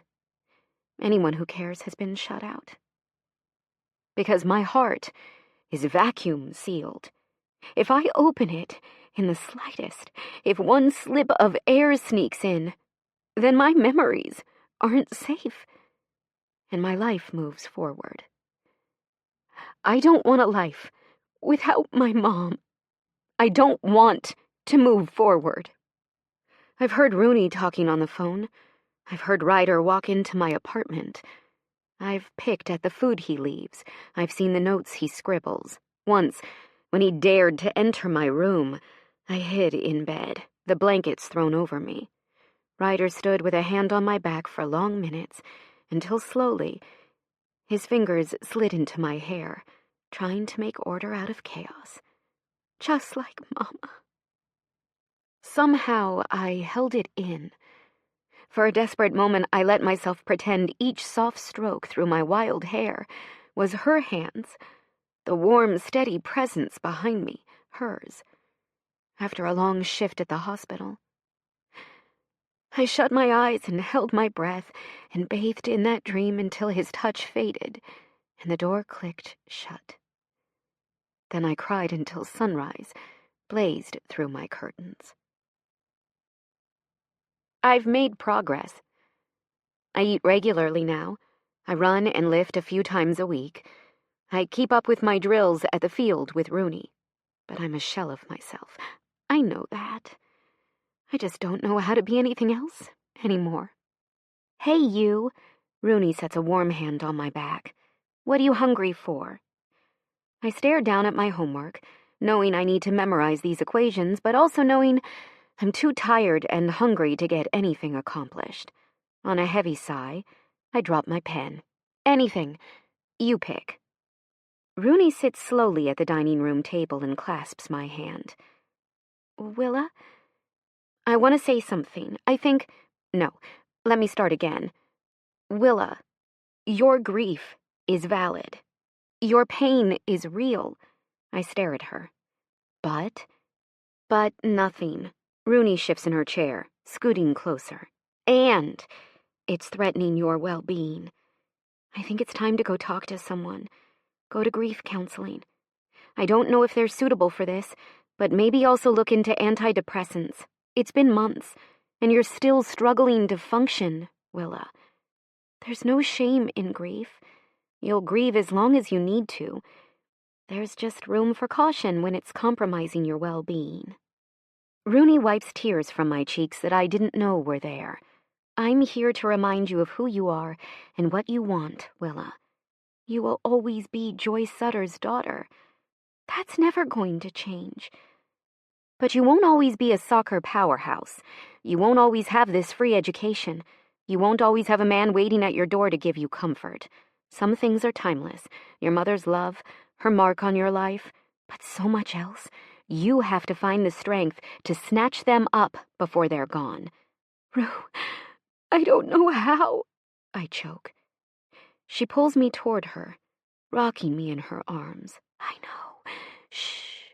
Rooney kisses my hair. It makes me think of Ryder and his kisses to my wild hair. I miss that spark and fire that used to crackle and roar between us. I miss his bushy beard and his butter-soft lumberjack flannel. I miss our loaded silences as much as his newfound deep voice. First things first, okay? Rooney says. Let's get you set up with a university counselor. Get you feeling better, rested, and clear-headed. Get your grades back on track. Then we get the guy. I laugh. Yeah, that's still not happening. Not the way you think. I need friends, Rue. Nothing else. Rooney pauses her rocking for just a moment and squeezes me tighter. Okay, Willa. Okay. Chapter 25. Writer. Playlist? Do I Want to Know? Arctic Monkeys. Who did it? I roar. Both Tucker and Bex have the wisdom to look terrified. I kick an errant soccer ball right at them and watch with satisfaction as they scatter to avoid getting nailed. You motherfuckers! I lunge for Tucker, quickly wrestling him down to the ground. His back is pinned under my knee, and I have his arm twisted in a position that's hopefully excruciating. It was his idea! Tuck howls. I release Tucker with a lunge upright and bolt for Bex. He barely sidesteps me before he trips, then slams into the table and crumples to the floor. Please! Bex holds up his hands. He looks like he's about to shit himself, and he should. My 6'3", 200 pounds is south on both Beck's height and Tucker's weight, but it doesn't matter. I'm an angry, angry man, and when I'm pissed, my Viking blood roars through my veins, demanding violence. Give me one good reason I shouldn't break your goddamn arm, Beckett Beckerson. Bex whimpers as I set my foot on his throat. Because you'll thank me once you shave that animal off your face and it knocks Willa on her ass. I hiss in a breath because it hurts to hear her name. We don't talk about Willa. I got very drunk a few months ago, not long after Joy died and Willa shut me out, and I told them everything. Then I made them swear not to speak about Willa or torture me with anything related to her. They've been saints about it. Until now. Why? I growl. Bex glances over to Tucker, then back to me. Rooney said she's going to grief counseling, and finally coming around. Before that, she was getting bad. Don't. I can't hear it. I almost lost my mind at first, desperate to push myself on her when I knew how badly she was hurting. I tried everything I could think of, and still, she wouldn't look at me, talk to me, answer my texts or calls or notes. I understood she needed to grieve, and that she'd grieve in her own way, which was obviously entirely alone. But for once, logically understanding something didn't make it hurt any less. Taking a long, slow breath, I looked between the two of them. So, because Willa's back on the grid, you two decided this was the best time to shave the middle of my fucking beard off my face? Tucker has the dumbass audacity to giggle from the corner, where he cowers. I fake a lunge at him and earn a high-pitched yelp. Fucker! I grumble. Beck's throat is still stuck under my instep. I feel his Adam's apple roll under the arch of my foot when he swallows. Okay, it was a little aggressive, but I saw you take melatonin. That shit knocks you out. Because I've had insomnia, I yell. Since Willa stonewalled me, my mind was racing constantly at night. I kept having these horrible nightmares about her wading into the Pacific and drowning, hiking alone, getting lost and falling off cliffs. Dad told me melatonin was a gentle, non-habit-forming supplement that would help me fall asleep. But apparently, I'm a lightweight. Melatonin doesn't just quiet my mind, it knocks me out. Okay, Bex swallows nervously. Okay, so that was a little shitty, to prey on your drugged state, but the intent was noble. Noble. Scrubbing my face, I stare up at the ceiling, reminding myself murdering them will put a cramp in my outdoorsy lifestyle. Jail's claustrophobic as hell, I hear. Barely any time outside. Shave that thing all the way, man, Bex has the balls to say. Look less like a doomsday woodsman, and a bit more like a collegiate hottie. Tucker snorts. Hottie's a stretch. Please. Bex rolls his eyes. We all know why Ryder grew the beard.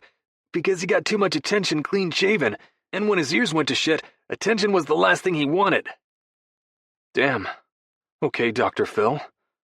I let off Beck's throat and trudge back to my bathroom, eyeing the damage. They're stupid enough to follow and stand behind me as I face the mirror. I tip my head from one angle to another, trying to figure out how to salvage this without shaving my entire beard. There's no way. Unless you want mutton chops, Tucker offers. But considering I grew up next door to a creepy guy with mutton chops who always tried to offer me popsicles, I'd get very strong pedophilic vibes.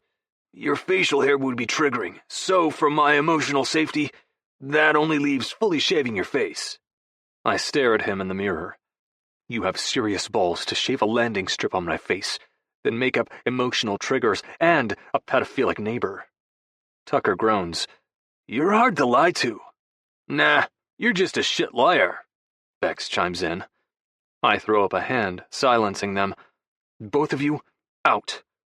Tucker fist pumps the air. You're going to do it? I level him with a look that makes his hand drop slowly to his side. Right, we're leaving. Sorry again, Bex says right before they shut the door.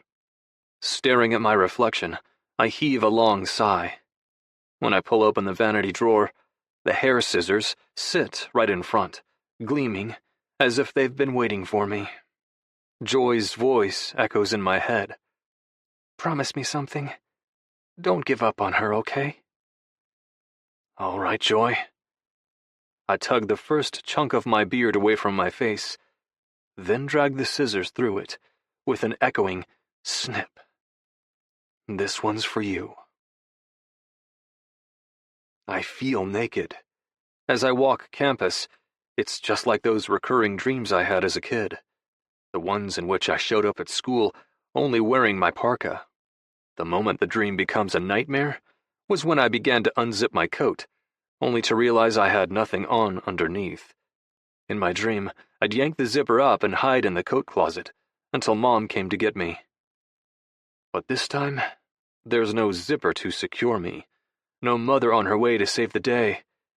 The beard is gone, only faint blonde stubble lining my jaw.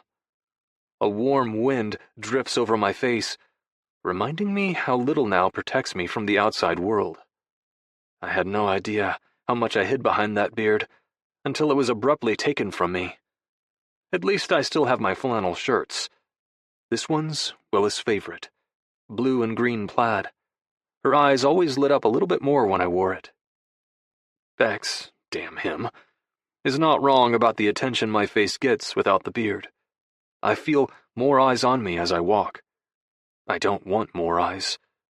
I want Willa's. I tug my ball cap lower and check my phone when it buzzes. I still keep my phone on vibrate rather than ring, and I still hope it's Willa every time. It's a text from the man who started this shit. I spy a hottie. I growl. I'm going to kill Bex. Glancing around, I try to find his hiding place. As I'm distractedly searching for him, my head high over the sea of most others that I wander by, I suddenly slam right into a small, compact body. Jesus, watch where you're going. Willa's voice dies off as she stares up at me, her eyes wide with disbelief. She sways alarmingly, so I grip her arm, frowning at how much less mass is there. She's thinner. An odd giggle bubbles out of her. Something funny? I ask. She shrieks and jumps back. Who the fuck are you? I raise my eyebrows, tipping up the brim of my hat. Sunshine, are you serious? Willa makes a small, pained noise. What the hell, Ryder? Her eyes roam my face as she leans toward me and bites that dangerously full bottom lip. When her eyes lock with mine, I drag my thumb along her mouth's soft fullness, tugging it free from her teeth. Her eyes sparkle with what looks weirdly like tears. The squirrel tail's gone. You're even beautifuler. I laugh and roll my eyes. Shut up, Sutter. No, I'm... She groans as her forehead hits my chest. Then she pulls back and stares up at me. Oh dear. We had a whole Beauty and the Beast thing going. I had to make sure you liked me for my stunning personality, not my mom's cheekbones. Jeez, she mutters. I could totally slice some Swiss on those puppies. It makes me laugh again. I haven't laughed for months.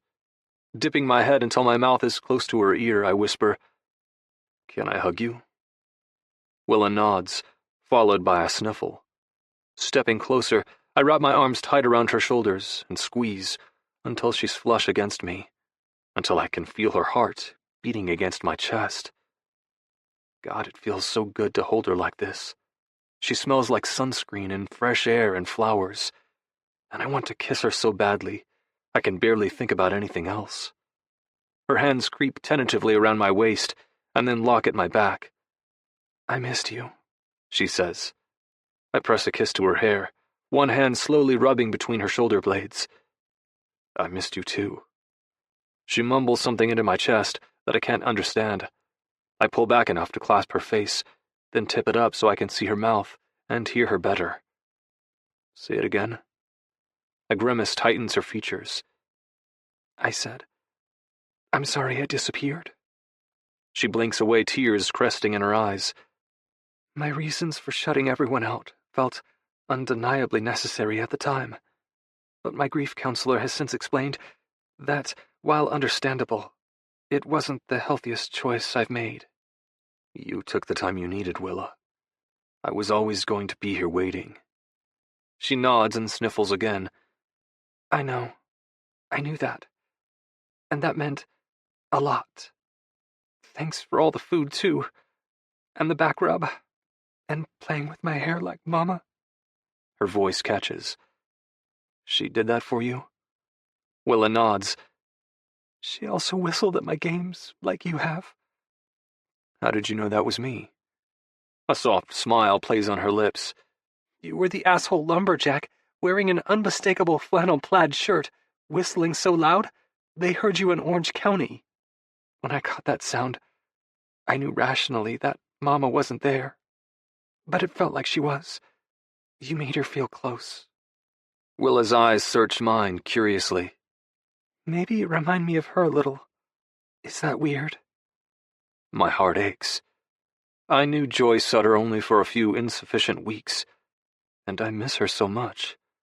I have no idea how much Willa's hurting, or how hard it must be to talk about her. I only know it's the highest compliment from Willa, to be told I remind her of her mother. I rub her back some more and smile down at her. It's not weird. We had a few things in common. Excellent whistlers, blunt delivery, impervious to your bullshit. My fingers slide through her untamed hair. A deep appreciation of your crazy hair and your weird metaphors and the bizarre things that come out of your mouth. Willa leans and bites softly into my shirt. It sends a shudder through my body as I tighten my grip on her back. Behave yourself. She smiles. Now why would I start doing that, Mountain Man? You like me just the way I am. Things aren't easy overnight, but Willa doesn't disappear anymore, and she answers my texts. A few nights later, she agrees to have dinner with me, so long as the boys and Rooney are there too. She's still putting up every possible barrier between it being just the two of us, for as long as she can manage it. I understand why. Everything she said at Christmas still stands. She's heading out of this place with the soccer world to take by storm, and, as far as she knows, I'll be teaching canoe lessons in the middle of nowhere, Washington. Her heart's still tender, too. She's grieving. She's going to be grieving for a long time. Right now, she needs a friend. I might be a friend who's about to die with the need to be more, but I'm her friend nonetheless. Or, more accurately, back in old familiar territory, her frenemy. What the hell do you call this? I glance over my shoulder. Willa's poking the guacamole I made with a disdainful look on her face. It's guac, sunshine. You need glasses or something? I'm aware it's guacamole, Bronny. Or it was, until you threw mango into it. She tosses down the mixing spoon in disgust. What the fuck? There's something wrong with you. Everybody loves jazzed up guac. This here woman does not. Tucker? Bex? Rooney? Tucker and Rooney are playing FIFA on the Nintendo. Bex stares at their game. None of them answer her. Willa turns to me and shrugs. Kids these days, addicted to the tube. I have one of those moments that's becoming harder to tamp down. The fierce urge to heft her by her fantastic ass, wrap her thighs around me, and kiss her senseless. Willa's gaze flicks between my mouth and my eyes. You look hungry. I am. She swallows loudly. Okay. Well, tacos are pretty much ready. We can eat. I turn away from her, willing my body to cool down. It doesn't work. Nothing stops making every inch of me burn for her. It's fucking torture. Platonic hugs and kisses to her forehead, swaying in her arms and keeping my breath steady.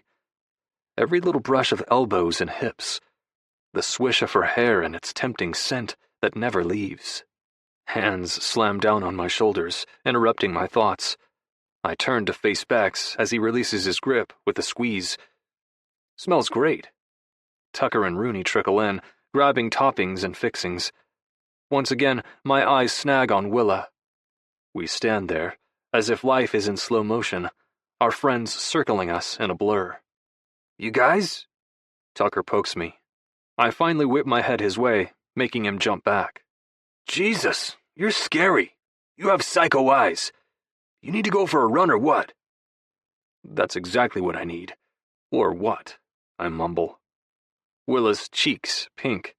She holds the stack of plates and white-knuckles them. When I walk up to her, her chest is heaving, a flush darkening her neck and ears. Can you stay after dinner? I ask. Her eyes bug out of her head. What? Just stay after they leave. I want to put something to you. Another one of her snort giggles sneaks out. I figured out it's her nervous laugh. That sounds filthy, Bergman. Raising an eyebrow, I take the plates from her. Pervert. Sit your ass down and eat some tacos. She bites her lip, and for the first time in a long while, she smiles like the Willa I used to know, the one who had something in life to smile about. Tucker and Bex are college guys, so they destroy a serious amount of food. Rooney's not far behind them, but it's Willa I watch, picking at her black beans, popping them into her mouth like she's willing herself to eat it all. My eyes lock on hers, as once again time and space fade to the periphery. I need everyone to leave so I can ask her. And then I need her to say yes. Willa's eyes flick up and meet mine. First, they widen like, "What you looking at?" But as I hold her gaze, they narrow into irritated slits. Bex pulls out his phone. "Timer." "Bets," Tucker calls. Rooney tosses down her taco in disgust. "Nope, I am not enabling this any longer. I'm sick of Mom and Dad fighting." Standing, she rips the phone out of Beck's hand, shoves Tuck's money into his shirt, and yanks both of them up by the arms. "Out! These two need to get the hell over this astronomical sexual tension and deal with it the old-fashioned way." Willa's jaw drops as she looks over at Rooney. "Seriously, Rooster?" Rooney shakes her head. "I'm so over this. You two? Talk, touch, fuck. Please, God, just end the torture. I'm drowning in it. I'm contact horny around you guys." "I can help with that," Tucker offers. Bex smacks him upside the head. "Cut it out." "I can handle myself fine, boys," Rooney says before she directs herself to Willa and me. "The point is this. It's enough. Work it out." Rooney drags the guys with her out the front door and slams it behind her. Willa tracks their movement, but eventually, her head turns back my way, disbelief tightening her features. She looks wildly uncomfortable, and when Willa Rose Sutter is uncomfortable, she does not talk about it. "Well, that was out of nowhere." Correction. She'll talk about it if it accomplishes downplaying or denying. Not really, Willa. I stand and collect plates, stacking them until they're a tower of teetering leftovers. Willa sputters while she jumps up and gathers the fixing plates, sweeping shredded cheese off the edge of the table and dashing in with her handful. "What the hell are you talking about?" I round on her, dumping the plates in the sink with a clatter. Willa carefully shoves her arm's contents onto the counter, then turns to face me. "I told you what I wanted at Christmas." "Yeah," she snaps. "And then my mom died. Forgive me." I didn't mean it like that. A sigh rushes out of me. I'm saying Rooney's stating the obvious. Willa's jaw clenches as her eyes spark furious copper. "It's not obvious. We're not obvious." "Oh?" Slowly I walk toward her. Willa steps back in sync with me until her ass bumps the counter. I place my hands on its surface, bracing my arms so that she's caged inside my body. She has to crane her neck to look up at me. Her pulse slams at the base of her throat as color floods her cheeks. Her nipples are diamond bits beneath her threadbare Mia Hamm t-shirt, and she presses her thighs together. "Head to toe, sunshine. Says you want me. Look at me and tell me you don't see the same thing." She juts her chin up, her eyes meeting mine. No beard to hide my own blush or the way my throat sticks when I try to swallow. My shirt does nothing to cover my rapid breaths. My jeans are a lost cause. No possible material could hide that I'm rock hard for her. My fingers are white-knuckling the counter. We're a combustion reaction the moment before its elements meet.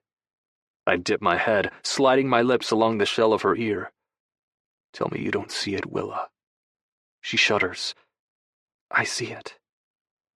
"Because you want it," I whisper against her neck, trailing faint kisses down her throat.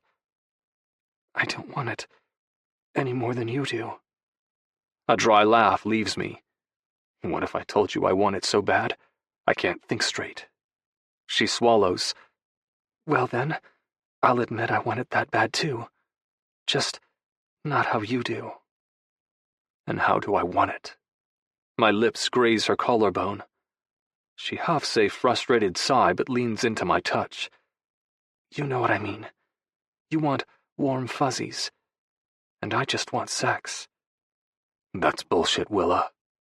I straighten and press my pelvis to hers. Willa whimpers. You want more. You're just scared. I'm not, she rasps. How about this? Come with me to the cabin up in Washington over spring break. Give me that time to show you there's nothing to be scared of. You, me, the woods, 4 days. Willa bites her lip. I should stay here and study. I push away from the counter, yanking a towel off the handlebar. I throw it over my shoulder. Study at the cabin. Study naked. Study clothed. I don't care. I'll cook. You rest. You need some R&R. She's staring at me. Her irises are non-existent. Her legs scissored shut. Her hair practically crackles with raw energy. Willa's warring with herself, battling over what she wants and how she's lived her whole life. They're mutually exclusive. You can't give yourself to someone and wall yourself off. She's cornered, and she knows it. I've called us for what we are. Two people who care so much more, want so much more than we've allowed ourselves to admit. First, we were both too pissed to see what was really there. Then, as the heat of our tension began to boil over, and the real structure of our dynamic revealed itself, we were both too shocked and apprehensive to do anything about it. That was then. This is now. I've spent the last 8 weeks without any Willa in my life.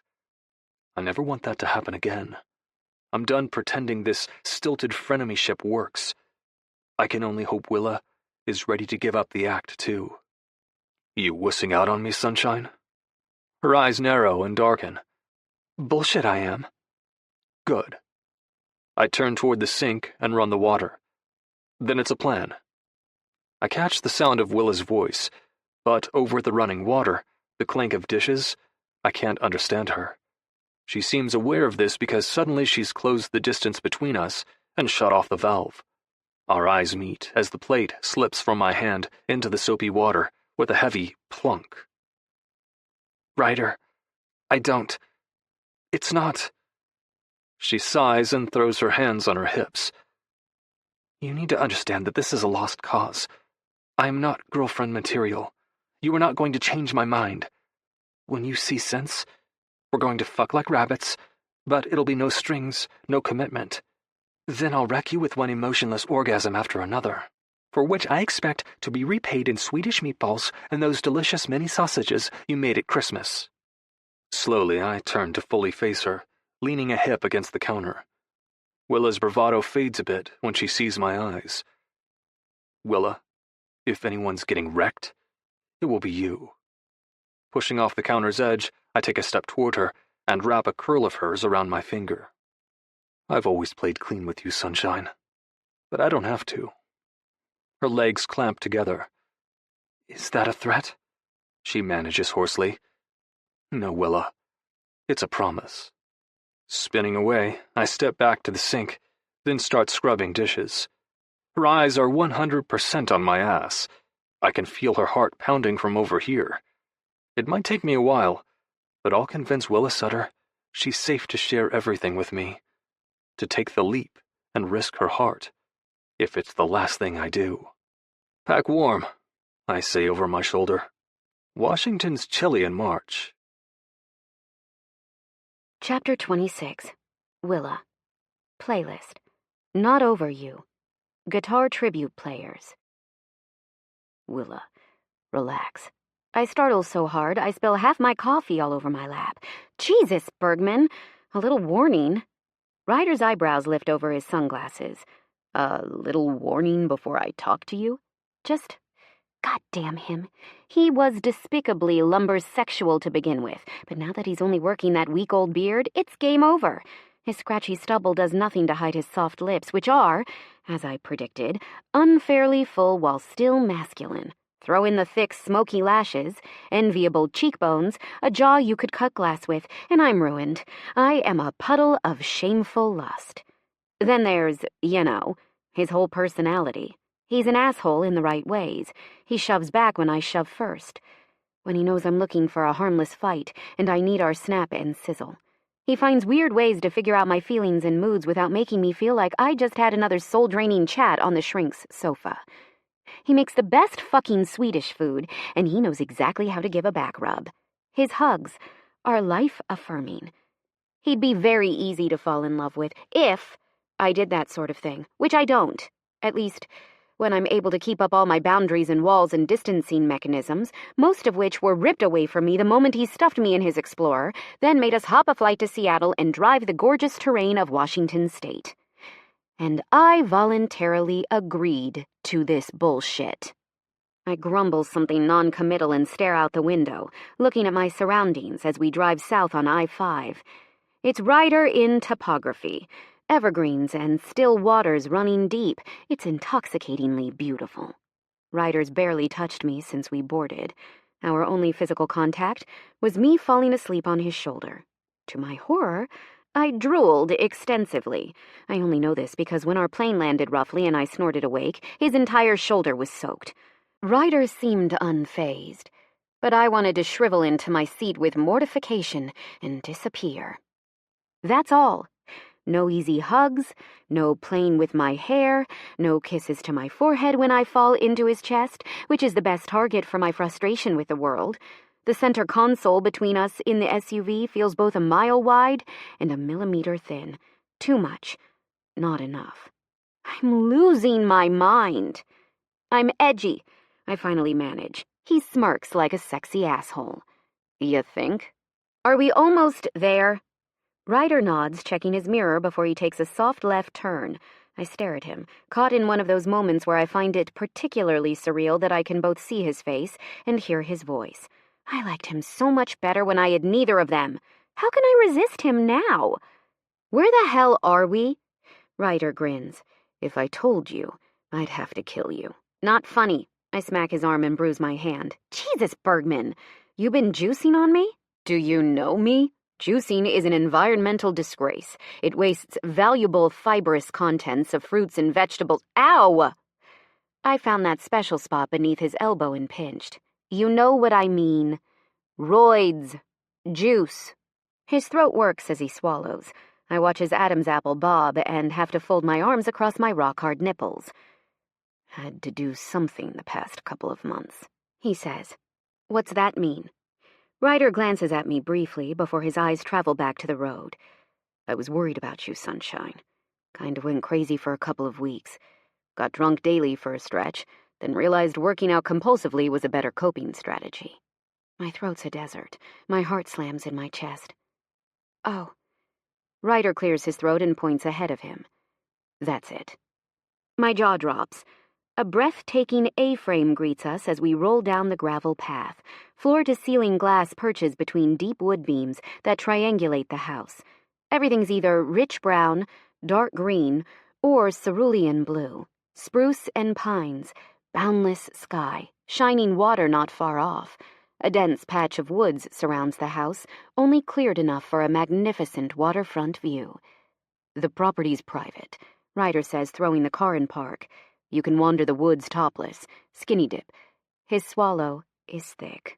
It's yours for the using, I mean. I'm flabbergasted. Ryder, this is crazy nice. He shrugs. Dad invested well for a while and bought it. Wisely paid it off promptly. When the recession hit, he lost most of his investments, but at least this was paid for. The older siblings take turns throughout the year visiting and doing maintenance work. It's how we earn our use of it. You don't pay someone to maintain it? No. He stares analytically at the house like he's itemizing a to-do list. That kind of upkeep costs more than my parents can afford. I roll my eyes. You guys seem like you're fine financially. Well, Sunshine, sometimes looks are deceiving. Yes, Dad's a doctor, but there's 7 of us, and most of us have gone to college and racked up tuition costs. He glances my way and smiles softly. Come on, let's stretch our legs a little bit. I follow him out of the car, heading for the trunk, but Ryder wraps his fingers around my wrist and tugs gently. Leave it. First, I want to show you something. He turns and walks toward a narrow dirt path in the woods. But I'm hungry, I whine. A granola bar flies over his shoulder and hits me. Wow! I anticipated your hanger, Sutter. Eat and walk. Let's go. I need water. I'm not ready for this. Ryder's got something up his sleeve. It feels like the death of our relationship as I know and love it. Do I want more? Of flipping course I do. But I'm terrified of the unknown, of the loss I could experience if I take that leap. A canteen dangles off Ryder's finger as he raises it over his head, still not looking back. Don't make me throw you over my shoulder again. I growl, ripping off the granola wrapper and stomping after him. Asshole lumberjack. Holy shit. My lungs tug for air. The hike didn't wind me. It's the view that's to blame. Ryder smiles over at me as I take in the vista. We're high up, staring down over the water beneath us. The surrounding land dotted with neat little triangles of trees. Clouds sweep and cut across the sun, dappling the world in patches of sunlight. I don't even have words. Ryder laughs quietly. First time for everything. I punch his shoulder, never breaking my stare. How do you leave this? His exhale is heavy. Not easily. I can imagine. His words sink, then settle heavy as a stone in my stomach. This is the place that makes him happy. Ryder's said this is where he wants to live. This is my problem. He says he wants me, but he can't possibly want the life I'll have. As much as I hate that he said it, I can't deny that in one sense. Ryder was right. His world is not my world. His ideal life does not align with mine. So what the hell are we pretending at then? Turning, I grab his shirt and tug him toward me. Ryder tumbles close, his hands landing on my hips. Why are you doing this? I ask him. What do you want from me? Ryder's brow furrows. The jerk even looks gorgeous when he's totally confused. What? I sigh in frustration. Ryder, this is your happy place. It's where you want to be. We have 1 year of college left, and then I have no idea where I'll end up signing. Why should we go down a road that's only going to end up hurting both of us? He smiles. I resist the urge to slug him in the stomach for looking so composed. He's too fucking unflappable. What do you have to smile about? I snap. Shaking his head, Ryder slips his fingers through my hair and smooths the sweaty flyaways off my forehead. You really think that once I had you, I'd ever let us end over something so inconsequential? My heart twists. Location and lifestyle are not inconsequential. I can be happy anywhere, Willa, as long as you're there, and there's earth and sky around me. His smile deepens. But you don't want it to be that simple, because you're scared of where it leads. Of course I'm scared. I'm 4-alarm fire freaking out. Ryder's smile falls as his hands drift down to the sweaty nape of my neck. I know better than to try to pull away or worry it will gross him out. He steps even closer so our fronts brush. Guess what? He whispers. I lick my lips and watch his head bend toward mine. What? I'm scared too, sunshine. This is vulnerable shit. His mouth is a breath away from mine. I just know I'd rather be afraid with you than fearless with anyone else.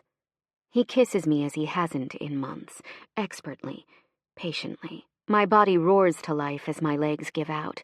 I grasp Ryder like he's my anchor to the world as his hands cradle my head and the impulse to cry hitches in my throat. His lips, without the beard, I feel so much more of them as they skate over mine, as they sweep over my cheeks. They're warm and soft, prodigies at teasing, claiming, taunting. His teeth scrape my bottom lip, sending a thunderbolt of need jolting down my body. Our mouths open together, breath stealing breath, as his hands drop and he wraps me in his arms. My fingers dive into his hair, savoring those thick, silky strands. My nails scrape down to his stubble. A shiver waves through my bones. Willa, he whispers. His hands are hungry. They're tugging my shirt, clawing over sensitive skin. Waist, stomach, ribs. Yes, I can't stop kissing him. I can't stop sinking into this man who holds me like I don't have to hold it all myself. I feel him, iron hard, pressing into my stomach through his jeans. You've got a 2x4 down there. How's that gonna work? Ryder laughs against my lips, shaking his head. It'll be okay. We'll fit. How do you know? We will, sunshine. We've always fit. What if you hurt me, Ryder? His whole body freezes. Ryder pulls away just enough so my gaze can fall headlong into those grass-green irises, the exact color of the trees that canopy us, the earth beneath our feet. Willa Rose Sutter. I will do everything humanly possible, with every breath I have, never to hurt you. A tear slips down my cheek, and Ryder thumbs it away. That said, I will mess up. I know I'm pretty damn perfect, but I am still human. I grab his shirt, then shove him half-heartedly. His grin warms his face and makes his eyes twinkle. I scrape my lip between my teeth as I peer up at him. His smile is warm, his eyes patient. His hand wraps tight around my shoulder as he holds me close. You don't have to say anything, sunshine. Not until the words are real and right. Ryder kisses my temple and exhales slowly. I'm not going anywhere. At least not for the next few days. Someone's got to keep the grizzlies away. I gulp as he backs away and scoops up our canteen. Wait, Bergman, are you serious? Ryder's laugh echoes in the trees as he starts down the path. If I tell you, where's the fun in that? I run at him, then lunge like a monkey onto his back. He doesn't so much as break his stride. The last known California grizzly bear, Ursus arctos californicus, Ryder says gently, hitching me higher in his grip. A now extinct subspecies of the grizzly bear, was killed roughly a century ago. Well, that's a relief. Aren't you just a little California wilderness encyclopedia? Ryder squeezes my legs, his hands nearly wrapping around my thighs. That said, we're in Washington, and there are grizzlies here. What? I squawk. Ursus arctos horribilis, contained exclusively to the northern Cascades, which are nowhere close to us, by the way, where they are in serious danger of extirpation, being locally extinct. Good! He snorts a laugh. Dropping my head against his neck, I rest in that easy quiet we have and remember our hike to the falls, the clean, sharp scent of his sweat, muscles shifting in his back. Once again I feel them. I breathe in deep mountain air and Ryder's warm body. I press my lips to his skin how I was too afraid to last time. His grip tightens on my legs, and when he glances up at the path ahead, a smile warms his face. Tree leaves whisper in the breeze. The sun slips lower in the sky. Ryder carries me the whole way down. Add cooking to frowning, opening laptop bags, sleeve cuffing, and other mundane activities that Ryder Bergman magically makes pornographic. Anytime I've eaten at his place, the cooking's pretty much done when I get there, which betrays deep wisdom on that man's part. I can only last about 5 hungry minutes around the smell of food before I need to eat, before I turn into an angry food troll. But tonight, the jerk had the audacity to set up a tray of fancy snacks, pour me a fat glass of red wine, and not only roll up his sleeves in front of me, but prepare our meal from scratch. Enjoying the show? His eyes are on his hands as he finally chops an onion, but the smart-ass grin on his face is unmistakable. I lob a cashew at his head. He pauses only long enough to pop it in his mouth and resume chopping while he chews. Jeebus Christmas. Watching him chew and swallow is even disgustingly sexy. I'm enthralled, I answer dryly. Ryder's smirk says he doesn't buy the sarcasm, but I take the high road because he is cooking for me. If I kicked his ass before dinner was finished, then what would I do? Where'd this food come from, anyway? I ordered it, sunshine. There's this modern marvel called online ordering and delivery of groceries. Bergman, you better watch that mouth. I'm a vengeful woman with a gift for nighttime pranks, and it won't be hard to find where you sleep tonight. Won't be hard at all, seeing as we're staying in the same bed. I choke on my wine. We're what? Well, we might start in separate rooms, but you're a SoCal sissy who shivers when it dips below 60 degrees. Here, it's still low 30s at night. A pathetic noise escapes my throat. That's fucking Arctic. Ryder snorts as he scrapes the chopped vegetables into the pan and dials up the heat. To you, Willa. Yes, $50 says you don't make it past midnight before you come crawling to me for body heat. Right now, it only feels cool. I listened to Ryder for once and packed hoodies and long-sleeve shirts.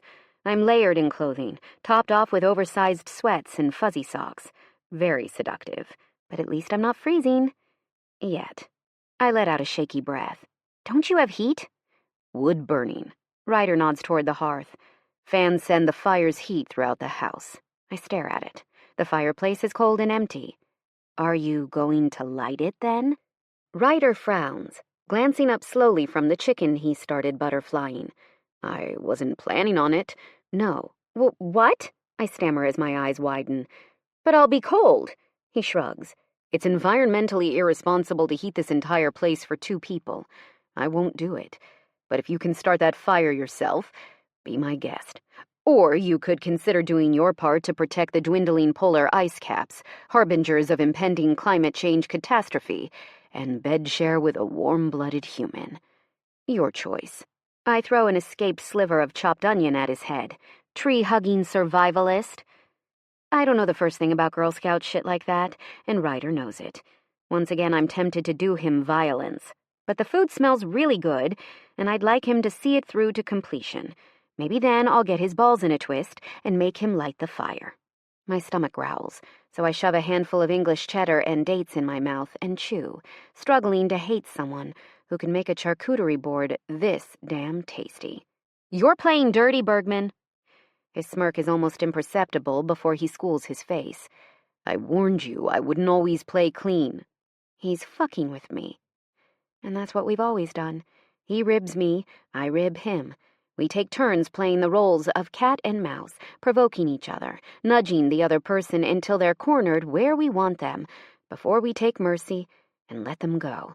But he's leaning in, applying more pressure. He's not just cornering me. Ryder's forcing my hand. Because while he knows I'd sleep with him at the drop of a hat, what woman in her right mind wouldn't? Ryder doesn't want that. He wants me to want more than 6'3" of muscles, handsome face, and just enough asshole to make him my kind of surly. He wants me to want him. He wants me to make the move that shows him that. I sip my wine and stare at him, thinking about our hike earlier today. I felt brave back up on that mountaintop. I let myself think about terrifying possibilities with falls as precipitous as from that altitude, but our climb down was returning to reality, to what's scary, to how delicate my heart feels. Fear tunnels through my body, and yet I want to push back on it. I'm scared shitless, but I also can't lie anymore. I can't say I don't want to try somehow to make sense of what this is between Ryder and me. How can I even begin to do that if I never take the first step on the path of possibility? I need a solid first move. It can't be small. It can't be half-assed. This is me we're dealing with. The only thing I can think to do is what we've always done, to see Ryder's bet and raise him. Standing, I set my wine on the counter and drag my hoodie off, over my head. Next, my long-sleeve shirt. I'm wearing a white tank top and no bra. Ryder's hand holding the knife slows, then comes to a stop. "What are you doing?" he croaks. I bend to remove my sweatpants, then tow off my fuzzy socks. Now I'm down to panties and a tank. Well, if I'm going to freeze all night long, I might as well warm up in that hot tub first. Looks mighty toasty. Ryder makes a strangled noise. Stepping away from the counter, I saunter toward the glass door and push it open. The hot tub's a mere 5 feet away. The sky a black dome dappled with bright stars, so far from city lights. With my back to Ryder, I stare over my shoulder. I hold his eyes as I peel off my tank top and let it fall to the floor. Ryder's head drops. His hands brace themselves on the counter. "I'll take my dinner outside, Brawny. Thanks." Chapter 27. Ryder. Playlist: God is a Woman. Jamie McDell. My hands shake as I set the chicken in the pan. The skin snaps and pops when it hits the heat. It sounds how I feel, watching Willa lean her head back in the jacuzzi. Hot, agitated, dangerously close to bursting into flames. She's completely naked in there. I can see her panties and shirt puddled like spilled milk on the dark patio deck. Moonlight bathes her skin blue, and the curve of her breasts peaks above the tub's bubbling water. I'm so hard, my dick's about to bust my zipper. I have to keep reminding myself to breathe so I don't pass out into a pan of seared chicken and add third-degree burns to my head's stunning repertoire. I can't stop imagining what she looks like, and I'm dying to touch her. She stripped all right, but I didn't see it happen. Not fully. I averted my eyes when those thumbs hooked inside her panties. I couldn't let the first time I saw Willa naked be such an incomplete moment. When I see her, it's going to be on even ground, and she's going to be just as goddamn hungry for me as I am for her. This is one game I won't play under. I'm nice enough to bring Willa her wine. She smiles up at me and shifts beneath the bubbles as she accepts the glass. She makes zero effort not to stare at the state of affairs in my jeans. Yikes, lumberjack. That log looks uncomfortable. I scowl at her, then storm back inside, aggravation mounting when I hear her throaty laugh. I add finishing touches to the food and then plate it for both of us. Double-checking the burners are off, dishes in hand, I tuck my beer under my arm and walk out to join her. Willa's staring at the stars, one arm stretched along the ledge of the tub, spinning her wine. When her eyes meet mine, they're softer, warm chocolate brown with flecks of caramel. Her glass is almost empty. Wine makes her a little pliant, and by the look in her eyes, a lot horny. Wine leads to horny eyes. You bet your ass I file that away for future use. As I hand Willa her plate, she smiles up at me. Thanks. We eat in silence for a few bites, me on a neighboring Adirondack chair, Willa in the tub, her plate held over the bubbles. She uses her fingers to eat since she can't use her lap and cut with a knife and fork. First the chicken, then she slides a few green beans between her teeth and chews. Damn, you can cook, Rye. I make a non-committal noise as I take a swig of my beer. Ryder? I glance over at her. Her eyes soften further. Her irises shift to pale, golden candlelight. Come in here. Our gaze holds for a long time. My finger taps my beer bottle. Why? I finally manage. Willa doesn't blink away. She just takes one long breath and sighs, shutting off the hot tub, bathing us in silence. Because I want you. I almost drop my beer. Setting down the bottle and my plate, I look at her once again. I need more than that. Willa bites her lip, then blinks away, staring into the dark horizon. I want Ryder Stellenbergman, flannel king and fearless mountain man. I want my business math buddy. I want the guy who ruins guacamole and knows how to touch my hair. I want the asshole who whistles at my games and hugs me so hard my lungs feel like they'll pop. She swallows. I love that feeling when you're so close to pushing too hard, squeezing too tight. Then you know exactly when to stop. You know when to battle and when to say sorry. My breath comes out jagged. My heart is smashed in a vice of emotions that Willa's words only twist tighter.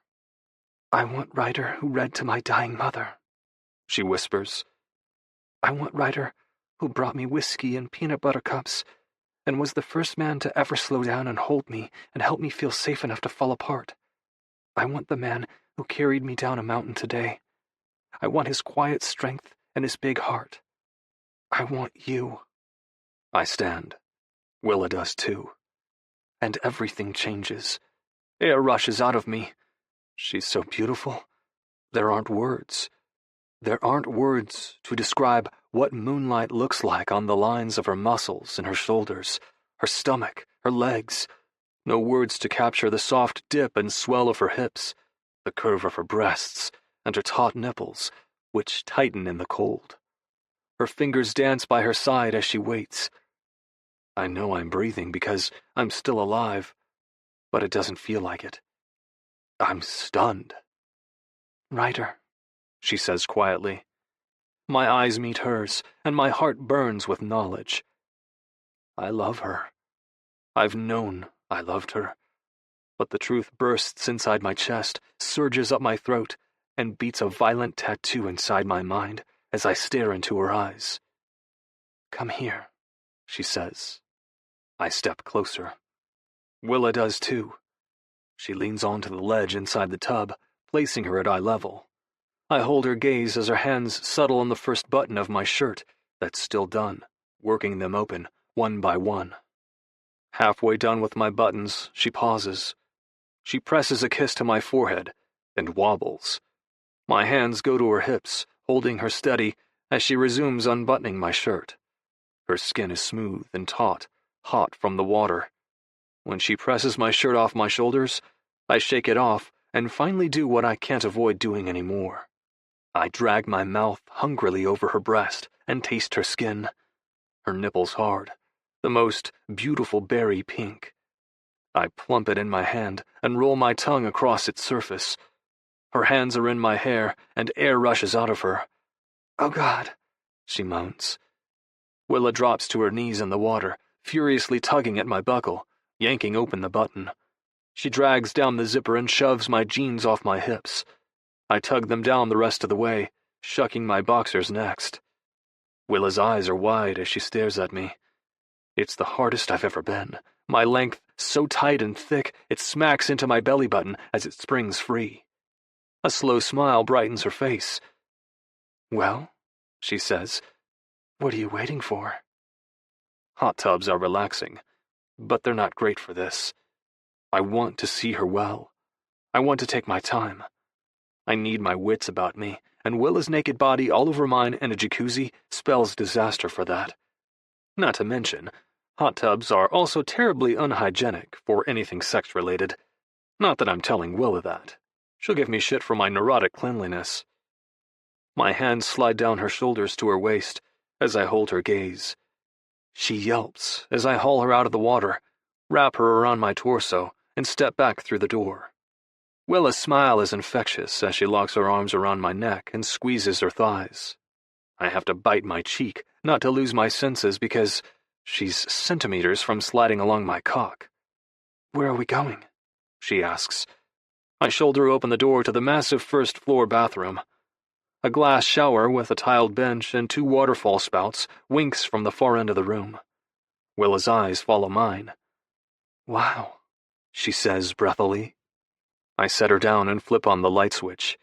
Turning on the water, I adjust it, then turn on the towel warmer too. Willa shivers a little, and I drag her with me toward the echoing space. She looks around, her hands running along my arms distractedly. Why aren't you coming in? Her eyes follow my hands as they reach into my hair, near my ears. They have to come off. I nod. Willa hesitates, then steps closer, gripping my arm. Do you want me to get out, so you don't have to? No, I don't mind. Do you? Willa smiles, her hand cupping my cheek, smoothing back my hair. Of course not. I kiss her wrist, never letting my eyes leave hers. I'll read your lips, and I can still hear you a little in my right ear, if you're close. I tug her against me. Very close. Her smile widens. That can be arranged. Carefully, I remove my hearing aids and backtrack into the bedroom, setting them on the nearby dresser, safe from the moisture of the bathroom's steamy air. As I re-enter the bathroom, the world's sounds telescope once again. Gone are those many ambient noises I've already begun to unconsciously take for granted. I'm left with the tug of my breath, the husky whisper of Willa's. My heartbeat pounds in my ears. Come on, Willa. Slowly, I lead her into the shower, letting water tumble over us. Her eyes snap up and hold mine, surprise coloring her expression. I know what it means to her, to talk, to say her name, when I have very little sense of how it sounds. Before I revisited using both hearing aids, I never did that. Not once. I was too unsure about the sound of my voice, the pressure, if I spoke, to also hear well enough to carry conversation that I wasn't confident I could sustain. But I want Willa to know that fear and hesitation aren't here between us anymore. I want to show her walls can come down, even after you've put time and energy into building them. Ryder. I see my name on her lips more than I hear it. I feel its sound vibrate across my chest and settle in my heart. She reaches up on tiptoe and gives me a kiss I'll always remember. It's not a wild clash of tongues and mouths. It's not a battle for control. It's gentle, and it's scared, hopeful, and fragile. Her lips are so impossibly full as they slide and press against mine. Tugs and bites, quiet puffs of air that dance over my face. I cup her neck and lean between her legs. My thumbs gentle her cheeks as her hands wrap around my waist and pull me closer. I taste an indescribable sweetness that's just Willa, as I suck on her bottom lip and slide my tongue along its fullness. Her moan dances over my skin and makes me shiver. One last kiss before I pull her tight against me. She glances down between us, then back up to me with a massive raise of her eyebrows. It makes me laugh quietly. I shake my head, lifting my hand, so she knows I plan to touch her this way, not take it home. Not yet. It's seamless, our jump back into our original dynamic. Body language, eye contact, unspoken understanding. Her breasts are full and soft, begging for my mouth. I kiss them, sucking her nipples roughly as I drift a hand down her waist and find her, warm and smooth. My fingers part impossibly silky skin, one finger, then two, sinking inside. Willa's hands clamp onto my shoulders. She falls into me, her chest smashed to mine, her mouth open against my neck. My thumb finds her clit and swirls in a slow feather-light circle. I feel each burst of hot air, the gift of her sound as she brings her mouth to my right ear and gasps against it. Willa's hand leaves my arm and wraps tight around the base of my cock. I groan and throw my head back as she squeezes, then drags her grip up to the head. Her thumb sweeps over the tip of my cock as a sound leaves me that I couldn't care less about. Willa's mouth stays pressed to my ear, each desperate noise of hers mine to drown in. Her grip is perfect, her touch just slow enough to torture me. Her thighs begin to shake, her breath gets choppier. My hips rock in her grip. My mouth turns and finds hers. We kiss and breathe against each other as we learn under the spray of water, fumbling and laughing a little as we find that touch, there, that makes the other come undone. I hold her tight to me, my eyes glued to hers as her hips falter, as her nails dig into my skin. Her eyelids flutter. A rosy flush sweeps up her chest, then pinks her cheeks. I watch her full lips say, "Close," then curl my fingers tighter, rub inside her, harder, faster. Desperate heat soars up my legs and sizzles low in my spine. My body's taut as a wire, and her soft, small hands tight around my thick length makes me dizzy. Willa begins to tremble as her eyes widen. Her mouth falls open. She comes around my hand, shaking as she moans into my kiss, and watching her go over sends me with her. One last thrust into her tight fist, then I spill for a small eternity against her stomach. Willa leans into me, curling her arms fiercely around my neck. Her lips press to my ear, my cheeks, my mouth. Our foreheads rest against each other's before she steals one last kiss. She pulls back, flushed and breathtaking, as a shaky smile brightens her face. Then her hand sweeps over her face, before it pinches and flicks into the air. She knows what it means now, and I can't help but smile back. Beautiful. I caved and made a fire. Seeing as we crossed the Rubicon back in the shower, I have a hunch Willa's going to let me big spoon her in bed in a few hours anyway. She lies stretched on the couch, her feet in my lap. Her toes wiggle as I slide my thumbs up the arch of her foot. "Let's play a game," I tell her. Willa turns from staring into the fire and faces me. "A game?" I nod. "It's called Fill in the Blanks." "Fill in the blanks of what?" "Your life." Her foot starts to pull away, but I grasp it. "Willa?" Her eyes turn darker, boding anger. "What?" "Talk to me." What upsets you about that? She sighs, her head dropping back into the sofa's arm. I don't like talking about myself. Yes, but when the kids are older, who's going to explain to them why Mom always gets weird around corn dogs and tough conversations and grizzly bears? Okay, I don't get weird around corn dogs. They're just gross. And grizzly bears? Though extinct in the state of California, and allegedly safely corralled in some nearby Washington state mountain range, are still terrifying. And tough conversations? Willa scowls. I was going to take issue with the kids portion of that statement next. You said you needed time, and I'll give you all the time you need, sunshine. I'll wait until you're done winning Olympic golds. Then, when you're ready, I want crazy-haired, angry ankle-biters running around. Willa's scowl deepens. It isn't a joking matter. Completely agree. I tug her legs deeper onto my lap and switch to rubbing the other foot. Ryder. She scrubs her face. Feelings. Talking. I pause my massage of her foot and tap it so she'll look at me. Baby steps, okay? Willa's expression wobbles. She looks so scared, my chest tightens in protective reflex. I rub her heel and work my way up to massaging her Achilles tendon. Her eyes drift shut as she groans. Where were you born? I ask. Tulsa, she says quietly. You? I smile. Here. Willa's head snaps up. She glances around, looking disturbed, as if evidence of a traumatic birth is still somewhere littered across the wood floor. The story goes, Mom said her back hurt, stood up from the sofa, and made it halfway to the door before she sat down and pushed me out, right at the bottom of the steps. Willa stares horrified at the landing. It makes a belly laugh tumble out of me. I mean, I was number 4. It's kind of an automatic process by that point.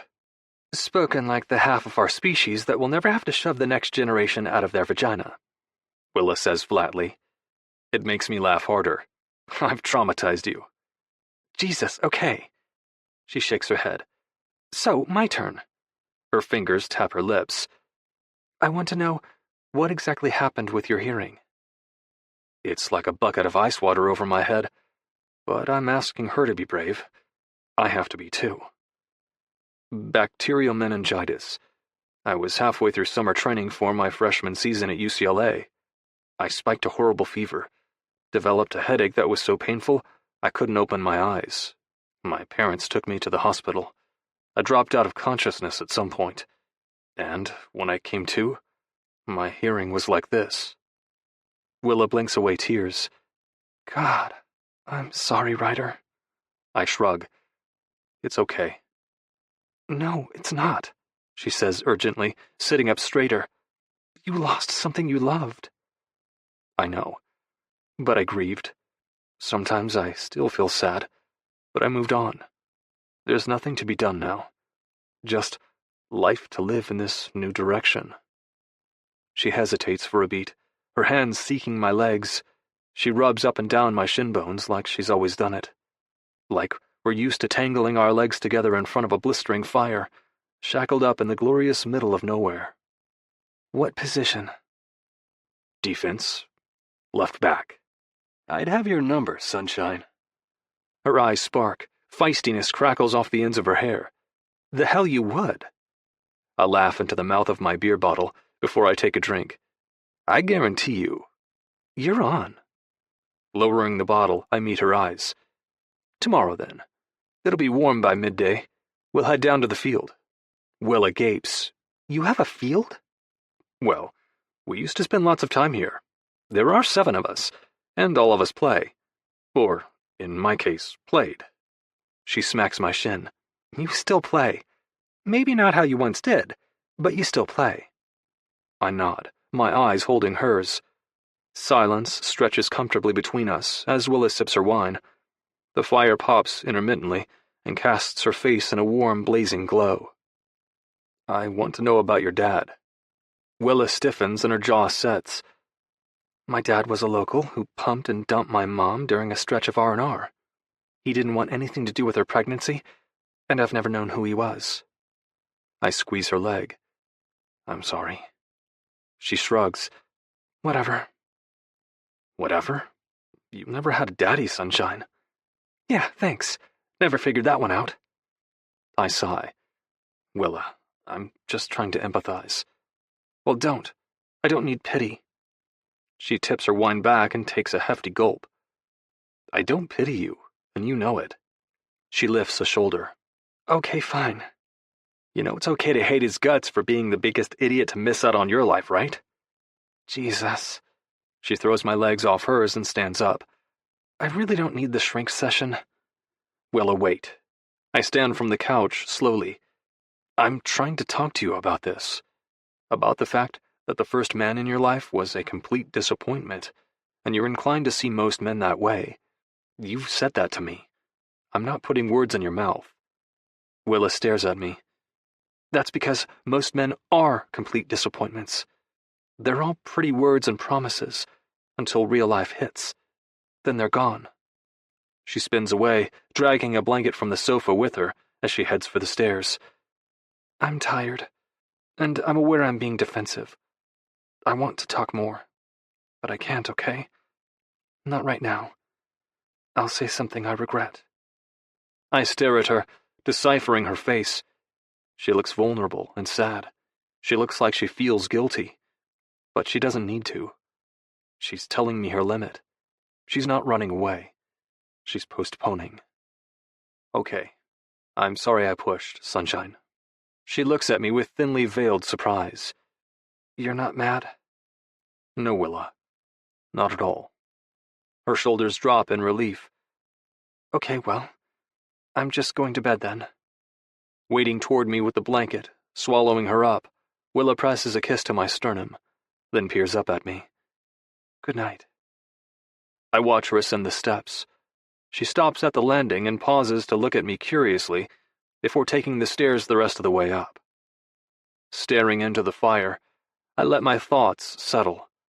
I think about how much I want to curl around her and sleep tonight, but how much more important it is to show Willa that I can respect her process. Baby steps, I told her. This is what I want her to see. That I won't bolt when she bristles. That I won't punish her when she tells me her boundaries. That I won't resent her when she says, "This is all I can do." Especially when every word I read between the lines says, "But I want to do more." The hearth's flames dim, and Willa's footsteps quiet upstairs. I break up the embers, lock the doors, and trek upstairs. When I check on her, she's just how I found her months ago, after Joy died, burrowed under the blankets, pretending to be asleep. And just like last time, I hold my hand on her back, then slide my fingers through her hair. I keep my promise. I don't give up on Willa. Just like Willa, even scared and scarred, has never given up on me. Chapter 28. Willa. Playlist. The Lotto. Ingrid Michaelson, AJR. Good morning, sunshine.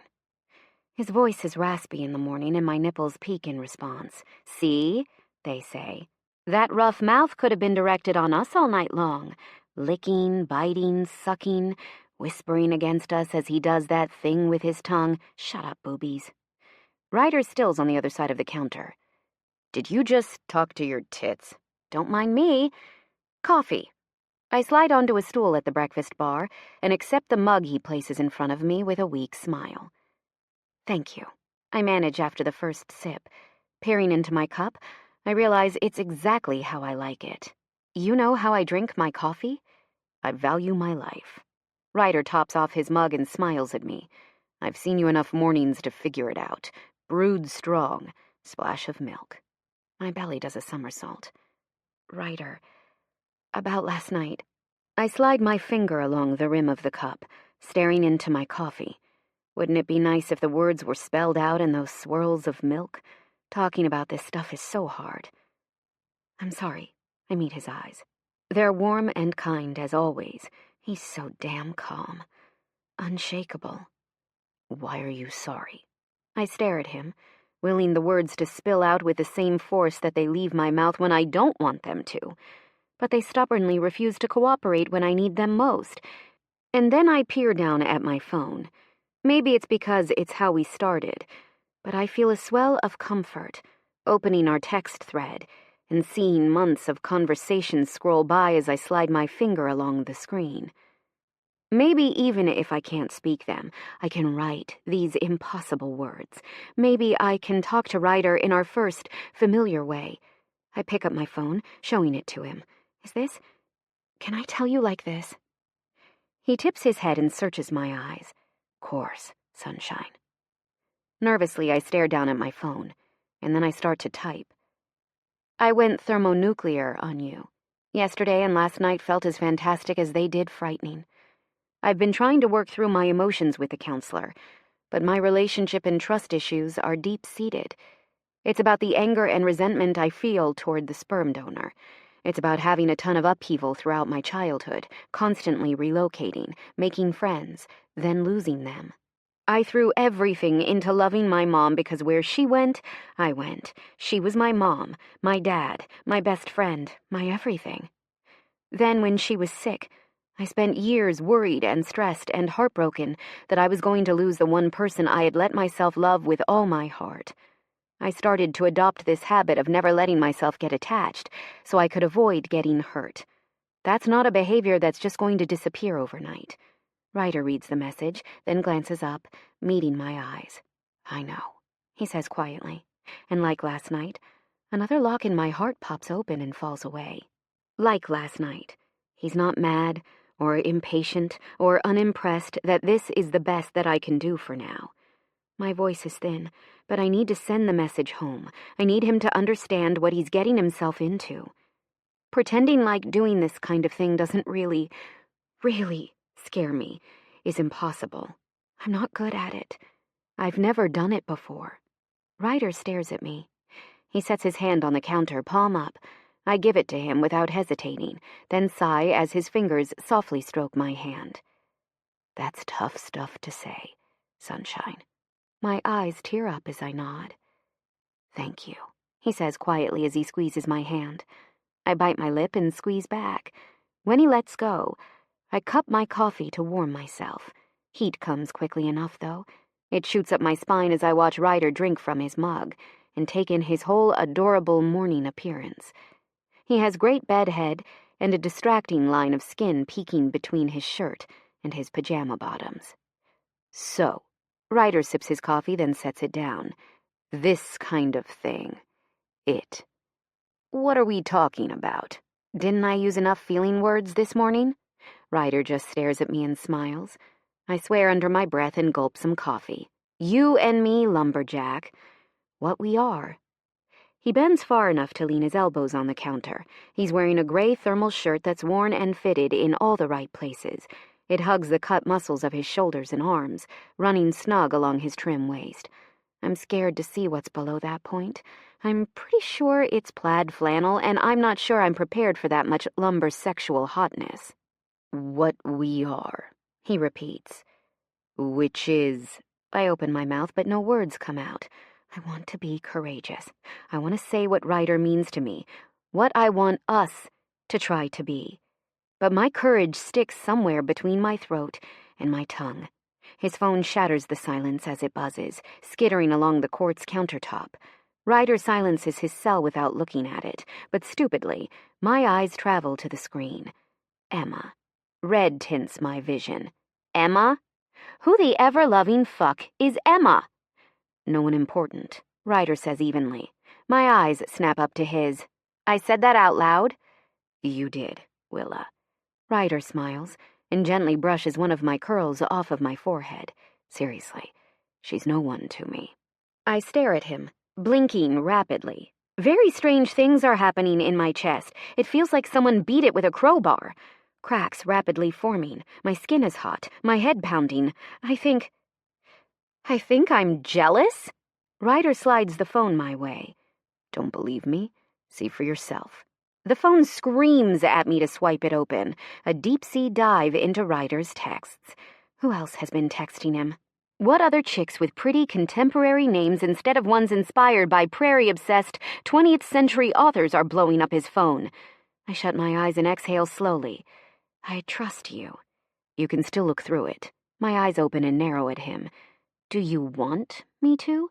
Ryder shrugs. I don't care if you do. I'd be a little curious if some guy was blowing up your phone. I trust you implicitly, but I wouldn't mind knowing what he was saying, I think. Go ahead, sunshine. Swiping his coffee off the counter, Ryder backs away. Damn it, my worst fears are confirmed. Ryder Bergman wears flannel on his fantastic ass and mountain man legs as well as he wears it over his tree-felling upper body. I'm going to freshen up. Have at it. He's gone without another word, leaving me with his phone burning in my hand. I tap my fingers on the counter. The clock ticks. My coffee gets cold. Oh, what the hell? I swipe open his phone because, yes, I know his password by now. It starts off innocuous, this perusal of Ryder's cell. He texts his siblings a lot, and that warms my heart. I'm both jealous of and wildly happy for him that he has such a close family. He texts his mom every morning. That twists my gut. I deliberately avoid texts from Sadie, Emma, Haley, and Olivia. Until I don't. Fuckity fuckersons. These chicks are not subtle. Coffee invites. Long time no sees. Let's grab dinner sometime. Presumably they're former conquests of his, one-night stands. Not girlfriends, because Ryder's been clear he hasn't dated since high school. Why he was so emphatic about that, who knows? What I do know is all of these texts begin roughly around the time of the attack on Fort Ryder's face, when Bexon Tucker forced his hand by shaving the middle of his beard. I'm not surprised. I've always found Ryder hot, truly handsome. There's a quiet sexiness to a man who doesn't flaunt all he has to offer. And while I didn't realize it's my catnip, it clearly is. I might have wanted to throttle him from the first moment we met, but it didn't take me long to realize I also found him deeply attractive. Without the beard, though, Ryder's like... Well, he's model material. He has classically beautiful features, roughened with enough masculinity and hard edges, the wear and tear of sunshine and years outside, to make him look more mature and even older than he actually is. Ryder is a man among a sea of boys. When the beard got nixed, that fact went on full display. My heart pounds. Ryder didn't respond to a single one of them. He left his red receipts on to make it clear he'd both seen them and was ignoring them. He sent a very clear message. But I'm still shaking with this new, itchy feeling under my skin. I have the ridiculous impulse to sprint after and tackle him, to bite his warm, taut skin, head to toe, kiss him senseless, and then ride that lumberjack's wood all morning. I want every square inch of Ryder to say, Willa's. I want everyone to know he's mine, I'm his, and we're the only one the other wants. Holy shit. Holy shit! Reality slaps me upside the head. If I saw him with any of those women, if he'd as much as agreed to get a cup of fucking tea, I'd have felt like my heart was ripped out of my chest. It's not possessiveness. This isn't some petty female game I'm allowing myself to be sucked into. When I try to picture him with anybody else, another woman holding his hand, tugging his hair, another woman kissing or touching him, burrowing into his warm grasp, rubbing his head when a migraine hits. It feels like standing in front of one of those distorted mirrors at the fun house. It's the wrong image. Instinctively, positively, I know it's not right. That's not how it should be. Ever. Why? The answer beats louder and louder inside me until the truth is jarring my bones, rattling the cage I locked it in. Because I love... Sunshine? His voice echoes from upstairs. The affection and familiarity in my nickname is a warm blanket of reassurance wrapping around me. It's the audible version of his hugs, those big arm squeezes that incite a feeling I've had for months, that when I'm with Ryder Bergman, I'm exactly where I'm supposed to be. What? Rain looks like it's coming sooner rather than later. If I'm going to kick your ass on the field, we better get moving. Sureness settles with a terrifying weight in my chest. It sinks into my stomach and lands heavy, solid, unquestionable. I can't believe what I'm about to do, and yet I'm determined to do it, now that I understand, now that it's singing in my ears, filling my heart, demanding to be spoken. Coming! Ryder's quiet on the walk down the winding path. Close to the bottom, my feet catch on loose stones. His hand juts out immediately, wrapping around my elbow. Yeesh! Do you have eyes in the back of your head? You have freakish reflexes. Ryder grins, his eyes ahead. Reflexes you will soon see schooling you on the field. I shove him playfully, and he doesn't even budge. He really did muscle up while I was hibernating in my grief cave. You're quiet, Brawny. I'm always quiet, Willa. No, you're not. I mean, sometimes you are, but generally you talk to me plenty. Ryder stops on the trail, making me bump into him. Slowly, he turns and peers down at me. I guess I do. But that's different. That's only when it's us.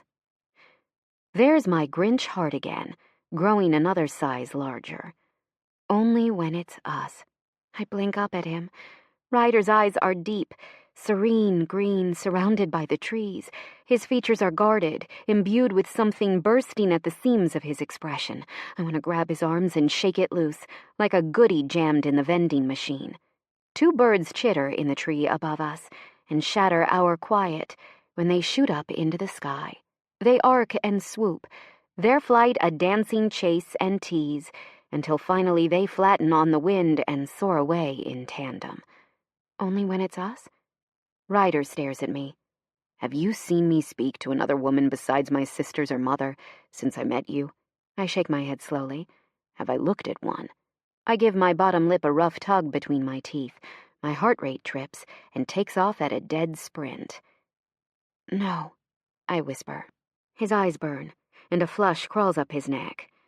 Since I got these, he points to the hardware behind his ears. Has any of that changed? No. Ryder's jaw ticks. Without another word, he spins away, resuming our walk down the trail. I more or less tumble after him, catching up the moment we break through the woods into a clearing. Turning, Ryder walks toward a shed, swiping the numbers on a lock until it pops open. He disappears inside, then quickly drags out a mid-size net and a few balls. I pick up a ball, then a pump, and inflate it, watching Ryder from a distance as he straightens the net. Dropping the ball, I touch it forward. Something about the brisk wind, the smell of mowed grass, reminds me of childhood. I'm transported to my first days with a soccer ball, that carefree happiness I felt. As autumn air sucked my shirt against my wiry body and sent the ball rolling just off course. I remember orange slices and second-hand cleats, Grandma Rose braiding my hair, and Mama's mantra whispered over me as she rubbed sunscreen into my cheeks. You are strong. You are brave. You can do anything you set your heart and mind to. I still tell myself those words before every game I play. I'm telling myself those words right now. Ryder glances up from the net and watches me as I dribble. I show off a little, flicking the ball easily in a rainbow and catching it on the top of my foot. I spin my foot around, never losing the ball, and scoop it up again, bracing it across my shoulder blades. Then I roll it to my shoulder and pop it off. It flies through the air and lands directly at Ryder's feet. He struggles and fails to hide his amusement as he says, "Hot dogger." There's so much pride and admiration in his expression, and my heart twists with that scary big feeling I almost said to myself in the kitchen. If you got it, flaunt it, I tell him. Did you just quote Beyoncé? I shoulder him and steal the ball from his feet, spinning so he can see my mouth clearly. You say that like I should be embarrassed when you're the grown man who recognizes old-school Beyoncé. Ryder grins. Two sisters, sunshine. I went deaf too late in life. I stop with the ball and feel a frown tug at my mouth. That's not funny. I don't like it when you joke about it. His grin falters. Why? Because I juggle the ball, hiding my feelings behind my movements. I don't know. You're making fun of someone who means a lot to me. Tease me all you want, but don't joke at your own expense. Ryder tips his head to the side. One might almost think you liked me, sunshine. One would be correct, lumberjack. I send the ball into the air, then crack it with a bicycle kick into the net. Ryder backtracks to retrieve it, then leverages the ball up and takes his turn showing off. Oh, hell. Oh, freaking hell. His lips purse as he juggles, those sharp green eyes narrowed in focus. His lashes fan over his cheekbones, and his hair glitters in the sun. His body's long lines, grace, power.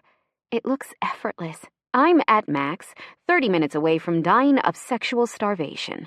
That fun in the shower last night was not enough, not even close. When his eyes meet mine, they widen.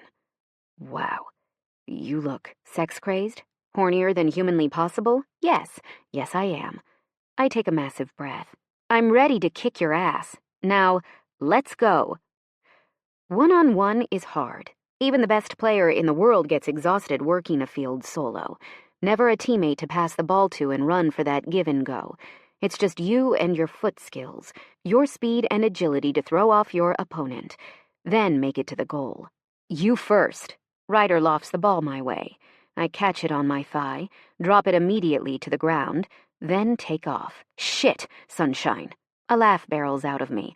Ryder drops, his insane quads flexing as his body takes a defensive stance. His legs are a little wide, so I try for a nutmeg, to thread the ball between them. He anticipates this, dropping his shin and catching it, then immediately pulling a Maradona that yanks it back from me. Asshole, I mutter. You thought you could meg me, Willa? I shove him. He doesn't budge. Keep it clean, sunshine. He's ribbing me, provoking me. His feet hover over the ball. His stance is cocky and confident. I lunge for it, and he bypasses me, nailing a shot into the goal. I stare at the net, then slowly swivel my gaze to him. Beginner's luck. His grin is wider than the field. Whatever you say. That does it. I leave the net with the ball, pulling it out to the top of what would be the box if it were painted on the grass. Ryder drops again, and this time I don't focus on his killer legs. I see the whole space, and I do something ballsy. I fake left, then lunge right, chipping the ball over his shoulder. Ryder's caught in the direction I faked him as I slice by, trapping the ball on my chest down to my thigh, where I boot it into the net. Ryder's eyes dart from the net to me. Damn, that was sexy. I bite my lip to fight a smile, and to think I'm just getting started. We play for a long time. I get a few goals past him, but Ryder's formidable. He's fast, and he's physical. He also has 9 inches and 75 pounds on me, which helps. I'm tired. My thighs shake from exertion, and Ryder's drenched in sweat. Our play gets rougher, touches increase, and our bodies grow closer. I'm practically sitting on his lap. Ryder's large hand against my thigh as I hold the ball out, shielding it from his foot's reach. Thunder rumbles away off. Ryder peers up to the sky, then down to me. Last goal. I whistle. It's my possession. We're tied. If I score this, I win. I shift slightly, and Ryder's right up against me, goal side. Perfect defending. His body's low, his center of gravity exactly as it should be. He feels like a wall I'll never get past. Every time I've gotten by has felt miraculous. I can't even think about what tricks I have left. What's she going to do? I say, peering at him over my shoulder. We're both dripping with sweat. Ryder's jaw's tight. You called last goal, Bergman. What's it going to be? His fist tightens on my shirt as I send my ass right into his groin. You tell me, Willa. He sends his hips back into me, making my eyes flutter for just a moment before they snap open. It's your call, how this ends. I've done what I could. Suddenly, air rushes out of my lungs as our eyes lock. We aren't talking about this little competition. We aren't talking about a friendly one-on-one game. No, we're not. His head dips closer. I can smell the perfect scent of his sweat. Heat pours off his body. I said that out loud, I say weakly. He nods. Do what you have to do, Willa. But please, just do it already. Put me out of my misery. Tears well in my eyes as I straighten my spine. Trailing the ball left, I lean into him. I lean so hard that if he pulled back, I'd fall on my ass, and he knows it. He could let me tumble in the grass, rip the ball off of me, and score. No problem. But he doesn't. You could let me bite it right now. I know. He grits out. I shove into him again. Why don't you? He shakes his head, his hands tightening around my waist. Because it's a dirty move. There's trust. You lean into me, and I lean back. I glance up at him and feel stupid tears spill down my cheeks. His body stills. Rain sweeps across the grass, fine and warm. It dabbles Ryder's cheeks, clumps his eyelashes. I kick the ball away and spin before my fists find his shirt, then squeeze tight. I don't want the last word right now. I don't want to win. And that's not normal. Ryder exhales shakily, his eyes searching mine. I want what you want, I tell him, loud and clear, slow and sure. I don't want him to miss a word I say. All in. Fair and square. I want to be afraid with you rather than fearless and alone. Only when it's us. Ryder's hands are vice grips on my waist. Because I love you, Ryder Bergman. I'm scared shitless to say it, but I love you. I love you, and I always will. Air rushes out of his lungs as Ryder crushes me to him. Willa, he mutters into my hair, one long kiss to my curls, as he breathes in, then sighs. I love you. I kiss over his heart, reach for his neck, kisses there, too. I want to kiss him everywhere. I want him to feel how much he means to me. I want to make up for so much lost time. I love you, he says again, his lips soft along my neck. I have, since you glared up at me and looked like you wanted to roast my skin for dinner. A wet, gunky laugh bursts out of me as the rain picks up. It's highly unromantic. How hellish I look. My hair's plastered to my head, snot dripping down my nose, my eyes are red. I'm an ugly crier. No, you're not. His hands smooth my hair off my face. You're beautiful. Always. And I love you endlessly, Willa Rose Sutter. I can't help it. I wish I could. I know this makes your life messier. I know I've tortured you. I know we piss each other off as much as we make each other happy. I know I want a quiet life, and yours will be nothing but wildly exciting, as you deserve it to be. But I want your life to be my life, sunshine. I'll do whatever it takes for your world to be mine. Ryder. I press my forehead to his chest. My ear rests over his heart. It's pounding, fast.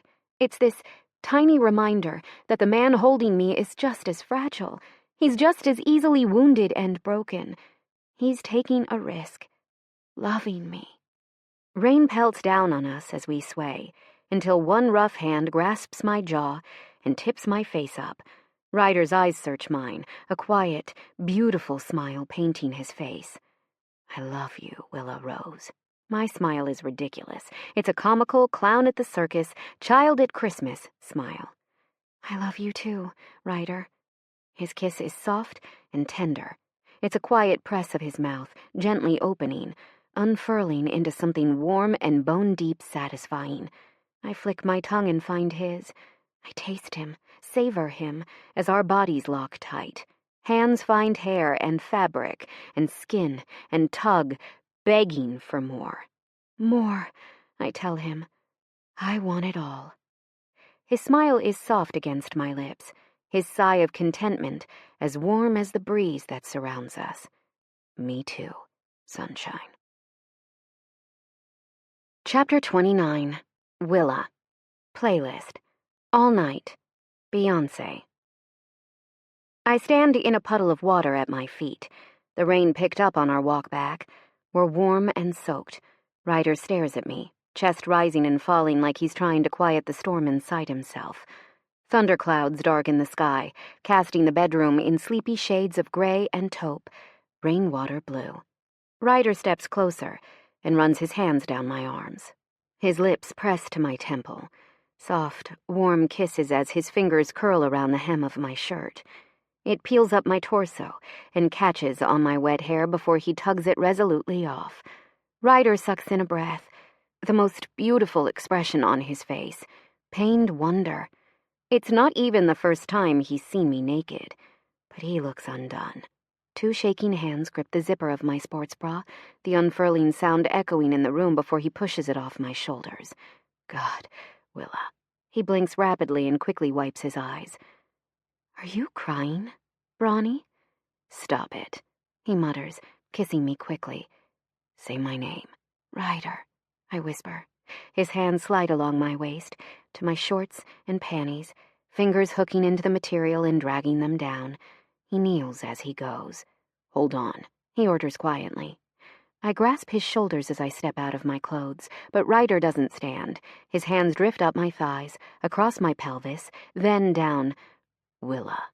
Ryder stares up at me, his fingers slowly teasing along impossibly sensitive skin. A hum of pleasure slips out. Yes? He smiles as he presses a kiss low on my hip. My eyes flutter shut. I knew things felt smooth last night, but I did not see you being a waxer. Rooney said I should. Said if I didn't like your beard, I shouldn't make you deal with mine. Ryder laughs against my skin. Good grief, I need a filter. A hot flush surges to my cheeks. I didn't mean to say all of that out loud. His lips kiss their way down from my hip, along the tender skin inside my legs, before traveling upward again. I would have been happy no matter what. Nothing would stop me from doing this. Ryder, I don't... Historically, that is, this doesn't normally make me... Oh... Hush, he mutters against my skin. We've already established. That's not on you. My grip tightens on his shoulders as Ryder gently splays me open. Air rushes over everywhere that's warm and wet and aching. I'm flushed, hot, and shivering. When his tongue sweeps over me again, teasingly slow, I buck into his mouth instinctively. Ryder, I whisper. He grins against my skin. God damn, you taste good, Willa. So good. I blush spectacularly. Really? Hell yes, he growls. His hands cup my ass and tug me closer. Something he does with his tongue this time tickles, and I giggle reflexively. Embarrassment heats my cheeks. What if I offended him? Have I ruined the mood? Ryder pulls back and smiles up at me. Just smiles. Too soft? He asks. I think so. It tickled. He glances down at everything before him. He looks incredibly analytical for a second, just how he did when he was talking yesterday about troubleshooting the roof for a leak. Then a grin tugs at his mouth. So beautiful. I get to see this, taste this. Forever. Forever, huh? I ask breathily, trying to sound flippant, even though my heart's tripping at the weight and promise of his words. Ryder wants me. Forever. Yup. He says quietly in between kisses that tease and torture me, so close to where I'm dying for touch. I'm like a barn owl. One and done. I snort and nearly fold over him as I laugh. A barn owl? Ryder shrugs and kisses my belly as I straighten, his hands kneading my ass. First monogamous species that came to mind. They pick one mate for life. He nuzzles my bare skin and licks gently, firmer this time. Just be glad I didn't woo you with dead mice.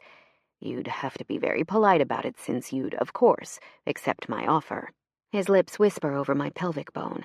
I feel a jolt of pleasure swirl in my belly and dance to my breasts. And how would I accept this offer? Well, if you were anything like a female barn owl, you'd make a croaking sound. He presses a kiss right above my clit. My knees buckle as some kind of ungodly noise leaves me. Pretty much like that. Ryder does it again. Another kiss, right over the sensitive skin, protecting where I'm wildly sensitive. I gasp and lean into him. Ah, he murmurs. She does like it. Noted. I sigh as he kisses me just like that again and again, as his fingers slowly tease where I'm so wet. I'm starting to drip down my thighs, which, I'd like the record to show, has never, ever happened before. My hands go reflexively to his thick blonde hair. Half out of its bun, I tug out his hair tie and run my fingers through those soft, golden strands, fisting them. It doesn't happen quickly, but Ryder doesn't seem to mind. I tangle my fingers deeper into his hair and find a rhythm against his mouth that feels incredible. It's a quiet, steady build, a candle wick catching, then slowly burning brighter. Brighter. I'm close. Oh, God! I yell so loudly, if there are people miles away, they heard it. I could not care less. Ryder gently nods, a soft hum leaving his mouth. Tenderly, he lowers his lips to my clit and sucks until my orgasm soars through my body, my toes, my fingers, my breasts, and settles heavily in the pulse between my thighs. More coaxing kisses and gentle words. Then Ryder stands and sweeps me into his arms, like it's choreography he had blocked out from step one. "So beautiful," he whispers. I grasp his face and kiss him as he holds me. I taste myself and him, and I want him so badly. I can't find air. I can't see the world around me. I just see and feel and want Ryder. When he sets me on the bed, I sit up, tugging off his sopping clothes. Ryder shivers as I rub my hands up and down his arms, whipping back the sheets and thick comforter, then dragging him inside. Pausing, he unhooks his hearing aids and carefully sets them on the nightstand. When he turns back toward me, he grins one of those rare, bright smiles of his. Better than the sun slipping out from behind a dark cloud, firelight glowing in midnight blackness. It knocks the air out of my lungs. His eyes roam my body, following the path of his hand as it cups my breast, travels down my waist, wrapping tight around my backside and hauling me close. We both gasp when his erection presses between us. Instinctively, I grip him and slide my thumb along the sensitive underside of his length. I savor him how I savored him last night, delighting in the soft, velvety skin that moves gently with my hand, the thick rigidity of his cock, how it pulses as I stroke him. Ryder's eyes slam shut when I slide his length along my soaked entrance. His head drops back as he falls onto the pillow. I'm doing that. I'm making him fall apart. When his eyes open, I sign, "Good. So good." He smiles gently and signs it back. Then I do something, sliding myself against him, that earns a pained sound of desperation. Grasping his arms, I pull Ryder over top of me. He drops his weight between my legs, making me cry out, and it feels incredible to be covered head to toe by his massive body, to feel pinned and held and consumed. Ryder's long, powerful frame, burning hot, so solid over mine, is blindingly sensual. It's comforting. Our gaze holds as he drifts over me, sliding the head of his erection right along my clit. I ghost my hands over his fantastic backside, appreciating the gentle flex of his muscles as he moves against me. Eventually, my hands travel up his back to wrap around his neck. I bring him close and speak to his right ear. I'm on the pill. I don't want anything between us. His forehead drops to my shoulder as a groan leaves him, and when he picks up his head, his eyes are emerald flames, molten gems, beautiful desire. As he leans back and guides himself until just the tip wedges inside me, he's slow, careful as he begins to ease in. I grasp his wrist and squeeze to earn his attention. More, I sign. An exhale rushes out of him as our eyes lock, as with painstaking care and steadiness, Ryder fills me. "Rye," I gasp. It's overwhelming. I'm full and stretched, but so much more. I'm pinned by his stare, heart-struck as his mouth falls open the first time he drags back and thrusts into me. "Okay," he asks. I nod furiously. "Yes." I cup his cheek, and he leans into it, turning to press a kiss in my palm. On the next sure roll of his hips, sparks dance over my skin. Each time's easier as my body relaxes, as I only get wetter. I'm drenched, and Ryder's gloriously hard. Somehow we fit, just like he promised. Ryder drops to his elbows, and his hands cradle my head. His eyes hold mine, with each measured, sure thrust that sends air quietly rushing from my lungs. I blink back tears which he thumbs away. He presses his lips to my ear and whispers, "Touch me." My heart squeezes. He's nervous, too. Pulling him close in my arms, I kiss the crook of his neck and shoulder, rubbing his back, kneading his muscles.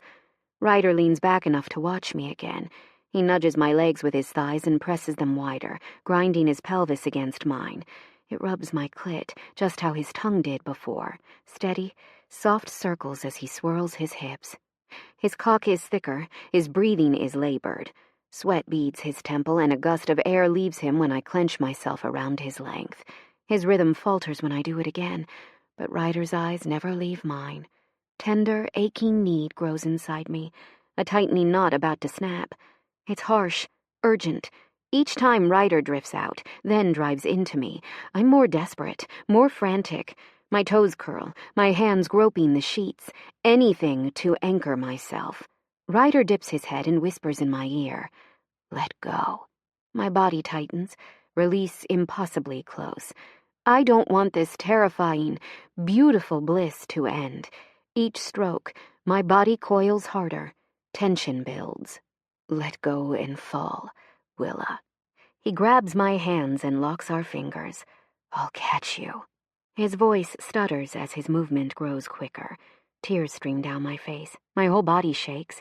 It's the unsexiest thing, and somehow I still feel so beautiful as Ryder's eyes hold mine, as he dips and kisses me, never breaking eye contact, seating himself inside my body.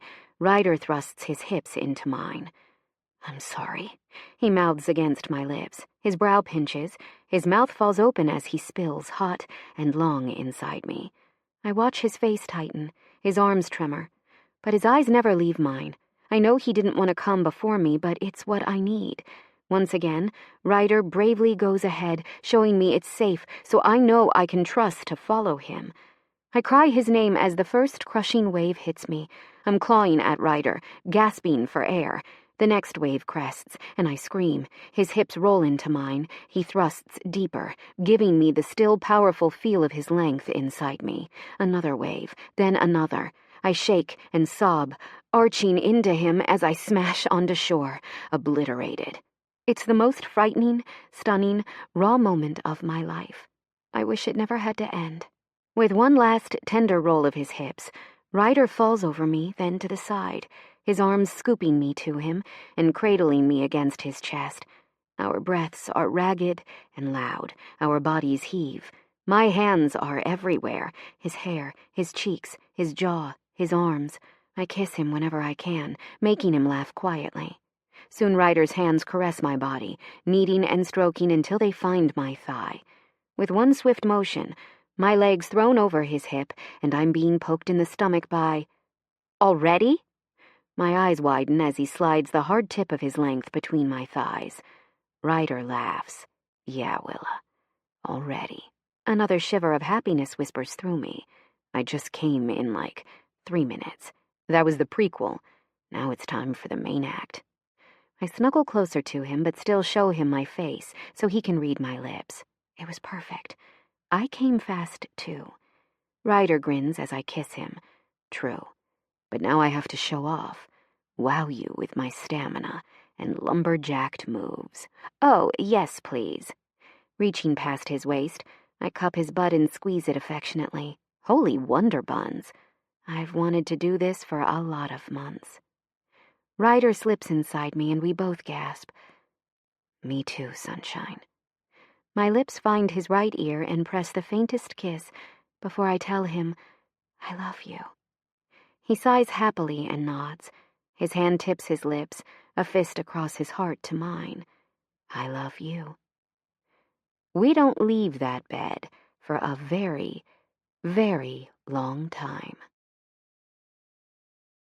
Chapter 30. Ryder. Playlist: Coloring Outside the Lines. Mr. Wives. I'm on the roof, finally getting around to reattaching the gutter where it pulled away. I already finished patching the chimney, which is where the leak was coming from. I'm mid-swing when I hear it. A shriek. A blood-curdling, terrifying scream. I have never been so grateful for my hearing aids, because there's no way in hell I would have heard her otherwise. Willa! I bellow back. You okay? I'm scrambling, throwing everything in the tool bag I carried up the ladder. I climb halfway down the ladder, then leap off the rest of the way and sprint into the house. Willa stands frozen in the entranceway, staring at the ground. Willa! I call as I walk toward her. When she still doesn't answer, I wrap my arms around her, checking for broken bones, a hemorrhage, anything to explain why she screamed like she was dying. There, she tells me shakily. I track her eye's path and spot something small and dark scuttling across the floor. A spider. Shh, don't, you'll summon it. She backs into me, and I can't help but smile at how damn adorable she is when facing the few things in the world that frighten Willa Rose Sutter. Bears, snakes, spiders. That's about it. It's a daddy longlegs, Willa. The hell it is! She turns and climbs me like I'm a tree until she's wrapped around my waist. Kill it! I roll my eyes. I'm not killing it. Spiders play an important role in the ecosystem. Ryder Stellan Bergman. Willa grabs my jaw and looks me dead in the eye. If you want to get laid tonight, you will kill that fucking spider. That's not fair. We agreed sexual threats weren't fair play. She sighs and drops her forehead to the crook of my neck before meeting my eyes again.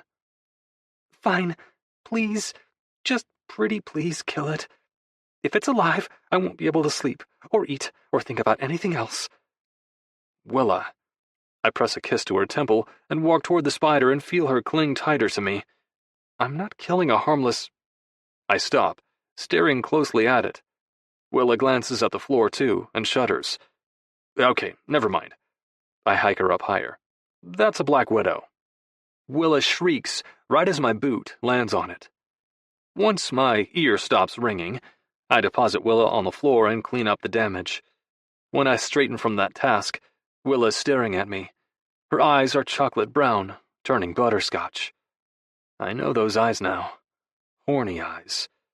I hold her gaze and fight the very real impulse to throw her over my shoulder and take her to bed. Again. But I still have to do my part on the A-frame upkeep while I'm here. And I didn't finish repairing the gutters. I'm going to wrap up on the roof now. Willa nods slowly. Dinner's underway. Should be ready in about an hour. Perfect. I kiss her once, hard on the lips. I'll be done and cleaned up by then. She pulls me back for one more kiss, and when I break away, I instinctively give her an affectionate smack on the ass. Willa hiccups and stares up at me, wide-eyed. I stare back, then clear my throat. Sorry, don't exactly know where that came from.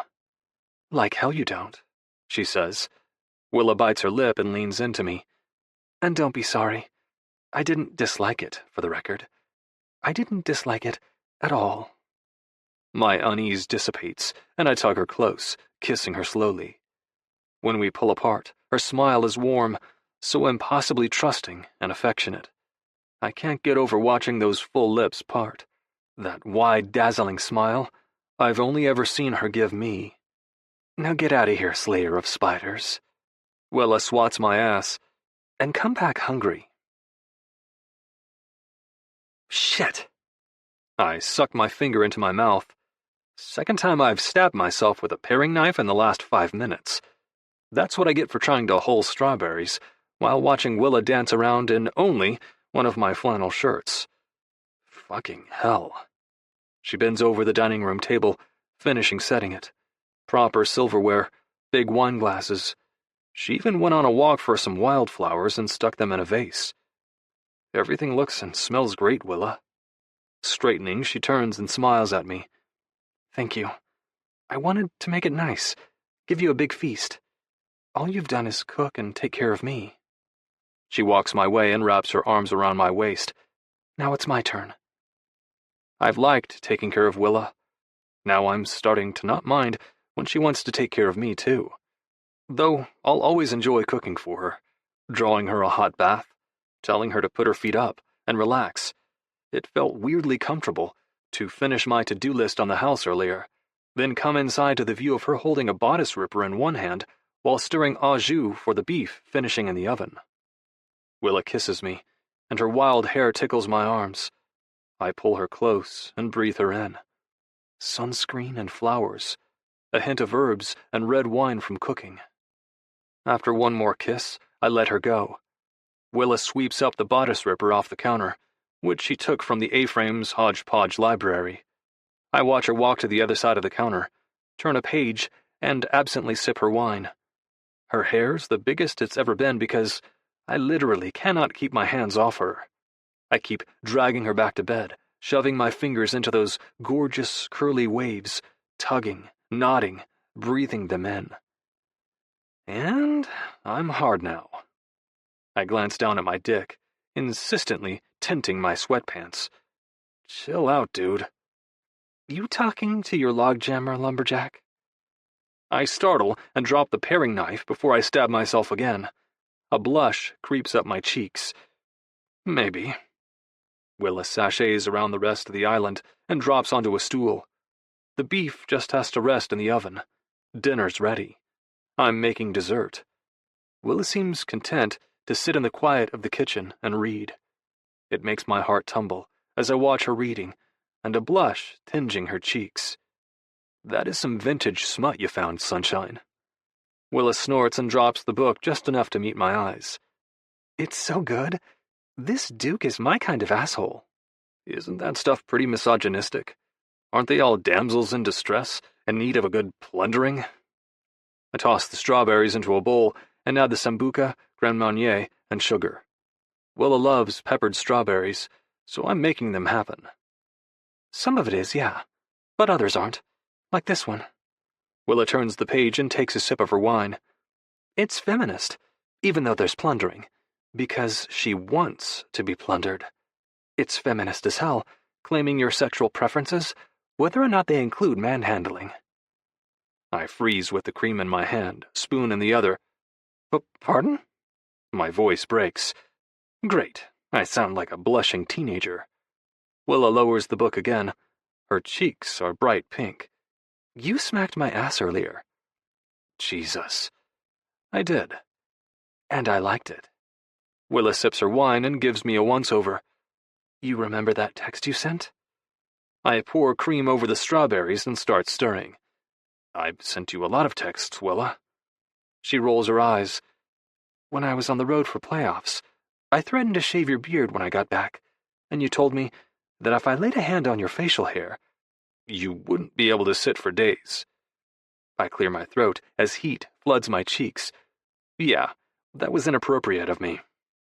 But I liked that too, she says quietly. I practically dropped my phone. I was so aroused. I felt like if I slid my hand inside my panties right then, I would have gone off like a firework. Blood roars in my ears. I don't want to hurt Willa. In fact, I hate the idea of hurting her at all. I just like the idea of being intense, to hold her tight and fuck her hard, because it expresses how much she makes me feel, how deeply I want to be connected to her and her body. And yes, I can admit some primal part of me gets turned on, swatting Willa's fine ass and watching that turn her on. I haven't been rough at all because I'm not confident I can do it safely. What if I can't hear Willa saying no? What if I miss some quiet cue that I'm making her uncomfortable or hurting her? I stare down at the strawberries and stir them slowly. Before things changed, I would have been right there with you, Sunshine. But I don't know if I can do that now. She sets down the book and reaches for my hand. I give it to her automatically and watch her small grip wrap around mine as best as it can. Can you turn off the oven? My stomach twists. Why? Willa grins shyly and releases my fingers. I have something I want to try. Dinner can wait a little while. I flip the knob to shut off the oven and circle the island. Willa takes my hand again and pulls me past the dining room into the sunken living room. I showed her how to start a fire the other night, and she has. There's a sea of blankets in front of the crackling hearth she built. My stomach knots even tighter. What is this? Willa squeezes my hand, then brings it to her lips for a kiss. Hold on.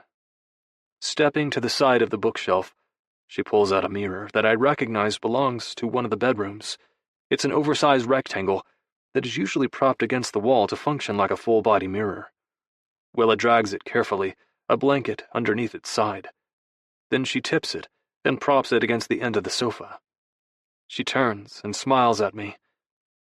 I hope you don't find watching a turn-off. That was my solution. You'll watch. You can read my lips. I cover my mouth with my hand and bite my palm.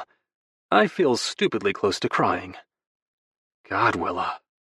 She rushes toward me. What's wrong? Is it bad? Is it... I wrench her against me and kiss her roughly. Tongue, possessiveness. I bite the edge of her lip. No, Not wrong. I love it. Her smile is a mile wide. Good. Her warm breath tickles my chest as she laces her hands behind my neck and pulls me down for a kiss. Sunshine, I'm so fucking addicted to you. I growl as I kiss her. God, it's scary how much I love you. Ryder. Her voice cracks as she rips at my shirt, madly opening buttons. Please, now. Tell me. I pull at her buttons, too. You're mine, and I love you, she growls back, tugging me close for a rough kiss. Forever. I don't fucking care what anyone says, what life brings. You are mine. Heat blazes through my body. I shove Willa's shirt off her body and watch firelight bathe her every gorgeous curve. She yanks at my shirt, and I help her, tugging it over my head and throwing it aside. Kneeling, she shucks my sweats and boxers and takes me deep into her mouth. My hands go to her head, and she pumps me, licking the sensitive tip. God, it feels good. But I'll come too soon if she keeps it up. Stop. My voice is low, rough. Willa shivers as she stands and wraps her arms around my neck. I hoist her up and hold her close, kissing her deeply. Walking to the blankets, I lay her down and run my hands along her ribs, kissing my way to that beautiful, silky skin. I lick her, taste her. Soft, steady strokes, teasing kisses and bites. I want to take her a little harder, and there's no way I can do that comfortably without relaxing her body, giving her an orgasm. Plus, I love making her come. I'll never get over how hot it is to feel her come on my mouth, my fingers, my cock. Only 3 days in, and I know just how to send her flying over the edge quickly. I lick, suck, curl my fingers, and watch her shake into a fast, powerful release that sends a flush up her chest and throat. I kiss her slowly, teasing bites followed by tongue as I crawl over her body. Then I flip her over and hear her gasp. I leave on the right ear's hearing aid, but take off the left one, which is more sensitive to loud sound and being jostled, setting it on the coffee table. Turning back to Willa, I grab her by the hips and wrench them up. Our eyes meet in the mirror, and I could come right then. Her eyes are hooded, her cheeks flushed. Her breasts sway beneath her, soft and full. Her nipples tight little cherries I love to scrape between my teeth, then suck until she's swearing up a storm and demanding my cock. Slowly, I splay my hand between her shoulder blades and press her chest to the ground. Our eyes hold as I drift my hand along her spine, down the seam of her ass, and lower. I play with her, tease her tight bud, and watch her bite her lip. She wiggles, searching for satisfying touch, but I grab her hip and lock eyes with her. Be still. Willa swallows thickly and nods. My hands squeeze her ass cheeks before I bend down and lick her. I go torturously slow. Long, tight, swirling strokes, never enough to satisfy her, only enough to make her smolder and beg. Straightening, I lock eyes with her and slide my length over her wet skin. My grip is tight on her hips as I grind against her, and she bucks into me. I rub a hand softly over her ass and watch her lips fall open. Please, her mouth says as she wiggles. I lift my hand and smack her ass. I said still, Willa. She jumps, and her moan reverberates through her body to mine. Then she bucks her hips into me again. I smack and tease the other round cheek, bend and kiss, then bite it. Then I watch her reflection as I spank it. She has this euphoric grin on her face. More, she mouths. More, Ryder. I lean over her and bite her ear, kiss my way down her neck. Long, tantalizing bites. I can feel her panting, how her body shakes as I tease her nipples with my fingers. My length slides perfectly through that hot satin skin, because we fit like we were made for each other. She's soaking wet, and my cock's covered in her. So beautiful, I whisper. She turns for me to kiss her. I cup, then tease her breast again. I can't help but bite her lip as I kiss her. She nearly falls over, but I wrench her upright, seating her on my lap. We look in the mirror together as I hold her hips hard and nudge every throbbing inch against her wet heat. On one sure thrust, I seat myself fully inside her and watch her mouth fly open, her eyes scrunch shut in pleasure. I rub her gently and whisper in her ear, "Look at me." Willa's eyes flutter open, then lock with mine. She bites her lip as I stare at her, as my jaw clenches and my body tightens with need. Her body is so small inside mine, but she's powerful, her muscles, her compact strength. She wraps an arm around my neck as her other hand drops and cups my balls while I drive into her. I rub her swollen clit, but with my free hand clasp her throat and press my lips to her ear. Don't hold back. I want to feel your sound. I pump from beneath her and fill her to the hilt, feeling her moans resonate under my hand as she cries my name again and again. Each drive inside her is velvet hot, so unbelievably tight around me as I unleash my body's force, as I give Willa everything she asks for, as she meets me thrust for thrust. I taste her skin, kiss her, worship her, stare at her in wonder because this is breathtakingly new and vulnerable and powerful. I thought Willa and I knew each other at every complicated layer of who we were, but now I know. This was what was left. She screams, arching her chest, her body tightening, the rippling power of her orgasm tightening around my cock. I call her name, not caring how I sound because I know Willa loves me, that no matter how it comes out, what matters to her isn't how I say her name, only that it's her name I'm calling. I kiss her, swallow her moans, feeling every sound under my palm. Lightning strikes my heart as Willa lifts her hand to my cheek and gentles it, turning her face to kiss me with impossible tenderness. The bolt of that touch surges through my system and makes me detonate deep inside her. We crumple to the blankets, golden firelight scattering across us. Willa's eyes are soft, her body limp and warm against mine. I kiss her, a gentle tangle of tongues and searching lips. "You okay?" I ask hoarsely. "I feel shattered and put back together all at once," she says. "Does that make any sense?" I trace my fingers over her lips. "I think so. Kind of how I feel too." She takes my fingers gently in her mouth before releasing them with a smile. "I think that's what it means to love the way I love you. To love so much you feel broken open and at the same time healed. Maybe that's what it means to be vulnerable. Maybe that's intimacy. Whatever it is, whatever it means, I don't want it to ever end. I never want to stop feeling this kind of love for you. I want us to love each other this deeply, this powerfully, always. Promise me, Ryder." I cup her cheek, bring her close for yet another gentle kiss. One of thousands and thousands I want from her for the rest of whatever time is given to us. Promise, sunshine. Always. Chapter 31. Willa. Playlist. Home. Edward Sharpe and the Magnetic Zeros. 1 year later. "Willa, would you mind helping me?" Ellen gestures toward the sliding door that leads onto their home's patio. She holds a massive tray of snacks, not unlike the ones Ryder built for me constantly over our 4-day love-a-thon last year in the A-frame. Those snack boards came in handy when I wouldn't let him leave bed long enough to cook for us, when I was unendingly hungry only for him, when I made him spoon me and play hours of his game. Fill in the blanks.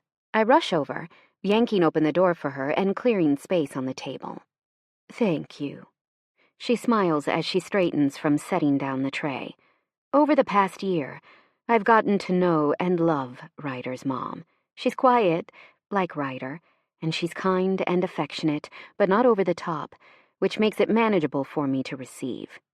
Ryder says that's very Swedish, that moderate, balanced approach to pretty much everything. Nothing too much, just enough. Lagom, it's called. I'm about as un-la-gum as they come, but Ryder and his mom, his whole family, love me anyway. Ellen sighs and sets her hands on her hips. Why don't we sit and have some wine, you and I? Ryder and Alex won't be back for a few more minutes from their errand. I nod, swallowing nerves. Ellen's in on my plan.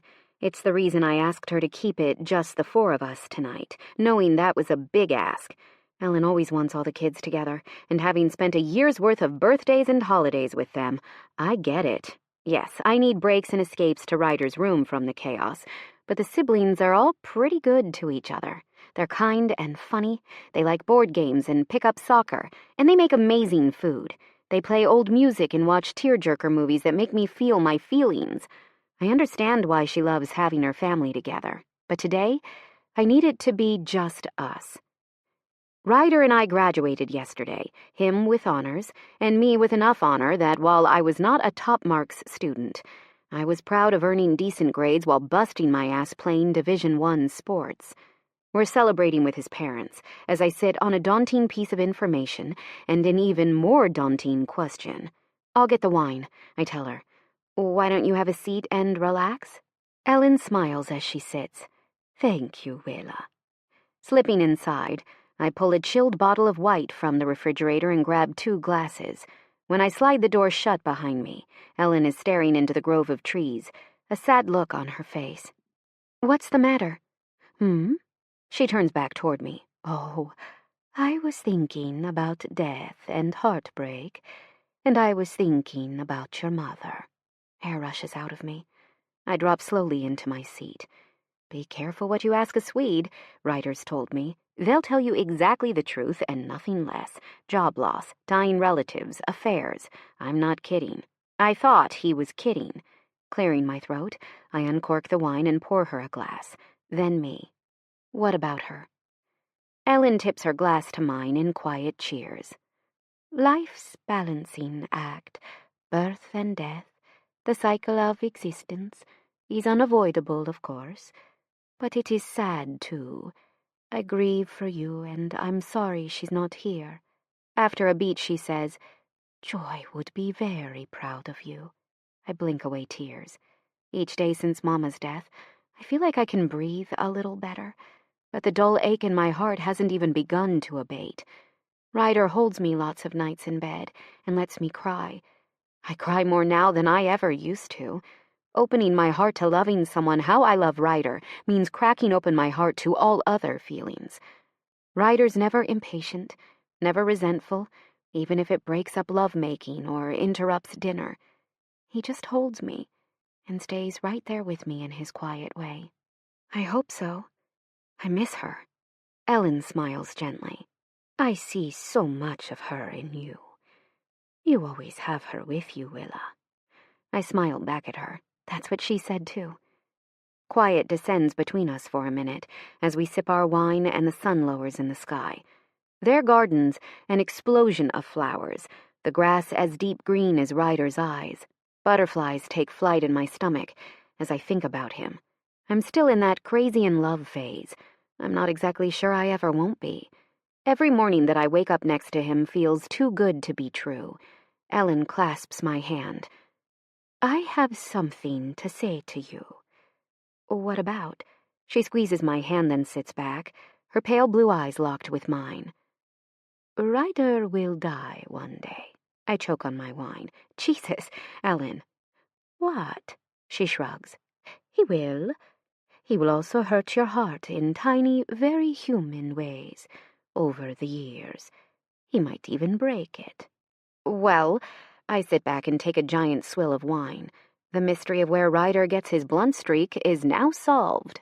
Ellen laughs. Oh, Willa, I'm not explaining myself well. What I mean is, if you're going to do what I think you're going to do tonight, I hope you know that I support you too. Not despite what life has already thrown at you both, but because of it. I've seen your love for each other. Your love is strong and tested, even stronger because life has already brought you both hardship. Her words sink in. Old Willa would have never made it to this night with Ryder to hear that affirmation. She'd never be here, nodding, conceding how damn vulnerable loving him is, how open to heartache, welcoming him deeper and deeper into her life has and will continue to make her. But new Willa, with over a year's worth of counseling, including several joint sessions with her boyfriend to work on building deeper trust and better communication, sits here, knowing that this scary, bottoming-out feeling in her stomach isn't something to fear. It's a measure of the depth of her love. I take a slow breath and swirl my wine, focusing on the waves of liquid. Thank you for saying you believe in us. Ellen's smile is gentle as her hand softly squeezes mine again. I hope I didn't overstep. I want to encourage you, and yet I know I'm not your mother, and I can never replace her. But I am 7 people's mama, and my arms are always open. My heart, too. Meeting her smile, I squeeze her hand back. Thank you. Hi, sunshine. Ryder steps onto the porch, bending and kissing me immediately. It's as exciting as it is familiar, the way it always starts as an innocent press of lips and then opens to a gentle taste, a quiet reminder that want and hunger are never far away for him. Hi yourself, I say. He straightens, squeezing my shoulder before he leans and kisses his mom's cheek. Plopping between us in a chair, Ryder riffles through the smorgasbord, pulling a few nuts, some dried fruit, and a hard salami slice into his palm. Ellen's eyes meet mine over his head, and I nod. She stands and pats Ryder's back. I'm going to go help your father sort out the food you two picked up. I'll be back in a little. Ryder's halfway standing. You don't have to, Mom. I said I'd help Dad cook. No. Ellen presses him back in his seat. I want a little time with him. He's been working a lot the past few days. You two relax. It's your celebration. Remember, Sotnos? Ryder's brows pinch. Okay. Ellen gives me a wink and disappears inside. The moment she's gone, Ryder scooches his chair closer and sets a hand high on my thigh. His eyes are on me, traveling my body. It looks even better on you than I thought it would, Willa. I grin. Ryder surprised me with the dress I'm wearing. It's a saffron yellow wrap style, not unlike the infamous shirt, with a sash at the waist, as red as the napkin dress. I uncross, then switch my legs as Ryder's eyes darken. So, my lumberjack, what took so long? Did you and Papa B decide to fetch dinner from the river again? Slay any black bears or mountain lions on your way home? Ryder gives me a look as he pops more food in his mouth and crunches. I didn't hear you complaining about my mountain manliness when you got us lost on that hike, and I was able to navigate us back to the A-frame using the night stars. I lob a cranberry at him, which successfully drops down the front of his flannel. I raise a celebratory fist. I did not get us lost. Getting lost would imply I knew where I was going in the first place. Ryder snorts. Fair. Hey, you have something. He points to a spot over his sternum, mirroring where this alleged substance is on my body. Right there. Sure, never heard that one before. I refuse to glance down at my chest and get my nose bobbed. Since we're not into severely torturing each other like we used to, we're reduced to harmless pranks like this that usually lead to making out and sex. Neither sex nor making out are happening right now, so I'm not taking the bait. I'm serious, sunshine. It's fig jam, and it's about to drip onto your new dress. Nope. Ryder sighs and glances over to the glass doors, peering at the kitchen where his parents are. Fine, he grumbles. I open my mouth to say something smart, but a gasp leaps out as he bends and his warm tongue slides along the swell of my breast. A tiny bite makes my thighs clamp together. Ryder straightens and kisses me. Stubborn woman. He mutters against my lips. I taste him. Warm, decadent Ryder, and... fig jam. Damn it! He shrugs and smiles as he sits back. Sometimes I'm not fucking with you, sunshine. Sometimes. I stare at him and feel my Grinch heart grow bigger and bigger. It's almost like it's not even a Grinch heart anymore. No frigid, rigid corners, just a wide-open, safe, loved space. Ryder? I interlace my fingers with his where they rest on my thigh, and take a long, slow breath. We need to talk about something. Worry tightens his features. Is everything okay? Mm-hmm. I swallow emotion thickening my throat and blink away threatening tears. He leans forward to gentle my cheek. Then why are you crying? I'm not, I whisper hoarsely. A soft smile breaks across his face. Sunshine. What is it? Clearing my throat, I reach behind me inside my bag. There's a manila envelope, tied tight at the top. I set it on the table and slide it toward Ryder. Ryder stares at it, his hand falling from my face. What is this? Willa, open it. Ryder's eyes dance up to mine before they drop to the envelope once more. Go on, I tell him. His hands grasp the twine and quickly unspool it. Carefully, he reaches inside and pulls out a hunk of papers, still warm from the printer. A noise catches in his throat when he sees the insignia on the top. Rain FC. Willa, he whispers. A loud laugh of joy jumps out of him as he sweeps me up and holds me in his arms. You got signed, Sunshine! I nod, smiling ridiculously wide. His kiss is long and passionate, his hug the lung-squeezing, bone-crushing intensity I live for. Oh my God, Willa, I'm so proud of you. I'm so happy for you. I slide my fingers through his hair and steal one more kiss before I wiggle, my cue for him to put me down. Our eyes hold as I steeple my fingers over the envelope. Where's Rain based out of? Lumberjack. Ryder frowns in confusion. Washington. Tacoma, Washington. I tip my head and smile. Huh. Tacoma, Washington, you say? Right on the water, halfway between Olympia and Seattle? That Tacoma? Ryder's brow furrows deeper, but a small smile peeks out too. Yes, Willa. I tap my fingers on the envelope. Well, I don't know my way around there. I was hoping I wouldn't be entirely on my own when I move up there next month. Ryder's body stills. My voice wobbles, but I catch it. Would you mind checking that envelope further? Seeing if there's anything that might give some reassurance that all gets settled how I hope to? Ryder gives me a cautious look as he reaches again for the envelope, slowly pressing his hand inside. His fingers search. He ducks his head, then a deadly calm washes over him. Willa. Yes, Ryder? My voice is thick with tears as I lose the battle. My rare show of makeup is ruined, mascara running, blush smudged. There's a key in there. I nod. I know. Ryder's head snaps up. What is this? I take one step closer to him, clasping his face inside my hands. I was wondering, Ryder Bergman, lumberjack love of my life, if you wouldn't mind moving to Washington State with me. I found a bungalow for rent, right near the water, and a bunch of hiking grounds nearby. It's the perfect spot for a mountain man like you to hunker down and start his own outdoorsman business. Don't you think? Ryder drops his head to my shoulder and his hug is fierce.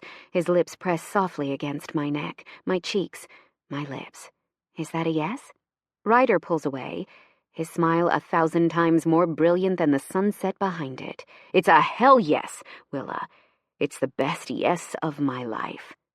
Our kisses are unhurried, passionately tender, as the sun drifts below the horizon behind us. I cry and laugh and feel every single feeling I can, because I want to remember this moment, even when our love is blissfully old and splendidly weathered. I want to close my eyes and feel the memory of the moment only when it's us became only us forever.